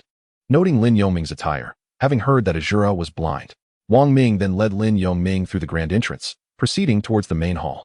After navigating a couple of corners, they arrived at the expansive main hall, where a platform approximately 50 centimeters high held a chair upon which a rather portly middle-aged man was seated. I pay my respects to Bishop Torres. Azura has arrived. Wang Ming knelt on one knee to report. Lin Yongming, with a courteous smile, offered a slight bow. This is Azura. It is an honor to finally meet you. Your reputation precedes you. Wang Ming, you may take your leave now. Torres, clad in a silver and black Spirit Hall uniform, had a round face, a receding hairline, and a substantial belly. You flatter me, my lord, Lin Yongming replied with an air of nonchalance. Torres remained silent, observing Lin Yongming intently. It was only after Wang Ming exited the grand hall that Torres rose, descended from the platform, and approached Lin Yongming. Azura, I have heard that your soul ring configuration is 1 yellow and 2 purple. You have been battling at the Soto City Great Spirit Arena for nearly 3 months without a single defeat, and no one of the Soul Master rank has posed a challenge to you. I am curious to know which sect or family you hail from. Torres began his inquiry into Azura's origins. Merely a modest achievement in soul power cultivation, there are always those more formidable than oneself. I would not dare claim to be unmatched among the Soul Masters. Furthermore, I come from a rather ordinary village, governed by Soto City, with no affiliations to any prominent family or sect, Lin Yongming humbly responded. Oh, so, your soul awakening ceremony was conducted by the personnel from the Spirit Hall? Torres inquired with interest. Indeed, Lin Yongming nodded. In that case, I shall be direct. Have you formally joined the Spirit Hall? Torres smiled slightly. Yes, I have. Here is my spirit hall token, Lin Yongming replied, presenting his token without hesitation. Lin Yongming, is that truly your name? Torres asked, taking the token and examining the engraved name with curiosity. Yes, Azura is a pseudonym I adopted during my travels to avoid drawing attention. It is convenient to have an alias, Lin Yongming acknowledged, knowing he could not conceal the truth, as the token bore his real name. Astute. If I am not mistaken. Several families have been trying to recruit you recently. Should they dare to trouble you, do not hesitate to seek me out. Present them with your Spirit Hall token. I am confident they will think twice before confronting a gifted member of the Spirit Hall. Torres returned the token to Lin Yongming, his tone firm. Thank you, my lord. Your assurance brings me comfort. I shall remain in Soto City for the time being, continuing my training at the Great Spirit Arena. Lin Yongming stated as he accepted the token back. To think that the renowned Azura in Soto City is actually one of our own. Had I known this earlier, I would have sought you out sooner. With your talent, we shall be colleagues in time. It is nearly lunchtime. Let us dine together, Torres said with a smile, his eyes narrowing slightly. I cannot trouble you, my lord, and I have friends awaiting me at the hotel, so I must decline your kind invitation. Lin Yongming politely refused with a smile. Very well, do come by when you have the chance, Torres nodded, refraining from pressing further, aware that it was their first encounter. Wang Ming, see our guest out. Torres spoke as he approached the gate. Yes, Your Excellency. Wang Ming appeared at the entrance in response. Your Excellency, I shall take my leave now. Lin Yongming clasped his fists in farewell to Torres. Subsequently, Lin Yongming followed Wang Ming out of the Soul Hall's grand doors. Thank you, but there is no need to see me off. I can return on my own. Lin Yongming smiled at Wang Ming. Then please take care. Wang Ming nodded in acknowledgement. Upon returning to the hotel, Lin Yongming found Blue Silver Emperor serving dishes in their room. Xiaoming, you're back. How is it? Blue Silver Emperor set down the food and approached. This bishop is not one to be closely associated with, Lin Yongming replied quietly. He felt an unsettling aura surrounding Torres. It was Wang Ming, a mere errand boy at the Soul Hall, who had come to invite him. From the sounds he had heard upon entering, Wang Ming resembled a gatekeeper of sorts. Yet, Torres was overly solicitous towards him, feigning pleasantries upon learning of his affiliation with the Soul Hall. The atmosphere within the Soul Hall was notably somber, as if no one dared to speak loudly in Torres' presence. What do you mean? Blue Silver Emperor inquired with curiosity. Lin Yongming recounted his experience at the entrance to Blue Silver Emperor. As long as you are aware, it's best to avoid him as much as possible since we won't be staying in Soto City for long, Blue Silver Emperor replied solemnly. Lin Yongming nodded in agreement. In the days that followed, as Lin Yongming asserted his identity as a member of the Soul Hall, he enjoyed a period of tranquility. Especially since the head of the Great Soul Arena no longer sought to recruit him. Lin Yongming also began competing in the arena, facing opponents of Soul Sovereign rank. 7 months later, Lin Yongming, possessing a soul power of level 37, triumphed over a level 48 soul sect opponent, overcoming a 12-level disparity. Third soul skill, unmatched thunderclap. Azura triumphed once more, congratulating him on his advancement to the Golden Soul badge. During these 7 months, Lin Yongming did not find opponents to match with every day. Given the scarcity of soul sect competitors in Soto City, those at the Soul Sovereign level became increasingly hesitant to confront him after witnessing his victories over soul sect challengers. Do you see that Azura? Doesn't he seem familiar? Indeed, it's him. Let us hurry back and report to the family head. Among the crowd, 2 middle-aged men recognized Lin Yongming, conversing as they made a swift exit from the Great Soul Arena. Azura, congratulations. Over the past year, you've ascended from Iron Soul to Golden Soul badge, which signifies that you require a larger stage. The Soto Great Soul Arena may no longer suffice. The host approached Lin Yongming, holding a tray with a golden badge, the Golden Soul badge. I understand, in the past 2 months, I have only participated in the arena 12 times, and my appearances are dwindling. To continue fighting, I must venture to a larger city, Lin Yongming nodded, accepting the Golden Soul badge. Having met you, I wish you a smooth path in your future endeavors. The host, filled with a multitude of emotions, understood that Lin Yongming was preparing to leave Soto City. Throughout the past year, it was this very host who narrated Lin Yongming's battles in the arena. Thank you. And I wish you continued success in the spirit arena. Lin Yongming reciprocated the sentiment. With that, he bid farewell to the host and descended from the stage. Uncertain of when he might return, perhaps never to return at all. Xiaoming, you have finally obtained the Golden Spirit Soul, exclaimed Blue Silver Emperor joyfully, stepping forward to take the golden badge. Over the past year, Blue Silver Emperor had also advanced in her cultivation, now a level 46 Spirit Master, surpassing Lin Yongming's pace. This was largely due to Lin Yongming's focus on combat training, coupled with the need to allocate spirit power to nourish his external spirit bones, the purple lightning wing. However, The period dedicated to nurturing the external spirit bones was not without merit. He was on the brink of complete fusion with them. Thank you. Lin Yongming nodded appreciatively.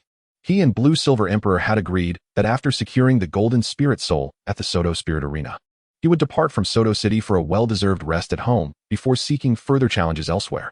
Returning to the Spirit Hotel nearby, at a late-night dining establishment, Blue Silver Emperor began to celebrate Lin Yongming's achievement. Congratulations. This year of training has nearly come to a fulfilling conclusion. Thank you, Sisterine. Let us eat. It smells delightful, Lin Yongming replied. By the time they returned to the hotel, it was around 10 o'clock. That night, Lin Yongming chose not to meditate, but instead laid down to rest peacefully. Meanwhile, two middle-aged men arrived at a grand residence in another city after leaving Soto City. We report back to the master. Huang and I have returned, one of them announced. Oh, so soon? Weren't you tasked with winning over Azura? Were you refused? The man referred to as the master was also middle-aged, with a face adorned by a thick beard, emanating an air of authority. No, we found the blind man responsible for the death of the young master. That Azura is indeed that blind man. The attendant of old Huang promptly revealed the reason. What? Are you certain? The master, upon hearing this, erupted in rage, releasing a formidable aura as he swiftly approached old Huang. Master, there can be no mistake. That Azura possesses a yellow and two purple spirit rings. The second spirit ring is clearly from the soul beast that evolved just before its demise, old Huang affirmed. Excellent. After 2 years, I have finally located him. I never imagined he would have become a spirit elder. In a few years, he will be even more formidable. This time, I shall personally take him down, to accompany my son in death, the master declared, clenching his right fist in fury. However, master, as per our information, he has long since joined the spirit hall. If he has sought refuge there, or if the spirit hall learns of our intent to kill him, the consequences could be dire. Fear not. I am acquainted with Torres, the city lord of Soto. Prepare 500,000 gold spirit coins immediately. Understood. Master, what is happening? As the two men exited, a woman emerged from the back hall, her expression one of confusion. The murderer of Mirko has been found. It is imperative that the individual be apprehended. I understand. I have sent Lao Huang and the others to collect the funds. I shall promptly make my way to Soto City overnight. Half an hour later, two guards entered the hall carrying the money. The individual took the pouch of coins, stowing it within the soul guide device, his eyes betraying a simmering hatred. With a venomous tone, he declared, "Let us depart." The individual, flanked by 8 guards, stealthily exited the estate. Chapter 60. The true trial. The following day, Lin Yongming awoke naturally, and it was not particularly late, merely 9 in the morning, an hour later than his usual rise. The Blue-Silver Emperor, considerate as ever, had refrained from rousing him, for the trials at the Great Soul Arena had concluded. As he rose, he found freshly baked bread and milk awaiting him on the table. The Blue-Silver Emperor was tidying the room when she turned upon hearing him and gestured towards the dining table, addressing Lin Yongming. "Thank you. I will freshen up first." Lin Yongming replied with a smile, making his way to the bathroom. Shortly after, he returned to the table to partake in his breakfast. Not long after, the Blue-Silver Emperor seated herself across from Lin Yongming and asked, "Xiaoming, are you returning to Leiyu village today? If so, I must prepare my luggage." "Ah, Ian. Why not enjoy a couple of days in Soto City? I have been on the southern side of the city for nearly a year and have yet to properly explore Soto. I've heard there is a large park in the northern part, and the western side boasts the largest grain production base of the Baloch Kingdom." After contemplating, Lin Yongming spoke to the Blue-Silver Emperor. During this time, she had quietly accompanied him without venturing anywhere enjoyable, and it would be disingenuous not to feel moved. "Indeed. That sounds wonderful. Let us indulge in a couple of days of leisure," the Blue-Silver Emperor replied, her eyes sparkling with joy. "Let us depart after breakfast, though we may first store our luggage in the soul guide device. Once we reach the northern part of the city, there will be no need to return here." Lin Yongming nodded in agreement. True. After all, Soto City is not limited to just this hotel, the Blue-Silver Emperor acknowledged, standing up to inspect every corner of the room. Then, with a hint of melancholy, she remarked, "Ah, having resided in this room for nearly a year, I must admit I feel a bit nostalgic." Lin Yongming nodded in agreement, albeit acknowledging it was not truly his home. "Please, continue your meal. I shall go tidy up my belongings," the Blue-Silver Emperor said with a glance before entering her bedroom. "Lao Huang, you and your companions need not accompany me to meet Torres." "Understood, master." The individual proceeded into the Soto City Spirit Hall, and upon seeing him, Wang Ming promptly led him to Torres. "Wang Ming, who is this?" Torres inquired, perplexed. "Your Excellency Torres, it is an honor to meet you. I am Robert Kong." Hailing from Baloch City, the individual introduced himself. "Kong, Baloch City. Wang Ming, you may step outside." Torres instructed after a moment of contemplation. Yes, Your Excellency. Wang Ming exited the Grand Hall. I initially mistook you for someone else. It turns out you are the illustrious Mad Tiger of Balak City. A pleasure to finally meet you, Bishop Torres said with a feigned smile, clasping his hands in greeting. I apologize for intruding upon your time, and I hope you will not take offense. Robert, known as the Mad Tiger, you are indeed one of the prominent patriarchs of the Kong family in Balak City. I am curious as to the purpose of your visit today, Torres inquired with a hint of puzzlement. Since you have posed a question, I shall not withhold my intentions any longer. I require a small favor from you, Your Excellency. The Mad Tiger expressed his purpose. Oh, the formidable Mad Tiger requires assistance from a mere bishop? I suspect it is not such a trivial matter, yet I am eager to hear more, Torres responded with curiosity. It is indeed a minor request. Surely, you have heard of the name Azura, correct? What do you mean by that? Bishop Torres interjected hastily, secretly pondering if this meant he sought my permission to release someone to join their ranks. Your Excellency, please do not misunderstand. I hold a slight grudge against Azura, as he previously harmed my relatives. However, I have learned that you have encountered him before and that he has joined the Spirit Hall. Therefore, I hope to capture Azura and kindly ask that you do not interfere. Should he escape to your sanctuary, I trust you will not conceal him.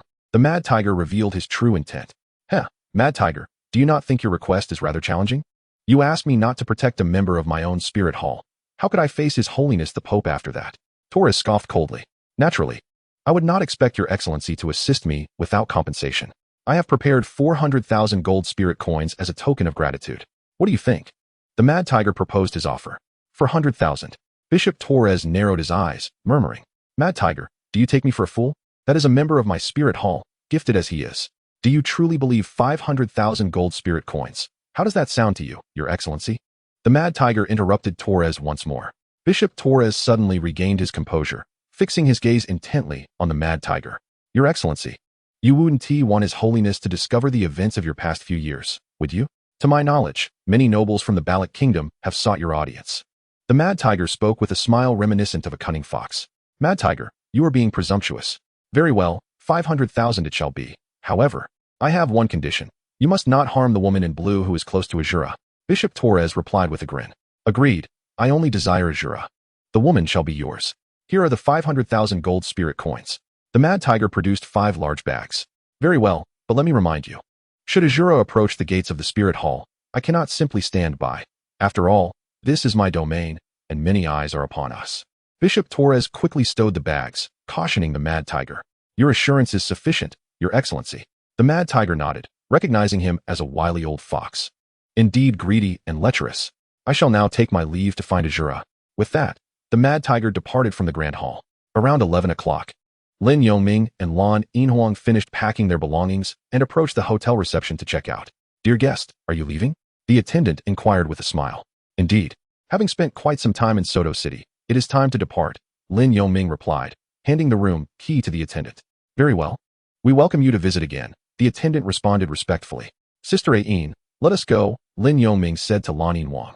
However, just as they had traversed halfway through the lobby, the hotel doors were forcefully flung open. Azura, you are still here. Come with me. It was Wang Ming, his face marred by burns. What is the rush? Lin Yongming asked. We must exit through the back door, Wang Ming replied as he hurried towards it. What is happening? Lan Yinhuang queried, bewildered. I am unsure, but he appears quite urgent. We should follow and see, Lin Yongming remarked, shaking his head. Hurry, they are closing in, Wang Ming said, hiding in a storage room closest to the back door. Wang Ming, what is going on? Please clarify who is pursuing us. Lin Yongming urged as he entered the storage room. Azura, someone has come from Balak City to the Soto City Spirit Hall, likely to hunt you down.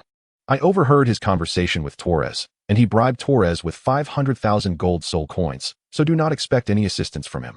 Torres has set his sights on your companion. Wang Ming divulged the situation. What? Bishop Torres is such a person? Lin Yongming was taken aback. He fancies me. What a lecherous man. Lan Yinhuang seethed with anger. 6 months prior, Torres had visited the Duhan Hotel and met Lin Yongming, during which he had laid eyes on Lan Yinhuang.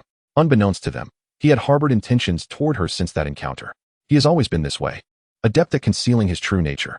His 2 assistant bishops have long been bought off by him, and over the years, he has oppressed many ordinary families and abducted women. Had you not been a member of the Spirit Hall, your companion might have already met a tragic fate, Wang Ming said, his fists clenched, eyes ablaze with hatred. You have enmity with Torres. Since you are aware of this, why not report it to the Spirit Hall headquarters? Lin Yongming questioned, perplexed. It would be futile. What is my status compared to Torres? I have tried once, but when the spirit hall sent someone, Torres had already prepared a cover story. Moreover, his influence extends throughout the Soto City Spirit Hall, rendering it impossible to act, Wang Ming explained with a bitter smile. Enough of that. I only hope you leave Soto City and write to the Spirit Hall headquarters immediately to inform them of this situation. I know that with your talents, you likely hold another position within the Spirit Hall. Your letter will undoubtedly be taken seriously, Wang Ming urgently advised. Why do you tell me this?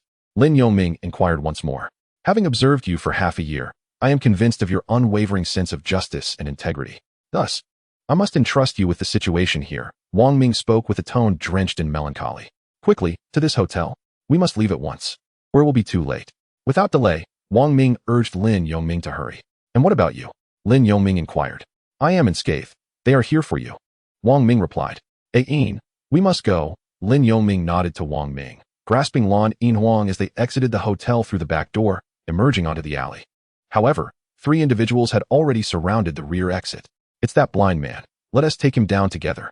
The leader shouted. What is happening? When did we offend these people? Lan Yinhuang questioned, confusion evident in his eyes. Yet, the trio wasted no time. Unleashing their respective martial spirits and soul rings, 1 soul king and 2 soul sect members. Instinctively, Lin Yongming and Lan Yinhuang summoned their own martial spirits and soul rings. 3rd soul skill, blue-silver binding. 1st soul skill, thunder slash. Working in unison, Lin Yongming and Lan Yinhuang engaged the 3 adversaries. Let us not linger. We must flee. Lin Yongming urged immediately after using his soul skill. Agreed, came Lan Yinhuang's response as they dashed down the alleyway, fleeing from their pursuers. Azura, prepare to meet your end. A thunderous roar erupted from behind. The ferocious tiger burst through the back door, appearing in the street. A soul sage. The tiger shimmered with 7 rhythmic soul rings. A perfect configuration of 2 yellow, 2 purple, and 3 black. Run. Lin Yongming was taken aback, realizing that among his pursuers was a soul sage. Who are these people? I've never encountered anyone like them. Lan Yinhuang scoffed as they sprinted. I sense 2 unfamiliar yet strangely familiar presences. Look behind. Do you recognize anyone? Lin Yongming explained. Lan Yinhuang turned to scrutinize the 8 figures behind them, and indeed recognized 2 of them. The soul kings accompanying the soul sage bore a resemblance to individuals he had encountered before. 1 white, 2 yellow, and 2 purple soul rings. I remember now. Do you recall the evolved thunder pattern tiger, the one that became your 2nd soul ring? We met those 3 individuals back then, and those 2 soul kings are them. Lan Yinhuang recalled a brief encounter in the Stardow Forest. Then the soul sage's tiger martial spirit must be the storm thunder tiger that the youth mentioned. It all makes sense now. Understanding the origins of their enemies, Lin Yongming and Lan Yinhuang quickened their pace, soon reaching the southern gate of the city.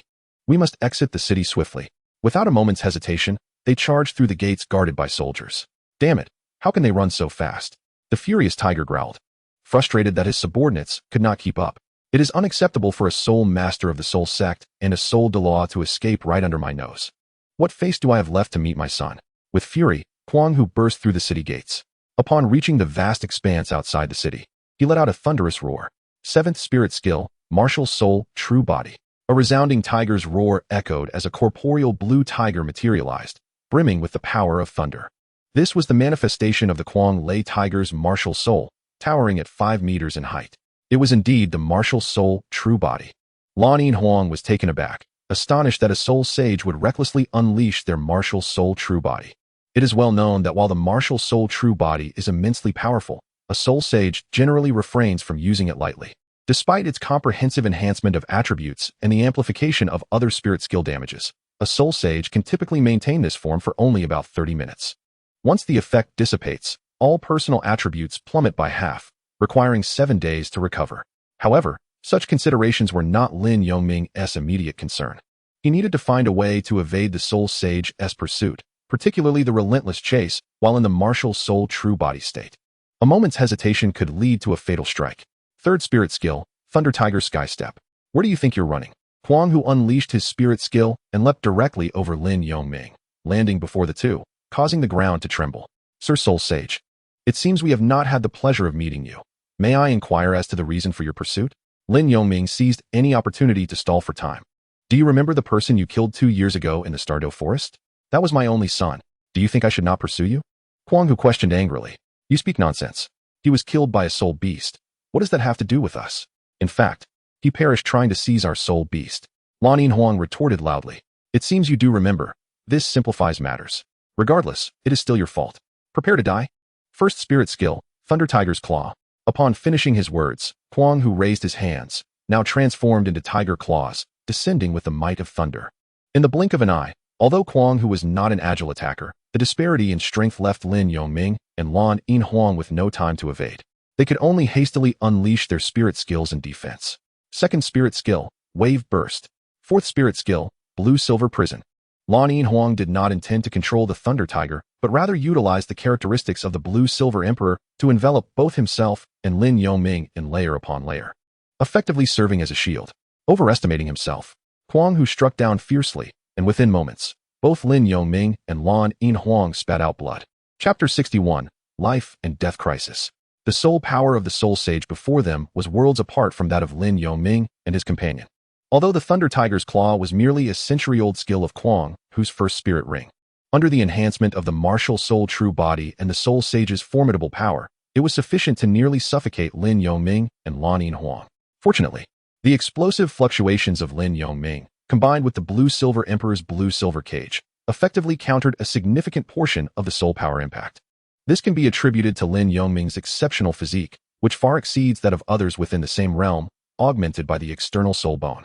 Most notably, the attributes of the Mad Tiger are aligned with thunder, and Lin Yongming, infused with the resonance of thunderous elemental imprints, possesses a remarkable affinity for this attribute, granting him a degree of immunity against thunder-based attacks. As for the Blue-Silver Emperor, her vitality is extraordinarily resilient, endowed with formidable self-healing capabilities. Wounds sustained in one moment can be mended in the next. At the very moment the layered defenses of the Blue-Silver Cage were breached, the Blue-Silver Emperor unleashed her second Soul Ring's ability, enhancing both her and Lin Yongming's defenses with the skill known as Blue-Silver's Guardian. Thus, under the duo's cooperative resistance, despite a trace of blood at the corner of his mouth, Lin Yongming merely sustained a minor injury from the overwhelming soul power of the Mad Tiger. Is this truly the Blue-Silver Grass, capable of being cultivated to such an extent? It is no wonder that Torres regards you with newfound respect. You are indeed a remarkable woman. The Mad Tiger gazed in astonishment at the delicate Blue-Silver Emperor, who transformed the Blue-Silver Grass into a myriad of vines, successfully thwarting his attack. What happens to my martial soul is of no concern to you, he retorted. The Blue-Silver Emperor wiped the blood from her lips, a faint green luminescence enveloping her, clearly indicating her self-healing process. Originally, Torres had advised him not to harm her, but it appears that such a talent, having already attained the rank of a soul ancestor at such a young age, poses a potential threat that cannot be overlooked. Therefore, let us perish together, Thunder Tiger's Claw. With those words, the Mad Tiger launched into another soul skill, affording no time for the two to ponder their next move. Indeed, those who have reached the rank of Soul Sage are formidable opponents, particularly the Mad Tiger, who, as the head of his family, acts with unwavering decisiveness and swiftness. His third soul skill, Unmatched Thunderous Movement, enveloped Lin Yongming in crackling lightning as he activated the elemental imprint, exuding a fierce intent to kill while fortifying his resolve against the Soul Sage's onslaught. Lin Yongming dared not underestimate the threat. The Blue-Silver Emperor, deploying her second soul skill once more, followed it swiftly with the fourth soul skill, the Blue-Silver Cage. However, this time, she altered her strategy. Rather than using it for defense, she ensnared the Mad Tiger within its confines, binding his limbs and disrupting his rhythm of attack. Impressive. But do you truly believe this will thwart my Thunder Tiger's Claw? Youth is often accompanied by naivety. With a disdainful snort, the Mad Tiger invoked another soul skill, manifesting a suit of deep blue armor adorned with a tiger's head. The explosive surge of soul power shattered the vines that had ensnared him. Nevertheless, Lin Yongming's soul skill, Unmatched Thunderous Movement, collided with the Thunder Tiger's Claw as the Mad Tiger contemptuously met the attack head-on. The astonishing soul skill, capable of absorbing the soul power from the claw of the Thunder Tiger, left the Mad Tiger in a state of bewilderment. With a decisive motion, Lin Yongming unleashed a sphere of light formed by the unparalleled Thunder Strike, detonating it directly upon the tiger's claw. However, due to the disparity in soul power, the Thunder Tiger's Claw was not entirely obliterated. Residual soul energy surged towards Lin Yongming. Yet, perhaps due to the impact of the unparalleled Thunder Strike, the trajectory of the Thunder Tiger's assault was altered, veering towards the position of the Blue-Silver Emperor. Even if most of the soul power had been dissipated, it remained potent enough to severely injure both of them. The Mad Tiger thought to himself, stepping forward swiftly to close the distance to Lin Yongming and his companion. Observing the Thunder Tiger's claw aimed at the blue-silver emperor, Lin Yongming, leveraging his speed advantage, instantly positioned himself in front of her. He braced for impact. In an instant, he was forcefully repelled by the strike of the Thunder Tiger's claw. With a cough, Lin Yongming spat blood, sliding backward, his countenance paling as the wounds compounded. "Xiaoming," the blue-silver emperor exclaimed, catching Lin Yongming from behind. "How are you holding up?" she inquired anxiously, as she concentrated a vibrant green light in her palm, merging it into Lin Yongming's back to heal his injuries. "I'm fine, Ian. I can still hold on," Lin Yongming replied, gripping the thunderblade with his right hand while using his left to wipe the blood from his mouth. "Can you still move?" "Let me help you up," the blue-silver emperor urged, one hand pressed against Lin Yongming's back for healing while the other supported him to stand. However, the Mad Tiger offered no respite. Within mere seconds, he advanced toward Lin Yongming, his claw-formed hand, imbued with soul power, ready to deliver a devastating blow. "Prepare to accompany my son in death." In a moment of desperation, Lin Yongming instinctively raised his guard. Yet, the force of the Mad Tiger's strike shattered his defense, fracturing his protective barrier, and the thunderblade bent ominously, crashing against Lin Yongming's chest. The blue-silver emperor clung tightly to him from behind, and they were both sent hurtling backward like kites severed from their strings, landing over 10 meters away from the Mad Tiger. Predictably, both coughed up blood simultaneously, overwhelming pain engulfing their bodies. "Ain, Xiaoming," Lin Yongming and the blue-silver emperor lay on the ground, calling out to one another, their hands clasped tightly as they sat up. "How moving, yet you are truly resilient. Even after enduring 3 of my strikes, you still managed to rise. If death awaits you today, you can at least take pride in your tenacity," the Mad Tiger observed as he approached the two, noticing their pale faces and their struggle to stand. "Cough. We are members of the Spirit Hall. Are you not afraid that today's events will reach their ears? Do you not fear for your own life?" Lin Yongming coughed again, a grim smile spreading across his face. "The Spirit Hall? Huh, how naive you are. The Spirit Hall is indeed the largest force among soul masters, its members scattered throughout the continent. However, it is precisely for this reason that you believe the Spirit Hall would concern itself with a mere dead man and engage in conflict with my family. Even if the Spirit Hall sought me out due to your demise, as long as I present some form of benefit, it would not cause me any significant harm. Although I must concede that you possess remarkable talent for cultivation, talent unrefined is of no value. Thus, the Spirit Hall has no reason to provoke us minor families. Especially in light of my status as a soul sage at level 73. You should understand the gravity of the situation." With a mocking smile, Kwang Hu calmly elucidated his perspective to Lin Yongming. Lin Yongming fell into silence, compelled to acknowledge the merit in Kwang Hu's words. Should he indeed perish here? Even if the Spirit Hall would come looking for trouble on his behalf, a minor compensation from Kwang Hu would likely suffice to dismiss the matter. For once one is dead, their value is extinguished. The Spirit Hall would not jeopardize its standing for the sake of a deceased individual, especially not for an insignificant conflict with a soul sage. Now you must resign yourself to this fate. The blame lies solely with you for not remaining in the Spirit City and for provoking someone you ought not to have. Rest assured, upon your death, I shall not leave your body to rot in the wilderness, but will instead bring you before my son's gravestone, kneeling forever in apology." As Kwang Hu spoke, he advanced closer to Lin Yongming. "Since your target is me, may I ask that you let her go?" Lin Yongming pondered aloud. "Xiaoming, no. I will not abandon you here. If we must leave, we shall do so together. If escape is not possible, then we shall die together," Lan Yin Huang declared resolutely. "Yin, I cannot let you bear this burden. I only hope that if you escape, you will look after my family." "No, do not speak of such things. I cannot agree." "Yin, enough, both of you. Do not argue. I will not let the tiger return to the mountain. Today, you shall both remain here." Observing the two, now weakened, Kwang Hu sneered disdainfully as he slowly raised his hand. "Thunderclaw." He then revealed a cruel smile, preparing to unleash his soul skill once more. "You think to keep us here? Dream on, Thunderwing." Just as Lin Yongming spoke, he finally managed to summon a flicker of soul power, and when Kwang Hu prepared to strike, he immediately released the external soul bone, Thunder Eagle. Lin Yongming swiftly turned, wrapping his arms around Lan Yin Huang's waist, while she instinctively clung to his neck, pressing herself against him. With a swift motion, Lin Yongming flapped his wings and soared into the air. "Wings. Soul bone. It's an external soul bone." Kwang Hu gasped, astonished by the sudden appearance of wings behind Lin Yongming. He recalled that Lin Yongming's martial spirit was a weapon spirit, which could only mean it was a soul bone. However, considering the 6 types of soul bones, none corresponded to wings. He quickly thought of another possibility, an external soul bone. Thinking of fleeing? Not on my watch. Sixth soul skill, Celestial Thunder Palm. Leave them to me. Konghu was taken aback by Lin Yongming's unexpected trump card. As he saw Lin Yongming on the verge of escape, he swiftly altered his strategy, abruptly ceasing the first soul skill, Thunder Tiger's Claw, and unleashing his sixth soul skill. Konghu's sky-soaring thunder hand was immense, with a palm measuring 10 meters. Its overwhelming might descending from the heavens to grasp Lin Yongming. "Ah-in, hold on tight to me," Lin Yongming urged, suppressing his pain as he reminded the blue-silver emperor to brace herself, channeling the last remnants of his soul power to accelerate his flight once more. However, Konghu's soul power surged against Lin Yongming's back, severely damaging his thunder wings, rendering his flight unstable and precarious. "Xiaoming, not far ahead lies a great mountain. We must take refuge within it," the blue-silver emperor observed as she noticed Lin Yongming's lips bleeding anew, realizing he could not fly much farther, and promptly advised him. "All right." Lin Yongming nodded, gritting his teeth to persevere, soaring past a village and diving into the embrace of verdant mountains.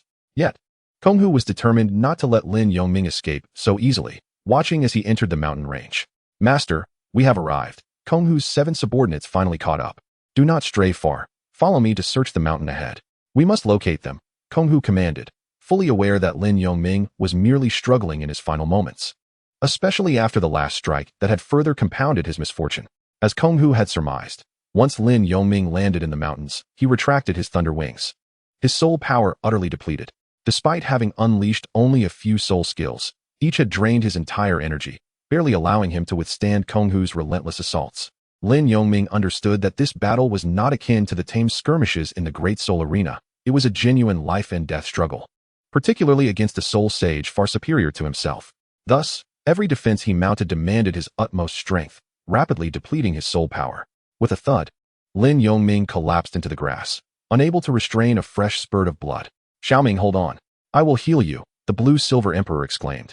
However, she was in a similar state, her soul power nearly exhausted, albeit in better condition than Lin Yongming. Using her final reserves of energy, she dedicated herself to healing Lin Yongming, which gradually improved his injuries. "Sister Ayin, that will suffice. We must leave this place and find another route," Lin Yongming urged, acutely aware of the devastation they had wrought, leaving numerous traces behind. He realized that Konghu would soon notice their presence in the mountains. Covering his chest with one hand, Lin Yongming interrupted the blue-silver emperor's healing. "Yes, I will support you," she replied, taking note of the signs at their feet. Together, with the blue-silver emperor's assistance, Lin Yongming departed from their original location, moving cautiously to avoid leaving any traces. The mountain was not particularly large, its altitude barely reaching 1,000 meters. For now, the two could only seek a more concealed spot to evade Konghu and his men, while hastily recuperating their soul power. Soon, Lin Yongming and his companion arrived at an exquisite location, featuring a small waterfall cascading down several meters, flanked by a few diminutive caves concealed by an array of vines and weeds. Fortunately, Lin Yongming possessed a keen eye, enabling him to discover these hidden recesses. He ventured into one of the caves first, while Lan Yinhuang meticulously restored the entrance to its original state, utilizing the unique properties of the blue-silver grass to hasten the growth of vines and further obscure the cave's entrance. "Xiaoming, they should not find this place for a while. How are you? Can you meditate to recover your soul power?" Lan Yinhuang inquired, her gaze drawn to the substantial patch of blood staining Lin Yongming's shirt, an expression of concern etched on her face. I am fine. You should also take the opportunity to recover your soul power," Lin Yongming replied with a reassuring smile. "Very well. Once I regain sufficient strength, I shall tend to your wounds. My martial spirit is the blue-silver grass, and I will recover more swiftly in an environment rich with flora." Lan Yinhuang nodded in agreement. With that, the two of them disregarded the dampness of the cave floor and settled into a meditative position to restore their soul power. In such an environment, Lan Yinhuang indeed found her soul power replenishing at a faster rate. The resilient blue-silver grass thrived in every locale, even within the cave, where a few sprigs could be found, not to mention the vast expanse of blue-silver grass flourishing outside. As the sovereign of blue-silver grass, Lan Yinhuang drew energy, vitality, and soul power from these ordinary plants, receiving everything she required. Meanwhile, Kuang Hu and his 7 subordinates had already entered the mountains by the time Lin Yongming discovered the cave. The mountain was not vast, and they would soon locate their quarry by observing the traces beneath their feet. Yes. Chapter 62. The counteroffensive begins. Lin Yongming observed Lan Yinhuang swiftly entering a meditative state and closed his eyes as well. Cough, cough. This has indeed been a perilous ordeal. But fortunately, That soul sage became somewhat careless in the end. I must recover my soul power and injuries as swiftly as possible, Lin Yongming thought to himself. Taking a moment to cough before entering a deep meditative state, channeling the secret vibrations of his cultivation. As Kuang Hu scoured the mountains, he suddenly felt an overwhelming sense of weakness. The after effects of releasing his martial spirit had taken their toll, leaving him feeling utterly drained. Damn it. Half an hour has passed so quickly. I cannot allow them to escape. Kuang Hu struck a nearby tree with a fist, his eyes aflame with rage. If it weren't for my momentary lapse in vigilance, they would already be cold corpses, adorned with soul bones. What a magnificent Ashura. I had expected Lin Yongming to succumb effortlessly to my final blow, but I never anticipated that he possessed such a rare external soul bone, which allowed him to flee. However, this realization ignited a fierce determination within Kuang Hu. He could not let Lin Yongming escape today, for failure would spell his own doom in the days to come. Upon encountering Lin Yongming, Kuang Hu realized that such talent is a rarity, appearing only once in a century. Having thoroughly offended him, Kuang Hu understood that if Lin Yongming were to mature, he might very well become the first target of revenge. Thus, with Lin Yongming having escaped, the prospect of finding him again seemed exceedingly bleak. "Report, my lord. Fresh bloodstains have been discovered in the grass ahead," announced one of Kuang Hu's subordinates. "It must be theirs. Lead me there quickly," Kuang Hu replied with a glimmer of hope. In just a few moments, Kuang Hu beheld the blood Lin Yongming had left upon the grass, alongside a patch of trampled weeds. They certainly have not ventured far. From this point, scatter and search for their traces. Pay close attention to the signs at your feet. No detail should be overlooked. Also, be especially wary of the small caves. Should you find any traces, do not alarm them, but report back to me immediately. After issuing commands to his 7 companions, including himself, Kuang Hu, each chose a different direction to scour the mountains. As the 8 of them methodically searched the mountains, 2 hours passed, and the blue-silver emperor opened her eyes. Fortunately, within this mountain, my soul power has recovered to 70%, and my injuries are nearly healed. I wonder how much time has elapsed, she mused, her sapphire-like eyes glinting. She then turned her gaze to Lin Yongming. Noticing that he appeared to have regained much of his vitality, no longer bearing the pallor he had upon entering the cave, little Ming must have recuperated considerably as well, though his injuries still seem rather severe. The blue-silver emperor recalled the attacks she had shielded herself from and silently raised her hand, revealing a sphere of green life force nestled in her palm. Engrossed in meditation, Lin Yongming sensed a gentle wave of soul power emanating from his chest and instinctively lifted his head. "Sister Aing, what are you doing? You should focus on recovering your soul power and not waste your meditation time on me," he interjected. Lin Yongming was acutely aware of the passage of time. If his memory served him correctly, only about 2 hours had elapsed. However, with the blue-silver emperor awakening and expending soul power to heal herself, he felt compelled to intervene. "Did I wake you? I'm fine. I've mostly recovered," the blue-silver emperor hastily explained. "Is that true?" Lin Yongming was taken aback. He possessed the secret transmission of vibration, which allowed him to restore his soul power several times faster than the meditation methods practiced on the continent. Yet he had only regained 30%. Meanwhile, the blue-silver emperor had seemingly restored herself to around 70%. Yet, as he considered their surroundings, deep within a mountain rich in spiritual energy, he realized that for the blue-silver emperor, a being of plant origin, such lush and vibrant terrain was akin to a natural sanctuary, especially with a multitude of her subjects aiding her. "Of course it's true. I am endowed with talent. While I may lack other abilities, my self-healing capacity is quite remarkable. Besides, given our current circumstances, why would I deceive you?" The blue-silver emperor rolled her eyes in resignation, though she could not refute the fact that her soul power was indeed recovering at an astonishing pace. "Of course I believe it. I simply did not anticipate your soul power to regenerate so swiftly," Lin Yongming remarked in surprise. "Xiaoming, how is your recovery progressing?" The blue-silver emperor inquired gently. "Fairly well. My soul power has returned to 30%, and my injuries have significantly lessened," Lin Yongming replied candidly. "Why is it taking so long?" "No, you must continue meditating. I will assist in healing your injuries while also helping you recover your soul power." The blue-silver emperor insisted immediately. "That's not feasible, Ian. You have yet to regain your full strength. Since your recovery is so rapid, you should prioritize restoring yourself first." Lin Yongming countered, waving his hand dismissively. "Enough of this debate. Listen to me. If we are to escape this place, you must hasten your soul power recovery, for you will need to activate the purple lightning wings to evade a soul saint's pursuit." The blue-silver emperor articulated a reason that left no room for argument. "Very well, Ian, I appreciate your help," Lin Yongming conceded with a nod, ceasing further dispute. "How courteous of you. Sit tight," the blue-silver emperor replied. placing her palm once more upon Lin Yongming's chest to facilitate his healing and accelerate his soul power recovery. The cave fell into a profound silence. One of the subordinates of the wild tiger had discovered this waterfall location. Water. After searching for half the day, I am parched. This individual, one of the 5 from the soul sect, squatted by the creek and hastily drank. Ah, he exclaimed, lifting his head and calling out joyfully to the heavens. Why are there so many vines on the opposite stone wall? It appears there is an entrance. After quenching his thirst and washing his face, he noticed some peculiarities in the stone wall directly across from Lin Yongming and the blue-silver emperor's cave. He promptly leaped across the creek, cautiously approaching the stone wall. Standing before the vines, he gingerly began to part them. Entangle. The vines seemed animated, ensnaring him like a zongzi. Earth splitter. A blade of energy instantly struck him down. Do not blame me. If you must assign blame, let it be for choosing the wrong allies, Lin Yongming observed coldly, retracting his blade. It turned out that while this soul sect member was drinking, both the blue-silver emperor's blue-silver grass and Lin Yongming's spiritual perception had detected him. Initially, they had assumed he would overlook the cave, yet he was discovered.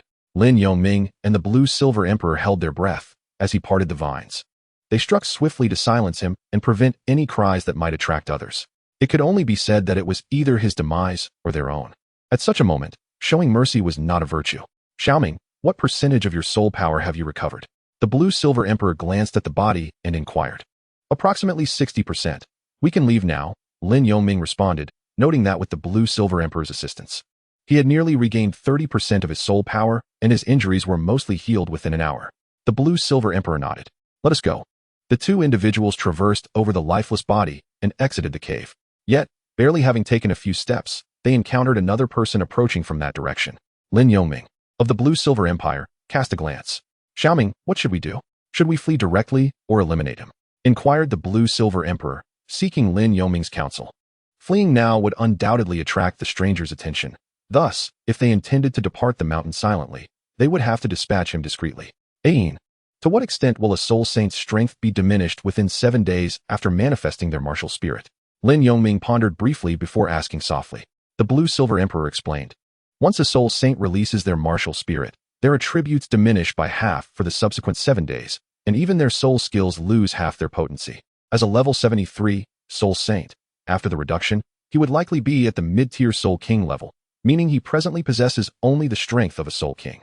Xiaoming, you aren't considering a surprise counterattack, are you? The blue-silver emperor remarked after her explanation. That is indeed my intention. Ain, how much power can you exert in this locale compared to your usual capabilities? Lin Yongming stated directly. My strength is nearly restored. This area is abundant in blue-silver grass, which I can harness to my advantage. It is far less laborious than creating it myself in the city. Therefore, with my soul power at level 46, I can control at the soul king level. The blue-silver emperor articulated her unique attributes. However, he has 2 soul kings and 4 soul ancestors under his command. With his own diminished strength, he still ranks as a soul king. We stand little chance. Retreating is the wisest course. We will have ample time for revenge in the future. Although the blue-silver emperor understood Lin Yongming's intentions, she did not advocate for such a course of action at this moment, as the disparity between them was glaringly apparent, compounded by the fact that Lin Yongming had only regained 60% of his soul power. Ain, that won't do. This is an opportune moment for our counterattack. The soul saint, in his pursuit of us, has likely dispersed his subordinates. Otherwise, this soul ancestor would not be approaching alone. We can take them down one by one. Moreover, I am most concerned that if we manage to escape today, the soul saint might, in a fit of rage, return home to investigate my identity. Should he discover my origins in Thunderstorm Village, given his relentless nature, he would undoubtedly resort to threatening my parents. While I cannot be certain he would find Thunderstorm Village, if Torres reveals my true name, and he returns to Soto City to inquire about my background, I would be in grave peril. Lin Yongming expressed his anxieties to the blue-silver emperor. Upon hearing Lin Yongming's analysis, the blue-silver emperor immediately recalled the kind-hearted villagers of Thunderstorm Village. Xiaoming, you are correct. I had not anticipated you to think so far ahead. Given his attitude towards us, he could do anything in a fit of anger. The blue-silver emperor had initially assumed Lin Yongming's concerns were solely about revenge. Let us proceed. They are likely dispersed throughout the mountains. We must first deal with the individual before us. Lin Yongming, upon seeing the silver-blue emperor's agreement, stealthily approached the subordinates of the Mad Tiger. The 2 of them concealed themselves behind a boulder. As the figure of an enemy came into view, the silver-blue emperor summoned the blue-silver grass spirit. swiftly ensnaring the man with tendrils of blue-silver. Lin Yongming, having prepared for this moment, executed a swift and silent strike, severing the man's head without the use of soul techniques. He then dragged the corpse into the thick underbrush, and the two departed from the scene. Chapter 63. Confronting the weakened soul sage. Having made their decision, Lin Yongming and the Silver-Blue Emperor were not in haste to leave. Instead, they began searching for the Mad Tiger's men. After more than 10 minutes, they encountered another soul master, who was rummaging through the foliage in search of Lin Yongming and his companion's hiding place. Who is it? This man was slightly more vigilant than the previous two, but only marginally so. Before he could react, the vines crafted by the Silver-Blue Emperor ensnared him, swiftly muffling his mouth. As anticipated, Lin Yongming, ready to strike at any moment, dispatched this individual with another swift blow. A third soul master, Lin Yongming, murmured silently, and they resumed their search for others. With Lin Yongming possessing a keen insight, and the Silver-Blue Emperor utilizing the blue-silver grass as his eyes, they held a distinct advantage over the Mad Tiger's subordinates within the dense thickets of the hillside. One could say that although they were unseen, their presence was felt. As time swiftly passed, it was soon past 5 in the afternoon, with the sun preparing to set. In perfect coordination with the Silver-Blue Emperor, Lin Yongming quietly eliminated the 5 soul masters brought by the Mad Tiger, leaving only the Mad Tiger himself and 2 soul kings remaining. The Mad Tiger perched upon a branch of a tree, surveying the hillside, puzzled by the diminishing commotion. Aside from Lao Huang's figure, none of the others were visible. Something feels amiss, the Mad Tiger thought, having searched for quite some time without any reports returning to him. Lao Huang, have you seen Lao Wei or anyone else? He shouted. Master, I saw Lao Wei head east not long ago, but I have not seen anyone else, Lao Huang replied. Something is not right. Let us search for Lao Wei together. A sense of foreboding crept over the Mad Tiger. All right. Lao Huang quickly approached the Mad Tiger. Meanwhile, Lin Yongming, having started the afternoon with 60% soul power, had been hunting the Mad Tiger while restoring his own energy, now recovering to 80%. He was preparing to take down the isolated Soul King, who was none other than Lao Wei, as described by the Mad Tiger. What audacity to appear before me. Perfect.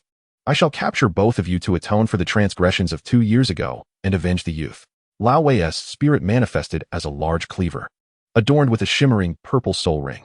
As the Silver-Blue Emperor launched a surprise attack, Lao Wei swiftly reacted, slicing through the vines with several strikes. You have no chance left. 4th soul skill, blue-silver stab formation. The Silver-Blue Emperor sneered. Azura Thunderlight Slash. Under the relentless assault of Lin Yongming and the Blue-Silver Emperor, Old Wei, who had been ambushed and gravely wounded, ultimately succumbed to their hands. How could this be? Aren't you both severely injured? Old Wei gazed at them with profound resentment before slowly collapsing. Stop, Old Wei, Old Huang shouted, having arrived with the fierce tiger. Albeit too late. I never anticipated that you would dare to launch a counterattack. It truly surprises me. I was wondering why my people had vanished without a trace. I must admit, your audacity has earned my respect. However, prepare to meet your demise. Thunderous fury, unleash. The fierce tiger, witnessing the unfolding scene, could not contain his wrathful laughter as he activated his martial spirit. Ian, let us retreat.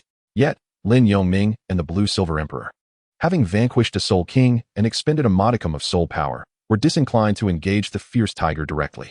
The Blue-Silver Emperor nodded in agreement, following Lin Yongming into the woods. Old Huang, pursue with me. We must avenge our old comrade, Old Wei. The fierce tiger hastily called out as he gave chase. Nevertheless, he was still a step behind, having lost sight of the two. Lin Yongming and the Blue-Silver Emperor had already concealed themselves in a prearranged hiding spot, commencing their meditation to restore their soul power. You cunning little wretch, have the courage to face me openly. The fierce tiger, enraged and unable to locate them within the mountain forest, bellowed, unleashing his fury upon the surrounding stones and trees. Master, what shall we do now? Search. We will scour this mountain until we find them. Lin Yongming and the Blue-Silver Emperor heard their furious shouts, but chose to disregard them. Xiaoming. They are unlikely to relent. One is a Soul King, and the other a weakened Soul King. We may not stand a chance, the Blue-Silver Emperor remarked with resignation. Initially, they had silently dispatched the Soul King, but a Soul King remains formidable, even a standard Soul King of level 55, despite being white, yellow, and purple, could not be swiftly dealt with, which ultimately attracted reinforcements. Fear not. We shall replenish the soul power we just lost. With your blue-silver grass martial spirit's unique properties, ensnaring that soul sage should suffice.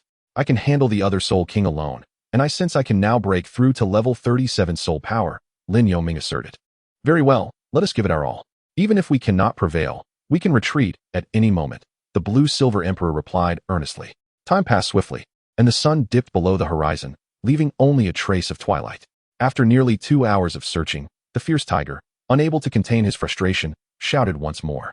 Azura, if you do not emerge now, I will return and send people to investigate your identity. Your family shall not survive. The fierce tiger employed provocation, calling out in the vicinity, fully aware that Lin Yongming had prepared for a counterstrike and would not depart lightly. At the same time, the fierce tiger was acutely aware that due to the premature manifestation of his martial soul, they had seized this opportunity to employ guerrilla tactics, systematically eliminating his subordinates one by one. In their hiding place, the blue-silver emperor glanced outside, and then at the meditating Lin Yongming, whose soul power began to surge, signaling an impending breakthrough. Soul power. Master, I sense a wave of soul energy. It appears to be the fluctuation of a breakthrough. It must be them, Old Huang communicated, closing his eyes to scan the mountain with his spiritual energy. He immediately conveyed this to the fierce tiger. I understand, let us move. Although the fierce tiger's strength was currently diminished, his rank as a soul sage remained intact, allowing him to sense the disturbance. So, they are hiding here. What a splendid location. The fierce tiger unleashed his martial soul, launching an assault into the valley. Phantom wolf possession. Old Huang's body emanated a purple, ethereal glow, growing larger. His hands transforming into wolf claws, following the fierce tiger's lead into the fray. Third soul skill, blue-silver bind. The blue-silver emperor appeared before the two, and the blue-silver grass on the ground transformed into dozens of tendrils, obstructing their advance. Thunder tiger's claw. Phantom claw. The fierce tiger and Old Huang raised their hands to tear through the tendrils, yet in the next instant, they reformed, inciting their ire. This was precisely what the blue-silver emperor had hoped for, as Lin Yongming's breakthrough was imminent and must not be disturbed. Indeed, his soul power was likely still at the level of a soul king, around level 56. The blue-silver emperor observed the fierce tiger, confirming the accuracy of his current strength. It is worth noting that on the continent, a soul master's true martial soul is not easily awakened. Its manifestation signifies a critical juncture of life and death. Is this still the blue-silver grass martial soul? Or have I misjudged it as a mutated plant martial soul of the vine category? The fierce tiger was taken aback by the increasing number of tendrils. Second soul skill, Raging Thunder Roar.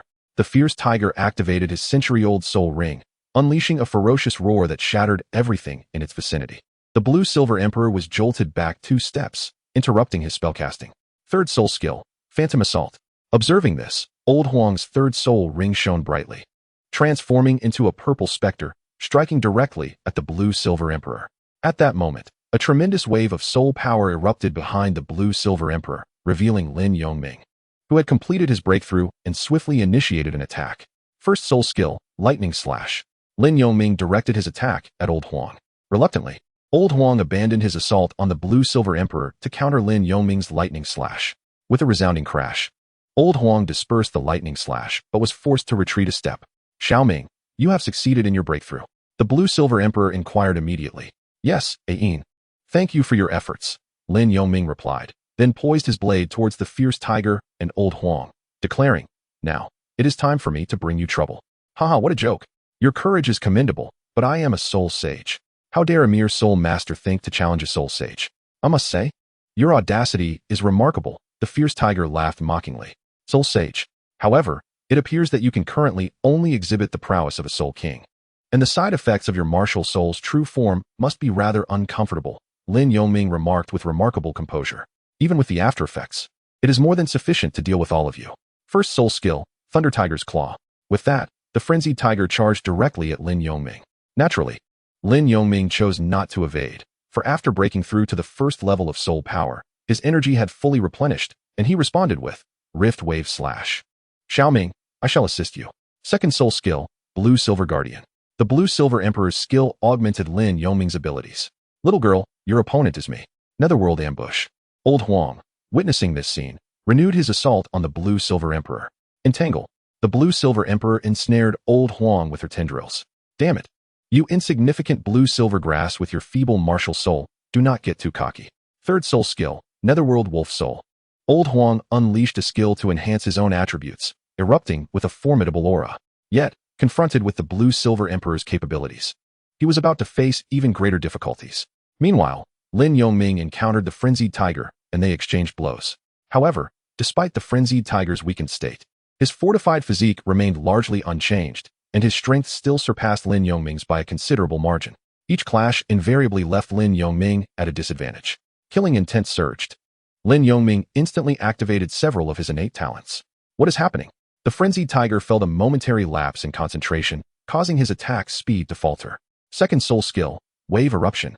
Seizing the opportunity, Lin Yongming struck with a soul skill that hit the frenzied tiger squarely.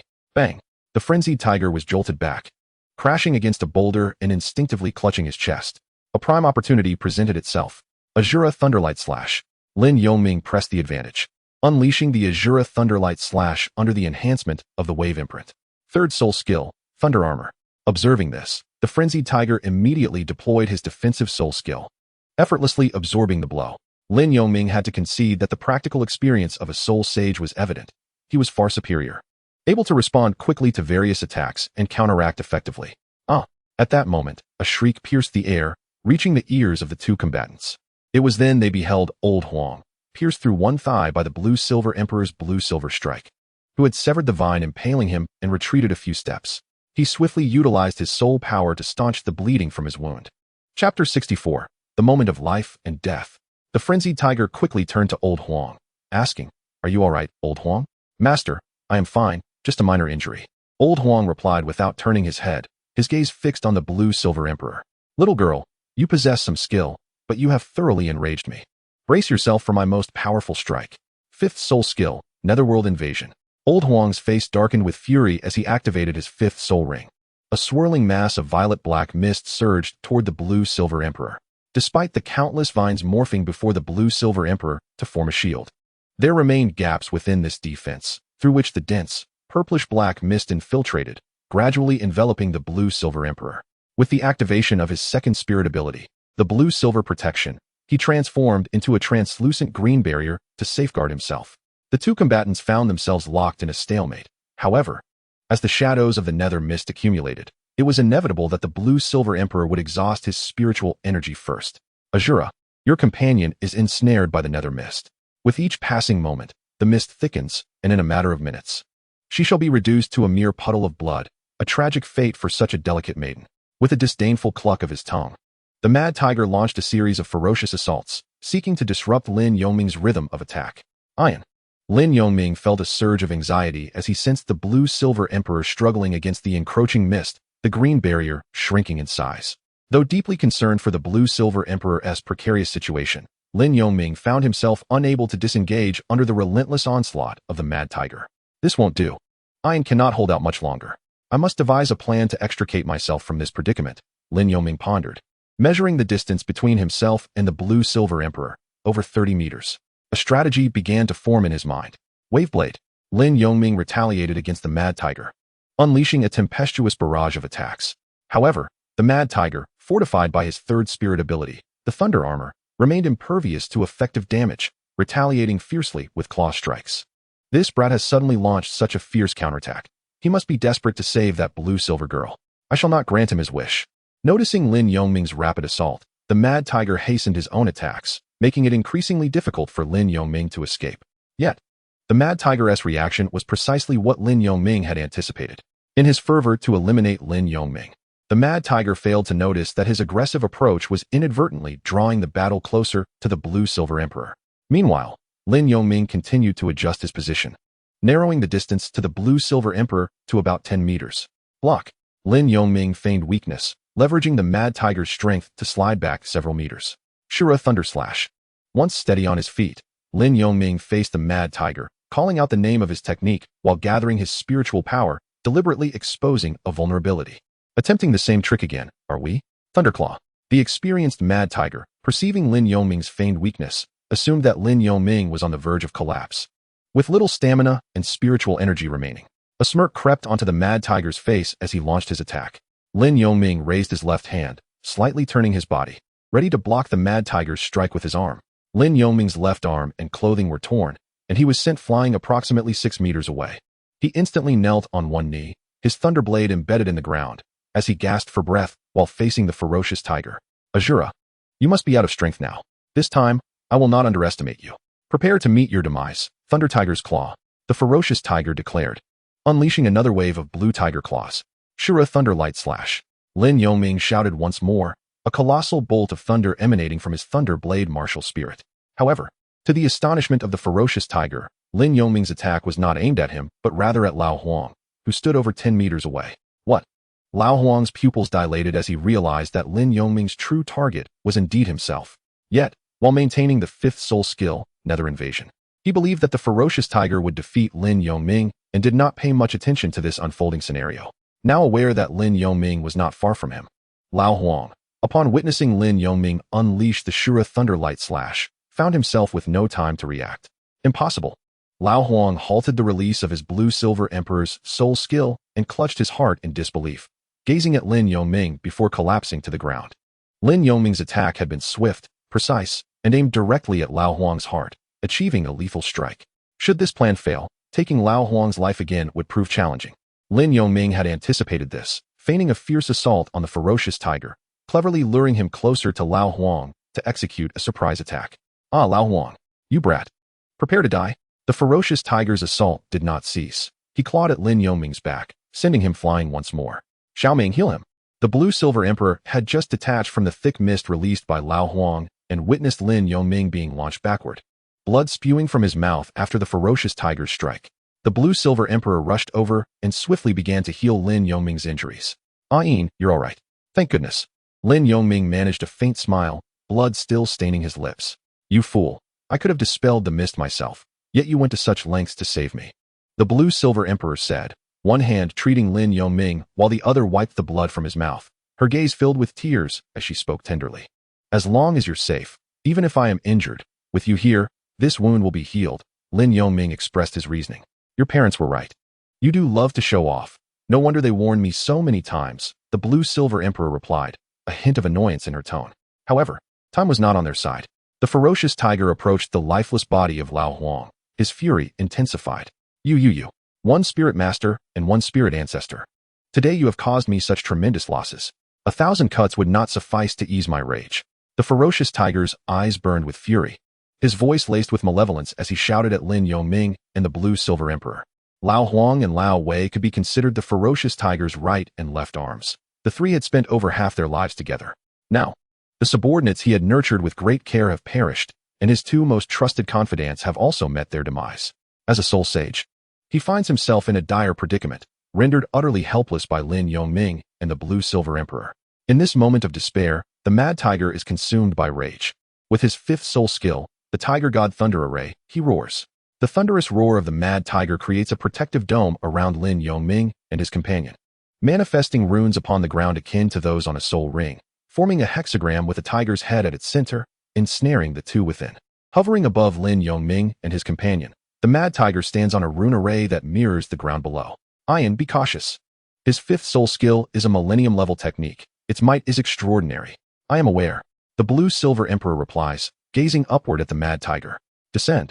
The Mad Tiger bellows, summoning 5 bolts of lightning from the array to strike at Lin Yongming and his companion, as if they were to be subjected to a thunder tribulation. Third soul skill, Peerless Wave. Lin Yongming retaliates against the Mad Tiger, yet his soul skills are shattered by 2 lightning strikes. Fourth soul skill, Blue-Silver Prison. The Blue-Silver Emperor conjures a prison to shield both herself and Lin Yongming. However, 3 more bolts of lightning obliterate the Blue-Silver Prison. What other tricks do you possess? Descend, lightning.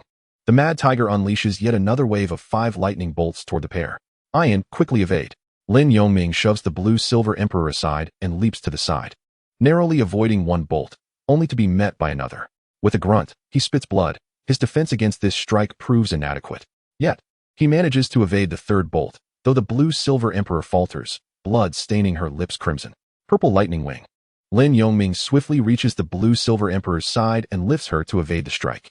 However, the Mad Tiger's 3rd round of assault has already been prepared. As Lin Yongming cradles the Blue-Silver Emperor, attempting to soar out of the encasing dome, he is rebuffed by the barrier's edge. How can this be?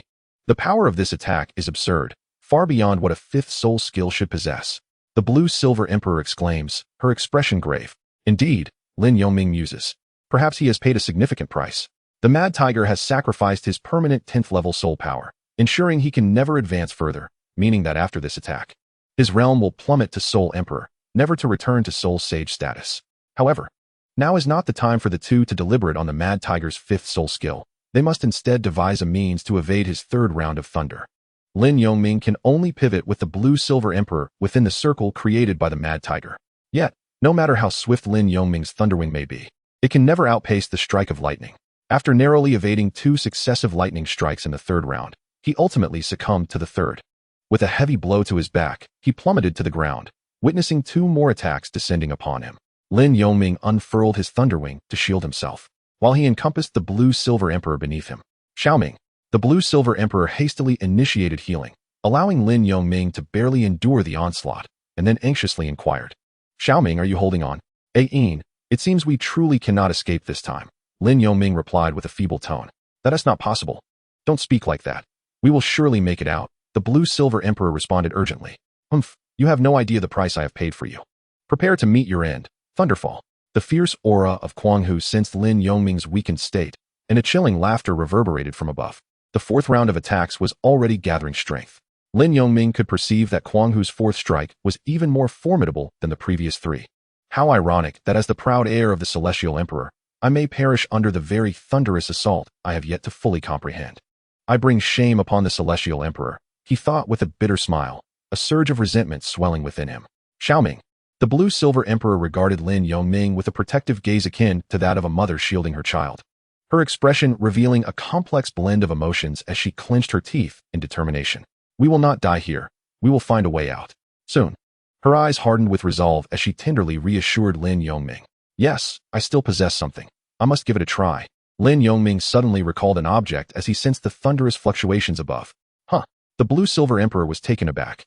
Then, under the astonished gaze of the blue-silver emperor, Lin Yongming retrieved from his storage soul guide a peculiar stone that had long eluded his understanding. The Thunderstone. The blue-silver emperor had not anticipated that at such a critical moment, Lin Yongming would bring forth the stone that had once been perilous to touch. A stone that released thunder upon contact, now aptly named the Thunderstone by the blue-silver emperor.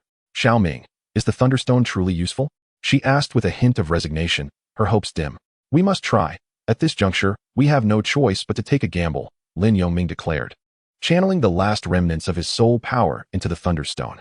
Soon, the Thunderstone emanated a faint blue glow, and the electric patterns within it seemed to writhe, as if alive.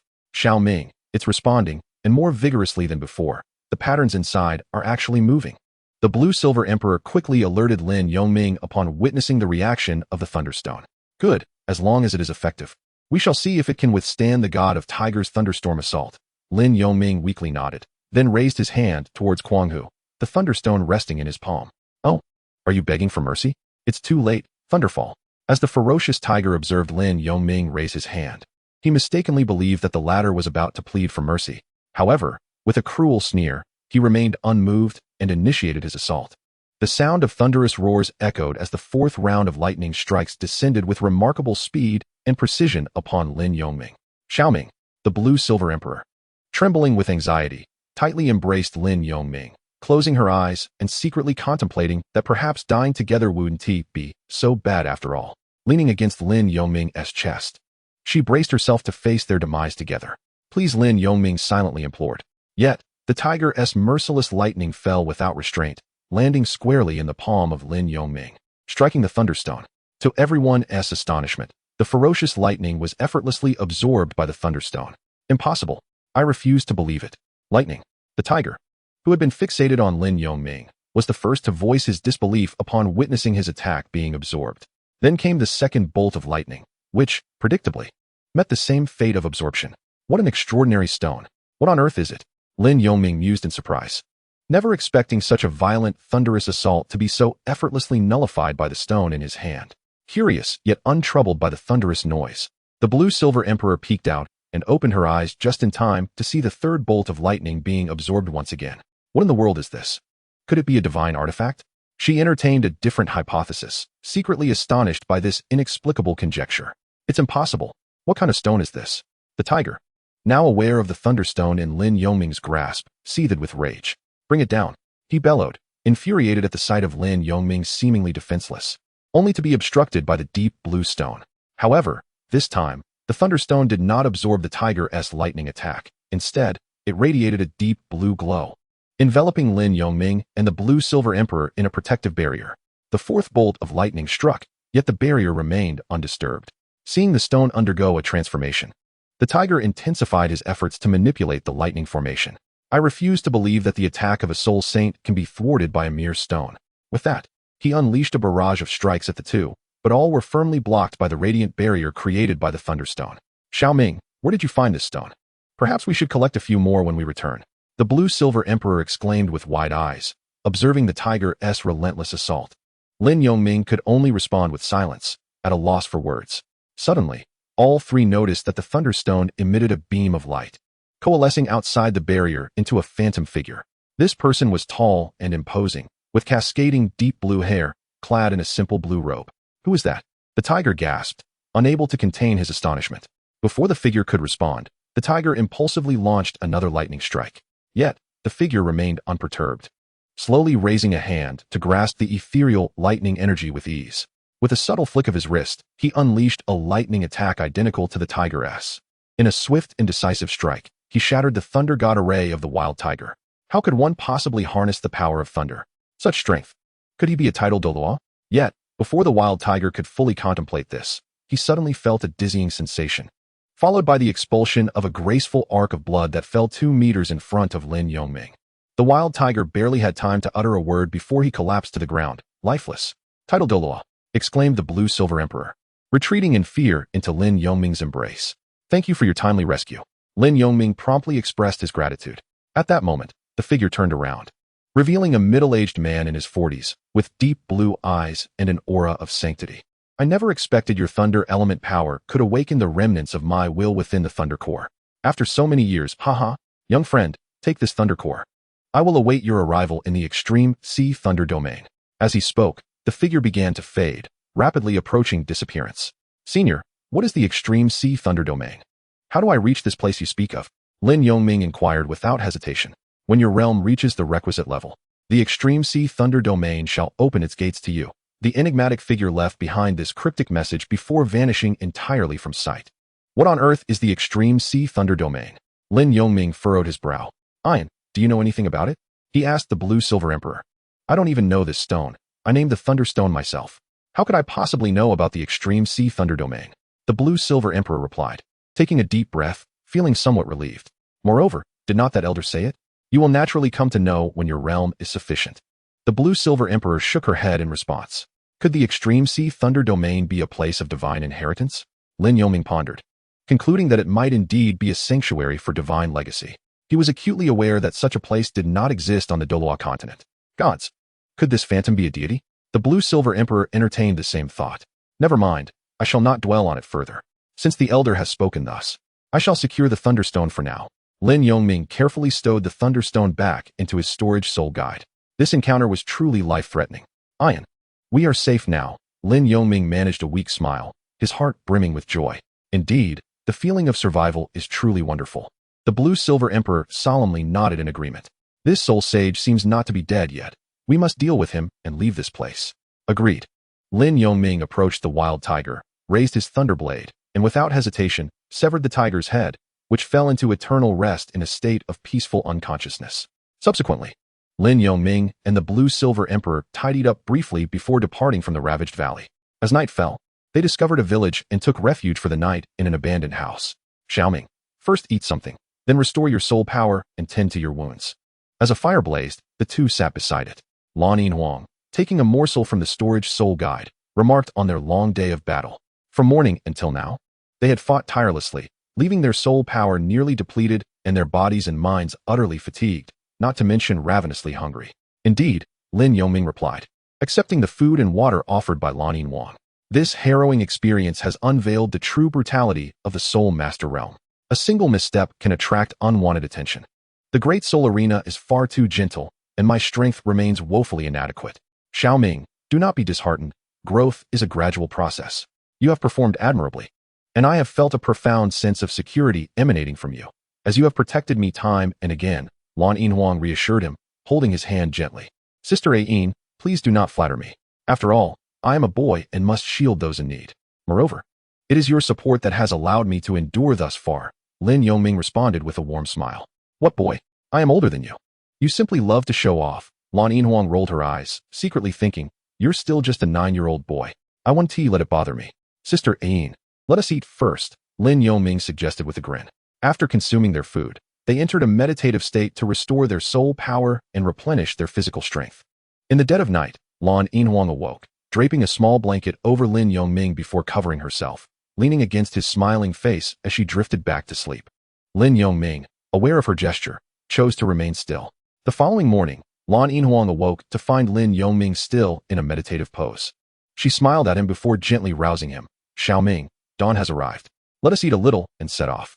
Sister Ain, what time is it? Lin Yongming stretched his arms. Just past 7. After a night of meditation, how do you feel? Lan Yinhuang inquired while retrieving some food. About 70 to 80% recovered. I should be fine for travel, Lin Yongming answered. Good. The remainder will depend on your gradual recuperation, as your stamina has been more heavily taxed than mine. Although Lan Yinhuang had already healed, yesterday's exertions had taken their toll, and a few days of careful recovery would be necessary to regain her peak condition. Understood. Traveling should pose no problem. We should reach Ulto town by this afternoon, Lin Yongming nodded. They had not forgotten Wang Ming's words. But their immediate focus was to return to Ulto town. Chapter 66, Homecoming. After finishing their meal and exiting the dwelling, Lin Yongming summoned the purple lightning wing. With a shared understanding, Lan Yinhuang stepped forward, inviting him to embrace her. Lin Yongming, without hesitation, lifted her into the air, soaring skyward. Ulto town lay within the jurisdiction of Soto City, not far from their current location. However, Lin Yongming was situated to the south of Soto City, while Ulto town was to the north, approximately 100 kilometers away. Due to his injuries and the lack of optimal spiritual power, Lin Yongming did not fly at great speed, nor was he in a hurry to reach his destination. However, following a direct route, they arrived at the town of Erchuo around 4 in the afternoon. Xiaoming, do you wish to visit the spirit hall in the town first? Or shall we head straight home? Blue Silver inquired as they beheld Erchuo from the sky. It's still early. Let us visit the spirit hall first and resolve the matters Wang Ming mentioned. I will have Bishop Xia write a letter. If all goes well, the headquarters of the spirit hall will surely send someone over. As for the spirit hall in Soto City, it should no longer concern us, Lin Yongming replied. As they conversed, they reached the outskirts of the town, where Lin Yongming descended. Well, you go ahead. I will wait for you here. Lin Yongming had no objections, understanding that Blue Silver preferred to avoid dealings with the spirit hall. Wait for me. I will be out shortly, he assured. He then made his way toward the town's main gate. After a 10-minute stroll, he arrived at the entrance of the spirit hall. Ah, Lin Yongming. What brings you here today? The guard greeted him. Excuse me. I have an urgent matter to discuss with Bishop Xia. Is he inside? Lin Yongming inquired directly. Of course. He is here. Bishop Xia oversees this town and is present every day. Please, you may enter, the guard replied courteously. Thank you, my friend. I shall go in now. Having visited several times before, the guards and other members recognized Lin Yongming and did not impede his entry to check for identification as they had on his first visit. He navigated the familiar path to the main hall, where Bishop Xia sat reading. He looked up as he sensed someone entering. Lin Yongming. I heard from your parents that you have been out training for nearly a year. I did not expect your return so soon, Bishop Xia remarked, setting aside his book with a sense of nostalgia. Greetings, Bishop Xia, Lin Yongming replied with a slight bow. Hearing the bishop's words, he realized that Bishop Xia must have visited Thunder Rain Village during his absence. After a year, you remain unchanged, still so courteous, the bishop commented, approaching Lin Yongming. You are the bishop. It is only fitting that I pay my respects, Lin Yongming smiled in response. Oh, you. Bishop Xia chuckled helplessly before adding. You do not come here without a purpose. Speak up. What brings you to me at this hour? Bishop Xia, there is indeed a matter of concern. For the past year, I have been gaining practical combat experience at the Grand Sol Arena in Soto City, where I became acquainted with Bishop Torres, who manages that area. He has a member of the Spirit Hall by his side, and this individual informed me that Torres has been secretly abducting women and accepting bribes from nobles, engaging in numerous heinous acts, Lin Yongming reported, his expression turning serious. Is this matter confirmed? Do you possess any evidence? It is important to note that Torres is a soul sage. Such allegations are grave and should not be made lightly against a diligent bishop safeguarding the Spirit Hall. Bishop Xia's expression grew increasingly somber as he listened. At the outset, when Wang Ming spoke to me, I maintained a skeptical stance. However, an event transpired that altered my perception. Lin Yongming nodded solemnly and inquired, what event? Speak, for the Spirit Hall shall take your word. The Bishop of Summer realized that the matter was far more intricate than it appeared. Just observe, Bishop Summer, Lin Yongming urged, as he unveiled his clothing to reveal the claw marks left by the frenzied tiger. This was inflicted upon me yesterday by a soul sage while he pursued me. He was accompanied by 7 subordinates, and his spirit was that of the frenzied thunder tiger. As for his name, I am unaware. Upon his arrival, he launched an immediate assault. Fortunately, my speed was sufficient to evade him throughout the day. The claw marks from the frenzied tiger were not yet fully healed, and it was evident that the scabs had not formed long ago, a detail that Bishop Summer readily discerned. What? A soul sage dares to pursue a member of the spirit hall bearing the yellow record medal? Has he lost his senses? Does he not realize you belong to the spirit hall? Bishop Summer exclaimed, anger flaring as he beheld the numerous wounds adorning Lin Yongming. On the contrary, he was fully aware. He even offered 500,000 gold soul coins as a bribe to Bishop Torres to forsake my protection, and to my astonishment, Torres acquiesced to such a deal. Lin Yongming continued. Yesterday, Wang Ming caught wind of this and hastened to inform me, allowing me to flee from Soto City and take refuge in a mountain to the south, thereby escaping the peril. Lin Yongming refrained from disclosing the matter of the soul sage's demise. Outrageous. Does Torres not recognize your possession of the yellow record medal? Is he unaware of the significance of such a distinction within the spirit hall? Bishop Summer's fury erupted at the injustice Lin Yongming had faced. It is possible that during my trials in the Soto City Soul Arena, I used a pseudonym. While Torres is aware of my true identity, the fact of my having obtained the yellow record medal has not been widely publicized. Lin Yongming responded with resignation. Very well, I shall take note of this matter. I will inscribe your recent revelations in a letter and report Torres to His Holiness the Pope. Additionally, I shall elucidate the pursuit by a soul sage.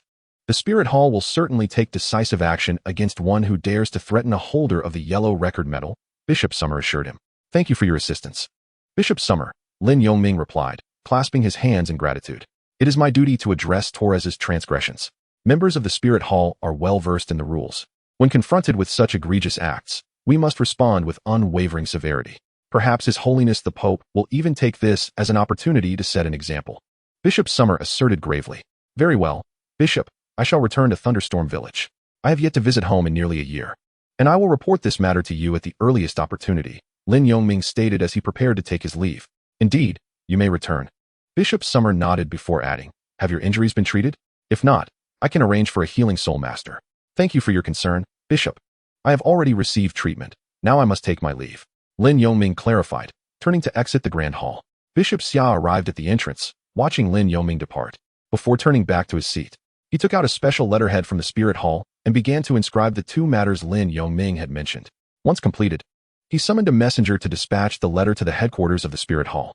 Meanwhile, Lin Yongming stepped out of the Spirit Hall, out of the guard's sight, and cast a lingering glance at the grand structure. By revealing the names of those pursuing him, he sought the backing of the Spirit Hall, confident in his status as a legitimate member. After all, if he could utilize their influence, why not do so? Perhaps in the future, he would be summoned by the Spirit Hall again, uncertain of how many more tasks awaited him.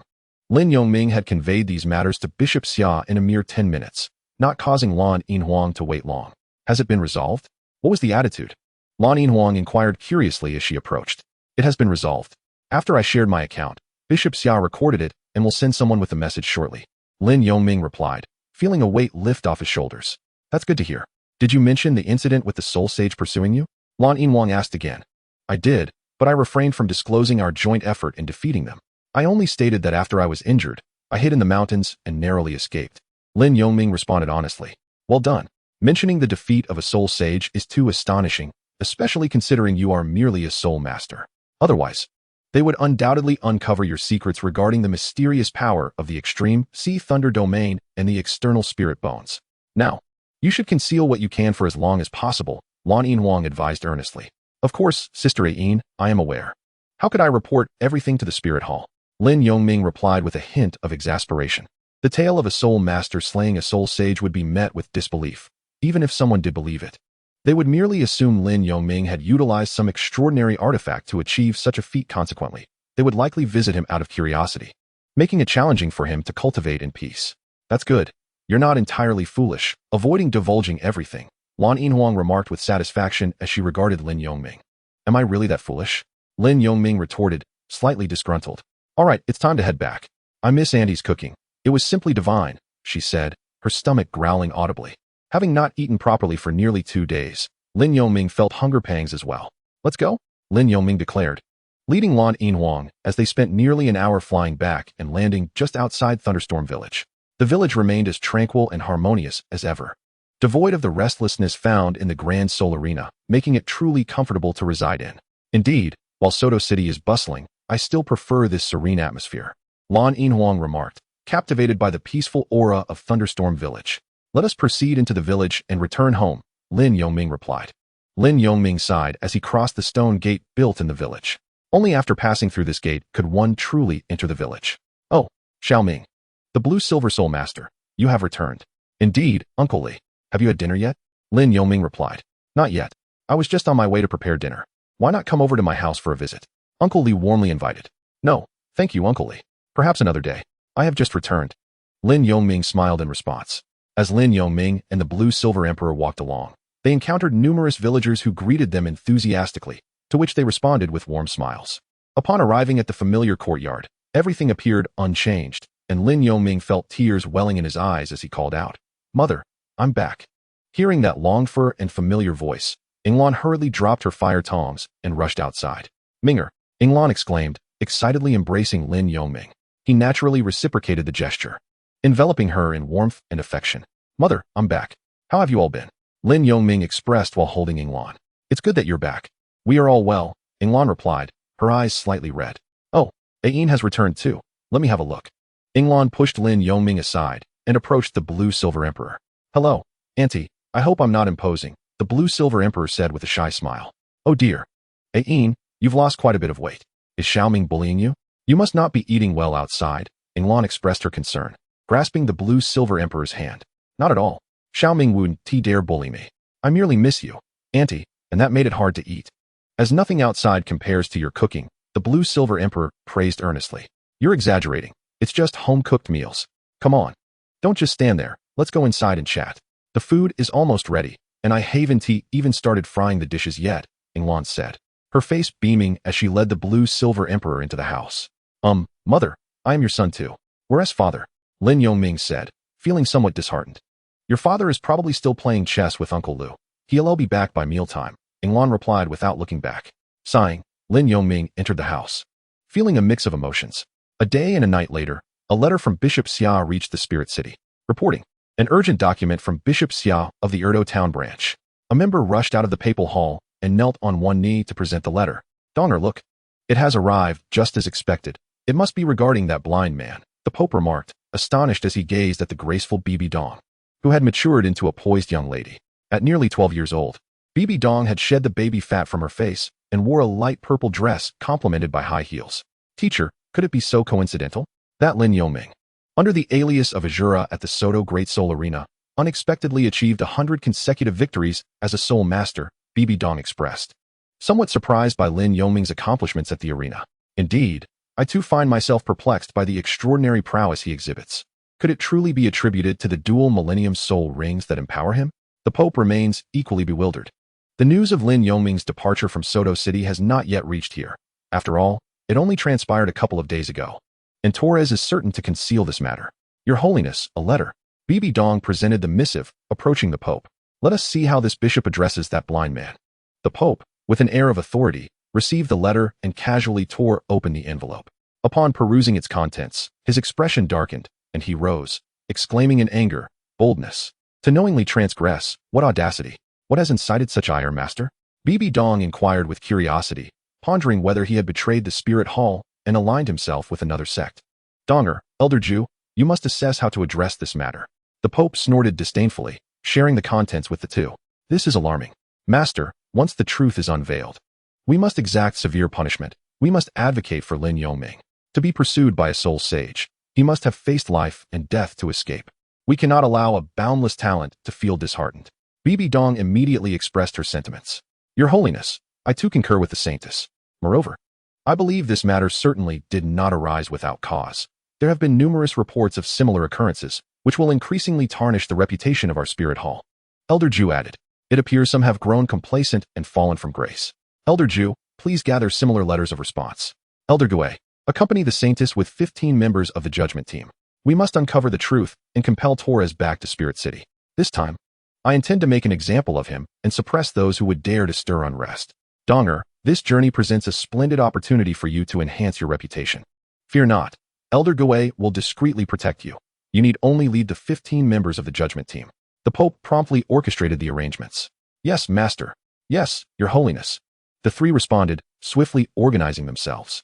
Additionally, information regarding the Mad Tiger was retrieved, given his status as a soul sage and knowledge of the spirit. Acquiring his details would pose no challenge for the Spirit Hall. Thus, Bibi Dong would publicly lead this operation, while Elder Gui would covertly safeguard her. 2 days later, Lin Yongming had returned home for about 3 to 4 days, recuperating in tranquility.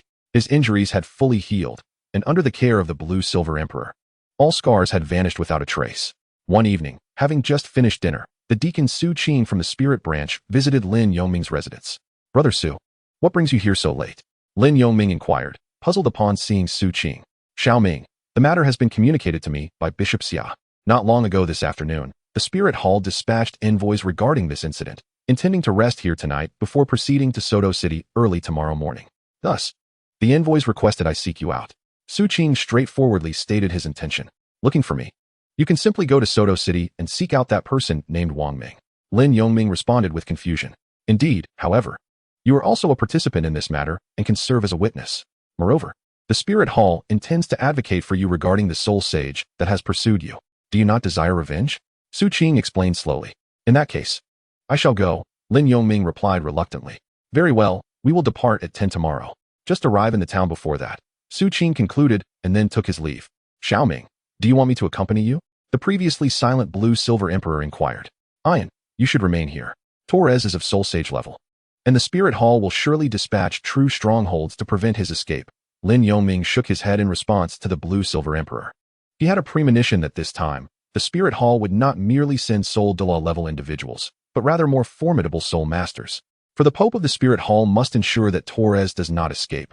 Otherwise, the Spirit Hall's reputation would be utterly tarnished. "All right. I do not particularly enjoy dealings with the Spirit Hall, so be swift in your return. I will keep your parents company." The Blue-Silver Emperor did not insist further. "Thank you, Ian," Lin Yongming expressed his gratitude. "Why so polite with me?" The Blue-Silver Emperor playfully tapped Lin Yongming on the head. "It's just that I've only returned for a few days and now must leave again. It feels somewhat regretful," Lin Yongming lamented. "No worries, your parents are understanding people," the Blue-Silver Emperor reassured him. The following morning, Lin Yongming merely informed the elders that he would be away at the Spirit Hall for a few days before departing from Thunder Rain Village. The Blue-Silver Emperor remained behind, and the elders did not voice any further concerns. Around 9 o'clock, Lin Yongming arrived at the outskirts of the town and made his way towards the Spirit Hall. Upon entering the Grand Hall, he found it nearly filled with people, and he was taken aback to see who occupied the main seat. "So this envoy is Bibi Dong?" Chapter 68, A Second Encounter with Bibi Dong. As Lin Yongming walked into the Grand Hall, he discerned 16 unfamiliar figures, one of whom, though shrouded in the shadows of the architecture, was perceptible to Lin Yongming's keen intuition. Such an enigmatic silhouette, coupled with an unfathomable soul power, could only belong to the elusive ghost Douluo. Fortunately, I managed to keep Ian from accompanying me. Otherwise, she would have inadvertently revealed herself. Observing the presence of ghost Douluo, Lin Yongming felt a wave of relief wash over him. He was also grateful that only Su Qing had come to the village the previous night. Had Bibi Dong brought others to Thunder Rain Village, Blue-Silver Emperor's identity might have been exposed. Furthermore, Lin Yongming noted the presence of the other 15 individuals. Although their soul power did not possess the unfathomable depth of tidal Douluo, their formidable strength was comparable to soul sages, exuding an aura of ruthlessness at all times. They were leagues beyond the former Guardian Knights in terms of menace. It appears that the Spirit Hall has dispatched not only one mysterious team, but also a tidal Douluo. Torres has undoubtedly angered the Pope. Lin Yongming analyzed the situation and understood that a figure in control of an organization would be most displeased to encounter someone like Torres, who tarnishes its reputation. Indeed, a single misstep could obliterate years of accumulated prestige and benefit. "Lin Yongming, you have arrived. Come forth and pay your respects to Her Highness the Saintess." Bishop Xia noted the newcomer and hurried to explain to Lin Yongming. He also informed Bibi Dong and her entourage that the person entering was one of their own. "Lin Yongming, I greet you, Your Highness the Saintess." Lin Yongming performed a respectful bow. "Lin Yongming, it has been 2 years since we last met. I did not expect you to have already attained the rank of Soul Master and gained quite the reputation as a divine seer in Soto City. By the way, I am quite curious about the significance of your alias, Azura," Bibi Dong remarked, rising from her seat, her high heels clicking against the floor as she approached Lin Yongming. As I traverse the outside world, I worry about attracting the ire of the wrong individuals, so I casually adopted a pseudonym without particular significance. Yet, it seems I have still found trouble," Lin Yongming replied calmly. The letter did not disclose why this soul saint is pursuing you. Pray tell, what transgression have you committed? If our side is justified, we must confront him. Bibi Dong scrutinized Lin Yoming's composed visage, still adorned with a black veil. Though he appeared markedly more mature and resolute than 2 years prior. I am unaware of his name. I only know that he revealed his martial soul, the thunderous tiger. While hunting me, he claimed to seek vengeance for his son. Upon reflection, I believe it dates back to 3 years ago when I ventured into the Douluo forest to acquire my second soul ring. Lin Yoming recounted the events surrounding his acquisition of the thunder pattern tiger soul ring. Thus, it seems he has brought this upon himself. He attempted to seize a wounded spirit beast, and in his recklessness, he caused the death of that young man before the beast perished. Excellent. If your account holds true, the spirit hall shall advocate for you, Bibi Dong stated confidently upon hearing Lin Yoming's explanation. The soul saint who is pursuing you is named Robert Kong, a noble viscount of the Balak Kingdom, known by the moniker of the Frenzied Tiger. Thank you, Your Holiness, and Your Highness. Lin Yoming immediately responded. Very well. Since you are here, we shall set forth at once. First, we will secure Torres and Soto City, and then proceed to Balak Royal City. We must act swiftly, lest Torres catch wind of our intentions and flee. Bibi Dong outlined the plan. Indeed, I shall heed Your Highness's commands. Lin Yoming acquiesced without objection. With that, Bibi Dong led the way out of the Grand Hall, instructing Lin Yoming to follow. He complied, flanked by 15 members of the Judgment Corps, while the ghost Douluo remained concealed in the shadows, ever watchful. Climb aboard, Bibi Dong instructed as she ascended into the opulent carriage. Your Highness, it may not be proper. I am content to accompany these gentlemen. Lin Yoming gently shook his head. You just stated that you would comply with my wishes. Why do you now wish to resist? Moreover, the journey is extensive, and given your visual impairment, I fear you may struggle to keep pace with us. I also have inquiries for you. Bibi Dong asserted from her elevated position atop the carriage, her tone brooking no dissent. Very well, Lin Yoming acquiesced, climbing into the carriage. Let us depart swiftly towards Soto City. Upon her command, the carriage accelerated, while the others mounted their steeds.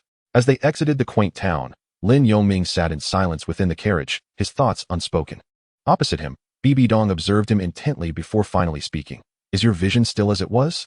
Indeed, it remains shrouded in darkness. I appreciate your concern, Your Highness. Lin Yoming replied with a faint smile. You remain as courteous as ever.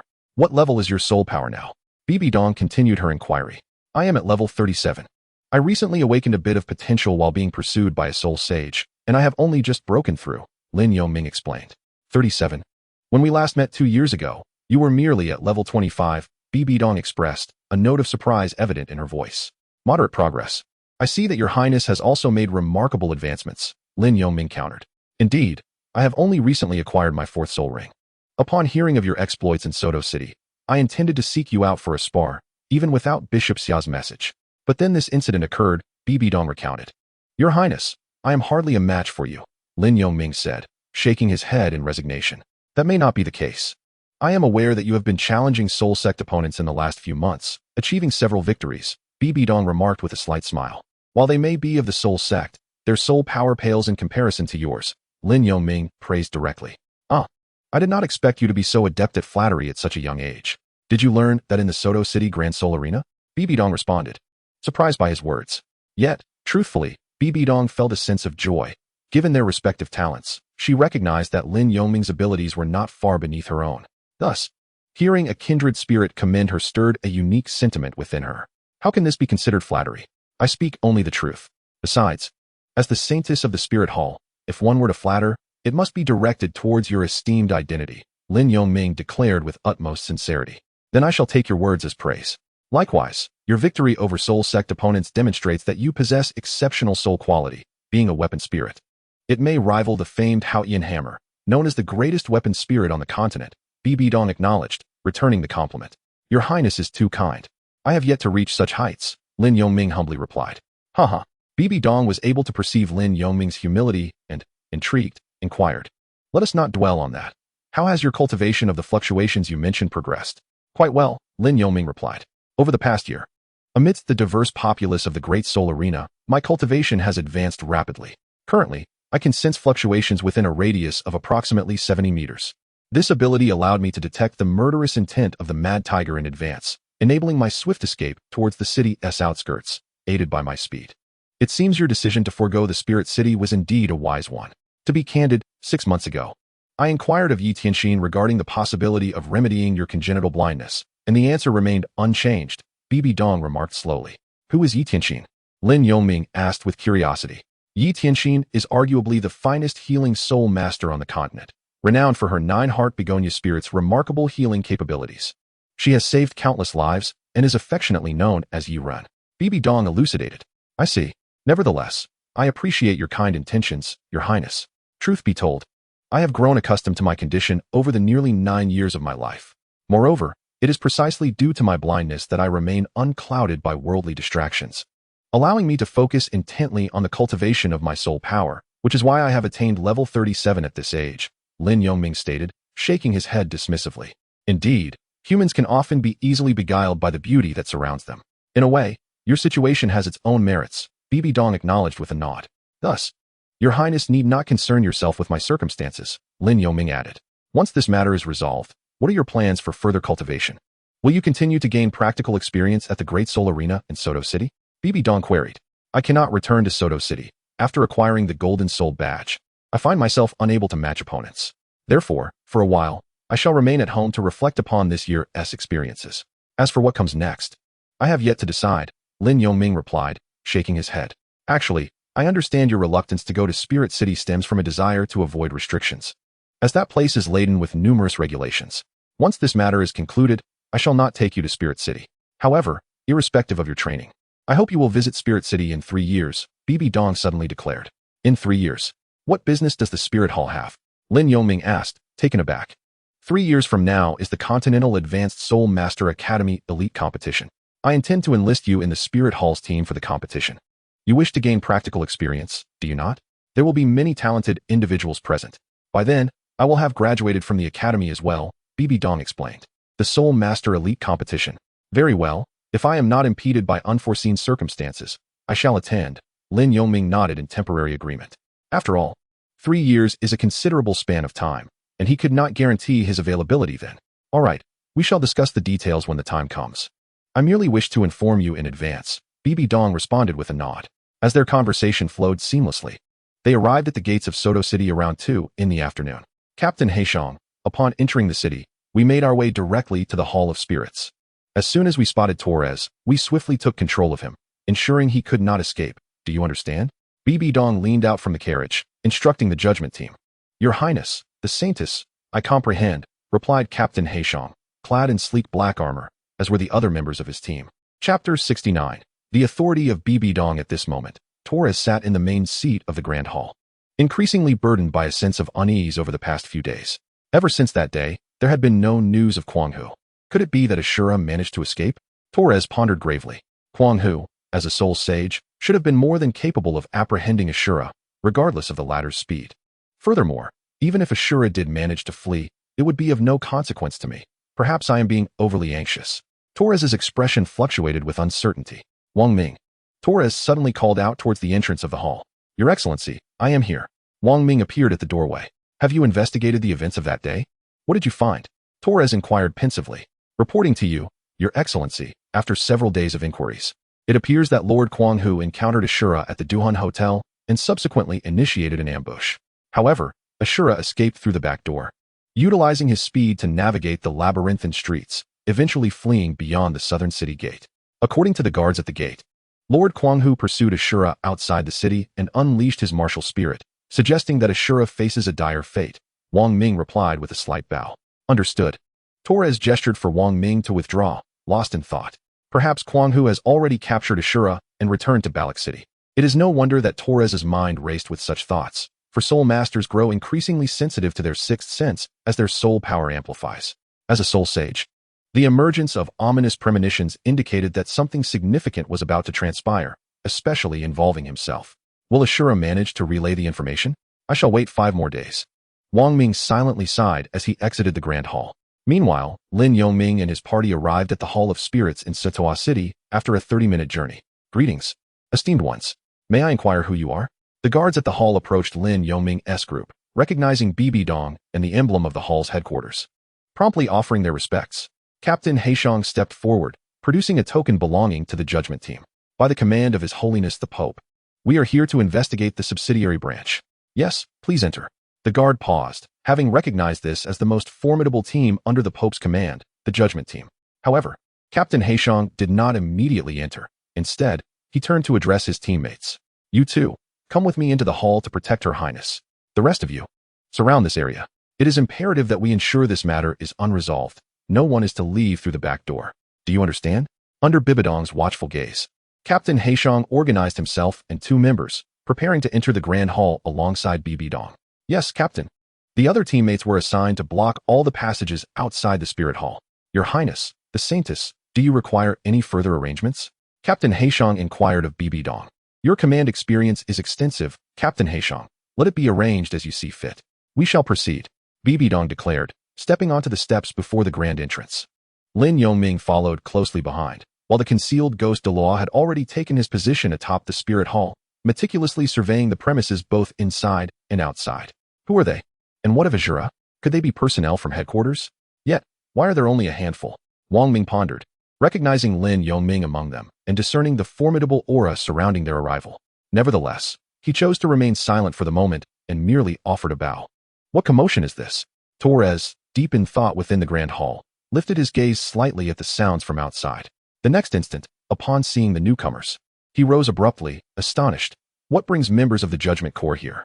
Although Torres did not personally recognize them, he was well aware of the glossy black armor they donned and the insignia each bore. As they entered the hall, Heishang was the first to cross the threshold. Observing the emptiness of the chamber, occupied only by a solitary figure, he directly addressed Torres. Are you Bishop Torres? Torres promptly descended from his position, taking several steps forward to respond. I am indeed Torres. On behalf of the entire Soto City Spirit Hall, I extend a warm welcome to all members of the Judgment Corps. I apologize for the lack of proper reception. That is satisfactory. Heishang nodded and stepped aside. Bishop Torres, I am Bibidong, she stated as Heishang moved aside. Torres, momentarily taken aback, quickly connected the dots and replied with utmost reverence. It is indeed an honor to have your Highness, the Saintess, grace our humble hall. He then knelt on one knee, proclaiming, Torres pays his respects to your Highness. The presence of Azura beside the Saintess stirred unease within Torres. Could it be? No, it cannot be, he mused inwardly. Torres, as the bishop of this sub-hall, you are expected to have 3 assistants. Where are they? Bibidong inquired with a hint of authority. Is there something your Highness requires of them? I shall summon them at once, Torres offered, rising to depart. But Captain Heishang interjected, extending a hand to halt him. There is no need to trouble yourself with such trivial matters, Bishop. Let your subordinates handle it. You shall accompany me to the conference room, Bibidong instructed. Of course. Torres nodded repeatedly, calling out, Wang Ming, fetch the other 3 vice-bishops to the conference room. Wang Ming appeared at the doorway, responding promptly, understood, Bishop. Upon hearing the name Wang Ming, Bibidong cast a glance in his direction. This matter was indeed brought forth by Wang Ming, whose visage was unmistakably marked by extensive facial burns.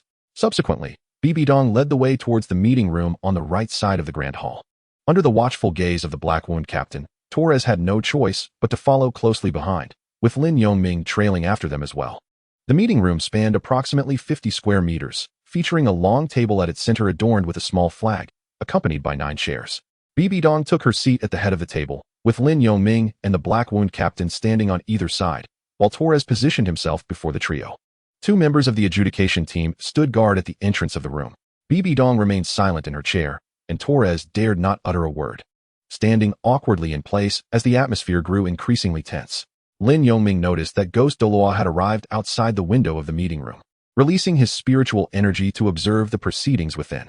Thus, the room remained quiet for about 10 minutes until voices emerged from outside. Where are Wang Ming and Bishop Torres? Indeed, it is still early. Is there an urgent matter?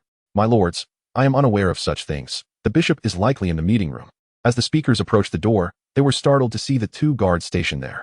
Upon entering the meeting room, the adjudication team members closed the door and stood behind it, watching them. We pay our respects to Bishop Torres. The 3 were assistants to Torres, essentially vice-bishops. Have you not yet met Her Highness the Saintess? Torres promptly reminded his assistants. We pay our respects to Her Highness the Saintess. The trio was taken aback, quickly kneeling on one knee in homage. They noticed Bibidong but hesitated to address her first due to their uncertainty of her identity. Rise, Bibidong said indifferently. The 3 stood up in a line behind Torres, who could hardly contain his impatience. Your Highness, your presence here suggests that His Holiness has an important task for us. Rest assured, we shall dutifully fulfill His Holiness's directives, Torres queried anxiously. Very well, now that the important members of the Spirit Hall from Soto City have arrived, I shall not delay any further, Bibi Dong responded coolly. With that, she instantly revealed a commanding gaze, fixing her eyes upon the four, her tone turning icy as she bellowed.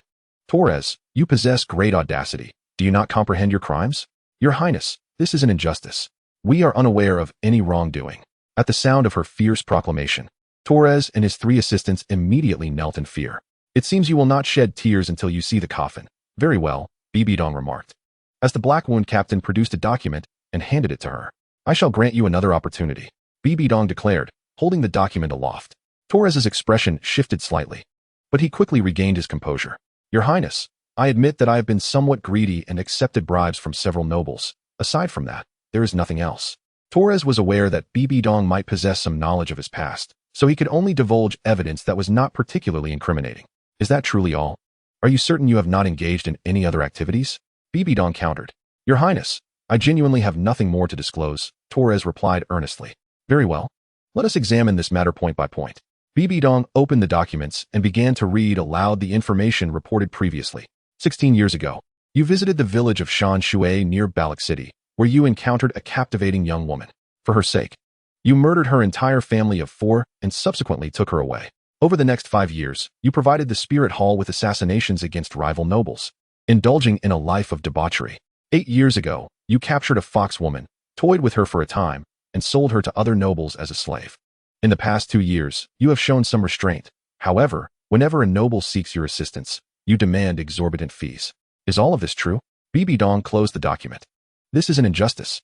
These accusations are purely slanderous fabrications by the enemies of the Spirit Hall.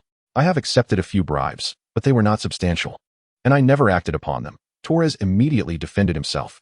I have dutifully guarded Soto Town for over 20 years, and it is clear that those envious of my position have distorted the truth to malign us.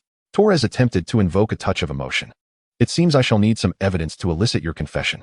Bibi Dong called out, Wang Ming, come in. Wang Ming entered the room as the 2 members of the adjudication panel opened the door. He had been standing outside the meeting room. Thus he had overheard Bibi Dong's questioning of Torres. Azura has finally brought the headquarters of the Spirit Hall. My wager was indeed correct, though I did not anticipate your Highness's personal involvement. Azura's identity is truly remarkable, Wang Ming thought, his fists clenched, eyes revealing boundless hatred. Upon hearing Bibi Dong's summons, he stepped into the meeting room without hesitation. Wang Ming, Torres exclaimed, astonished by the newcomer. Initially, he believed Bibi Dong was referring to another individual with the same name, as Wang Ming is a rather common name. Your Highness, surely you jest. I am well aware that Wang Ming is merely a lowly worker at the Spirit Hall, possessing only first-level innate soul power. How could his words be trusted? Torres confidently remarked to Bibi Dong. However, Wang Ming did not acknowledge Torres. Instead, he faced Bibi Dong and respectfully said, I pay my respects to your Highness. Lin Yongming, intrigued, prepared to observe how Wang Ming would validate the aforementioned claims. Wang Ming, please proceed, Bibi Dong nodded. I can assure you that every detail in the document is accurate, for this information was sent to the Spirit Hall. Yet after all these years, I have received no response, Wang Ming stated, lowering his head. Wang Ming, I caution you against speaking recklessly, Torres interjected hastily, then turned to Bibi Dong, saying, Your Highness, this is slander. Silence. Bibi Dong retorted angrily, then continued to Wang Ming, pray, go on. Since these reports were penned by you, do you possess any evidence? Your Highness, you have just mentioned my family. I am the brother of the young girl whose family was slaughtered by Torres. At that time, I was merely 4 years old. My sister had a fiancé who vehemently opposed the union. That fateful night, Torres forcibly abducted my sister, knocked me unconscious, murdered my parents, and set our home ablaze. Fortunately, the village chief had not yet retired for the night. Upon discovering that I still drew breath, he rescued me, though my body bore the scars of the fire. Wang Ming recounted, revealing his tragic past. Torres's expression darkened further. Wang Ming, cease your words. This is merely your account. After all these years of keeping you by my side, I have treated you with generosity. Yet now, you choose to defame me. Is this not a betrayal of kindness? Where is your evidence? Indeed, my lord, you kept me near, treating me like a dog, humiliating me with blows when you were displeased. Yet I remained indifferent, bearing the humiliation for years, all the while gathering evidence against you. I await the day when I can avenge my family, Wang Ming scoffed, his tone laced with resentment. You have said much, but where is the evidence? Torres sneered. Behold this, Wang Ming declared, producing a medal. This is indeed your medal. I retrieved it from my mother. Remarkably, it survived the inferno and remains intact. I have kept it as a reminder. Even if it bears my name, it could easily be a forgery, Torres obstinately denied. I anticipated such a response. Thus, I amassed sufficient funds to acquire a rare recording soul guide at auction. Thankfully, no one paid heed to such a trivial artifact, and I concealed it in your office. Wang Ming smirked, channeling his soul power into a trumpet-like soul guide, which then emitted Torres's voice alongside his conversations with others. The recording contained numerous voices and was extensive. Isn't this akin to an alternative recording device? Lin Yongming pondered in realization. Torres, do you have anything else to say? Bibi Dong inquired coldly. Your Highness, this voice could also be fabricated. If he finds someone whose voice resembles mine and disguises it slightly, he could easily concoct a tale. Torres continued to defend himself. Torres, do not think you can evade justice. I have already compiled records of your every action. This ledger contains the bribes bestowed upon you by the nobility, and I am aware of the secret chamber you possess. That chamber serves as your clandestine stronghold. Wang Ming asserted, brandishing yet another notebook. Indeed, the sum of 500,000 gold soul coins that Robert provided to you a couple of days ago has been duly noted. And it was I who informed Azura to flee Soto City on that very day, Wang Ming remarked with a cold smirk. Correct. As I was preparing to depart from the Seoul Arena Hotel, it was Wang Ming who rushed into the lobby and advised me to exit through the back door, thus allowing me to avoid a direct confrontation with the Mad Tiger. He also instructed me to report your situation to the Martial Soul headquarters. Lin Yongming affirmed in support of Wang Ming. Torres, do you now acknowledge your guilt? Lin Yongming inquired. Torres, you are likely unaware that Azura's true name is Lin Yongming, a prodigy who earned the yellow medal at the tender age of 7, even if the prior incidents were disregarded. Your collusion in pursuing the holder of the yellow medal renders you irredeemably culpable, Bibi Don stated coldly. The yellow medal. Your Highness, I acknowledge my mistakes. Might I beseech His Holiness the Pope for clemency? I am willing to surrender all my possessions.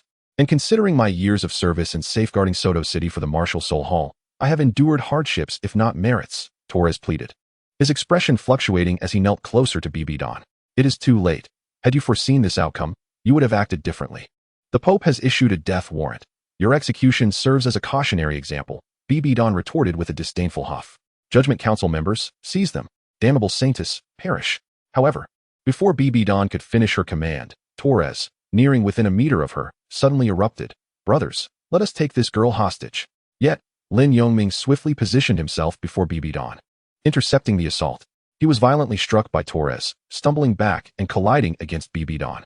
In truth, Lin Yongming, utilizing his sixth sense and perceptive abilities, had discerned Torres's heightened heartbeat and, upon witnessing Torres's feigned submission and proximity to Bibi Don, understood his intent to abduct her and escape. Seeking death, Torres, momentarily stunned by Lin Yongming's swiftness, soon regained his wits and prepared to strike again. At that moment, a force shattered the conference room window, accompanied by a dispassionate voice, fifth soul skill, ghostly shadow abyssal hand. Lin Yongming rose to see a pool of black water materializing beneath Torres and his 3 aides, from which numerous shadowy hands emerged, ensnaring them. Concurrently, a figure drifted through the window, adorned with 9 resplendent soul rings. Title Douluo, Elder. Upon spotting the ghost Douluo, Torres's face drained of color and terror. Cursed be it, the martial soul manifestation. He immediately summoned his 7th soul ring, ready to unleash his martial soul manifestation. Seeking death, explode. The ghost Douluo scoffed, seizing the 4 with ghostly hands that crushed their martial souls, rendering them powerless in a single strike. The 4 simultaneously spat out torrents of blood. 3 of the aides lost consciousness, while Torres remained aware, but, bereft of martial soul and soul power, collapsed to the ground like a limp rag. Subsequently, Captain Haishong and his team restrained all 4. The title of the Douluo, terrifying indeed. The soul sage was as insignificant as an ant beneath his command, Lin Yongming thought in astonishment. Blind man, how are you? Bibi Dong inquired urgently as she supported Lin Yongming. Oh, why are you so foolishly hasty? I merely lured him closer to me, he replied. Wang Ming, summon the healing spirit masters at once. Bibi Dong instructed upon noticing a trace of blood at the corner of Lin Yongming's mouth. Yes, your highness. Wang Ming promptly dashed out. Lin Yongming, sensing Torres's heartbeat quickening, realized an attack was imminent. He hadn't anticipated that her highness would be accompanied by a titled Douluo elder. His anxiety had been misplaced. He had mistakenly believed Bibi Dong was youthful and unaware of Torres's movements. In a moment of tension, he forgot that another titled Douluo was present. Even if the ghost elder were outside and unable to intervene, with Captain Haishong here, there was no need for him to act. Had I known, I would have informed you beforehand, Bibi Dong lamented. Your Highness, this young brother is unaware of the circumstances, which is understandable. However, your keen perception and swift response are commendable, which explains why His Holiness the Pope has bestowed upon you the yellow record medal at such a young age. Captain Heishang remarked appreciatively at Lin Yongming. Alas, I acted rashly. I hope I haven't disrupted your plans. Lin Yongming sighed in resignation. Your Highness, the healing spirit master has arrived. Wang Ming announced as he entered with an elderly man. Your Highness, quickly treat him. Bibi Dong urged. Very well. Third soul skill, spring breeze bath. Lin Yongming immediately felt a warm breeze infusing his body, stabilizing the internal turbulence caused by Torres's earlier strike. The healing effect was commendable, though it paled in comparison to that of the blue-silver emperor. After more than 10 minutes, Lin Yongming spoke. Thank you. That should suffice. Are you all right? Bibi Dong asked. Yes, I'm fine. Your Highness, we must attend to pressing matters. Lin Yongming promptly reminded her. Wang Ming, aside from those three, who else conspired with Torres? Bibi Dong inquired. Your Highness, there are 5 guard members who happen to be in the palace today, Wang Ming quickly replied. Captain Heishang, accompany Wang Ming to capture them, Bibi Dong commanded. Leave 2 behind to carry Torres and his companions out of the conference room and into the main hall. Before long, Captain Heishang and Wang Ming returned, escorting the 5 guards. Your Highness, they are all here, Captain Heishang reported. Very well, Captain Heishang. Prepare to escort them back to Spirit City at dawn with 9 brothers, while the remaining 5 shall accompany me to Barak City to find the Kong family. Bibi Dong instructed. Understood, Captain, he nodded. Wang Ming, you mentioned that Torres possesses a hidden chamber. Allow us to explore what he has concealed. Bibi Dong promptly addressed Wang Ming. Indeed, Your Holiness, esteemed elders, please follow me, Wang Ming replied respectfully as he exited the grand hall. They circled around to the rear quarters, where Wang Ming unveiled the central chamber, which belonged to Torres. He then led them into Torres's study, where behind the bookshelf lay a concealed passageway. Your Holiness, it is right here, Wang Ming announced as he opened the hidden compartment. Descending the staircase of this secret chamber, Bibi Dong and Lin Yongming nodded in agreement, following the ghost Douluo into the depths below. As they traversed the dimly lit corridor, Wang Ming produced a luminous soul-guiding device, illuminating a scene that was both harrowing and shocking. The secret chamber was divided into 5 distinct rooms, each filled with various depraved implements. What depths of perversion must one reach to harbor such a mindset? I never imagined he would sink so low. A malevolent soul master, indeed, Bibi Dong seethed, surveying the grotesque surroundings. The sight of these tools, coupled with the stains upon the floor, left her pondering the untold suffering endured by countless victims within these walls. To avoid alarming our quarry, this is my first visit here. My sister must have perished under his torment. How I wish to rend him limb from limb. Wang Ming exclaimed, his fist striking the wall in fury. I truly did not anticipate Torres's psychological depravity to be so severe, Lin Yongming lamented. The innermost chamber remained tightly sealed, likely guarding the wealth amassed by Torres. Bibi Dong mused as she approached. With a forceful blow, the ghost Douluo broke open the door, revealing an array of chests brimming with treasures, undoubtedly worth a fortune, along with numerous crates of gold soul coins, conservatively estimated to exceed several tens of millions. How much has Torres greedily hoarded? Bibi Dong gasped in astonishment.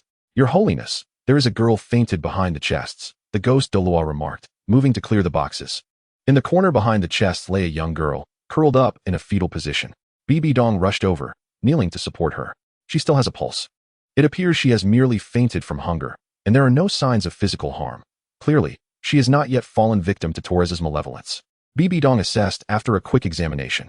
Upon closer inspection, Bibi Dong realized the girl appeared to be around 12 years old, with delicate features. Elder Ghost, gather these riches.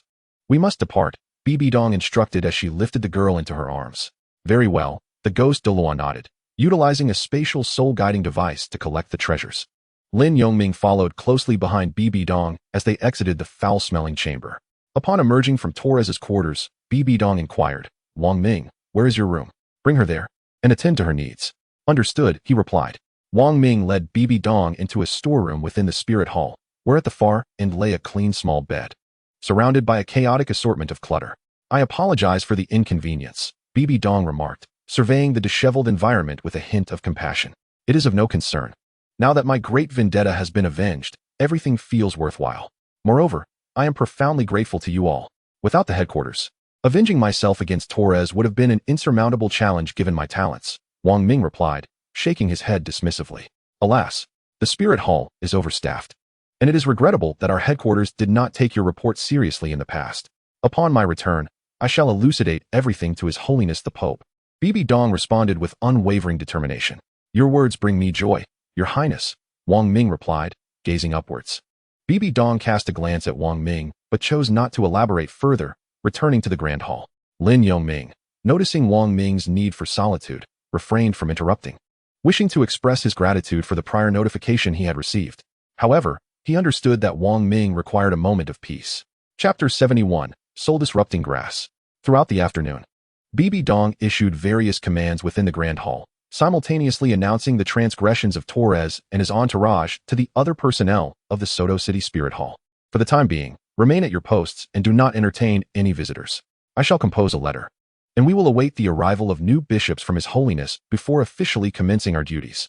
Captain Heishong, how fares your situation? Bibi Dong inquired. Your Highness, my subordinates have secured Torres and his entourage in a cage. Their powers have been rendered useless, and they can be transported by tomorrow morning, Captain Heishong replied promptly. Good, then immediately draft a letter detailing the situation here and request His Holiness to dispatch several bishops. Additionally, send someone to seal off Torres's secret chamber. Bibi Dong commanded decisively. Understood. Lin Yongming observed Bibi Dong's clear and organized directives throughout the afternoon, noting her efficiency and lack of hesitation. Truly, she was destined to become the future Pope of the Spirit Hall, possessing the innate qualities of a leader at such a tender age. Lin Yongming quietly reflected on this. Once all arrangements were complete, night had fallen. After dinner, due to the long journey from Spirit City, Bibi Dong and her entourage retired early to rest in an available room. As Lin Yongming prepared to do the same, he suddenly heard a commotion from the storeroom where Wang Ming was located. He recognized the panicked voice of a young girl, realizing that she had awakened. Monster, don't come any closer. The girl, startled by the dim light, had evidently been frightened by Wang Ming's presence. Fear not, I am Wang Ming, you are safe now. It is all right, he reassured her in a gentle tone. Yet, the girl remained huddled in the corner, trembling and casting furtive glances at him. Wang Ming.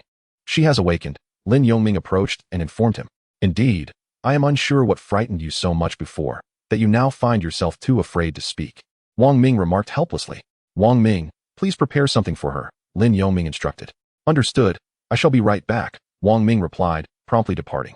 Lin Yongming settled into a chair beside the bed and gently smiled at the young girl, speaking softly. Do not fear, dear lady, you are safe now. Those who captured you have been vanquished. May I ask your name and where you reside? We shall ensure your safe return home by dawn. Really? The girl timidly replied. Testing her voice, Lin Yongming breathed a sigh of relief. Her response indicated that there was still hope for her. Indeed, look around you. Does this resemble the dark place where you were confined? Lin Yongming nodded affirmatively. The person who just left is Wang Ming. Though his visage is marred, he possesses a kind heart. It was he who discovered you, and upon seeing you faint from hunger, he allowed you to rest here temporarily. Lin Yongming continued, noting the girl's silence. Though she remained mute, her trembling had ceased. Before long, Wang Ming re-entered, carrying a bowl of congee and several steamed buns. You must be famished. Though I cannot ascertain how long you have been without food, I brought you some congee and vegetable buns, he said, approaching Lin Yongming and offering the sustenance to the young girl. She glanced between Lin Yongming and Wang Ming, both of whom appeared to be of similar age, and slowly extended her hand, driven by her undeniable hunger. She swiftly seized a bun, devouring it ravenously, almost choking in her haste. Take your time with your meal. Your stomach is empty. Begin with the congee to warm your belly, Wang Ming advised. Observing the girl slowly eating, Lin Yongming rose and turned to Wang Ming, saying, Let her eat in peace. After uttering this, Lin Yongming exited the storage room, with Wang Ming following closely behind. Wang Ming, I am grateful for your assistance earlier. Should you ever require my help, do not hesitate to ask. Lin Yongming expressed his gratitude. Ah, Ashura, it is I who should be thanking you. During your time in the Soto Great Soul Arena, I kept a watchful eye on you. Your talent and the manner in which you performed on stage compelled me to share this matter with you. There was an element of risk in my decision. Had you disclosed our conversation to Torres, I might have faced dire consequences. Therefore, when I saw the Mad Tiger approaching Torres, I resolved to inform you. I did not anticipate that your letter would capture the attention of the Spirit Hall, prompting them to send a saintess and an elder.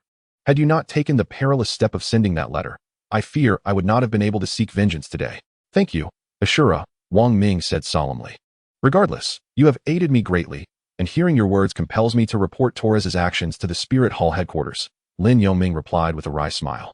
However, you have endured humiliation here for many years. Now that your long-awaited revenge is at hand, what are your intentions? Will you remain here, or venture elsewhere? Lin Yongming inquired with curiosity. The Spirit Hall is an organization of immense size, so vast that it is filled with a diverse array of individuals. At long last, I have found my liberation and avenged my grievances. Thus, I can no longer remain here. I intend to return to my hometown and lead a life of simplicity. Wang Ming lamented. Indeed, you speak wisely. A simple life is a form of happiness, and I wholeheartedly support your decision. Lin Yongming understood Wang Ming's sentiments. Given that Wang Ming's innate spirit power was merely at level 1, and now, approaching the age of 20, he had only reached level 13. Coupled with his actions of exposing others within the Spirit Hall, it was evident that he would face ostracism in the Soto City Spirit Hall, as his colleagues would find it difficult to trust him. Hence, it was certainly not a judicious choice for Wang Ming to remain. Thank you. I recognize that a talent such as yours is destined for greatness and a life beyond the ordinary. However, being within the Spirit Hall often means one is not in control of their fate. As I prepare to depart, I have little to repay your kindness. But I possess a remarkable herb.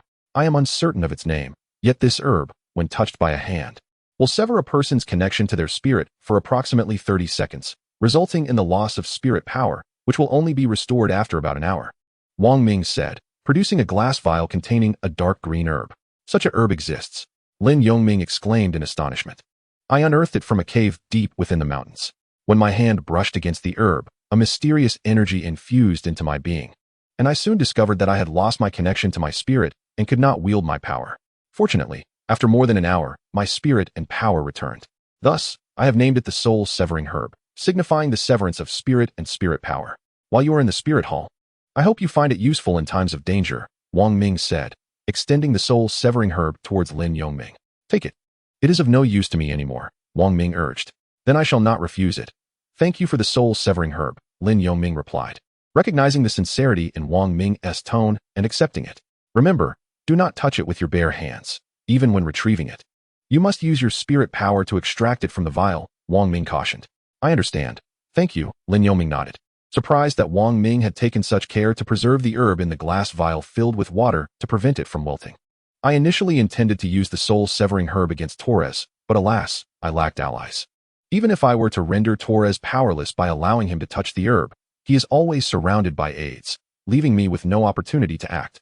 Wang Ming lamented, shaking his head in resignation. I comprehend. To face a soul sage alone is indeed impractical. However, take heart. You have avenged yourself now, have you not? Moreover, I hope you return to your hometown to live for yourself. As long as there is life, there is hope. For instance, I was born blind and have lived in darkness, yet the light within my heart shall never be overshadowed by the dark. Where there is light, there is shadow. Where there is shadow, there is light. The two exist in a delicate balance. Otherwise, the world would be engulfed in chaos, Lin Yongming consoled, mistakenly believing Wang Ming sought an end to his life by returning home. Azura, I comprehend your sentiments. You are overly concerned. I have merely grown weary of a life filled with intrigue. Having avenged my grievances, I shall return to my hometown and contribute in some small measure to its betterment. Wang Ming replied with a smile. That is delightful to hear. The young lady within your care shall be your responsibility tonight. Lin Yongming nodded in response. Rest assured. Do take care to rest. You sustained injuries this afternoon, Wang Ming remarked, glancing towards the room. Lin Yongming nodded and retreated to his quarters. The following day, everyone arose, particularly Captain Heishang, who early in the morning led a group bearing a cage, heading towards the outskirts of the city. For members of the Judgment Corps, along with Ghost Douluo, remained beside Bibi Dong. Observing the departure of Captain Heishang, Lin Yongming and the others returned to the Great Hall. Your Highness, the fate of Torres has been sealed. I humbly request your permission to return to my hometown and spend my remaining years there. Wang Ming approached to report. He conveyed all that had been discussed with Lin Yongming the previous night. Wang Ming, it is the Spirit Hall that has wronged you. I grant your request. However, you have rendered great service to the Spirit Hall. Here is a reward of 10,000 gold soul coins, presented on behalf of the Spirit Hall. Please accept it before your departure. Bibi Dong promptly produced the coins. This Wang Ming hesitated.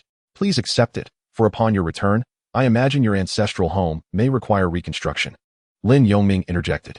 Indeed, accept it, Bibi Dong affirmed, stepping forward to personally hand the coins to Wang Ming. Very well, I am grateful, Your Highness, Wang Ming conceded, taking the gold soul coins. By the way, where is the young lady's home? We shall escort her back, Bibi Dong inquired. Yes, Your Highness. She mentioned that it is in the nearest village by the northern gate. She had come to Soto City with her parents to sell goods, but was unexpectedly captured by the passing Torres. However, please Please allow me to take responsibility for returning her home. My own hometown lies to the north, and it is convenient. Consider it my final service to the spirit hall before I depart, Wang Ming suggested. Very well, ensure she reaches her home safely. Here is 100 gold soul coins as compensation from the spirit hall, Bibi Dong stated, producing the coins once more. I shall deliver it to her, Wang Ming nodded. Then knelt respectfully, saying, I take my leave now. May your highness take care. Take care, she replied. Chapter 72. Farewell to Flander and Zhao Wujia. After observing Wang Ming and the others depart, Bibi Dong turned her gaze towards the 4 remaining members of the Judgment Corps. This matter has reached a conclusion. There is nothing more to attend to at present. You 4 may take some time to rest, she said, addressing the quartet. Since these 4 were tasked with remaining by Bibi Dong's side, while the others would begin their journey home early. They had been responsible for guarding Torres and his companions throughout the night without respite. With nothing pressing at hand, Bibi Dong naturally permitted them to rest. Yes, your highness. The 4 individuals uttered little as they exited the grand hall. With their departure, the vast chamber became desolate, leaving only Bibi Dong, Lin Yongming, and the specter known as Ghost Douluo lurking in the shadows. Bibi Dong descended from her seat and approached the entrance, gazing at the azure sky adorned with fluffy white clouds. Blind one, the weather is delightful today. How about a stroll? Aside from Wuhuan City, I have yet to explore other places, she suddenly proposed. Very well. But do not expect me to be your guide, Lin Yongming replied nonchalantly. Then let us go, Bibi Dong responded with a smile. Soon, the 2 stepped through the door and onto the bustling streets, where the throngs of people outside the Wuhuan Palace were notably more abundant. Ghost Douluo discreetly trailed behind them. Though Soto City was considerably smaller than Wuhuan City, it possessed a unique charm, with restaurants dotting the landscape. Soto City is renowned as the capital of grain. The local villagers primarily cultivate crops, so they need not worry about sustenance, Lin Yongming remarked. You are indeed correct. When Wuhuan City faces food shortages, we often procure supplies from this region, Bibi Dong concurred. Indeed, Lin Yongming nodded, engaging in casual conversation. Blind one, upon reaching Balak City, how do you intend to address the Kong family? Bibi Dong inquired suddenly. I have yet to devise a plan.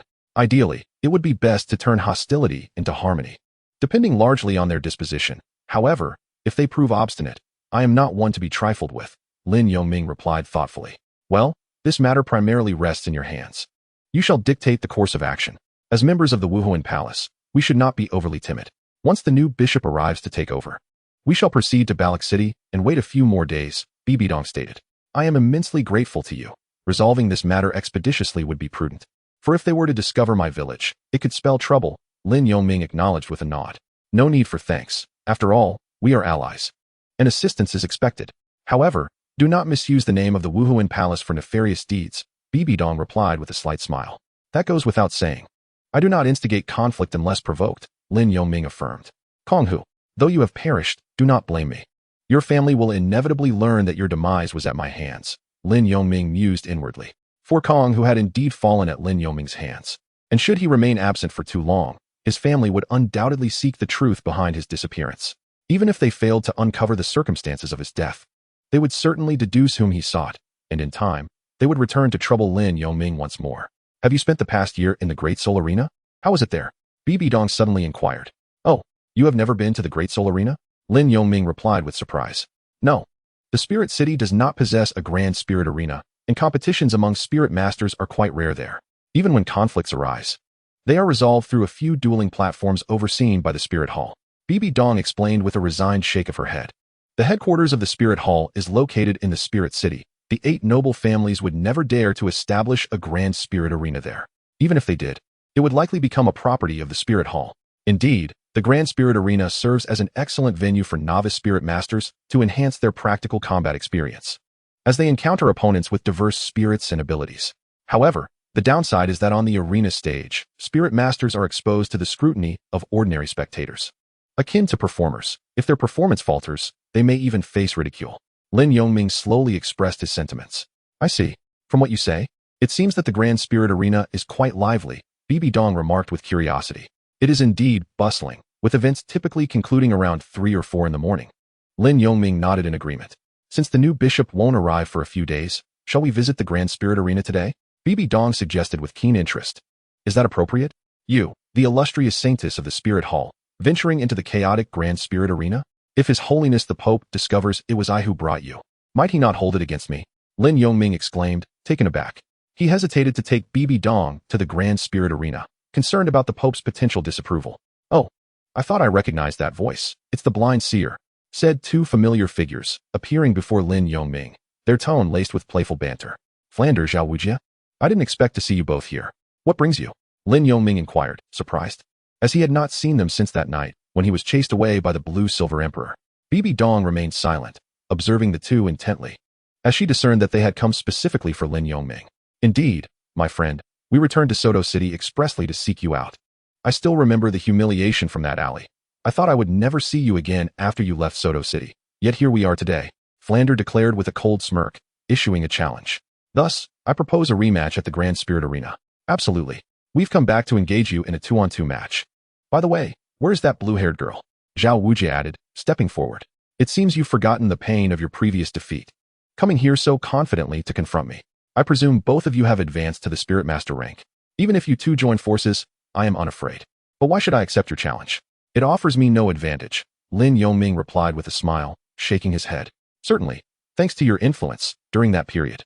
Zhao Wujin and I devoted ourselves to relentless training, striving to reclaim the moment of our humiliation. If you are afraid, then let it be. Should you triumph in a 2-on-1 match, we shall reward you with 1,000 soul coins," Flander remarked smoothly. "Hey, you two have gone too far. Two soul masters actually wish to challenge a soul sovereign in a 2-on-1 manner. Such a lack of fairness." Bibi Dong scoffed at their shameless words, indignantly interjecting before Lin Yongming could respond. "Blind seer, I did not expect that in the past year, you have found a new young companion. This girl is quite charming. Not inferior to the previous one, rather flirtatious indeed," Flander observed with a cold smirk at Bibi Dong's defense of Lin Yongming. "How about this? You and your new girlfriend face off against us too," Flander proposed further. He noted that this woman appeared even younger than the previous blue-haired one. Likely a soul sovereign herself. "Who is my girlfriend?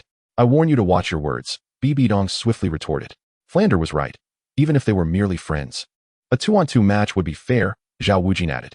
"Very well, a 2-on-2 it shall be," Bibi Dong declared on behalf of Lin Yongming. Hearing the two's reckless banter, Lin Yongming could only silently pray for Flander and Zhao Wujin for a few seconds. After all, Bibi Dong was not as gentle as the blue-silver empress. "Blind seer, what do you say?" Flander turned to Lin Yongming. "Since you have forgotten the pain, I shall have to remind you why the flowers bloom so red," Lin Yongming replied, realizing that he could say no more. With Bibi Dong eager to visit the Grand Soul Arena, the opportunity had indeed arrived, and Lin Yongming gladly accepted the challenge. "Excellent. Tonight at 7, let us meet at the Grand Soul Arena. Old Zhao, we shall take our leave," Flander stated before beckoning Zhao Wujin to depart from Lin Yongming's sight. Once the two had left, Bibi Dong curiously inquired of Lin Yongming, "What is the matter with those two? They come and immediately provoke you." Lin Yongming reluctantly recounted the encounter with the two to Bibi Dong. "Truly shameless. Fear not. This time I shall assist you, ensuring they are left with an unforgettable memory," Bibi Dong remarked, her disdain for Flander and Zhao Wujin evident. "By the way, what about that blue-silver girl? Is she truly your girlfriend?" Bibi Dong asked with renewed curiosity.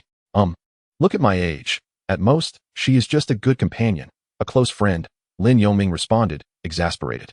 "What nonsense. On Douluo continent, some marry at 12 and begin having children by 14, Bibi Dong scoffed. "How is that even possible?" Lin Yongming replied, speechless. While it was true that such occurrences existed on Douluo continent, he still found it hard to accept the notion of such young ages. 12 years old. In my previous life, that was barely the age of graduating elementary school. By the way, is she beautiful? Bibi Dong inquired again, her curiosity piqued. Do you perceive me as someone who can see? Nevertheless, she possesses a kind heart, is understanding, and exudes gentleness. By the way, her name is Lanine, reminiscent of the blue-silver grass. Lin Yongming pondered for a moment before speaking. I shouldn't have asked that. Bibi Dong glanced at Lin Yongming, who was perpetually veiled in black cloth, and secretly mused. A gentle girl, is she? Your Highness, let us proceed and continue our shopping. Lin Yongming remarked upon noticing Bibi Dong's stillness. Oh, very well. Blind one, there's no need to address me as Your Highness in public. We are rather familiar now. You may simply call me Bibi Dong, though I would not mind if you referred to me as Sister Dong, as I am a few years your senior. Bibi Dong giggled as she caught up with him.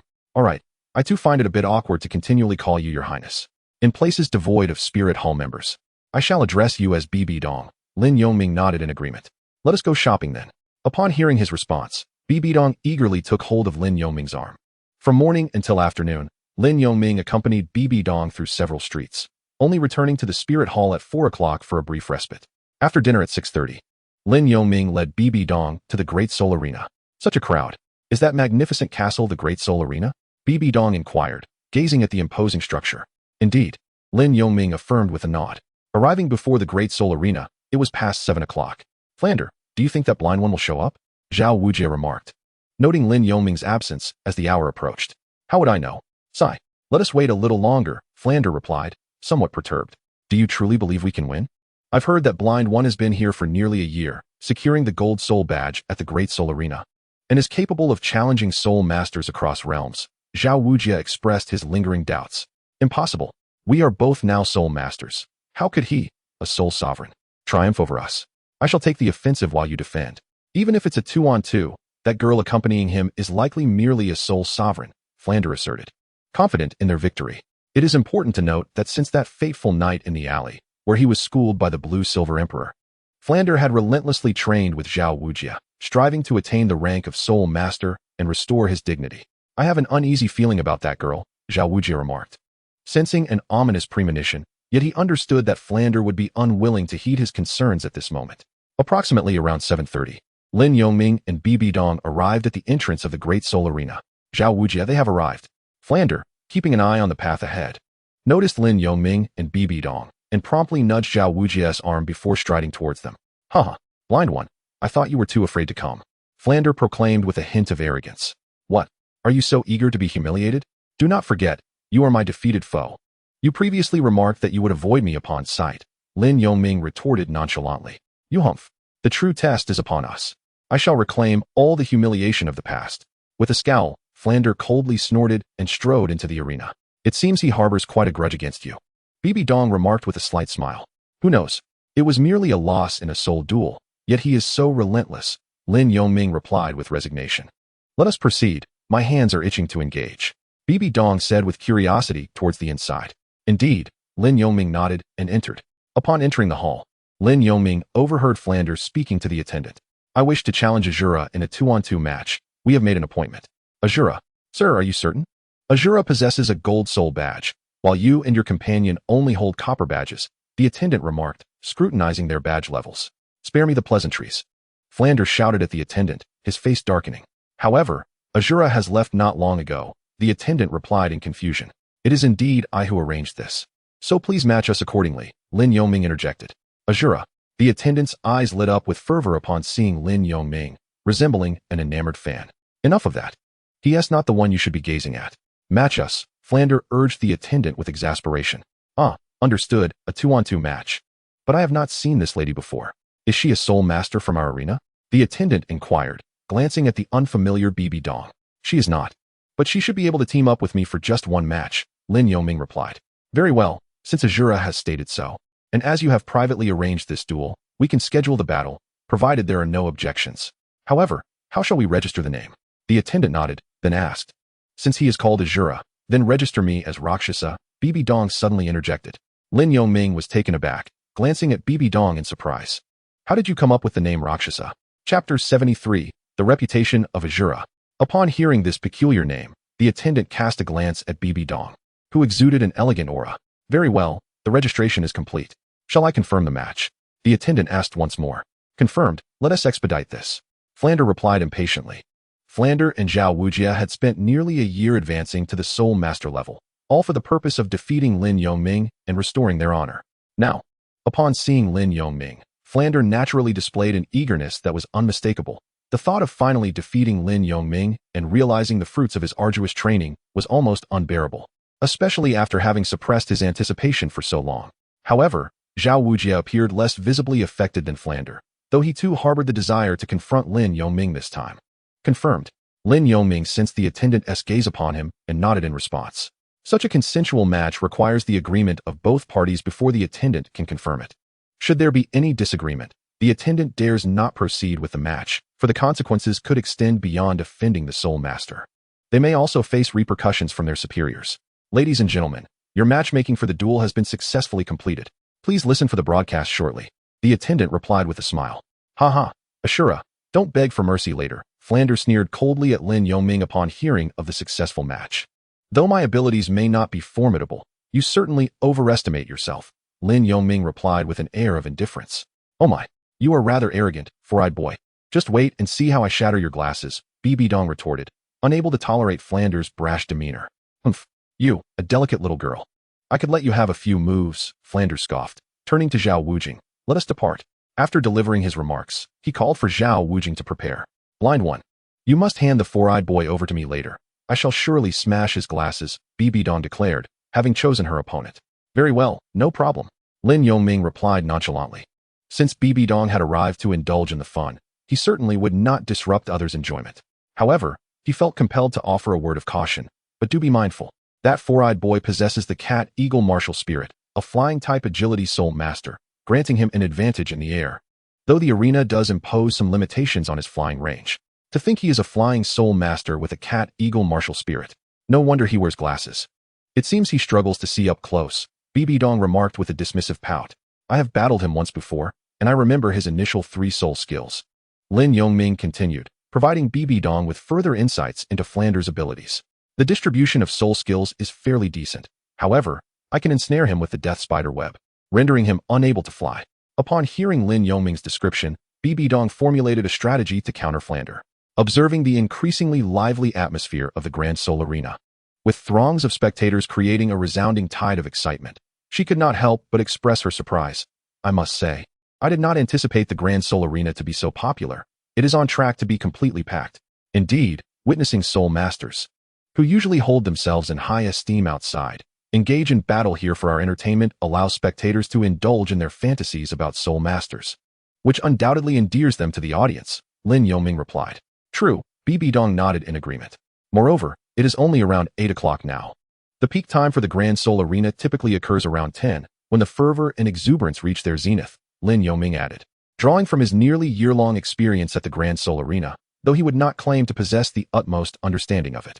Below is the Soul Master Level 2-on-2 matchup, featuring the teams of Cat Eagle and Zhao Wujia competing against Azura and Rakshasa. Please prepare both sides for the match on Arena 1 in 10 minutes. As the two teams prepared for their duel, the announcement echoed through the hall. Is it our turn? BB Dong inquired, intrigued by the broadcast. Indeed, it is our turn. We have 10 minutes to prepare. I never anticipated that the Grand Soul Arena would provide us with the main stage. Arena 1, the principal platform of the Soto Grand Soul Arena, spans over 100 square meters and was originally designated for team competitions. Lin Yongming had participated in countless duels at the Soto Grand Soul Arena, yet this marked his first appearance on Arena 1. It seemed the organizers, recognizing the rarity of a Soul Master Level 2-on-2 match, especially with the renowned Azura involved, decided to showcase this thrilling contest on the main stage. Azura, did I hear that correctly? Is Azura set to compete again? Yes, indeed. The last time we witnessed him claim the Golden Soul Badge, I thought he had left the Soto City Grand Soul Arena, yet here he is once more. A Soul Master Level 2-on-2 match on Arena 1 will surely be a visual feast. Let's hurry to find the best seats. Brothers, is this Azura truly that famous? More than famous. Since you called us brothers, allow me to regale you with the legendary tales of Azura in the Grand Soul Arena. Legendary? Is it really that exaggerated? Just listen to my tale. Upon hearing the familiar name of Azura, those who knew Lin Yongming's alias erupted with excitement, flooding into the spectator area of Arena 1 to secure their spots. Finally, it's our turn to take the stage. Zhao Wujia, you engage that girl while I confront Azura? Flandra exclaimed with uncontainable joy, eagerly advising Zhao Wujia. No problem, Zhao Wujia nodded in agreement. As Flandra and Zhao Wujia arrived at the entrance, Lin Yongming also reached the opposing entrance, both sides waiting patiently for the host. Here I come, the most dashing and eloquent host in the realm. On behalf of the Grand Soul Arena, I welcome everyone to the Soto Grand Soul Arena, announced the familiar host, microphone in hand, as he leaped onto the elevated platform of the arena and began his spirited commentary. Enough chatter, let Azura take the stage. The audience called out in unison. Haha. The enthusiasm remains. Indeed, tonight's star is Azura, who has achieved hundreds of consecutive victories at the Grand Soul Arena. However, this time it is different, as this match is a Soul Master Level 2-on-2. This will also be Azura's first participation in a 2-on-2 duel, so let us eagerly anticipate his performance tonight. Let us warmly welcome Azura and his Rakshasa to the stage. The host declared. Blind one, I never anticipated your popularity here. Listening to this fervent clamor, I find myself somewhat envious of you. BB Dong heard the audience repeatedly chanting the name of Lin Yongming, the Azura. Indeed, the spectators were enthusiastic, their cheers resonating for nearly 7 to 8 minutes, only ceasing when Lin Yongming stood at the edge of the arena. Chapter 74, a rematch between two. Truly, He is the Azura. I initially thought it was a fabrication. I wonder which two soul masters dare to challenge the Azura, especially after witnessing the recent battle where a soul sovereign triumphed over a level 48 soul master. Nevertheless, the girl beside the Azura is remarkably beautiful and possesses an exquisite aura. I am utterly captivated. Brothers, I genuinely adore this. Hehe. You expressed the same admiration for the girl who appeared in the last match. When Flander realized he was not the first to be introduced by the host, he clenched his fists in jealousy. I never expected his renown to be so esteemed here. It is as if he stands upon our shoulders to achieve such a claim. Flander seethed inwardly. Blind one, this is truly remarkable. The audience is entirely cheering for you, and I feel an overwhelming envy. Bibi Dong, listening to the various sounds emanating from the audience, gently remarked to Lin Yongming once more, expressing her envy. The holy maiden jested, stating that as long as you proclaim yourself the holy maiden of the Wuhuan temple, what sort of fame would you lack? They would surely redirect their fervor towards you, exhibiting even greater enthusiasm. Lin Yongming shook his head slightly. As time passed, the cheers only intensified. Initially, Lin Yongming felt a fleeting joy, but now he had grown accustomed to it, his emotions steady and undisturbed by the flattery of others. This realization taught him that, in addition to enhancing his practical skills, he must also learn to control and conceal his psychological state, mastering the art of remaining unperturbed, a form of cultivation in itself. I have already mentioned that they are calling my name outside, Bibi Dong. Upon hearing Lin Yongming address her as the holy maiden once more, she expressed her displeasure. Moreover, I simply did not expect the audience at the Great Soul Arena to be so fervent. It was quite a surprise, and how could I possibly disclose my identity? You, too, have adopted a pseudonym. Lin Yongming responded with a hint of embarrassment, laughing. Haha, I have yet to adjust my wording. Bibi Dong, with a hint of skepticism, inquired. I do not believe you. Call my name and see. Lin Yongming smiled helplessly and softly uttered. Bibi Dong. Ah, that was quite smooth, wasn't he it? Bibi Dong nodded in satisfaction. Wow. It seems that the arrival of the Azura has elicited quite the fervent display from you all. I find myself a bit envious of him. The host spoke in a teasing tone. Well then, without further ado, let us invite the opponents of the Azura duo, the Cat Eagle and Zhao Wujia, to the stage. Just as the host finished speaking, Flander, visibly displeased, led Zhao Wujia onto the platform, positioning themselves at the edge of the arena opposite Lin Yongming. I wondered who possessed such courage to challenge the Azura. It turns out to be two former subordinates of the Azura, vanquished in the past. Numerous spectators who have frequented the Grand Soul Arena for several years recognize the duo of Flander and Zhao Wujin, as both possess distinct characteristics. Having taken the stage, if my memory serves me correctly, these two were the first and second opponents encountered by Azura upon his arrival at the Soto Grand Soul Arena. However, this confrontation is a duel at the Soul Master level, indicating that both have attained this rank. Clearly, they have come today seeking vengeance. Whether they will succeed remains to be seen. I hereby declare the Soul Master 2-on-2 duel officially commenced. The host began to narrate their experiences before announcing the commencement of the match. Azura, allow me to demonstrate the results of my arduous training over the past year. All aimed at defeating you. Flander adjusted his glasses and smirked deviously. Cat Eagle Martial Spirit, manifest. As he called forth his spirit, soul rings rose from his feet, undoubtedly showcasing the optimal configuration of 2 yellow and 2 purple rings. Next came Zhao Wujin's martial spirit manifestation, his stature having increased significantly, now more muscular and rugged. Also adorned with 2 yellow and 2 purple rings, bolstered by a 1,000-year soul ring. Blind man, I agreed to take on the four-eyed boy. Bibi Dong chuckled lightly. I have no objections. Lin Yongming replied coolly as he summoned his martial spirit, the Thunderblade. Very well, Bibi Dong nodded, then turned to Flander. Four-eyed boy? I know you wish to face Azura, but I previously vowed to shatter your glasses. Thus, you shall contend with me. Death Spider Emperor, manifest. As she spoke, her martial spirit took form, enveloping her in a dark purple armor reminiscent of a spider's exoskeleton. The display of her soul rings revealed her level of soul power. Also at 41, with the same 2 yellow and 2 purple configuration. You too are a soul master. Flander exclaimed in surprise, initially dismissive of Bibi Dong's words. He now realized she was of the same rank as himself, despite her being considerably younger. The realization that they shared the same level of soul power left him astonished. Humph. Do not presume that a mere talent grants you the right to boast. Fine, since you wish to battle me. I shall first incapacitate you before settling accounts with Azura. As he spoke, Flander ascended slowly, a yellow soul ring shimmering as he undoubtedly unleashed his first soul skill. Zhao Wujin, you keep Azura occupied while I deal with this little girl. Eagle Strike. Flander instructed Zhao Wujin, racing toward Bibi Dong. Come forth. BB Dong charged to meet Flander head-on. First soul skill, Blade of Death. The two clashed swiftly, with Flander airborne, attacking BB Dong, and for a moment, neither gained the upper hand. Azura, you've reached level 37 in soul power, yet I am now a 41 level soul master. I intend to see if you can withstand my assault and breach my defenses. The first soul skill, Immovable King Body. As Zhao Wuji spoke, he activated his defensive soul skill and charged forward. Let us see how this unfolds. Blade of Fluctuation. Lin Yongming wielded his Thunderblade and surged ahead. Before Zhao Wuji could cover several meters, Lin Yongming had already arrived before him and struck downwards. The blade connected with his shoulder, merely tearing a small portion of Zhao Wuji's garment. Your speed remains remarkably swift, but such a trivial effort will not harm me, Zhao Wuji declared, suddenly striking out a palm towards Lin Yongming. Utilizing his speed advantage, Lin Yongming deftly evaded and circled behind Zhao Wuji, delivering another slash. Undoubtedly, it failed to inflict any damage on Zhao Wuji. Zhao Wuji swiftly pivoted, throwing a punch. Lin Yongming retreated a step, remarking, "Your defenses have indeed improved significantly. The force behind your punches and palms carries a formidable gust of wind, suggesting an increase in strength. Indeed, however, your speed has also escalated.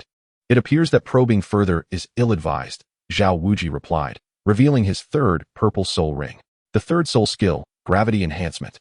Immediately thereafter, the second soul ring illuminated. Activating the second soul skill, Mighty Vajra Palm. As Zhao Wuji unleashed his soul skill, Lin Yongming felt a familiar sensation returning. Azura Thunder Slash. Chapter 75, The Second Battle of Two, Part 2. The clash between the Mighty Vajra Palm and Azura Thunder Slash generated a wave of soul power, causing both Lin Yongming and his opponent to retreat a few steps. An extraordinary duel. Though this was a 2-on-2 match, it was evident that there was no cooperation between them. Each pursued their own objectives. Nonetheless, Azura remained unfazed, facing an opponent with an additional soul ring without showing any signs of disadvantage. The host provided real-time commentary to the audience. "You are indeed formidable. Even under my gravity enhancement, you can still withstand my attacks, just as you did in our previous battle. However, this time, regardless of how swift you may be, you shall not escape." The fourth soul skill. After stabilizing his stance and taking a deep breath, Zhao Wuji declared, the fourth soul ring on his body began to shimmer. Position tracking. Subsequently, the fourth soul ring detached from him and swiftly homed in on Lin Yongming. Initially, Lin Yongming intended to evade, but upon sensing Zhao Wuji's lock on him, he realized that no matter how he moved, Zhao Wuji's soul ring would relentlessly pursue him. Furthermore, trapped within Zhao Wuji's third soul skill of gravity enhancement, Lin Yongming found himself compelled to remain motionless, while the fluctuations of his second soul ring surged. Unleashing his soul skill. "It appears that an additional soul ring has imbued you with considerable confidence," Lin Yongming remarked nonchalantly, seemingly unaware of being ensnared by Zhao Wuji's fourth soul skill. This soul skill was specifically acquired to counter speed-oriented soul masters like yourselves, thus, accept the fate of defeat. Zhao Wuji was taken aback to see Lin Yongming willingly accepting his soul ring, allowing it to envelop him without any attempt to evade. Doubts began to creep into his mind. "If that is the case, why haven't you retaliated?" Lin Yongming replied calmly. You're trying to intimidate me." Zhao Wuji's expression turned grave, but a moment later, he recalled that his fourth soul skill could instantly close the distance to any target within 100 meters. "Are you afraid? Then I shall proceed with my third soul skill." Lin Yongming raised his Thunderblade, preparing to strike. Zhao Wuji's expression shifted as he recalled Fran's fate under this very technique. Unable to contain his impatience, Zhao Wuji crouched slightly and then leaped swiftly into the air, descending heavily upon Lin Yongming. This was the effect of Zhao Wuji's fourth soul skill. The corner of Lin Yongming's mouth lifted in a faint smile as he plunged the thunder blade into the ground, declaring, "You've fallen for my trick." At that moment, Lin Yongming's second Millennium Soul Ring glowed brightly, and the second soul skill, Wave Eruption, was unleashed. Wasn't it supposed to be the third soul skill? Zhao Wuji's face paled as he realized he had been lured into Lin Yongming's trap. However, Zhao Wuji had already activated the full effect of his fourth soul skill and found himself suspended in the air, unable to adjust his posture.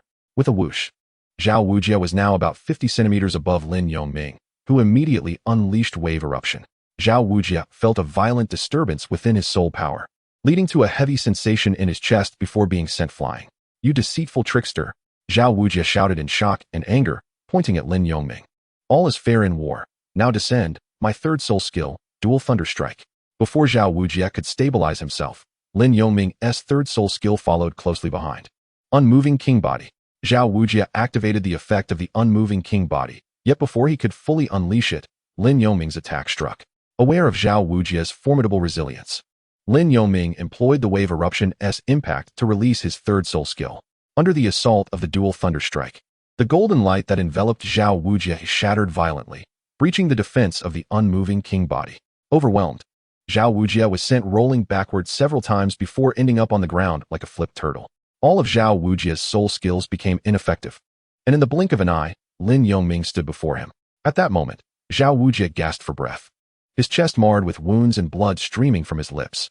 "I've lost again," he lamented as he gazed at Lin Yongming, who held his blade pointed at him, offering a bitter smile. His eyes were filled with resignation, losing much of their former brilliance. "Wow, it has been less than 10 minutes.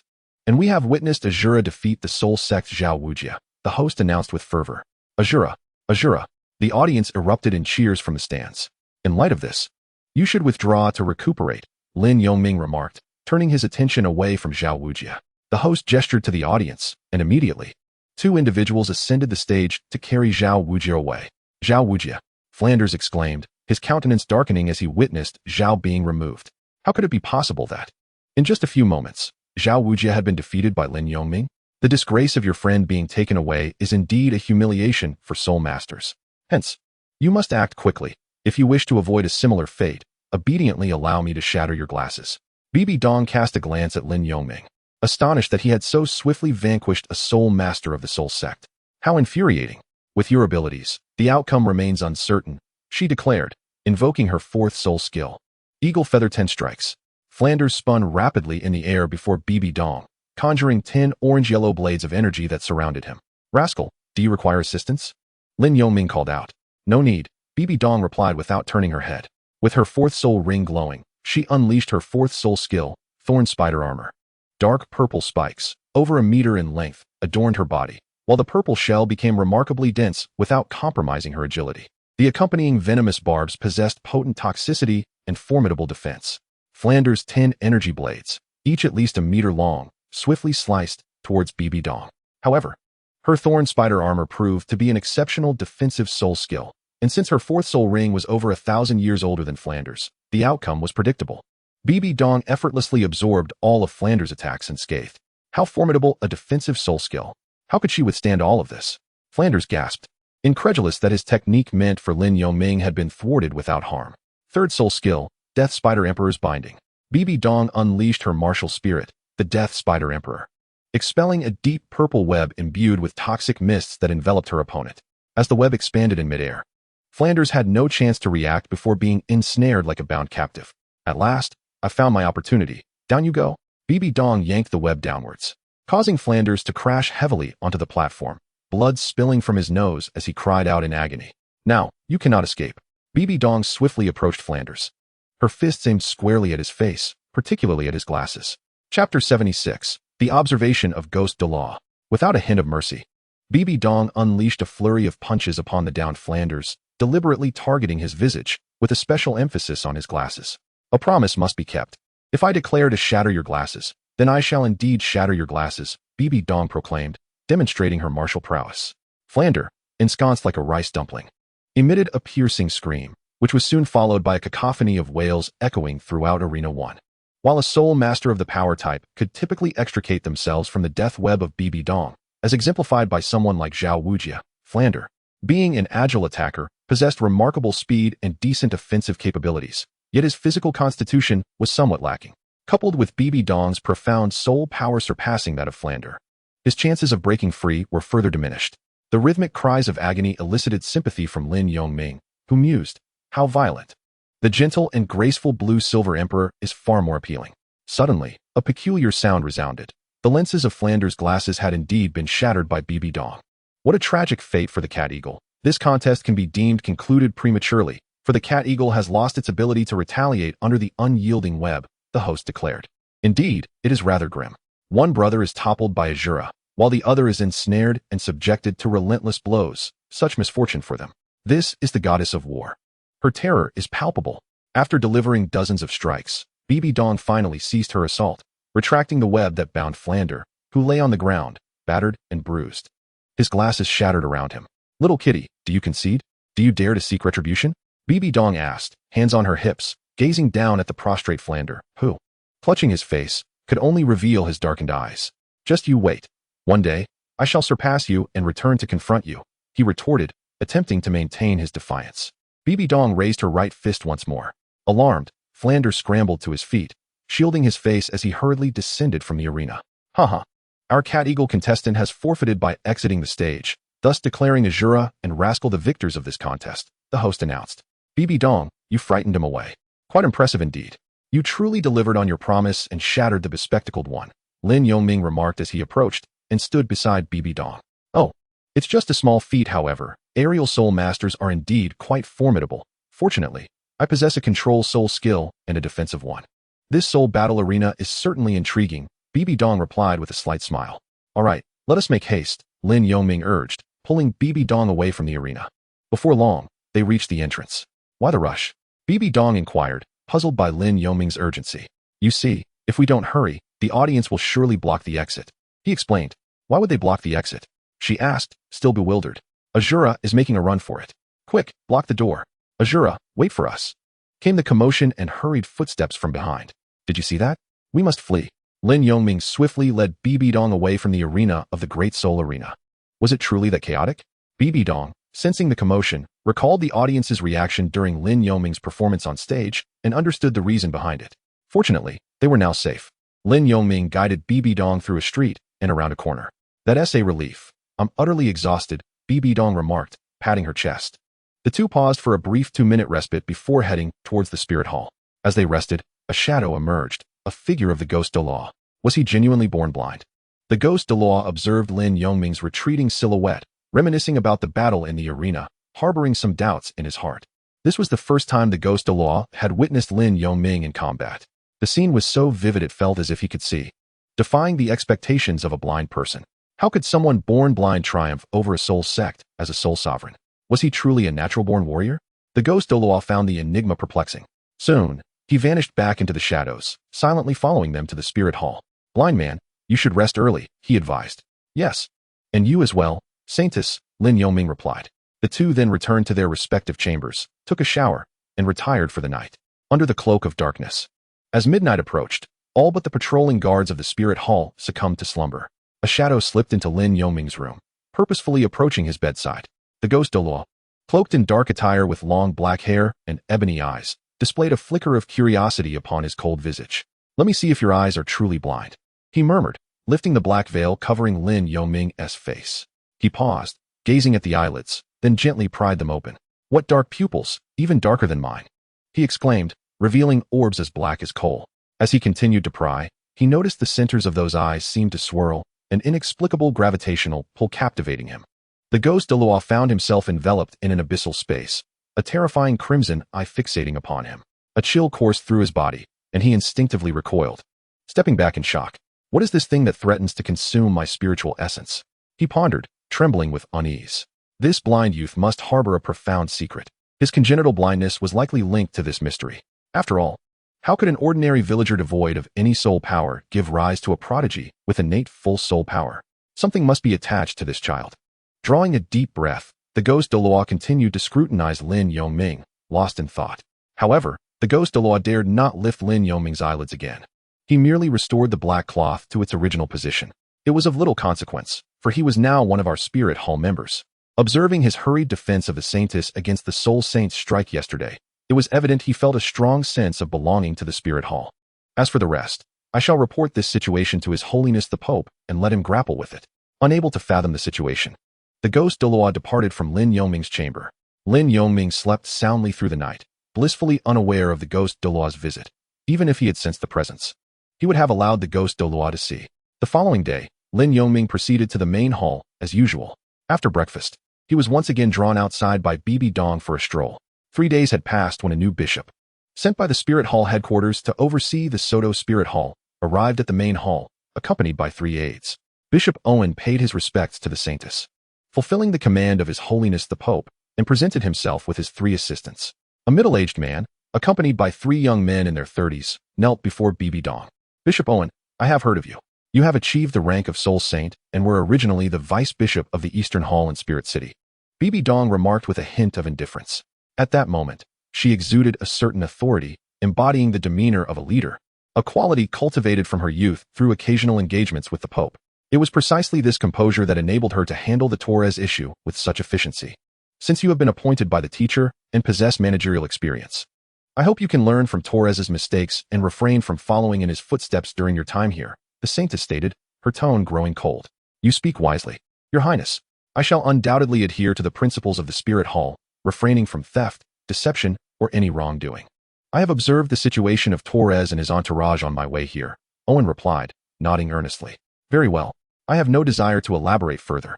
I trust the teacher has conveyed all necessary instructions to you during your arrival, Bibi Dong concluded, rising from her seat. Indeed, I shall take Torres as a cautionary example. Owen responded respectfully. Good. Familiarize yourself with Soto City as quickly as possible. All subsequent matters will be entrusted to your care.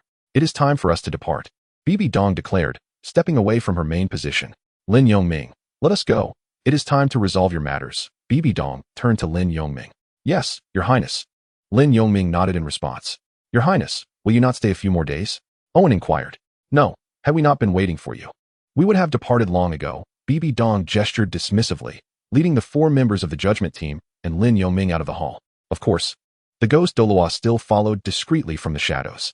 Allow me to escort the saintess, Owen called out, closely trailing behind, with the other 3 aides following suit.